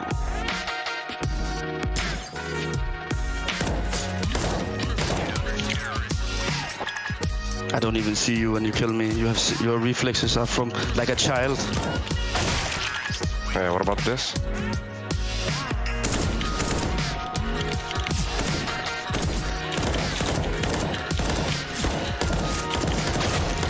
Oh my.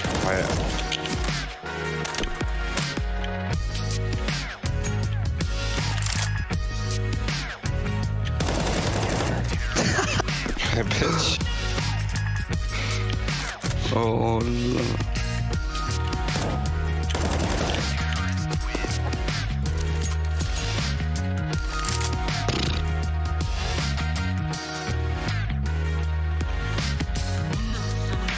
Where are you hiding? I'm running around full speed, well. I've been watching the whole map, I didn't see you at all.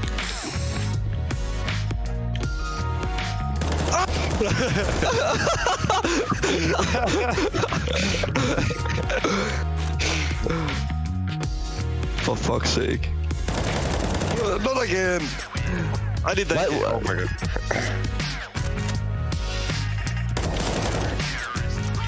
Valentin, the best player in Bulgaria. Nice, good to know. Thank you, boss. Oh, you're lagging. Yeah, you also lag as well for me, but it's... I think... man. I thought you were done. Boogeyman, where are you? I'm afraid. Oh. No. Oh.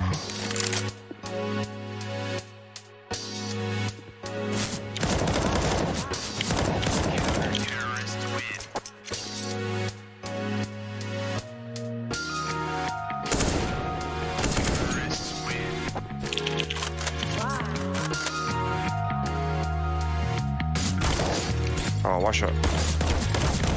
Not really.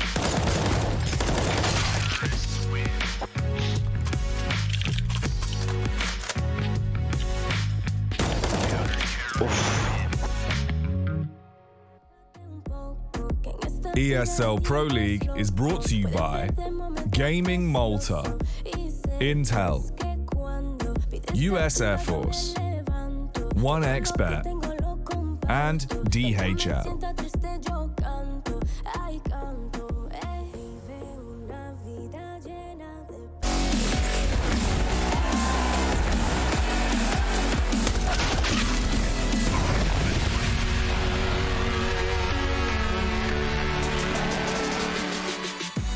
I think the hardest time in our group will definitely be complexity, I would say, because like Heroic, they beat us a lot of times in the past, but they changed 2 players, so it's hard to say how they prepare and what they do with their game style and stuff. And also for FunPlus Phoenix, they also changed like KüssJ with Sunny, so it's also hard to say what they're doing. And OG as well. Yeah, it's also I don't know if MBK is playing with them or if someone else is playing. So I would say it's complexity because they didn't change their lineup, and we also had like tough games in the past against them. We played them often. So yeah, it's complexity, I would say.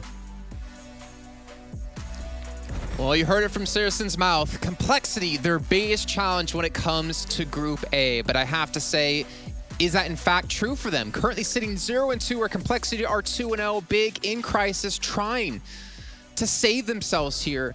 I'd almost say, Pim, this is a must-win game for them. It is a must-win game, and at this point, I think any team in this group is a big challenge for Big. To be completely honest, even Renegades at some point, would be able to smell a victory going up against a big clan that right now is playing some of the, I wouldn't say some of the worst Counter-Strike I've seen them play, but it's a period right now where it's just not hitting for them. Right, a lot of the games are somewhat competitive, where you feel there's a nerve to the game. You feel that a couple of clutches going the way of Big Clan, they win the game. But as of right now, it's just a tendency for them that they end up losing the majority of their games.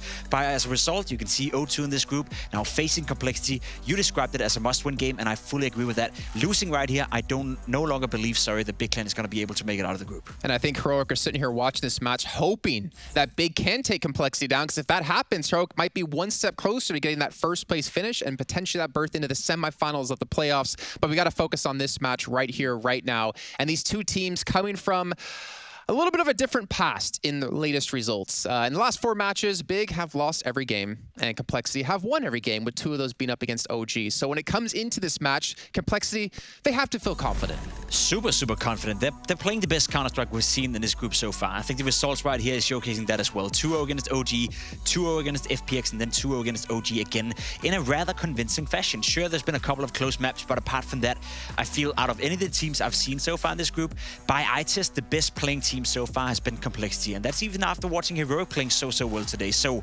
Big, sure, you had a struggle winning against the first couple of opponents. Now you're facing potentially what I would describe as the best team in the group. It's going to be even tougher now. And you can see some past results between the two teams as well, even dating back to the Intel Extreme Masters Beijing Haidan in 2020.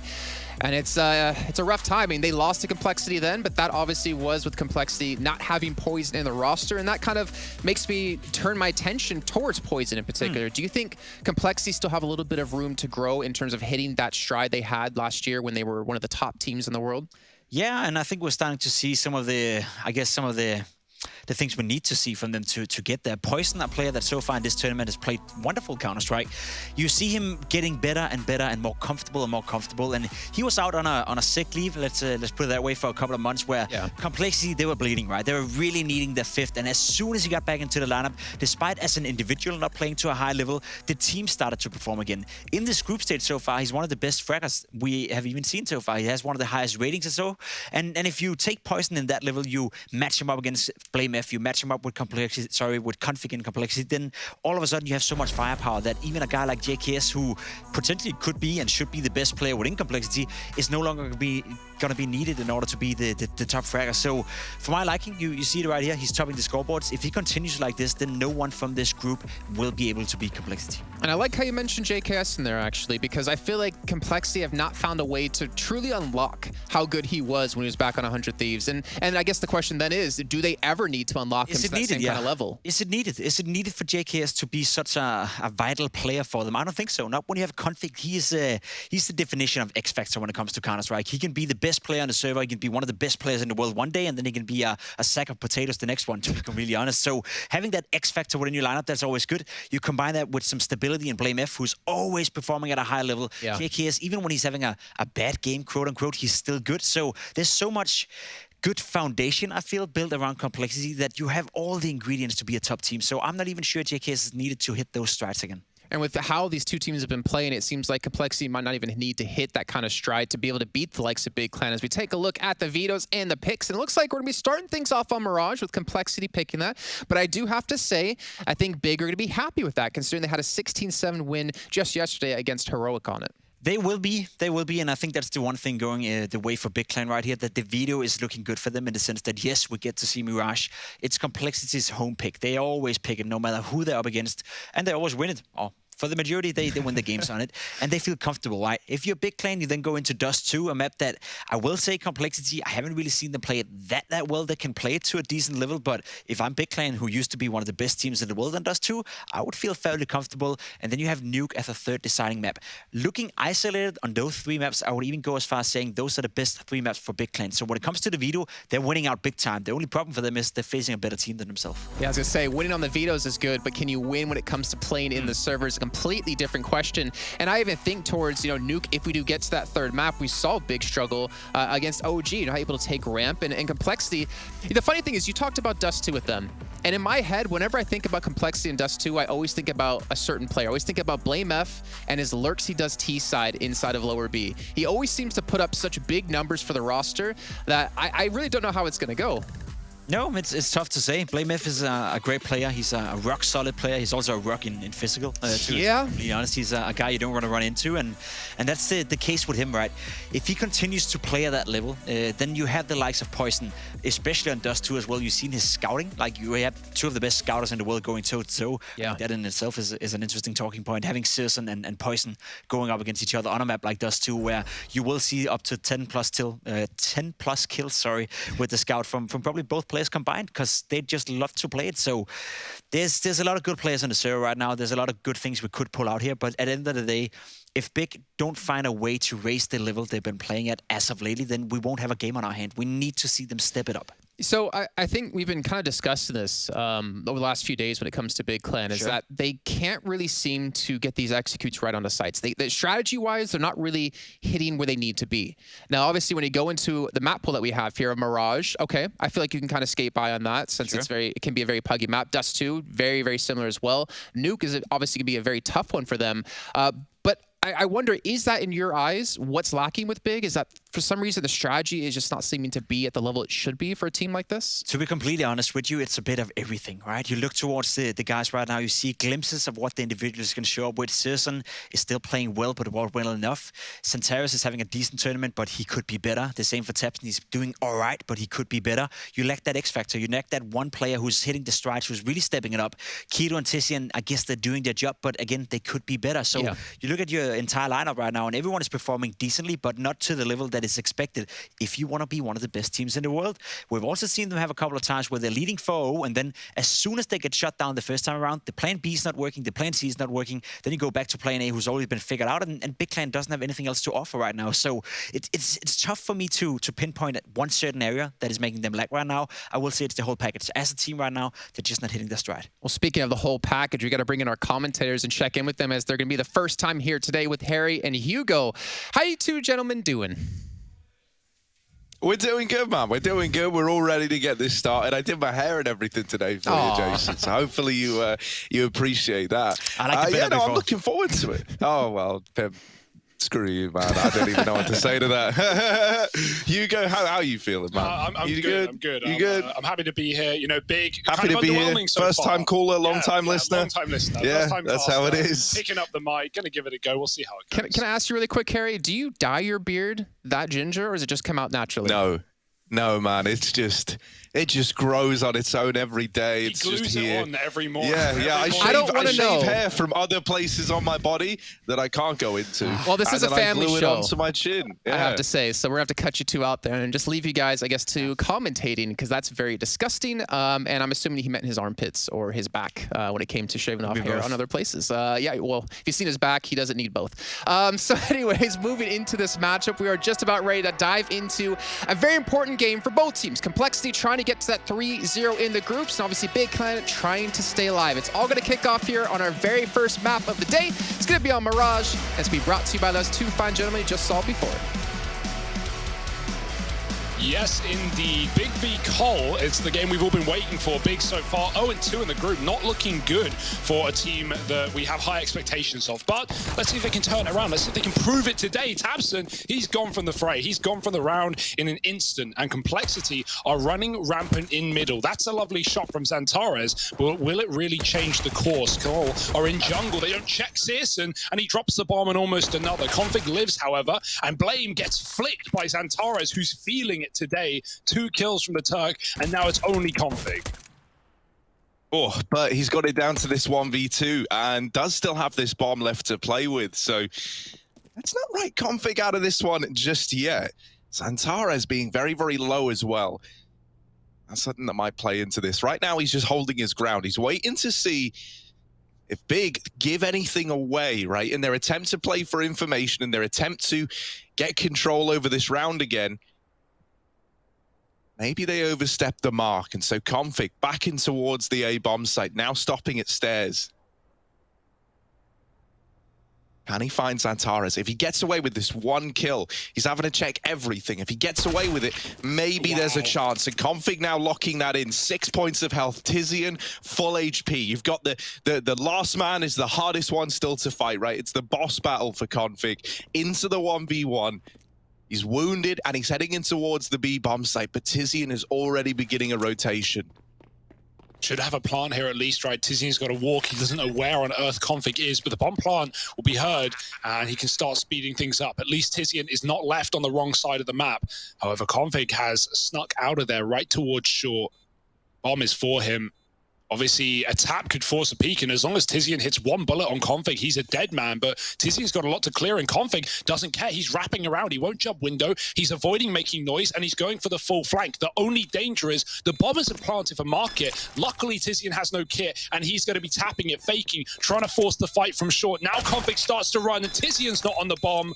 That was a really nice try. There's no time. There's no time. Oh, my goodness. Dear, oh, dear. What a round for Config. The flank, it was just there in time to save the day.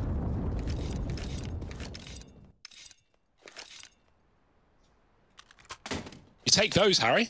Did you just see the little Windows? There was like a Windows loading thing in the middle of the screen, and I don't think that was us. I'm pretty sure that was just there. That really threw me off. Sorry. Big's brain just doing up today. Yeah, Xantares hit some really nice shots in that pistol, I've got to say. No, honestly, like you could feel Config warming up into that, and I think as we were kind of saying, it all hinged on finding Xantares and the fact that he checks for him, he gets away with it, and then just wastes all that time off the clock. Already a scary start, right? Like, I think the map pool here is cool. Both teams are going to be very comfortable. It's not going to be a case of you know, like going on maps you're not prepared on. But it doesn't really matter where we've seen Big so far in Pro League. They haven't really showed up like we expect them to. And Cole, oh, that's a great shot from Keto. But Cole, you know, they've got their full roster in. And as you know, said on the desk, they've been performing great. Poison's been fragging out in the games that we need him to. And Cole are running wild. They're looking to go 3-0 up in the group alongside Heroic. Smoke spam. Buy back for Big, losing a man, and Config's got another in middle. Smoked off, that actually gives him cover there. He survives unless he gets spammed through it. Are they going to be able to jump up and find him? He's holding for that exact play, but it's still going to go the way of Tizian. A-site is lost, and the bomb is coming back in through top mid. This is very dangerous. Xantares is pushing to get an AK. Luckily, Tizian is regrouped with his teammate, and the bomb goes B, where BlameF has already found some safety. Poison gone on the A site, and Blame can cut off the rotations. It should be fine. It looks dicey, but it should be fine. Yeah, the thing that still makes me worried is that Big are now better armed than Complexity for this retake. It's BlameF's aggression that should have this round locked in, right? Holding on to the murder hole, you ain't getting through that. And so the smoke now falling, Tizian knows that he can't get through this position. He's still trying to look in, and it's pretty ballsy to try and deal with BlameF while he's here. Oh, he does get away with it. And now down to the 1v1. Now a lot of time off this bomb. I don't think there's any time left for Tizian to even attempt the round. But he gets out of it with the AK at least. And a lot of damage done to Complexity. I'm almost curious if Big decide to force buy again, right? You get this round so close, and it's not like a round in which there were mostly SMGs for Cole. You saw it. You took the guns away. It was mostly rifles outside of that MAC-10 on BlameF.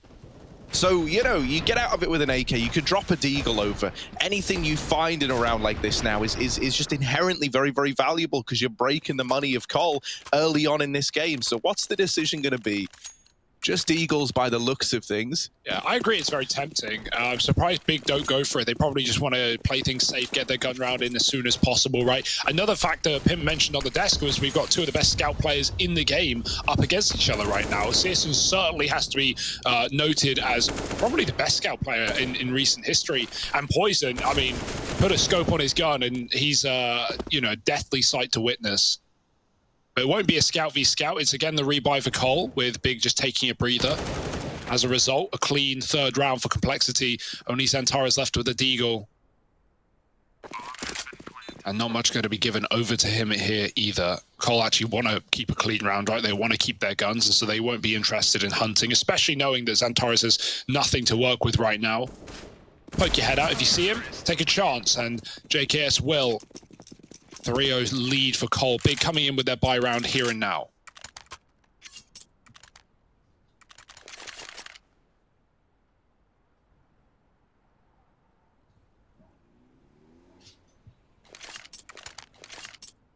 we've got Searson's AWP coming out right away. Now, Poison doesn't have his on the other side.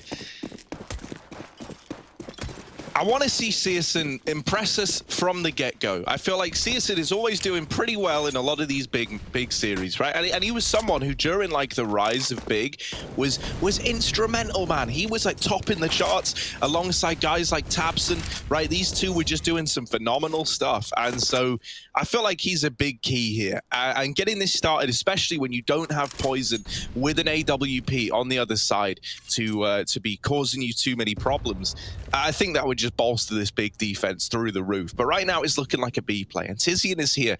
Now, oftentimes on Mirage, Tizian is one of these players that can struggle holding on to the B apartment. So this is a key moment for him. And together with Xantares, they trade evenly, right? Down into a 3-on-3 with a bit more damage onto JKS, but with no utility, no damaging utility left to get that kill. You've still got to win it in a gunfight. Yeah, they did as much as they really could have there. JKS dinked as well by Tizian, so more damage that Big can capitalize on. They've got another pick, and they're coming in through the market. Blame couldn't see on the fade, and Keto gets the kill there, leaving JKS dinked up, low HP and nowhere to hide. It's going to be Cole finally falling for the first round for Big. Nice hold from Tizian and Xantares, right? It's more of a contact play for Cole. It's not like Big have much warning that it's coming through. Both players get a kill apiece, more damage done. And yeah, as long as Cole are there in time, they're able to retake before, you know, Big are there in time, they're able to retake before Cole are able to get into any good post plants. So round on the board, and key that we have it early as well. Still Cole can buy. Poison tempted by even an AWP perhaps. He knows that Searson's kept his going for the previous round. I love the Big are bringing out dynamic cameras for awesome. while we're in there. All right, Big Clan, we see you. We appreciate you. All right. I see what you're trying to do, right? We already love Tabson and everyone else in the server. Now you're trying to make us love the organization as a whole. Well, we already do, but you're just up in the game. Yeah, what's next, man? What do they bring? A drone that flies around and follows them in the studio. James Bardolph piloting it on the sidelines. Nice. Yeah, Big Org do really go the extra mile with things like that. Like, yeah, everyone's caffeinated. Everyone's got the bowls of fruit. Oh, that's a kill. Keto, he's not done. He's locking it down on the A site. Yeah. From the site. It's Poison in a 1-on-4, not meant to be. And Big just absolutely tear it through. The contact B play doesn't work, and neither does the contact A. Back to the drawing board for Blame F and friends.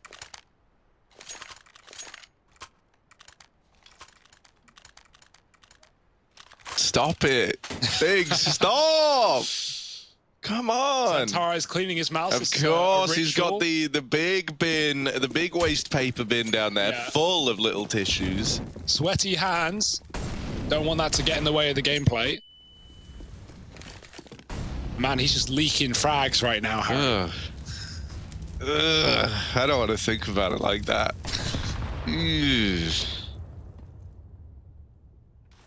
Ew. Xantares leaking the frags into the server. There it is. Oh, here he is. Leaking them, man. Leaking. Soaking wet. Soaking wet frags from Xantares. Keto gonna deal with JKS, and now Complexity just down to 3. It's Rush, Poison, and Config, but you can all read. Well, actually, that's quite the assumption, but look at this. Rush with an eagle. I struggle, man. I just look at the pictures. That's Config. I know how he looks like, and here he is with the deagle, that is, out through the ramp. This guy, that's Keto up on the area. Balcony. Yeah, maybe you should just take a breather. Yeah, I don't know. I was trying to do it without reading the names and just looking at it, but then I was too focused on looking at the people. Yeah, well done. I'll get you a map call-out list later, Harry. And can you? Thank you. Yeah. I just say, like, A site is anywhere within the vague vicinity of the A site. Sure. B site, anywhere within the vague vicinity of Where's B. middle? Mid is just all of mid. Like, they could mean window, could mean boxes, could mean chair, or Delpan, whatever you want to. It is mid. It's all mid. All right, here we go. All areas lead to mid eventually. It's the old saying. All middles lead to a bomb site. 3-3. Searson going for something in connector. There are players in middle, but they're playing safe enough. Poison doesn't have an AWP to battle back. And the util, not unavailable, but pretty much missing for Cole. They've got a couple of smokes and mollies, a few flashbangs each, so they've got to be sparing. That's a good shot. Bomb drop to the top. tabseN throws a nade in lower. blameF backs out. Doesn't want to get blown to shreds again. Tizian getting spammed on apartments. Rush couldn't finish the job though, and the smoke comes down. That's still some damage for later that Cole can capitalize on. And k1to, who's looking very good today, had some banging rounds on that A site. He's looking for more in the connector. Blame's pre-firing, but he still doesn't know that he's here. tabseN gets boosted up to try and support k1to. And Cole are contacting B right now. They know they've done some damage early on, but Big are not falling for it. The boost comes in, and then as soon as it does, they double back to the site.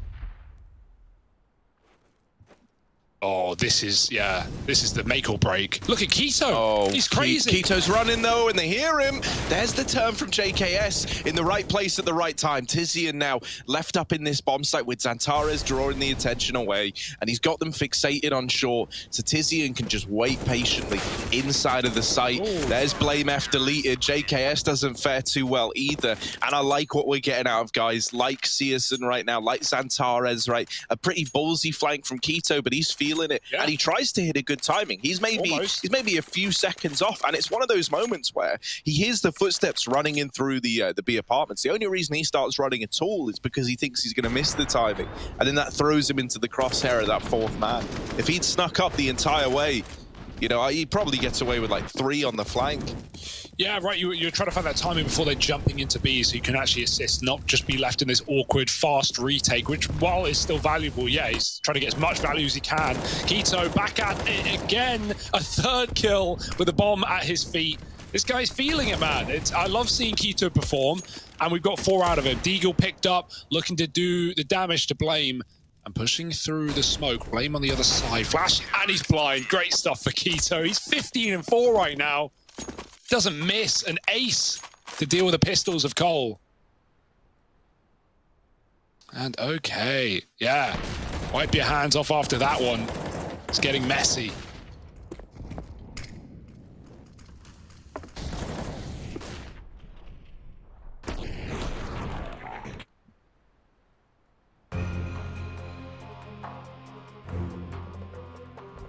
They brought it back for you, Harry.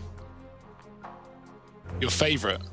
Nah, man, this is the tac timeout music, Hugo. Oh, there's a big difference. Tac timeout, it adds to the tension, right? In these moments, this is where Complexity is sat there and they're going, right, boys, how do we put a stop to Big? Because Big are picking up some momentum now. They're picking up some steam. Poison, you want to bring that AWP out? You want to bring that big green gun out into the fray and try and silence syrsoN a little bit? That's what's going on with this kind of music, Hugo. And then it's the tech timeout music. Now, the tech timeout music, that's where it gets a little more emotional. And so we have to wait and see what comes of tag timeouts, if we get any of them. Xantares over here boosting syrsoN up into ladder room early on. He's going to take a pretty quick short peek on the back of it. Didn't have the spawn to attempt the cat jump. I think that would have just been feeding at that point. So syrsoN boosted up gets here a little sooner than normal. 3 nade damage. Yeah, knows the config's there and brings him down to 50 as a result. Now, while this is going on, Cole, they lose JKS down here at ramp. And even though it looked like maybe they were setting up like this default early on, you see they're holding all across the map. They've got mid, they were holding the apartments, now wrapping in through lower. They've got Palace, and they did have ramp. Now that they've lost JKS there, this idea that maybe this was going to culminate in an A play, well, it gets a little more tricky to do that, right? You've only got Palace as like this point of contact to hit the A bomb site from alongside connector. So maybe instead they're going to look for other avenues over here in middle. Oh. More nade damage coming in. I don't know how blameF only takes 17 there. Yeah, he's dodging fire, dodging grenades.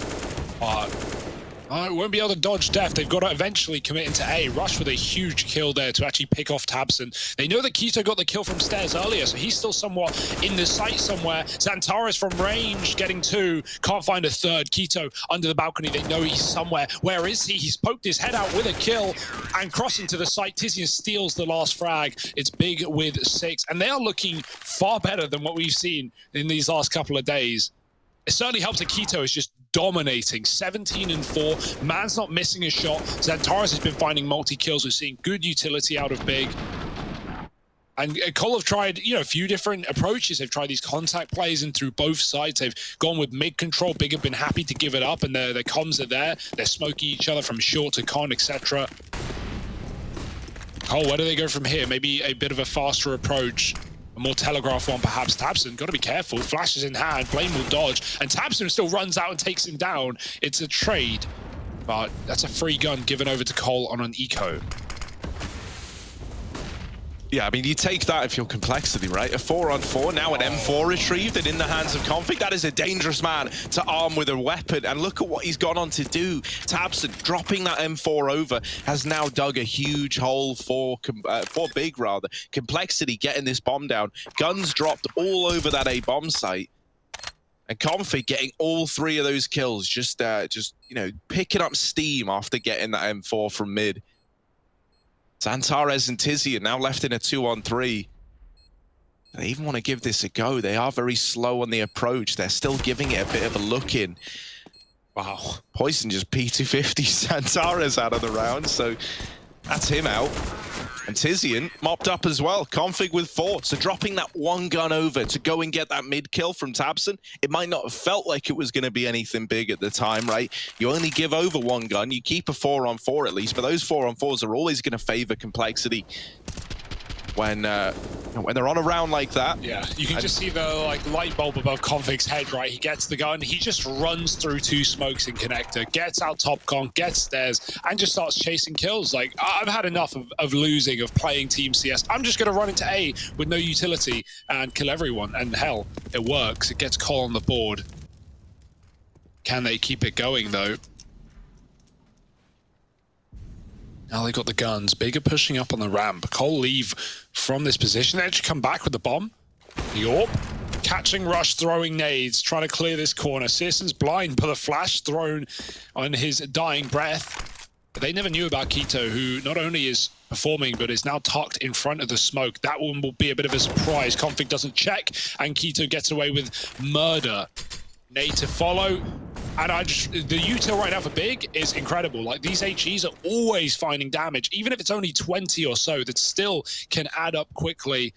Smoke in the Palace to stop this A commitment when the smokes come over for Cole. That's annoying. Poison's committed out the ramp, but up in Palace, JKS just has to wait. And even if he goes, there are 2 scopes on him. tabseN drops the bomb. JKS probably has to make a move at this point, but tabseN's not going to be letting him out anytime soon. Oh. Okay. Oh, right. Cracking little killer piece between JKS and BlameF. And now they've gotten out into this A bomb site. They smoke off connector as well. Tizian will go through it. And Blame's leaving with the bomb. Is he going to go back towards B? So now JKS, right?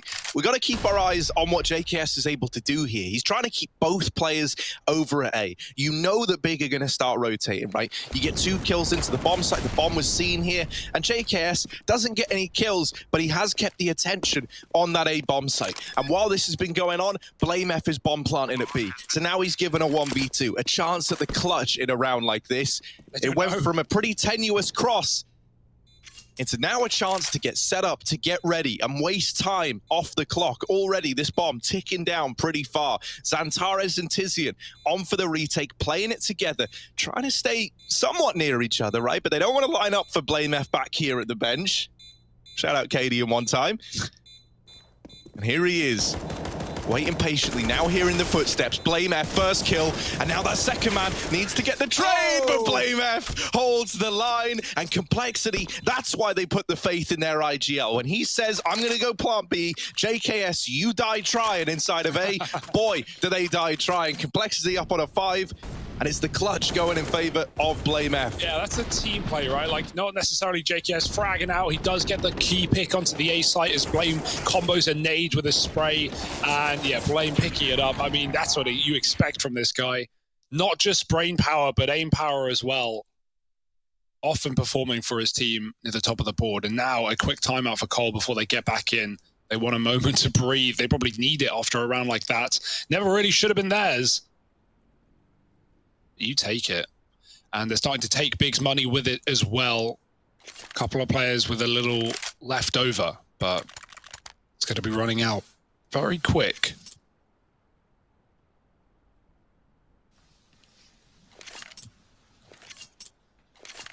So yeah, like what was a slow start for Cole? Big looking ferocious out of the gate, could quickly turn on its head and lead Cole into winning the half. If they win this rifle round, Big are going to be trouble to buy moving forward. Searson into the connector. He won't hang around, surely. Oh, he's getting spammed. They already crossed. He's going back for more. This guy does not know when to quit, and maybe that will be his undoing. Config is creeping in, and he's found Searson on the corner. Yeah, he already got tagged from that position, just thinking he would never get punished again. The scroll wheel, I presume, for Tizian, jumping on the balcony, and he lands as the bullet hits him in the face. 2 kills for Cole. What feels like an unlosable round if you play your cards right, but k1to is still in the server. And he's having a great game today, right? Very relieving to see, especially after, if you remember, that Vertigo game that he ended on. Ugh. Yeah, he does have struggles on Vertigo. Like, I feel like when Big play it, he is often left on B and ignored, avoided on that CT side, or pushing into players holding. Like, it's a real lose-lose scenario, that B site. But yeah, he can struggle on that map. But here on Mirage, whole different kettle of fish. No, man, k1to, unchained, untethered. And here at the ramp, he's going to have to be exactly that and more. k1to, 1 in the name. Now over towards ramp. Was going to go for the number 1 in the name, number 1 in the game. Yeah, let's see what he can do. Yeah, exactly, right? Yeah, k1to down at ramp is only good for 1, and that's why I'm glad I didn't say it. 1 in the name, and only gets 1 in the game. Blame F down here in the bottom of mid, catches Tabson in the window, and for Zantares, he is a long old way away. And he's out for the save. Complexity are on to 6. They tie it up. How do you do it, Harry? How do you come up with this Man, stuff? I don't know. I just... Wow. Talent. Raw, natural, unrehearsed. Stolen. Unstolen. Unchained. And Cole. Chaining Big to the bank. But they've got no credit card. Okay. The money's low, Harry. Right. No. Yeah, that was good. They can rebuy, right? You saved the gun. That's actually pretty important here. You got a couple of players with 2 to 3K each. So no credit card, but like a little nest egg. Yeah, you know. They're like a little rainy day fund. Yeah, they got their pension out. Okay, pension's out for Big. k1to's 20-7. Stir. How does he do it? Like, no one else is even in double digits on the entire server, by the way. How is it 6-6? Like, look at the kill distribution. This feels like it doesn't even make sense. Right, hang on a second. So, we got 34 kills on all of Complexity. And on all of Big, we've got... 27. Yeah, 27. I'm just trusting you on that. Yeah, trust me. Yeah, no, it is. It is 27. So all the kills, yeah, okay. So 27 across all the Big, 20 on k1to single-handedly. And then whatever I said for Cole on 34. Cole. Yeah, something like that. Still, it's unreal. Like, no one else is even close to k1to. 20 kills deep. And we're not even done with this first half of play. There's still many rounds left to be played. I've done too much maths. I didn't want to risk it. 3 whole rounds. Many, as it's also known. Okay, let's go. Let's get in. k1to with a glass orb. Hey, yeah, good reason, man. I question nothing. Tabson just like hit the scoreboard. He's like, wait, what? k1to's 20 years. k1to, take this, mate. Win us around, k1to. Deliver with the AWP. Big move from Blame. No one's even considering it. Zantares comes in late to check mid, and Blame is already in ladder. You've got a double orb and you've not got mid control. That's a dangerous decision by Big, and we're going to see the undoing of that. You see Cole set up for an A play. Blame goes, wait, guys, I'm up in ladder. They have no idea. Forget the A play. Scrap it. Save it for later, because let's use this position to our advantage. Tizian. He makes noise here, throwing a smoke, running around. Blame's going to know what's on the other side. k1to AWPing CT, Searson in the B apartments. Still has a great position to find multiple kills unless Poison can post up for that frag. And if Blame times his cat play well, he might be able to get both of these kills before it's even a problem. Minute on the clock, Searson's about to spot it all. Blame is getting ready to hit his right timing, and here comes Blame. Searson with a shot bomb dropped, and Blame activates from Catwalk with 1. Searson just needs to stay alive, and he almost takes down Blame on the retreat, backing up to the back of the site, and Cole have barely jumped out of apps as Searson picks up another, dropped by the orb, and Zantares is here hiding all along. Oh, Tabson catches that mid lurk. Xantares denies the bomb plant, and so now we look at Poison. The AWP can't find a thing. Searson with the double to open that round up, and then everything just falls into place for Big. Searson does a great job of buying enough time for those rotations. You mentioned Xantares already getting himself tucked in, is able to deny that bomb plant as a result, and so now Big 7-6, they retake the lead on the back of a round where really like they didn't have a tremendous amount of investment in a sense, right? I don't think they could have afforded for that to go to a post-plant scenario. So they cut the head off the beast before it's even a problem. And now Keto with armor behind this orb, no longer glass cannon. Can't hold down the mid area, does get tagged to 23.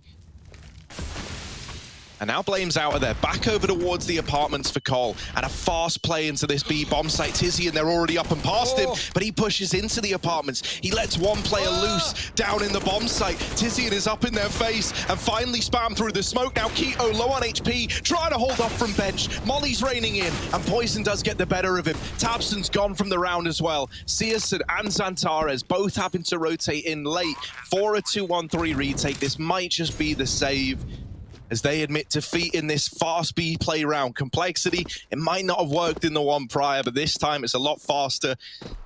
And so they find 7.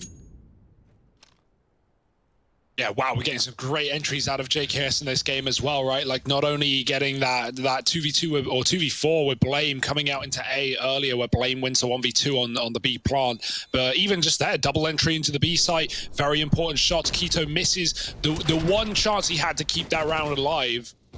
And then Poison posts up on the angle and just clicks him faster. Tizzy and 2 wanted to spray more, but knew he had an A1S, and there's only so much ammo in that gun, right? You can't spray forever or you will be a dead man, and instead he's just a dead man anyway. 7-7. Still a very competitive game, a very even half. It's what you like to see, regardless of who you're rooting for. And we've got a keyboard swap coming out for Big. Roll the tech music. Roll the tech music. Make it happen. Where is it? You really love throwing everyone under the bus. Where is my music? Oh. Hugo, imitate the music. I need something. It's too quiet. You can burst into song and dance, Harry, if you'd like. All right, and then what have I got? Right. I'm clicking my fingers, but it's not going through the mic. God. Maybe quit while you're behind. Quit while I'm behind before I fall even further behind. Exactly, that's what they say. The famous saying. So I never ran a marathon, you know? I mean, you actually have, if I'm not mistaken, a half marathon. Yeah, but I wasn't first, so it didn't. No, okay, but first or last, right? That's you were doing it competitively. Yeah. All that training. It took me like 4 months. 4 months to run it. And that was with public transport. Yeah. Just bus like one way. Stay in an Airbnb that night, bus to the next place. It's a lot of Airbnbs. A lot of Airbnb. It was very expensive. Could have just booked an Uber. I told you that. Could have just run it. Yeah. Really. Oh, there we go. We got it. Oh, thank God.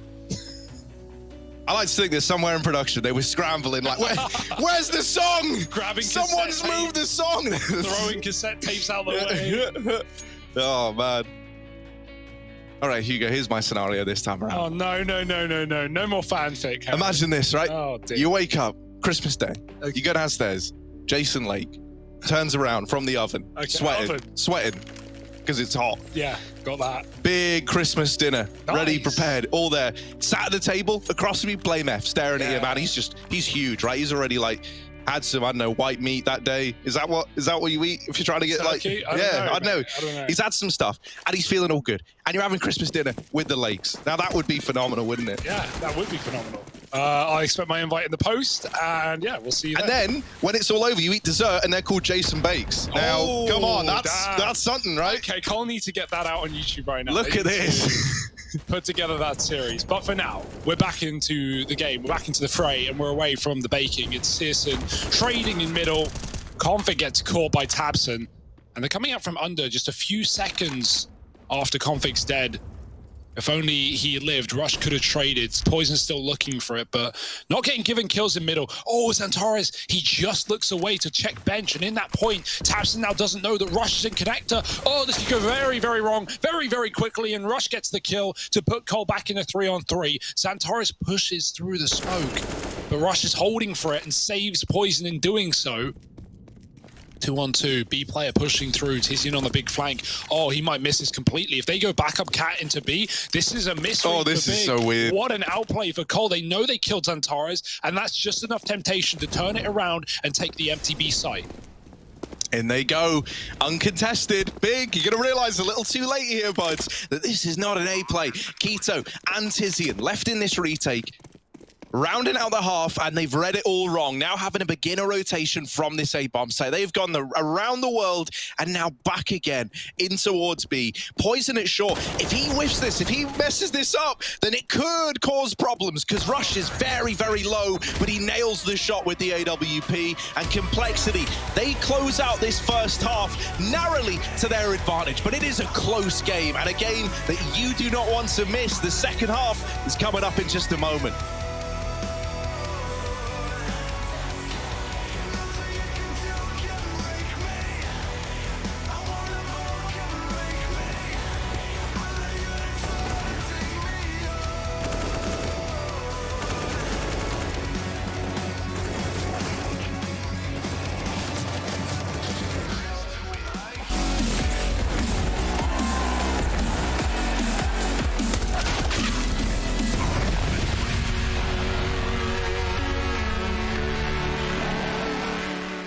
In terms of placings, top 3 is definitely our goal in this event. Obviously, we want to get top 1. That would be great. I think looking at the teams, I think we are one of the strongest teams in the group. So I think we do have that expectation that we want to be top 1, top 2. It's just kind of hard to, you don't really want to like underestimate the teams that have new lines and stuff, because when they go through those periods, they're super confident, you know, new players, different dynamics and stuff. So it's kind of hard to know what to expect, but you know that they also have a lot of confidence going into them. So it's definitely tough, but our goal is for sure 1 or 2 in the group.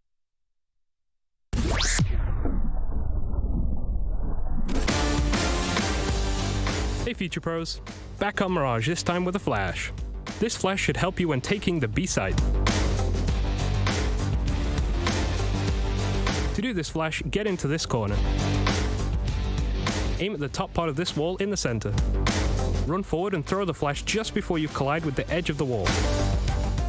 With practice, you should be able to do this one quickly and on the fly.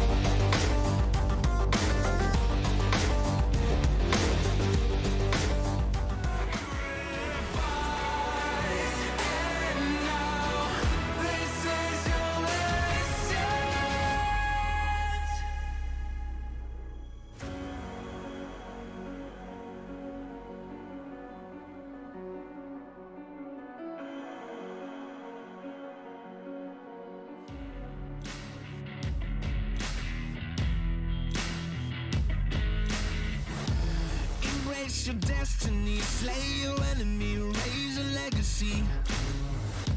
No more apologies, trust your abilities, gather the energies. Pull yourself back together, been staying off track forever. Child of the nation, will seek redemption, time for salvation. Today is meant to be day of victory, time for history. Reverse a tendency, fight the entropy, channel your rivalry. You're praying for fortune to come, you're hearing the sound of the drums. It's too late to backtrack, but back your back now. Keep your feet on the road and stand up. You've got what it takes.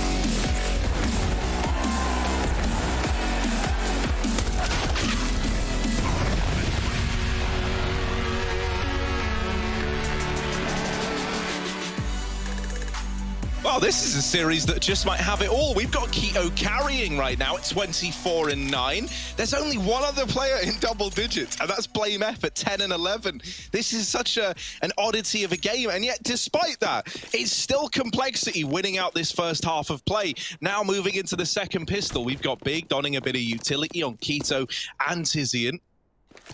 And these two players in question, both going to divide apart for this pistol round, right? One going through the lower tunnels, the other one waiting back at ramp. That's Keto with his utility. He's lining up a smoke right now. maybe looking to smoke off the top of Con, right? And allow these mid players a bit more room to get into the connector. And then they can try and explode through that Con smoke, or through that jungle smoke in this instance, actually. In towards this site. I don't know, did the smoke miss? I see it bloomed on the map, but I don't see it down.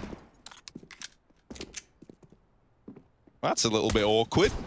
Smoke got thrown, didn't really land anywhere. Still, the pistols are finding all the kills. And JKS and BlameF are left in a 2-on-3 in the blink of an eye.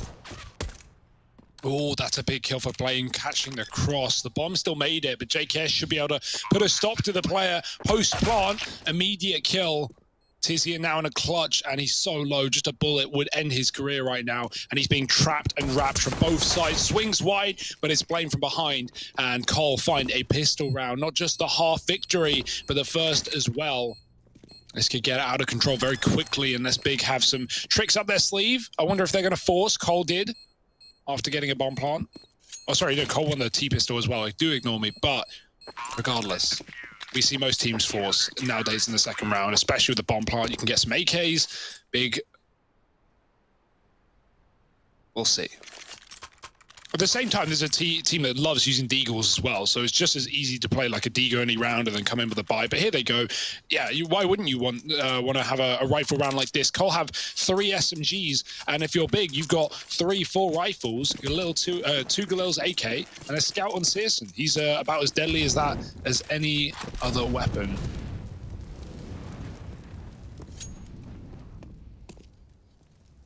So where did Big go with this? You definitely want to get some value out of this. Config, here's the drop under, and so Blame will be keeping his eyes on from the connector. Early nade. And Big just taking that mid control, the deagle waiting at top mid for the right time to strike.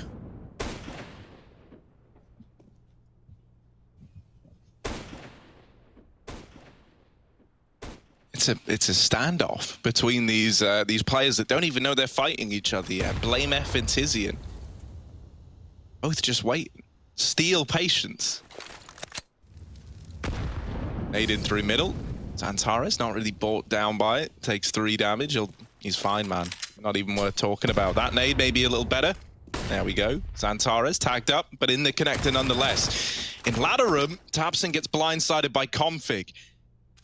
And so now losing a player early on the back of that short push, well, Big, they might feel pressured now to try and get in towards this A site. A short smoke is actually dropped by Config, and so that's given a little bit of room over to Big to try and make this com play happen. BlameF can't see anyone as well. JKS is smoked off by this kind of like deep triple smoke that's been thrown in. It's all on Keto, though. Everyone else doesn't fare too well. And while Keto does get a nice little double, that's about all he could have done there. Complexity are up onto 10. I like that smoke. It's the one I think we saw in the pistol. The reason it's cool is because it's on the bench. It's not just on the cross, right? Some CTs will often drop that so they can cross between CT and triple. It's on the bench. So if someone crosses between CT and triple, you'll see their legs from connector. On the other side, I actually don't know this, but I wouldn't be surprised if it blocks a ticket peek. If you jump ticket and try and look con, maybe that's in the way then. Maybe that's why we're seeing it thrown. A very common peek to see from snipers, especially to watch connector. But at a very minimum, it at least cuts off a CT swing and still gives you the info that whether they're triple or not. So I like that smoke. Big, they do like to come up with their own utility. A lot of the meta util we use today is, found from Big at some point in history. Oh dear, pistols could get dicey. That's a shot from Tabson. Flash up on short side, Rush is dead. Surely blinded, does get one off of the flash, but he's still going to be able to fall and give Big a way into B. Not much he could have done there. JKS now trying to stop them crossing. Oh dear, Keto's deegged him out of the round. He's kept it up from that CT side, and now it's only poison. Big couldn't win the force, but the eco, easy. Keto's going for kill 29, and he's just round 18. them. How does he do it? He's 29 and 11. He has 160 ADR. Dirty. Keto, what is this? What is this Okay, right, let me tell you about Keto, right? So him and Searson, Hugo, I'm sure you'll remember this as well. When we were doing Pro League, it must have been like season 7 now, or I think it was a good while ago. They were playing for Sprout, and Keto looked pretty good. Searson looked really good. And you know, we were hypothesizing, like, oh, well, what if they move to big? And you know, then when they first joined, Keto was still looking like real good. And I know he had a lot of praise around it, but I feel like we've never seen him deliver something like this, where he's just above and beyond anyone else in the server. I love what we're getting out of him. In this round, Rush is trying to hold down B with just a deagle, and Searson wraps onto him. Keto is holding down the short side, 30 and 11, as he gets that kill to Config. BlameF going through the smoke will surprise these players in the site, but only for a moment. Keto and Santares return normality to the server as it's all left onto JKS, and this round looks like it's going to slip by the wayside for Complexity. 9 on the board for Big. They're keeping it competitive. And you have to bring up the fact that Keto has this many kills as much as we are, because right, the next nearest amount in the server is 13 on BlameF.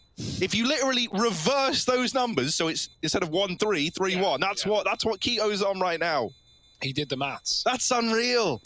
Reverse the numbers. I don't know if that's maths. No, but over double the next best player. Like, JK's got an AWP out of that.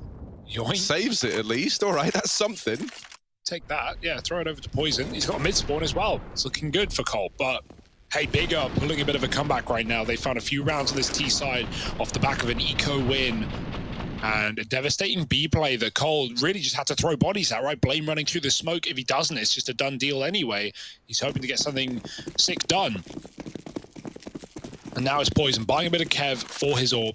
Fast out round for Tabson. Oh, catching crossing players. Config doesn't make it to Sandwich, and Tabson looking to take a bite out of the site. Dead to the USP. Rush traded. There's 2 more where that came from. Poison picks one off, and Blame pops his head out from underneath the balcony. Now climbing up. They could line up, and they do. Poison with the collat, and Cole win a full eco right back.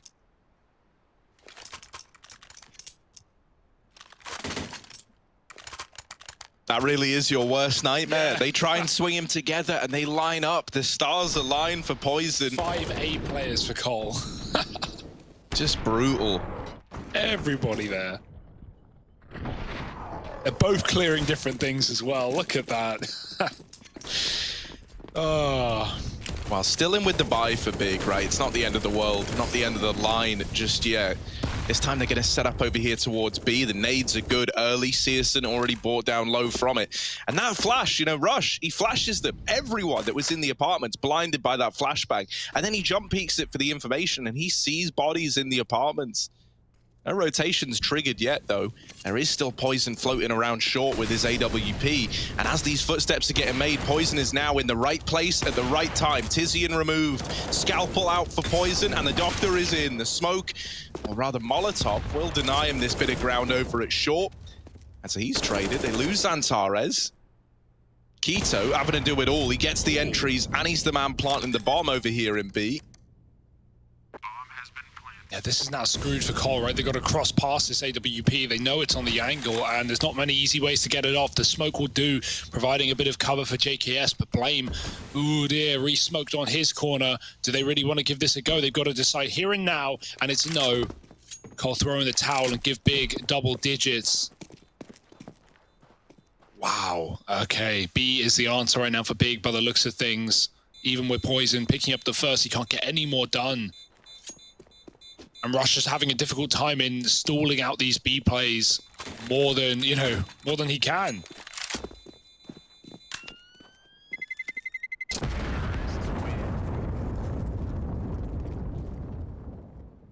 And yeah, whatever Keto's eating right now, I want to know. Just keep sending him in first. Keep letting him be unleashed if you're Big. You don't want to put a dampener on his play. He is really making matters happen for Big right now.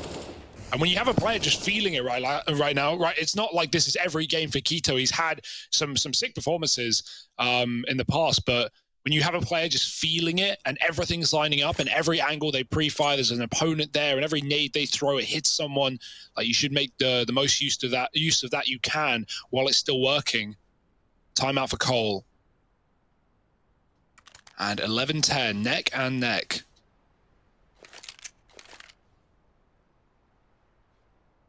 It's not a pretty buy either for Cole. They've even got a scout, so Got to win this one, although will be in the dumpster. They will be back to pistols, although they've won that before, as we've just seen. Somewhat reliant on the AWP. There are worse things to be reliant on. Poison top fragging for the side of Cole, and second in the server to Keto. Welcome back.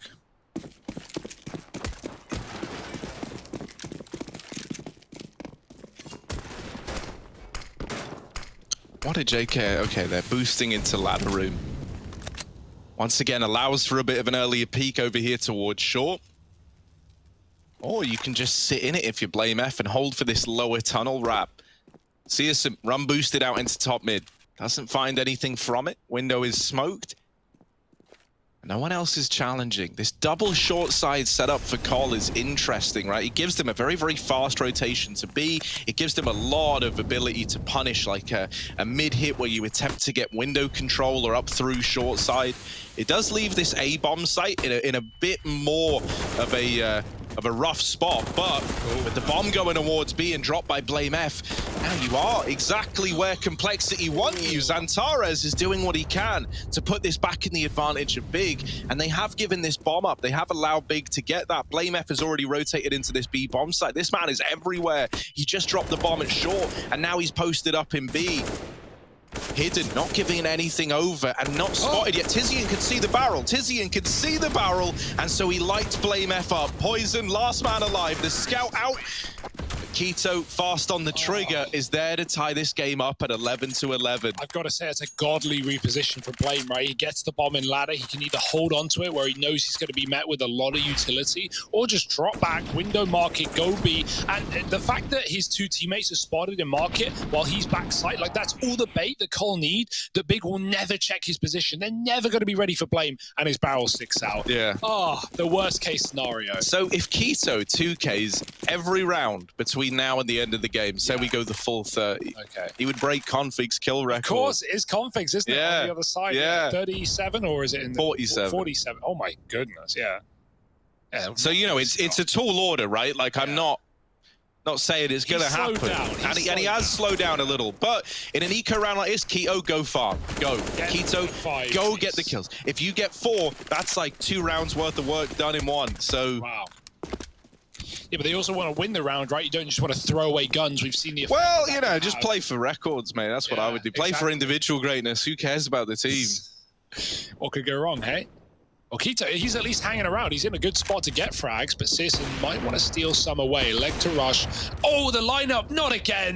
That's 2 collats in this map so far. Poison, ooh, he's put something in the water. Does tap out Keto, and there's some more dink damage done, but not enough to dish out death. It's Big on 12, and Cole, ooh, the money. It ain't pretty, but it might have to just be that investment, whether you like it or not.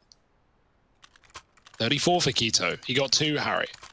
So, oh no, he got 1. He needs to keep it up. Who knows? Yeah. You talk about that record. You've talked about that record every event since it's happened. Yeah. And no one has broken it, Harry. No, no one's broken it yet, but one day. If you keep cursing one day it will happen. Yeah, surely. Nah, no one can break Config's record. Cursing now. No one can. Untouchable, king of the game. Poison burning in that molly. It spreads. It didn't look like it was going to. So he put the smoke away, and then it spreads and brings him down to 30. Hit it. Another B hit. Another B hit on the cards. I mean, hell, they've worked wonders, right? A double short side setup again, but that leaves the site wide open. And so it's a 5v5 retake, but through the smoke, Keto, lots of damage. Poison has darted in, and they're already all around him, so he's out. Flame's fallen as well. Tabson's holding for these players, looking to hold on to the guns, and that is a disastrous round for Cole. They lose everybody. The short smokes fall. Everyone gets cut off from B. Poison goes on like a bit of a suicide mission, really, like running in through the market, just trying to offer up some resistance. It's like he sees them coming out Balk, and then he realizes, wait, they're in market as well, and then he turns around and dies to Balk. You know, he had to pick a side, pick a target, but he got stuck between 2, and they're really hunting this last player. They are sending it. Knives out through the smoke, and Xantares is the headshot. That just, that's insulting to Complexity, who now have to take an eco and wait for 14 to be found by Big. What a recovery, what a redemption. Both pistols for Complexity in this map. They won the half, and Big coming alive right at the very, very end. and making it worth its while. 13-11. And yeah, you can't buy here if you're Cole. That would be a death sentence. Can they keep themselves together?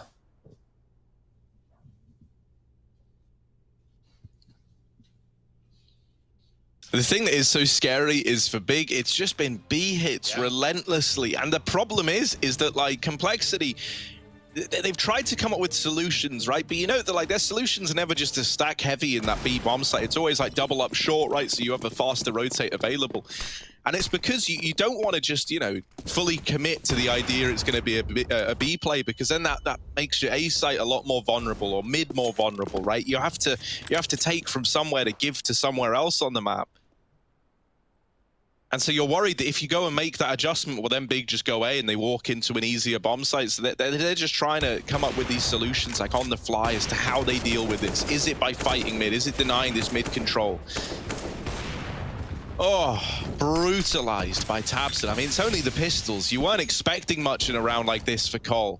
The only person I'm feeling for is Keto, who's not getting any of these free kills. He's in Palace right now. Poor guy. I mean, you know, that's the thing about Keto. He'll top frag, but he's not going to go kill hungry over it, right? Like he'll be 35 and 13. It'll be a full eco, and he's like, "Go on, boys, go get some of them. Do it for me." Yeah, and I'll stay alive. If we need the clutch, I got it. Give me bomb. I'll go wait Palace. Yeah, wow, what a scoreboard. Very, very harrowing to look at if you're Complexity. You're like, how do we stop this guy? Where's he even playing? Everywhere is the answer. 14-11, double AWP. Poison and Config wielding these weapons. Config very good at AWPing B at times, so this is actually a good solution for Cole. Throw him up in the apartment, maybe even boost him for the spawn peak, and he'll be able to at least, you hope, get a couple of kills here. He's pushing through, they're right by him, and he kills the bomb first, does get caught, never knew. Tizian was through with 2, and it's going to be Big, surely, locking in map point right now on Cole's pick. Oh, dear, oh me, dearie dear. Words are hard, and rounds are even harder for Cole.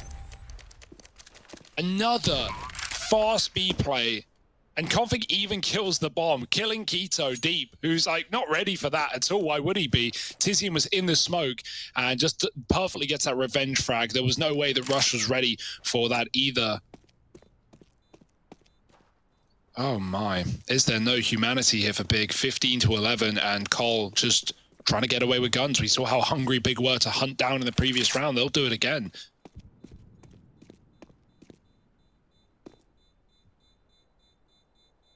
And I mean, even taking one of these guns away would matter a hell of a lot to Cole. They need to keep all 3 if they want to buy up against 15. And so they will at oh no. That's they lose JKS now. That's pretty devastating, right? Because you would have had 5 rifles. You know, now you've got 4, which is still fine. You know, you're not going to lose because you have 4 rifles. You know, you can make it work, but obviously you would have rather had the full bounty, full 9 yards to try and deny the victory to Big on your map pick, and that is no longer the case. UMP for JKS. He's the man who takes the hit. Weapons dropped over to the rest of the gang. This AWP on Poison, if there ever was a time to have it show up, it's at a time like this. Blame F, top mid aggression is good. Nets the opener for Complexity. Searson and the rest of the gang, they're exploding B. It's a bit of a classic from them here. Config holding from the short side, and out they come into his crosshair. There's the first for Config. More players where that came from, though. And at this point, he's trying to buy time, but Keto, the Time Lord man, just deletes him over at the short side. Now we're into a 3-on-3 up through the catwalk. It's going to be Poison on this AWP. Searson holding for the wrap round, but he does get bested by Blame F, who's onto a second in this round. Keto. Now it is just Keto left in the hot seat. The man with 36 kills to try and get this game over the line. 1v3, they've boosted him inside of the site.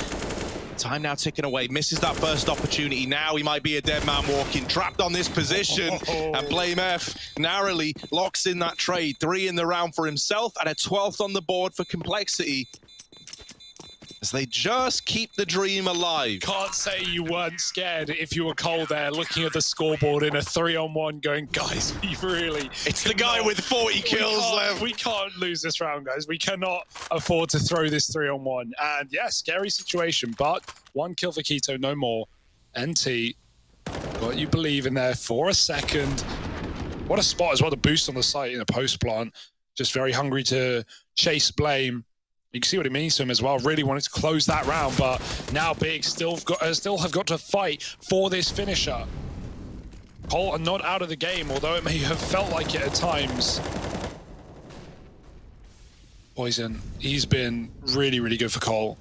And he's up in Palace with the bomb, walking close. This is going to be a hard shot to hit. He's got to be quick, and he doesn't react in time. That might be it. 2 kills for Big. They double down. They go right in, and JKS turns on a dime. 4-1, but still traded and bomb planted. It's not open. Those ramp players either need to wrap or they need to go and play somewhere else because they cannot stop this defuse if Keto dies. It's a full flank for Sis, and this will take some time for a bomb that's not planted for him. And Collar coming in through spawn. Yeah, temporarily there's a 2v2. That molly forces Keto to take this gunfight. Not the fight he wanted to take, and there's the swing.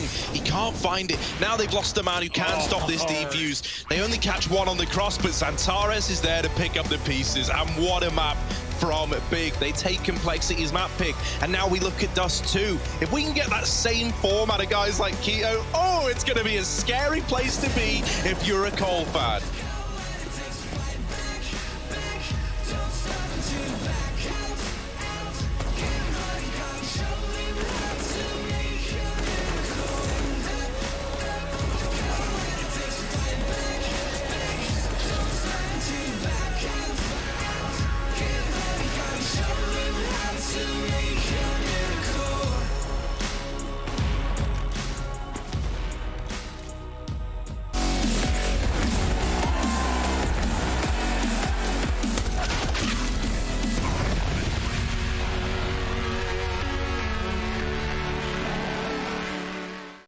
Seconds away to the beginning of this match. Just to recap, Fnatic are going to be starting the first map on the CT side. I wonder if they're going to opt for double ults or if they'll even have the economy to do so. Or Fnatic shut them down as they did Gambit.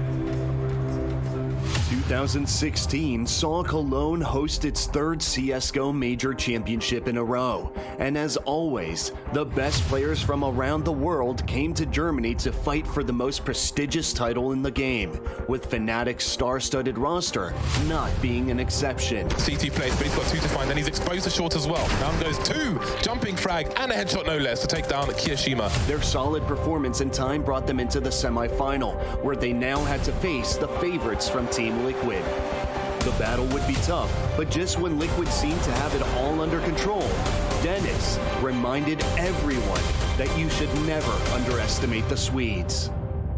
There are still 4 Liquid players towards B. Dennis with a fast frag on the simple. Bomb will be planted, posting a defense by the APC now. Pops more heads. Is this guy done just yet? This is a very tough re-entry for Liquid. What? Dennis is getting in there again. And there might be one more, of course. Dennis with the ace to kick off the second half. Fnatic needed that, and Dennis delivered.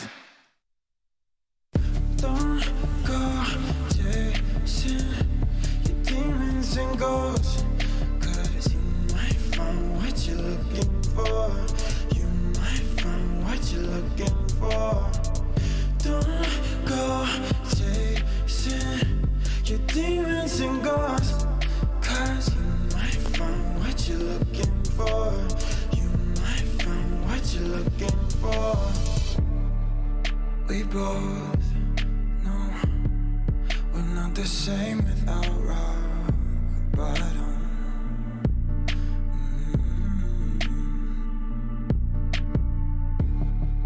Let it go, but we come back to craving problems.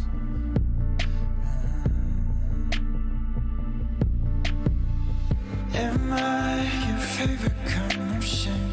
Do I make you wanna hate?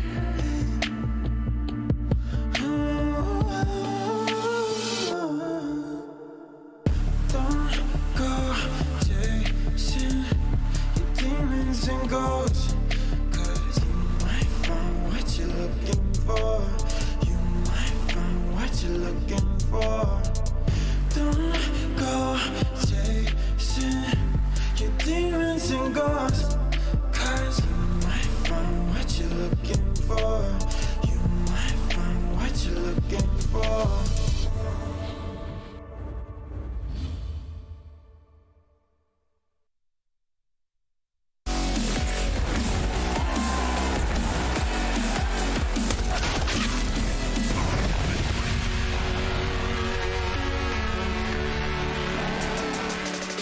smoke. I'm one of city for you. Both city.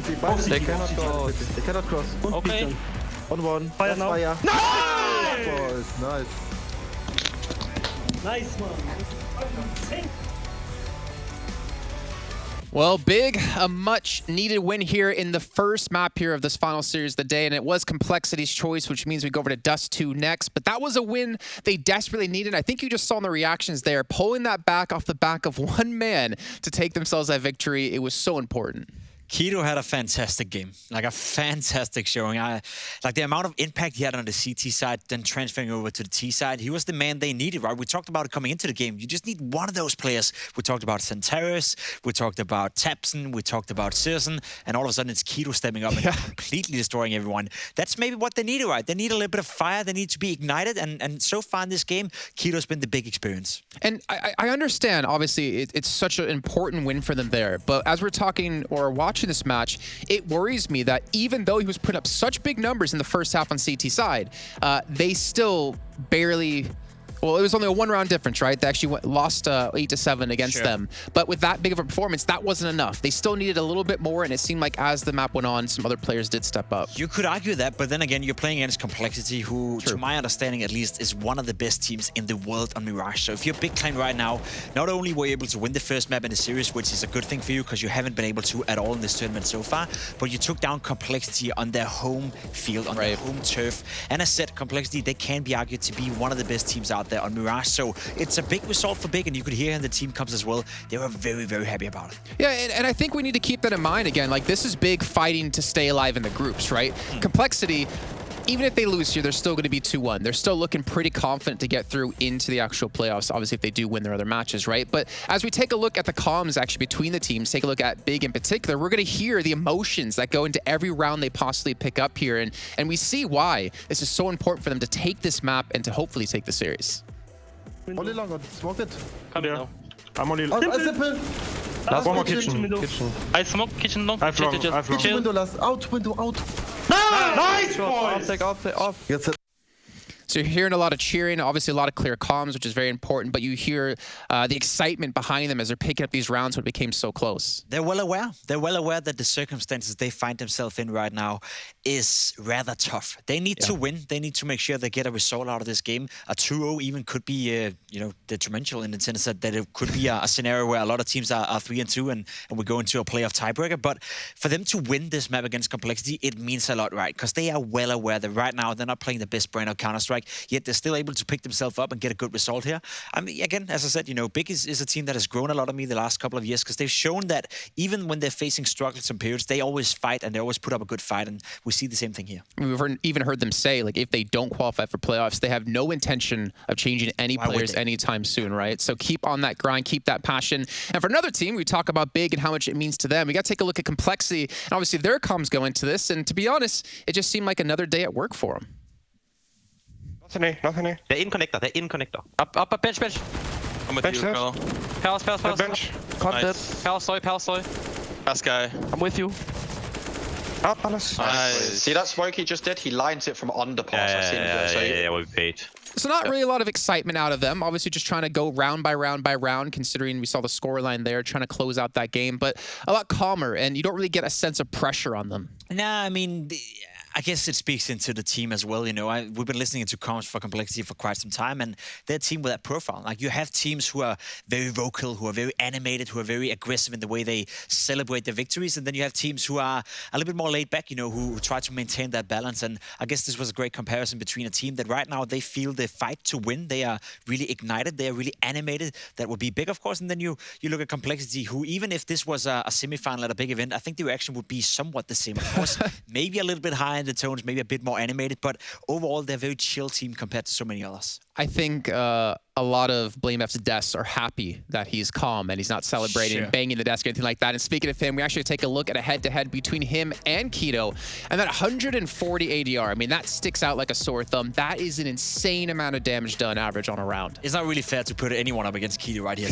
That's true. He's had a fantastic showing. Blame F, of course, not a bad performance whatsoever, but if you're Complexity, you also got to worry a little bit, right? You just lost Mirage, which is your go-to map, which was supposed to be your home ground, and now you go into Dust 2 2, where sure, Big Clan they're in a bit of a result crisis, they're in a bit of a playing crisis, but it's not more than 2 or 3 months ago I was standing at a desk like this saying that Big Clan may very well be the best team in the world on Dust 2, and that's the map we're going into right now. So if you're Big Clan right now, you're happy, you're filled with confidence, whereas if you're Complexity, you may miss out on an opportunity to secure the first spot in the group by winning against what have been one of the weakest teams so far.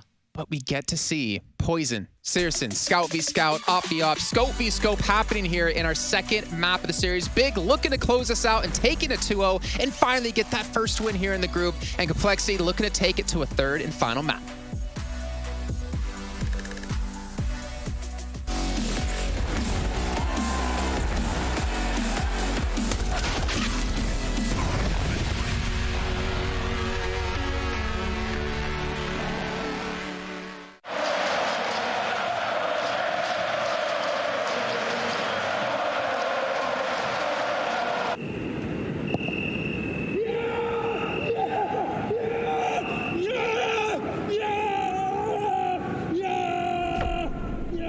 Start your esports career now at play.eslgaming.com.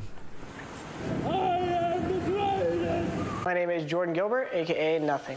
Hi, my name is Sue Lee. My handle is Smix. I think it's important for these initiatives to happen. Empathy really, really goes a long way, and it always means so much to us, and I think that's where initiatives like this really help.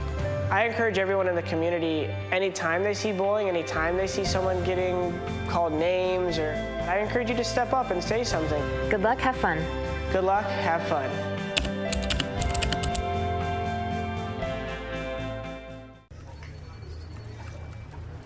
Oh, Trace, that's a wonderful pin. Don't tell me. Clone 2016 limited edition? It looks so soft. Your compliment was sufficient, Hugo. Hey, Harry. Nice pin. How the hell are you? Chad has mistaken me for this dickhead Harry, which seems logical because he also works for ESL and I cast with him regularly. Harry and I also go to the same barber, although I have a slightly better haircut. Chad, congratulations, man. I saw the reports. Titan game went well. Thanks, yeah, great stuff. ESCA tonight? No can do. Got an 830 res with the pros, man.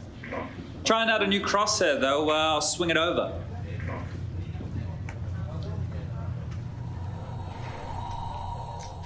New crosshair. What do you think? That's very nice. Look at that. Gave it a go yesterday. 1 on the thickness, 0 on the dot, and 1 on the outline. It's great for visibility. That's very cool, Stunner, but that's nothing. Look at this. Daring yellow, thin outline. What do you think? Nice. Jesus. How did a nitwit like you get so tasteful? I cannot believe that Machine prefers Rush's crosshair to mine. But wait, you ain't seen nothing yet. Check out this bad boy. Statement red, almost a statement in itself. Dot, for that pinpoint precision. And let's not forget a little bit of girth. Goes a long way. Impressive. It's nice, it really is. Now let's see Chad's crosshair.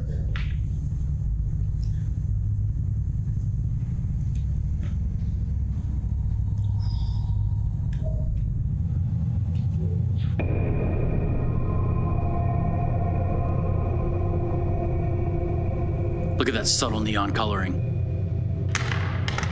The tasteful thickness of it, oh my God. The gap is perfect. Something wrong? Stunner? You're sweating.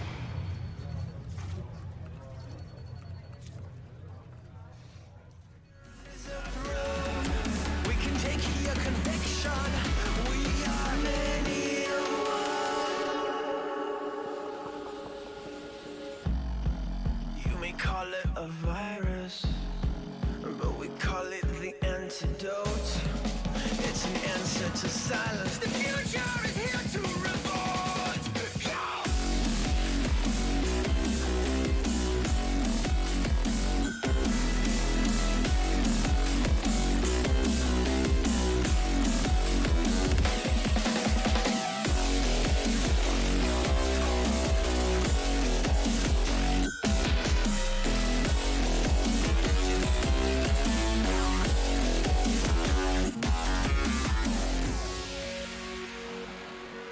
ESL Pro League is brought to you by Gaming Malta, Intel, US Air Force, 1xBet, and DHL.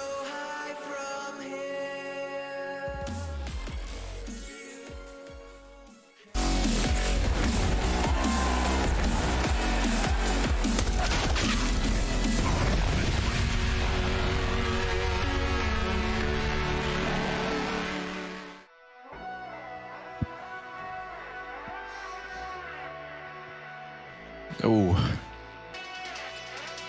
You feel the music? It's bringing us in. It's taking us in. Hang on. Yeah, it's Complexity. Take it on big. Second map in the series. We had a great one from Keto to open up the day. That guy was popping off. Well, now we add on to Dust 2. The map pick of big in this series and a chance at a 2-0 victory versus the Complexity boys. Now, don't worry, this isn't live yet, but it's about to be. We had a little issue with JKS. He had to get in and then back. No, out. He had to get out and then back in the server. That's what happened there. But now we're ready to go. This pistol round's coming up for Complexity. I'm looking at Poison. I'm looking at Poison as someone who we have seen step up consistently for this Complexity squad since his return.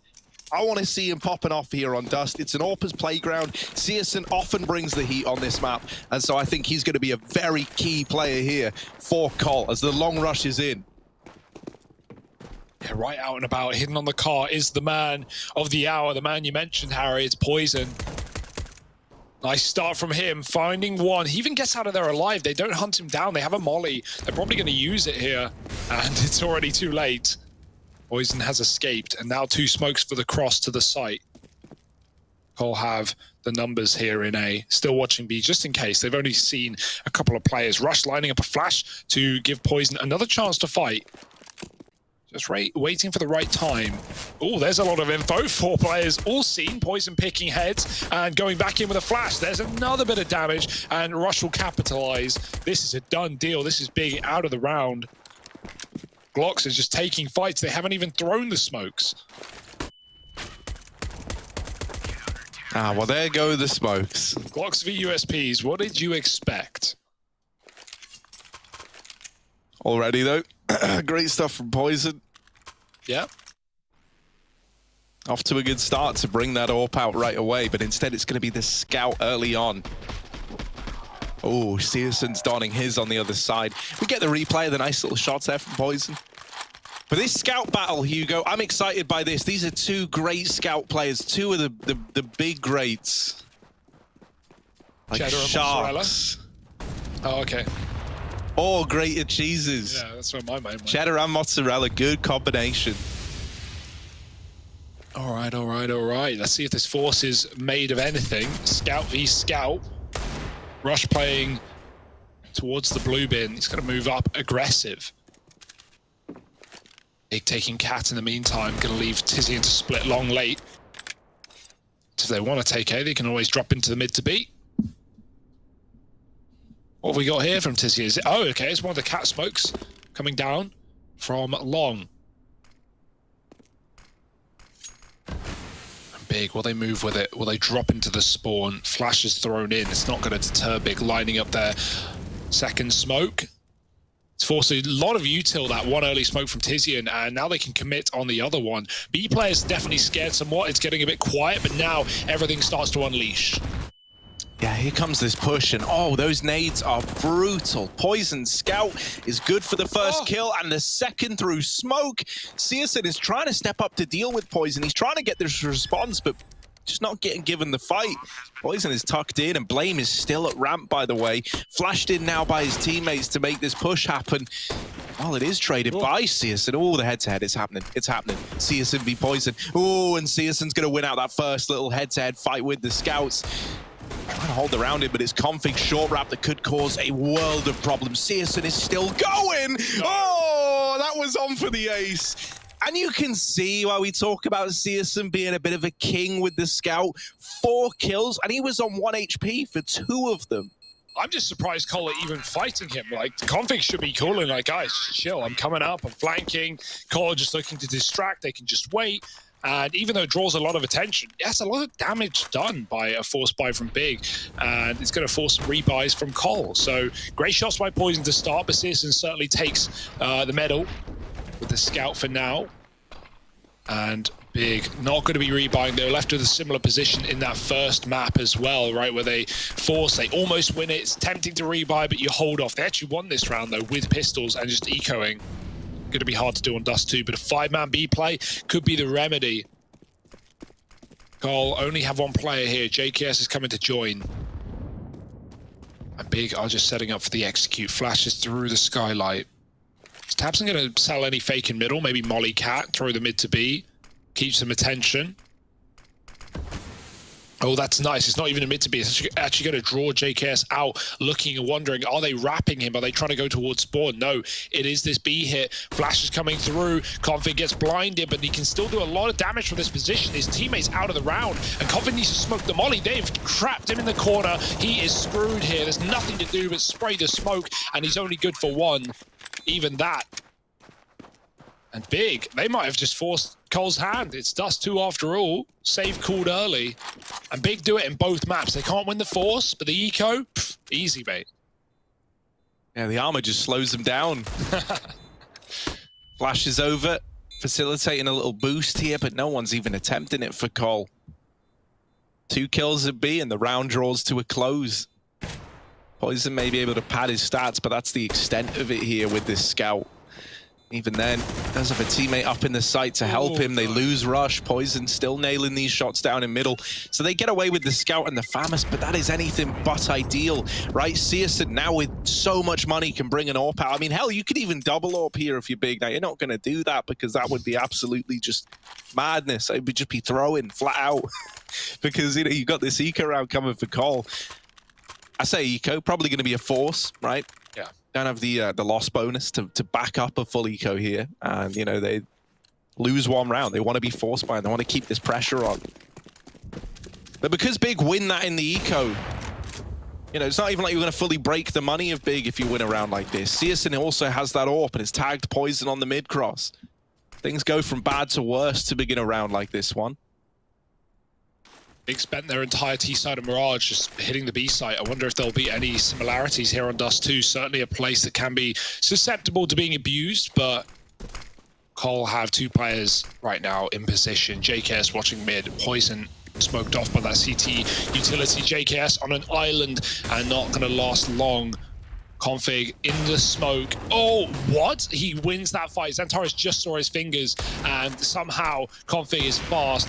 A shot from Searson doesn't let him escape for long, and now with the open lower tunnels, Cole might need to again consider saving. If they can kill this open, you cool, Tizian? Because tabseN's not. He just got stabbed in the back. I don't even know. Just team knifed him, and this round is falling apart at the seams. Not like this. No time, surely, for a retake. Blame has the kit. They're going to give it a go. Why not? You got a team kill in the mix. You may as well take advantage. Poison misses his shot with a scout. Oh, he does hit it. The second time around, Poison's won the round, but there's no time. Blame is too far with the kit. If he went tons, it would have been Cole's. What was that round? What was the knife kill? How did that happen? I hope we have a replay. Yeah, I saw they were both near the bomb, but it didn't. Okay. Was it like a... Let's see. Let's see if it's been caught. No, yeah, it's like tabseN plants, everything. Because at first I was thinking like... Is he just knifing and jumping and tabseN walks into it? Oh, so he plants there instead. He's knifing and jumping and he just slashes it. Ah, right. Oh. tabseN. Keep your friends close and then your enemy friends out of knife's reach. Yeah. I don't even I don't want to victim blame, but he did jump into that. He's trying to escape though. He's using the bout. Yeah, it's not his fault. Don't blame tabseN there. Tizian's knife. Tizian's -1 and 4, right? That's who you're looking at. -1 and 4. Tizian. Here he is. Numbers. They talk for themselves, and you don't like what they're saying, but they're saying it. And here's the push up through long. tabseN out for blood after that last round. He's blinded. He's getting kills. Now just to worry about Tizian, right? Back inside of the site. Tizian this time has his eyes fixated on the enemy. This game doesn't make sense. Tabson, watch out, buddy. You've got 3 in this round. Tizzy, and he's coming for you. Config up through short. Tizzy in here. Does get wrecked Tabson's on the deagle. laughing. Tabson chuckling to himself. Config. Actually sounds like a balloon. Yeah, right, man. I really put my... I'm like lightheaded after that. Oh. Config. Can he get it? Can he get it? He just wants the gun. He just wants it, man. Just run, just grab it. I wouldn't understand. Config gonna get the gun. There it is. AK retrieved and he's out of there. Also, Wild Lotus skin. Very, very nice. Love to see it. Very expensive. Very expensive. Maybe too expensive. I think it's like 1.5k for this little beauty. Yeah, Tizian. I mean, he made 1,500 off of 90. Yeah, right. So he put it straight into the AK. Good use. Oh dear. Yeah, gotta just move on past it. At least it didn't cost big the round. It almost did, man. Poison like hitting shots with the scout on B and almost retakes it. If he has a kit, they win it. If Blame is tons, they win it. But just don't think they were ready for that to happen. Luckily, Big still hold the lead, 3-2. Here's the buy. We've been waiting for it. Lots of forces, lots of scouts. Now the double orb, 1 per team.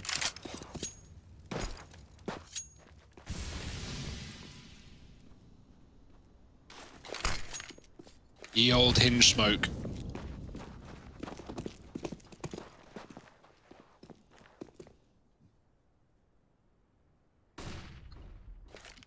Oh, but Poison, who has been having a good game so far. Posted up at short. The nades find good damage. Still silent for Big. You still don't know where their exact intentions in a round like this. They throw that smoke that cuts off the B players and allows players in middle to take a CT fight. No one's in CT for Cole. Instead, all 3 players are up long. They're set up to have to retake this A bomb site. And so this now hinges on like getting some kills to propel you into this retake. And the thing that makes it very, very scary is Xantares, who's currently deep on the catwalk. He's got Tizian alongside him, and they're playing to deny the avenue of rotation that is catwalk. Look at this boost. Look how high up Searson is. They re-smoke it. They're going back. Put another smoke down. Searson, get back up there, buddy. Wow. There it is, down into the pit. Poison never even knew what hit him. Man down now for Cole. Time ticking off of this bomb. And oh, that could have been a collateral instead. Searson's just got to take the fights, and he will win both of them. 3 in the round for Searson, and a 4th on the board for Big. The retake at A does not work for Cole. And that boost, actually, you know, we're laughing about it because it is kind of funny, but it proves to be really important in getting that pit kill. Oh, yeah, it's huge. That's a really, really smart play. Like, that's a normal smoke to throw as well to cut off long players. So it's not like Cole looking at that going, what are they doing with that smoke? That's just normal. It's just for Big to back up, go back to Cat, try and play the bomb. But now Searson's boosting on top of his teammate to fight pit players. Big, they've got so many more tricks up their sleeves. I feel like every time I see Big, they're showing me something new that I've not seen before. That's cool. 4-2, looking to get back into Pro League, find their first victory. A 2-0 at that could be a great way to start it. It's Big's map pick right now. And Cole, broken. Pistols apiece. Pistols aplenty.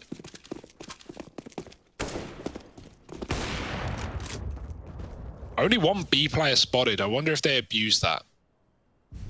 Searson knows for sure there's max 1 cross. So if you're Big, this is a perfect round to get into the site. There's the second making it through, but still Big are invested.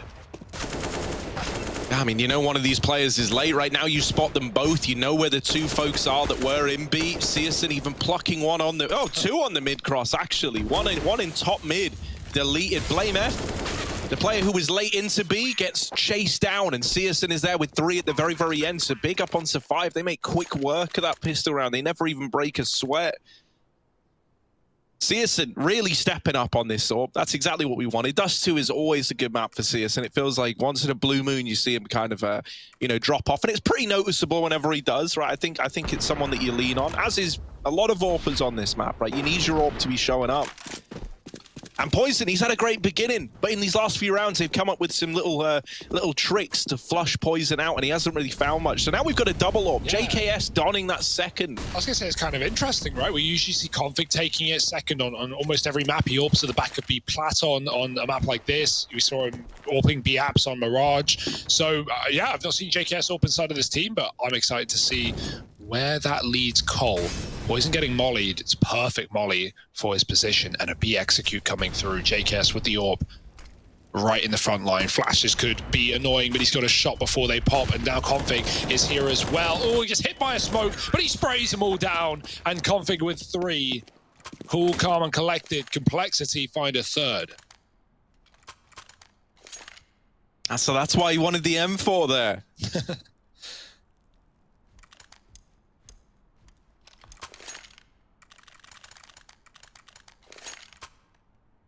They get back with their pan and shots. Now we're into the game. Bit of audio description for you all. Searson looking down through mid. Not gonna get given the fight onto JKS yet. Instead, bit of long presence here for Cole. And I say a lot of long presence for Complexity. 3, while JKS is attempting to hold on to middle. He runs back, drops a flash as he goes, and now Poison is scoped up from the crossroads. This is an important fight for Poison to win. If he does, he puts a stop to the B play. The flash gets him off the angle, and now Searson is scoped up. It's like a game of cat and mouse. You use utility, you displace their AWP. There's the counter util to move Searson off the angle.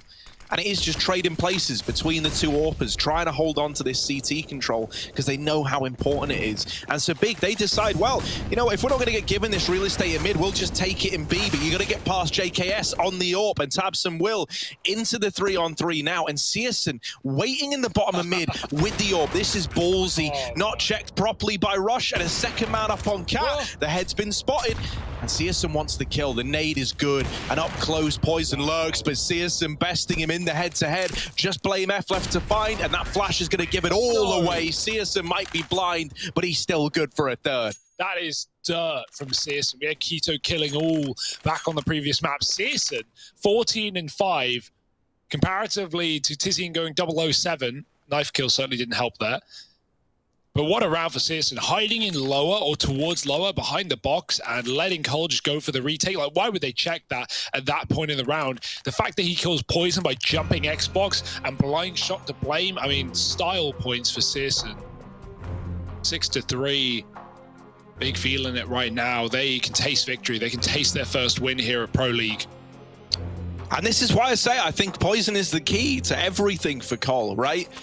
With how Searson is playing, he's really exerting like a lot of pressure on the map. He's making you adjust to where he is. He's taking a lot of control, and he's combat AWPing a lot of the time. He's not like getting set up in pit and then just holding a long angle, right? You're not getting given any kind of slow fight out of Searson.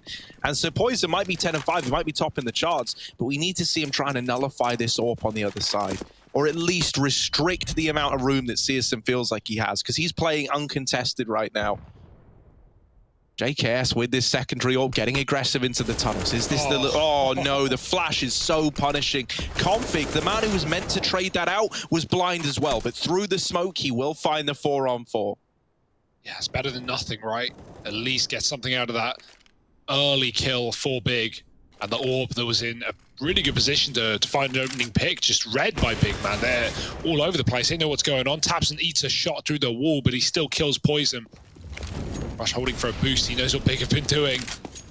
It's not happening, though. And no rush for Big, right? They can still chill, rely on this AWP to get picks. They might find one in middle. Config's grabbed the AWP from JKS, and oh, here they come. How was that a miss? It looked dead on. Config gets overwhelmed, and through the smoke, good damage by Blame, but it won't change the outcome of the round. B has been found, and Big with the bomb plant and no kit for Cole might be past the port of call.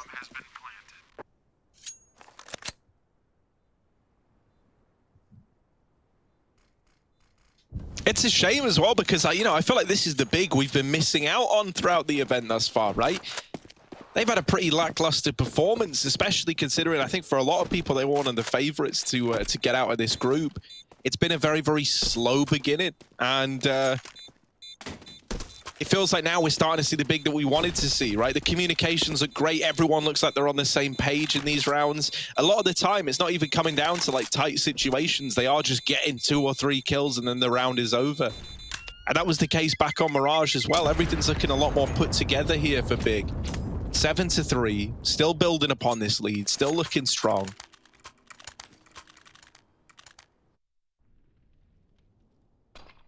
Complexity, they need answers, and they're trying to come up with them, right? The B tunnels aggression on the AWP was meant to be the solution.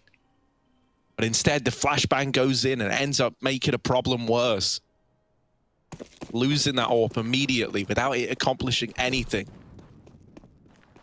And this just speaks volumes as to how confident Searson is that he's not getting challenged. Like, he just runs down through middle. He's here. He's literally already fighting you at mid doors. You're probably still anticipating, like, well, you could be holding top mid. Nah, that's not what you got to worry about at all. JKS with this deagle up close just misses the timing, but Searson is not ready for a player concealed behind that smoke. And so, yeah, very, very confident from Searson, but doesn't check the smoke, and JKS gets away with a freebie. A huge kill to find as well. That AWP has been causing you so many problems, and the deagle beats it in the head-to-head. Another for JKS, this mid-area on lock. And the might of this Aussie's deagle is going through for even more, and finally Tizian punishes him. Gets a little greedy.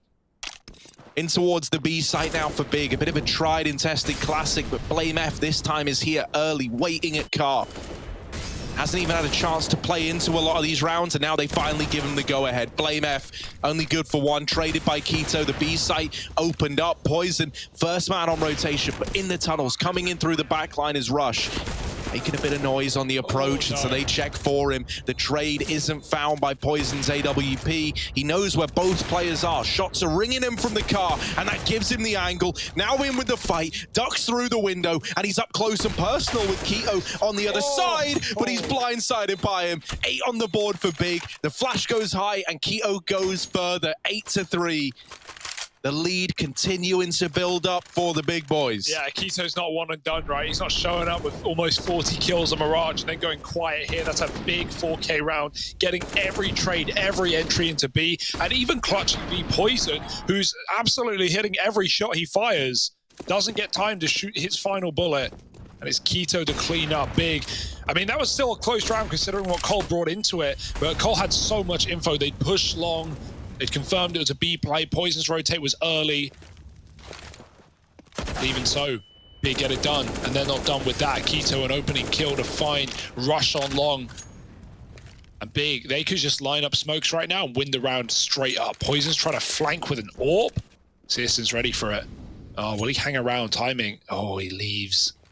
It's giving Poison a chance, but really the flank for Poison is the only reason that Cole can even really consider this right now. This is such a hard site to get back into, right? With JKS smoked off, they can peek him from top. He needs to back up into spawn while he waits for Poison to get to position, but Poison's being held by an AWP, and Tizian has found config through a smoke. Oh no, smoke on the molly. Tizian stands strong. Poison in no hurry.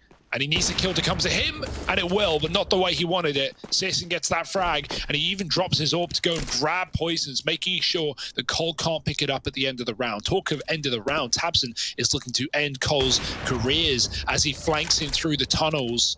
JKS does get one, hits the shot, but now he has to smoke himself off. They're coming from all positions. They are just merciless, man. They don't want to let you get away with anything. And if these guns, it's, oh, the run boost is in, but he hits the light. Oh, JKS with the no-scope. And the trade not found. Oh, out through window, JKS finally dealt with, and the AWP is removed. That's worth it for Big. It's lights out for JKS. Even though that run boost doesn't work, they still managed to find him.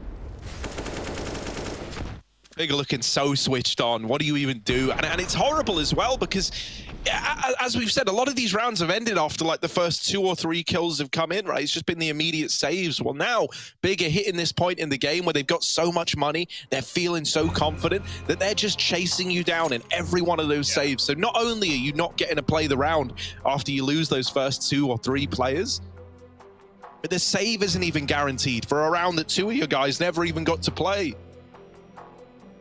It hurts, man. Poison goes in for that massive flank, but even he knows he can't actually go through the doors, right? You may wonder why he's just sitting there waiting. He needs to be given a kill. Searson was holding him the entire time from Plat. Like, there's no way Poison can win that fight, really. And, yeah, he's just hoping he gets fed. Without that happening, with Searson moving in for the kill, no flank enabled, Cole have to save, and they don't even get away with that. Searson looking for this B pick. He just saw a head crossing. Just flashes in. Ooh, even the T's are blind at this point. Keto's not, and that's all you need to get yourself into B. Double entry and 10 rounds on the horizon for Big. It might have to be a save again, but look at Tabson. He's already hunting these kills. Tizian's running T-spawn. There is no safety for Cole. There is nowhere to go, nowhere to hide. Here come Big.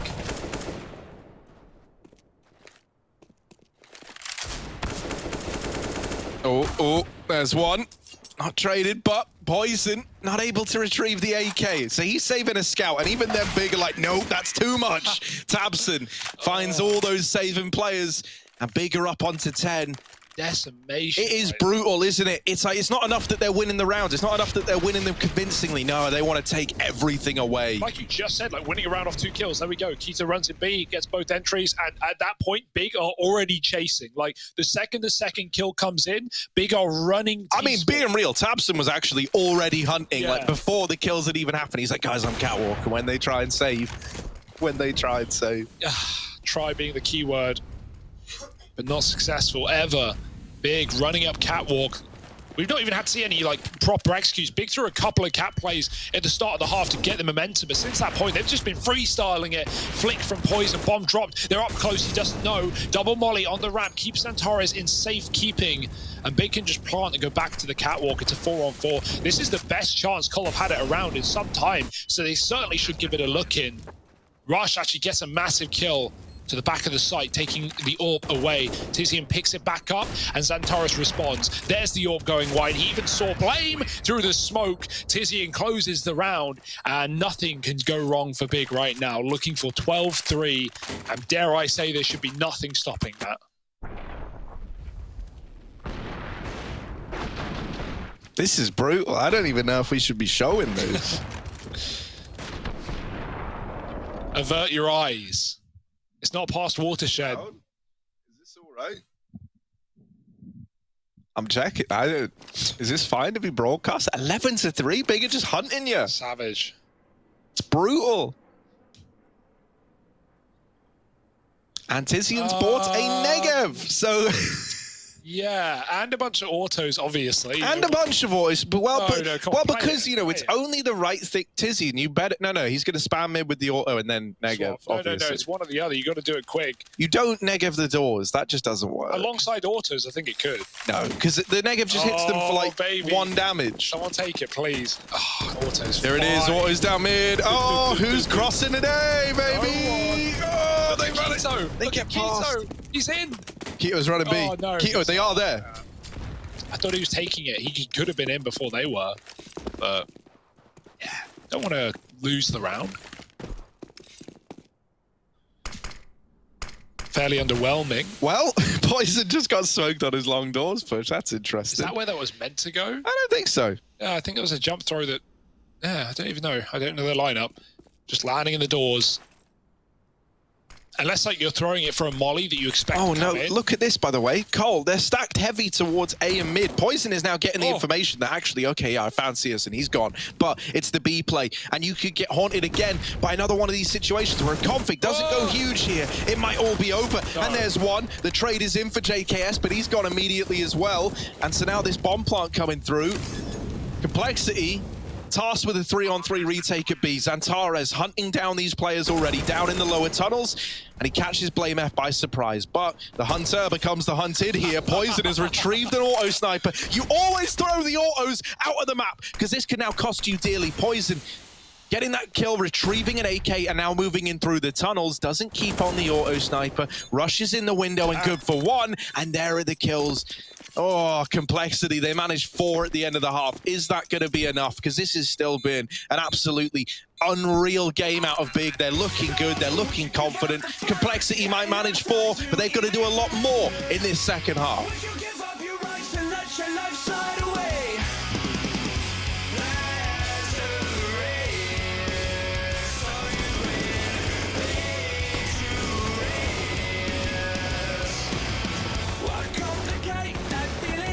When it suffocates at the bottom, don't take the bait, just walk away, resuscitate your nirvana. I feel the way I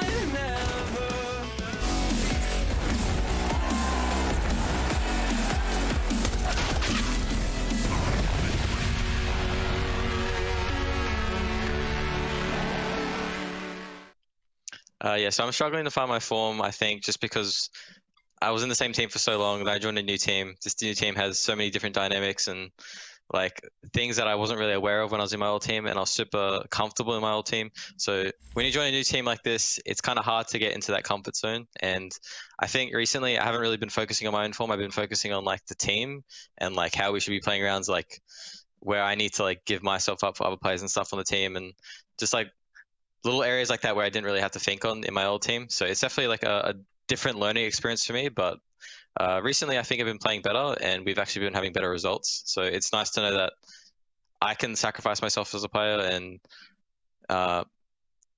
just like have better results as a team where I don't really need to focus on my own individual form. But hopefully just over the next few events it gets better, and yeah, it's been looking like it's going up, so we'll just keep going from here.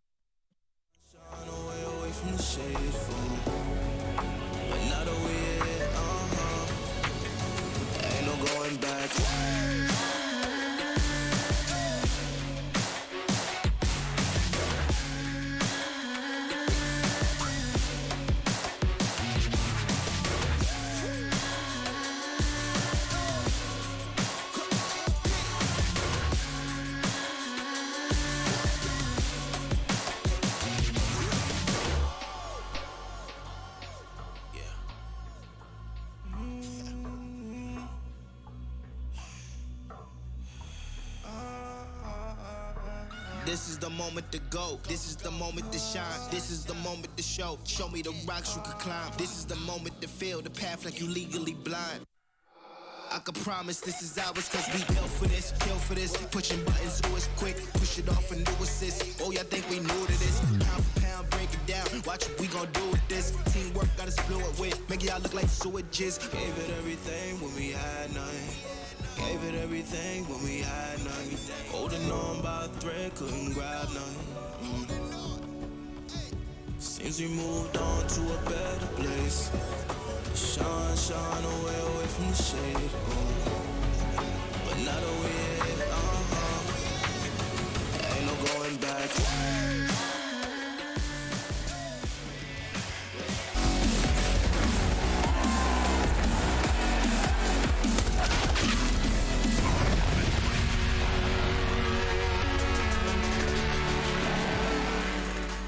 Big boys taking down Complexity a notch, perhaps. It's 11-4, and they are... You're right, you cold? Yeah, I feel like a sheep right now. Big boys! Yeah, this is a great game from Berlin International Gaming, and it's going to get even easier, you would think, if a pistol win can be locked in on this CT side. Cole have had no answers. Poison's had a pretty good game, but honestly, been avoided more often than not, and a lot of saves that were denied by Big near the end of the round. I thought Big stood for bring in God B.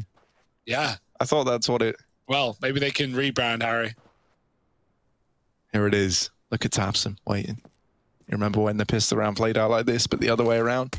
Out through long, USPs. Wrecking the Glocks. Well, this time the Glocks wreck the USPs. Searson, hate to tell you, they are going to check for you, and he's only good for one. A man advantage taken for Cole as they spread out in towards this A site. The flashes are not good enough to get Santares anything. And this round might just be Complexities yet. Jumping up to try to deny that bomb plant, but they can't get the vision, they can't get the kill. And Config, a nice freebie there. Keto, some missed shots, finally is able to recover.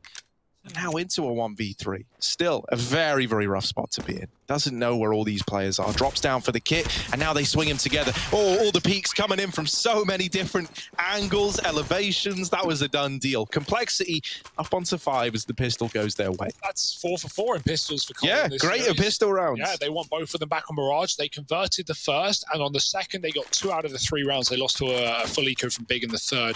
They did the same on this map as well. They won their CT pistol.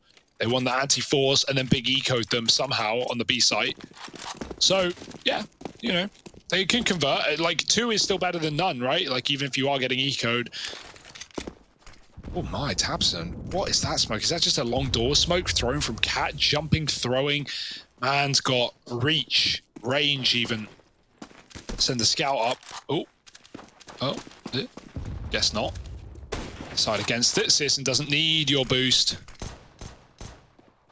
Or maybe he did, because no kills coming through here for Big, who are trying to force the issue. And I like how patient Cole are. Look, they're just holding angles. They know that Big are going to try and make plays with these Deagles, and that's exactly what's being done. JKS done in on lower. Config flashing up Cat. They'd almost finished the job, but they boost Tabson up with a P250. Oh, he missed it.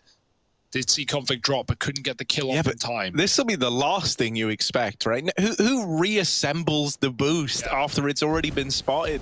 And now they get the info that no one was up on Cat. That smoke was meant to keep these Catwalk players at bay while the mid push comes in, but instead, Tabson's right behind them, and he's dropped the bomb. Just Blame F remaining, 45 seconds and a long T-spawn wrap for Blame.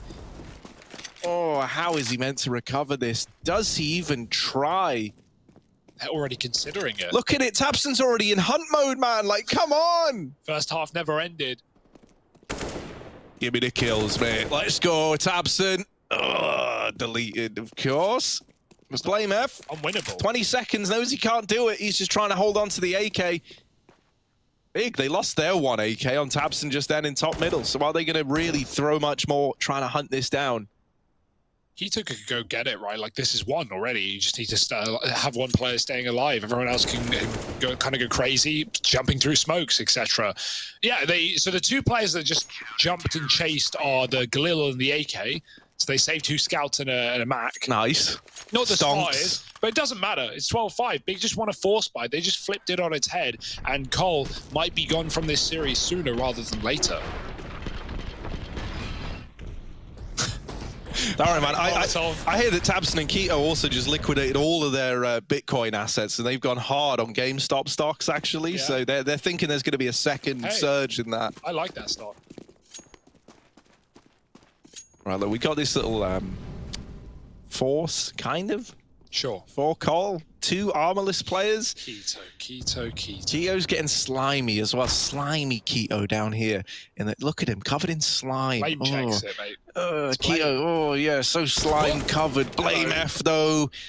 The king of slime, I guess, is able to beat him. It's a 4-on-4. Back to the drawing board. Searson's holding on to mid. Oh! Get slimed on by the Searson. It's a slime rush. it's weird. No, not the knife. Oh, but maybe the knife. Tabson's thinking, but maybe. All right. Blood pressure's rising. Everything's getting a little intense. It's 55 seconds. There's still plenty of time. Let's just all calm down. 50 seconds. But look at Antara's down in the lower tunnels. Oh, he's dropped the bomb. And with that, that's the round drawing in favor of Big, 13-5. And they are just not giving Cole the room to move. They're trying knife kills. They're getting aggressive. They're pushing lower tunnels twice in one round. They're up to 13. There's no money for Cole. And this is looking like dire straits for Complexity. Big. To say they're confident is an understatement. Yeah. This is hilarious. Rush, I guess he's checking long on the right. He's like realized he hasn't cleared it, double checks it, and then he 180s. Oh dear. Poison's top fragging in the server. Want to throw that out there. It's 13-5. Poison is top fragging. He's beating all of Big by 1. So that's pretty impressive. Keto's back in the same position, Harry. Oh no. Doesn't get time to get checked either. Just pushes out instead. Scout lighting them up, done some damage to Poison already, and Keto will happily finish the job. Glock out, tip tap, and the round is done eventually. 14-5, and well, what else can you really say about this? What can we really say about this, Hugo? This is pretty brutal. Yeah. Pretty brutal. Safe to say. Pretty brutal indeed. Yeah, that 3 times. 3 times the brutality and half the humanity. That's what we got going on here. Yeah. It's actually nice to see this result just for the sake of the group, because Cole, they're not like in a position where they're going to get eliminated or not make it through. I still think they're going through this group. They're 2-1 if they lose this series. Big, avoid bottoming out in the group by winning this game. They get their first victory on the board. They go 1-2. It could be worse. Could be a lot better. But if Big went 0-3, that's almost them guaranteed to not be going through this group. So avoiding that by the looks of things, and it's just very free right now. It's just very easy as Big take every fight they can. It looks like we're watching a DM. Yeah. This doesn't even look like Keto's just they're all just pushing. JKS, here he is. He can make this one messy. He can certainly make it interesting. Mr. Savage. Trying to put a stop to the brutality. Of course, he's in T-Spawn and is worried about everything. In case you're wondering where this game's at, JKS is like, well, where can I go? Let's think. I have to check T-Spawn firstly, make sure they're not there. Then I have to check all of middle. And then once I get to this little, the little barrels, I have to check, the mid-cross and then cat. And then maybe they could be lower tunnels or Xbox. He wins that fight on a Searson. And now he starts to gain some ground, but has to check lower tunnels because they could be lower tunnels. And maybe they could even be close on short. So we have to make sure they're not there. JKS is still waiting patiently, still waiting to see if he gets pushed. Look at how paranoid he is. This is how little map control you've had if you're Complexity and how much time has passed. You just don't know where these players are. So up he goes through short side now. That Smoke going to give up the aim of the game. They know it's the A play. And tucked in on this A bomb site is tabseN, waiting with a knife out, no less. He's trying to get the knife kill. He's trying to do JKS like that. Decides against the knife in the final seconds and just AKs him down. And he's laughing to himself as Big get on to 15. He has a bit of humanity in there after all. tabseN. He was thinking, like, I'm not going to do that to JKS. Go on. How could you do that to JKS? Loses him in the smoke. Maybe wonders, is he faking? Is he moving off of it? I don't know. Let's just take the gun out and keep it clean. I would have liked to see the knife from tabseN, honestly. But, he's been the receiver of a knife in this game already. So he knows what it feels like, and he'd rather just win the round. 15-5. Oh, I love seeing tabseN happy. That was a great, a great image. We're going old school. Big had a lineup to throw the nade for the cross, not wasting a smoke, instead letting the smoke bloom from the HE and then plays cross with it. I've not seen that in a while. Actually having a lineup for it as well, and the timing is good. Big managed to cross 2 players to B with no info for Cole, and they have all their smokes left. So, kind of nice. This little bait and switch from Searson and Tizian's brutal, right? Searson's meant to get the attention, and then Tizian swings. And Rush, the first man in, he was staring at the corner. He was ready to fight an AWP. And so Tizian is a nasty surprise. The smokes, the flashes, they get Tizian out of there. They double molly the smoke. Yeah. If the first one doesn't do it, the second certainly won't. Maybe a third now. Now we're talking. So now we have this little cat play coming in for Cole. A real last-ditch effort to try and save some kind of face in this game. tabseN up inside of the bomb site, waiting again. Sat behind the boxes. I don't think he's going for knives in this one. Here's this push. Searson, low HP from the scout of Poison early on at the crossroads, nails the first shot. And now he buys more time and takes more attention away from tabseN. But BlameF is still able to deal with this site player. Tizian's now low, and Poison Scout will deliver that kill. Xantares and Keto left in a 2-on-3 retake. Are they going to give this a go? I mean, I imagine they'll give it a go. The money's good. They've got a lot of rounds left to play with. Hey, you could do something. Oh, just getting swung. Taste your own medicine, perhaps. You won't get to set up. Blame's coming your way, and yeah, with that going the way of Cole, they just give it up. They go, we're too low. We'd rather keep our guns. We'd rather keep our economy, and we've got plenty more chances to close out this map. Surprised that's not a big round with how it starts on long, right? It looks pretty good for the AWP Tizian combo where he's tucked in. They get an opener, but Cole get both picks into the A site. tabseN mollied out. The scout finding another. And okay, Cole keeping themselves in the series.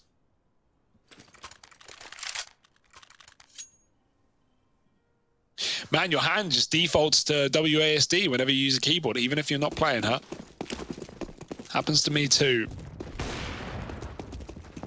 15-6. Fast flashes out long. Here come Complexity. Blame has managed to cross. And Tizian, does he know? He looks aware, but Blame's going to win the fight anyway. That's a good start for Cole. Baby steps.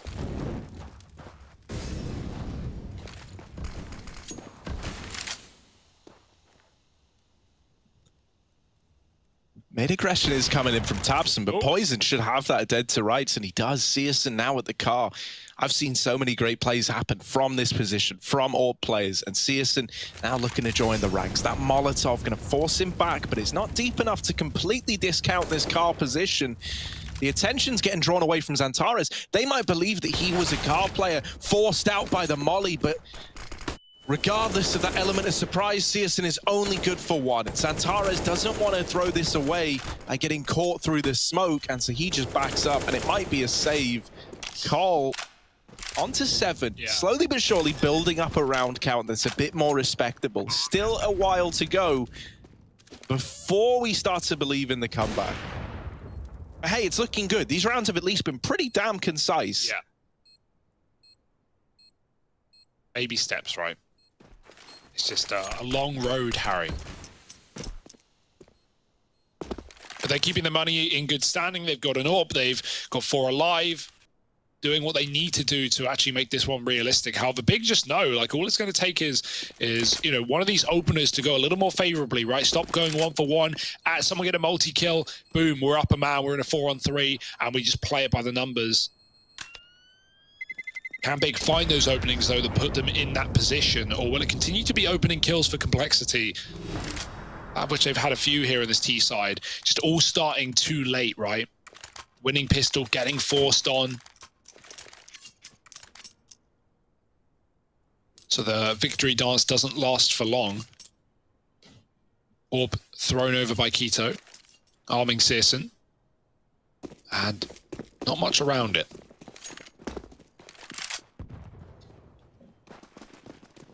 Yeah, and you know, what you're left with here is a round that you could very well win, but if you don't, you still reinvest next with an AWP as well. So it's nice management of the money here for Big. They're also taking a bit of a gamble, and they're stacking heavily towards this B bomb site, giving up A long, giving up A for the most part. Tizian, right, is the only man nearby who could even respond.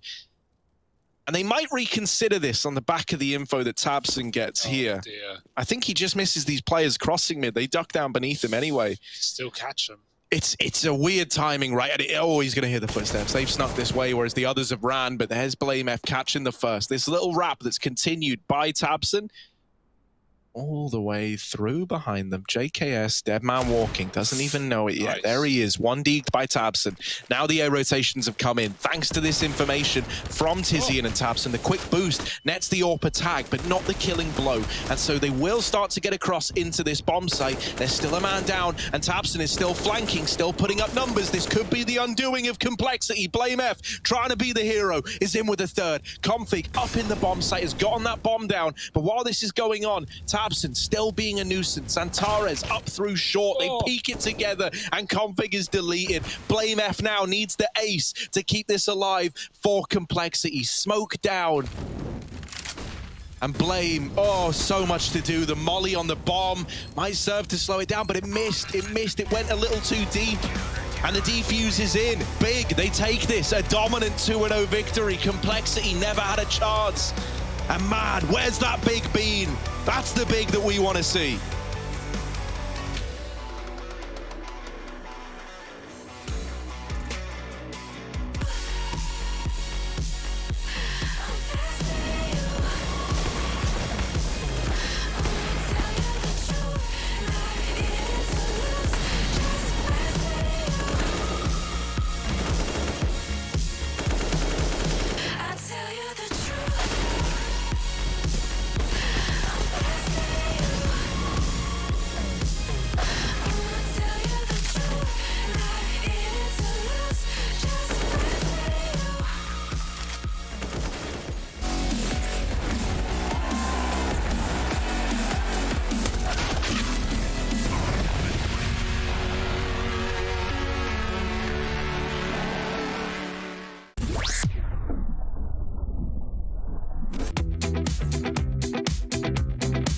Hey Future Pros, what's this? Dust 2? It's back? I don't believe it.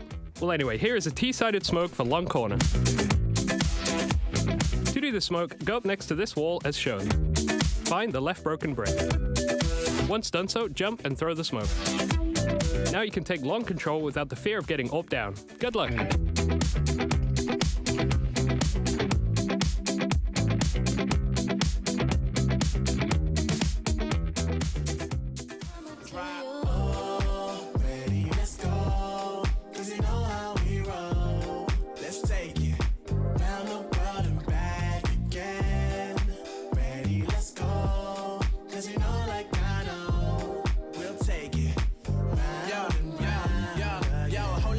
Switch my flow up. Back in high school, me, I'll blow up. Doing talent shows and man, everyone will show up. Got in an accident and still made it for them to go nuts. You know what? I'm so what? I'm so That means I can't describe the way I vibe, the way I slide. And with the rhymes that make the dimes, I'll close their eyes and fantasize. I'm divine calling their phone number.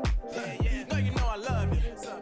And you know me, I can't sleep without blazing beats. On stage just for their ones gracefully. And I got a smile that they hate to see. Young, black, successful, though life gets stressful. Though life gets stressful, go and vibe out with whoever you next to. Live until the morning, sleep until the noon. You said that you want it, so I got it for you. Let's all get together and show them how we move. We move, we move. Bringing summer to you.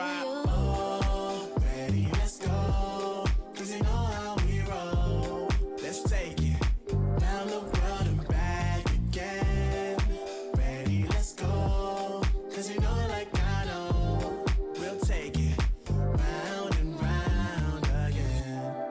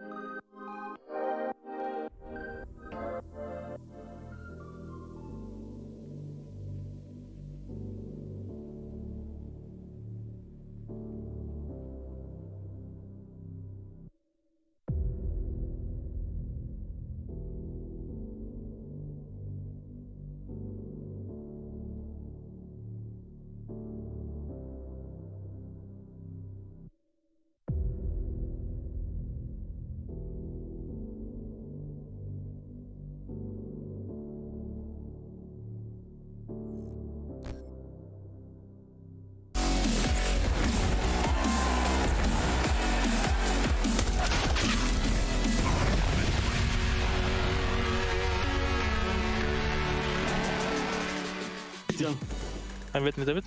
I smoked myself. I'm rushing. Let's smoke the bomb and defuse. I have kit. Bomb, you can defuse, John. defuse without. Ah, Nice, Mann! Sehr schön. Wegronne, Javasch. Nice, Javasch. Guter Boys. Das ist geiles CS, Jungs. Memnun oldum Can Bey.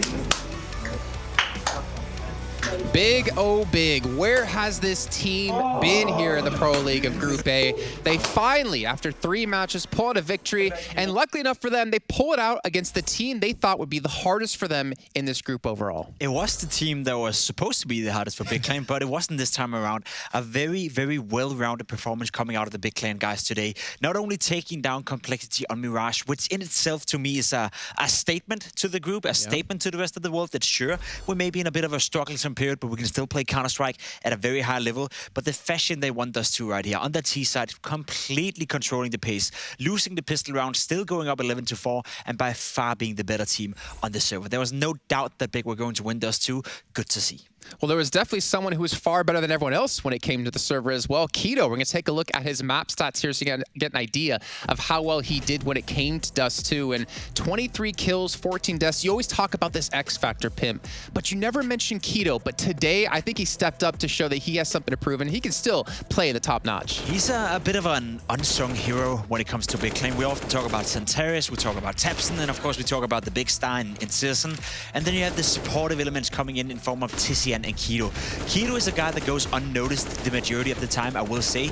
I think he's a solid Counter-Strike player. He's not one of the best out there in the world, but the way he was performing tonight was exactly what Big Clan needed. They needed one player. They needed just one guy who could ignite the rest of the team and maybe give them a bit of a cushion to perform back to the level that we expect from Big. So to see him being the guy doing that, then followed up by a good performance by Santaris as well. I think Surson had a great showing here as well.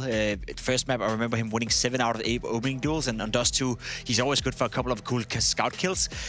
Keto, sure, man of the match, you know, best player on the server, but apart from that, I think Big Clan can be proud of the performance they put up as a team. I love how you said that, by the way, about him. It's like Big Clan needed someone to step up, right? They needed someone to finally get over the line, get themselves a victory. They had 2-2-1 so far, and they finally get themselves a 2-0 victory. And it's great to see that Keto can do it because Searson was still hitting some crazy shots when it came to Dust 2. But Keto was just that solid factor they could depend on over the course of this entire series in beating the opponent that was the only other opponent that was undefeated besides Heroic. Yeah, and I think, you know, if you look towards the other side in Complexity, they got to be a bit disappointed with their performance tonight. Yeah. I felt they could have done more. I felt they were not playing up to par. You know, they're no longer sitting in the bootcamp environments as far as I'm aware, and it looks like the energy within the team, we even heard a team clip from them after the first map. Right. It's not the same, right? When you're in bootcamp, when you're sitting next to your homies, you're thinking, oh yeah, cool, man. It's igniting you, right? It's animating you to play at your best. So maybe they're lacking a couple of percentage right now, playing from home, playing from their home settings, but it's not an excuse, you know. They lost to the better team tonight, and if you're Complexity or if you're a fan of Complexity,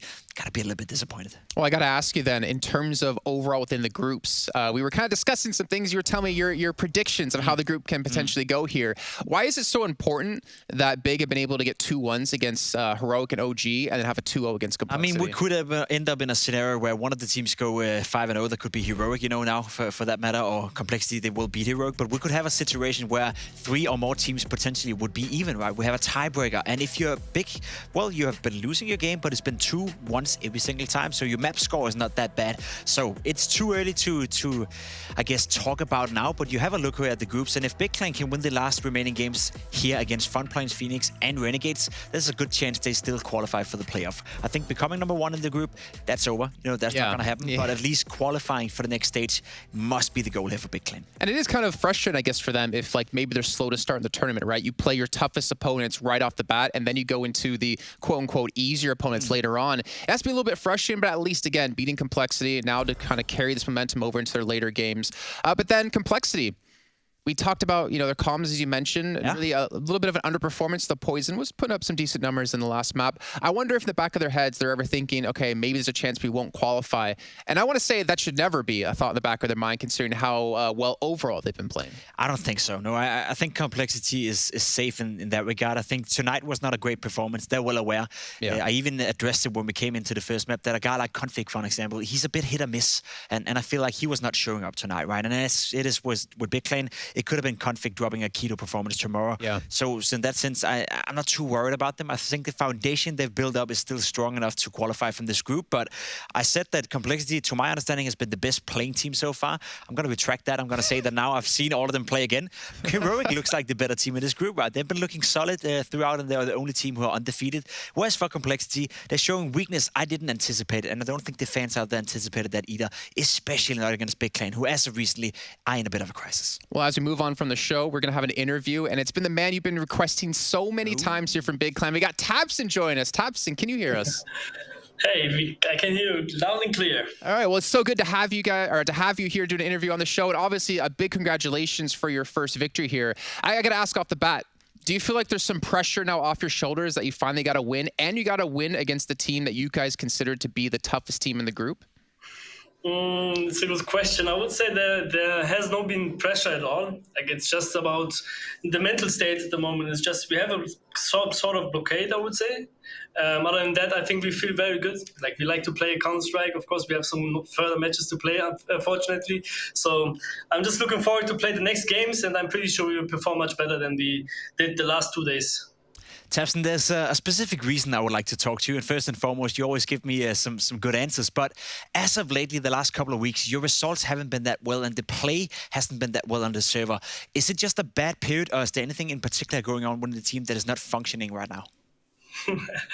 No, it's just the mental state, I would say. Like, at the moment, we have something which is not going right. We are trying to figure out, of course, by talking to each other, just talking through the mistakes. And in general, I would say also, like, individually wise, we are not the very best at the moment. So it's just a little bit of everything. Other than that, of course, we are just doing everything what we can to fix this kind of this mistake, I would say. But other than that, I feel very confident that we can still make it. As I said in the beginning of this game, that doesn't need to be a wonder. We just need to play good Counter-Strike with each other. We just need to enjoy it while we are here. And today we really enjoyed it. And of course, we can saw it, like everyone saw it maybe on the camps as well. Like, we really enjoyed it, and we had a lot of fun. Yeah, and that's something I noticed as well, the fact that you're in a strugglesome period, but you still seem to have a good energy within the team. Now, we heard Sørensen saying in an interview that roster changes are, of course, off limit. That's not going to happen within you guys. So how do you deal with these rough periods? Because you've been the best team in the world, and you've been on an upward trajectory for quite some time. Now, finally, you're hitting a bit of a tough period. Is it just extra talking to each other? Is it extra hours on the depth match? Can you try to educate me and maybe the viewers at home how you actively try to change that? It's definitely like talking to each other helps a lot. Like it's just we're all in a relationship together. Sure. Like we live, for example, 6 days a week with each other, 10 hours a day. Like of course you have some differences with someone, but if you don't talk about it, of course you just get frustrated even more by some really small things. And the most important thing is just we are just talking about it and we are trying to fix it. Of course, other than that, of course, everyone needs to be able to open himself as well. It's of course not the easiest thing to do, but I expected that everyone is open with each other. Of course, criticism is everywhere. You just need to be able to live with it as well. And we are handling it pretty well, I would say. Yesterday we had a nice talk as well, and today, fortunately, we showed that we are able to beat one of the best teams in the world. Yeah, well, I'll give you an easy one for this one then, Tabs. You've been annoyed too much by me. You have 2 games left in the group. Are you going to win both those games? I'm very convinced that we do. Easy. Okay, well, Tabsen, thank you very much for joining us here on the show. Dankeschön und haben eine schöne Nacht. Thank you very much and have a good night, guys. Been living here 8 years, and that's the limit of my German, besides being able to order fast food when I go to a fast food restaurant. Quite disappointed in myself, but also great to see. And I do love how they talked about, they're just trying to keep their emotions high, trying to keep themselves positive. And I think that's really hard for a majority of teams out there to do when they have like loss streaks like this, when they struggle and there's a lot of criticism coming from the outside. Yeah, and that's the very specific reason why I like to talk to Tabsen, because he's giving great insight as to how you're working with it, right? Of course, they're not blind to the fact that right now the results are not as good as they're supposed to be. They're not blind to the fact that right now, maybe individually speaking, as you also alert to, that they're not playing too well right now, that they're struggling a little bit on all different parameters. But he's aware and they're actively trying to do something about it. Big Clan is a team that has been growing a lot on me lately, because even when they're not hitting their stride, even when they're not playing their best Counter-Strike, they're still very competitive. We saw today what they can do after a good talk, after a good individual performance by Kido. Well, all of a sudden, Big again looks like the old Big Clan we saw a couple of months ago. So I wouldn't write them off of this group. And as I said, I like to speak to Tabsen because he gives you good insights to what's going on within the lines. He really does. And as we're talking about, as you asked him, are they going to win their last 2 matches? You can see on your screen now what the last 2 matches will be. Well, not the last 2 matches. Last matches we've come up tomorrow with OG up against Heroic. We have Big Clan up against FPX and Renegades up against Complexity. Renegades trying to get that first victory under their belt. It's going to be tough to do so, but obviously you guys need to make sure to tune in to see that. Tomorrow, these 3 games, which one are you looking for? OG Heroic?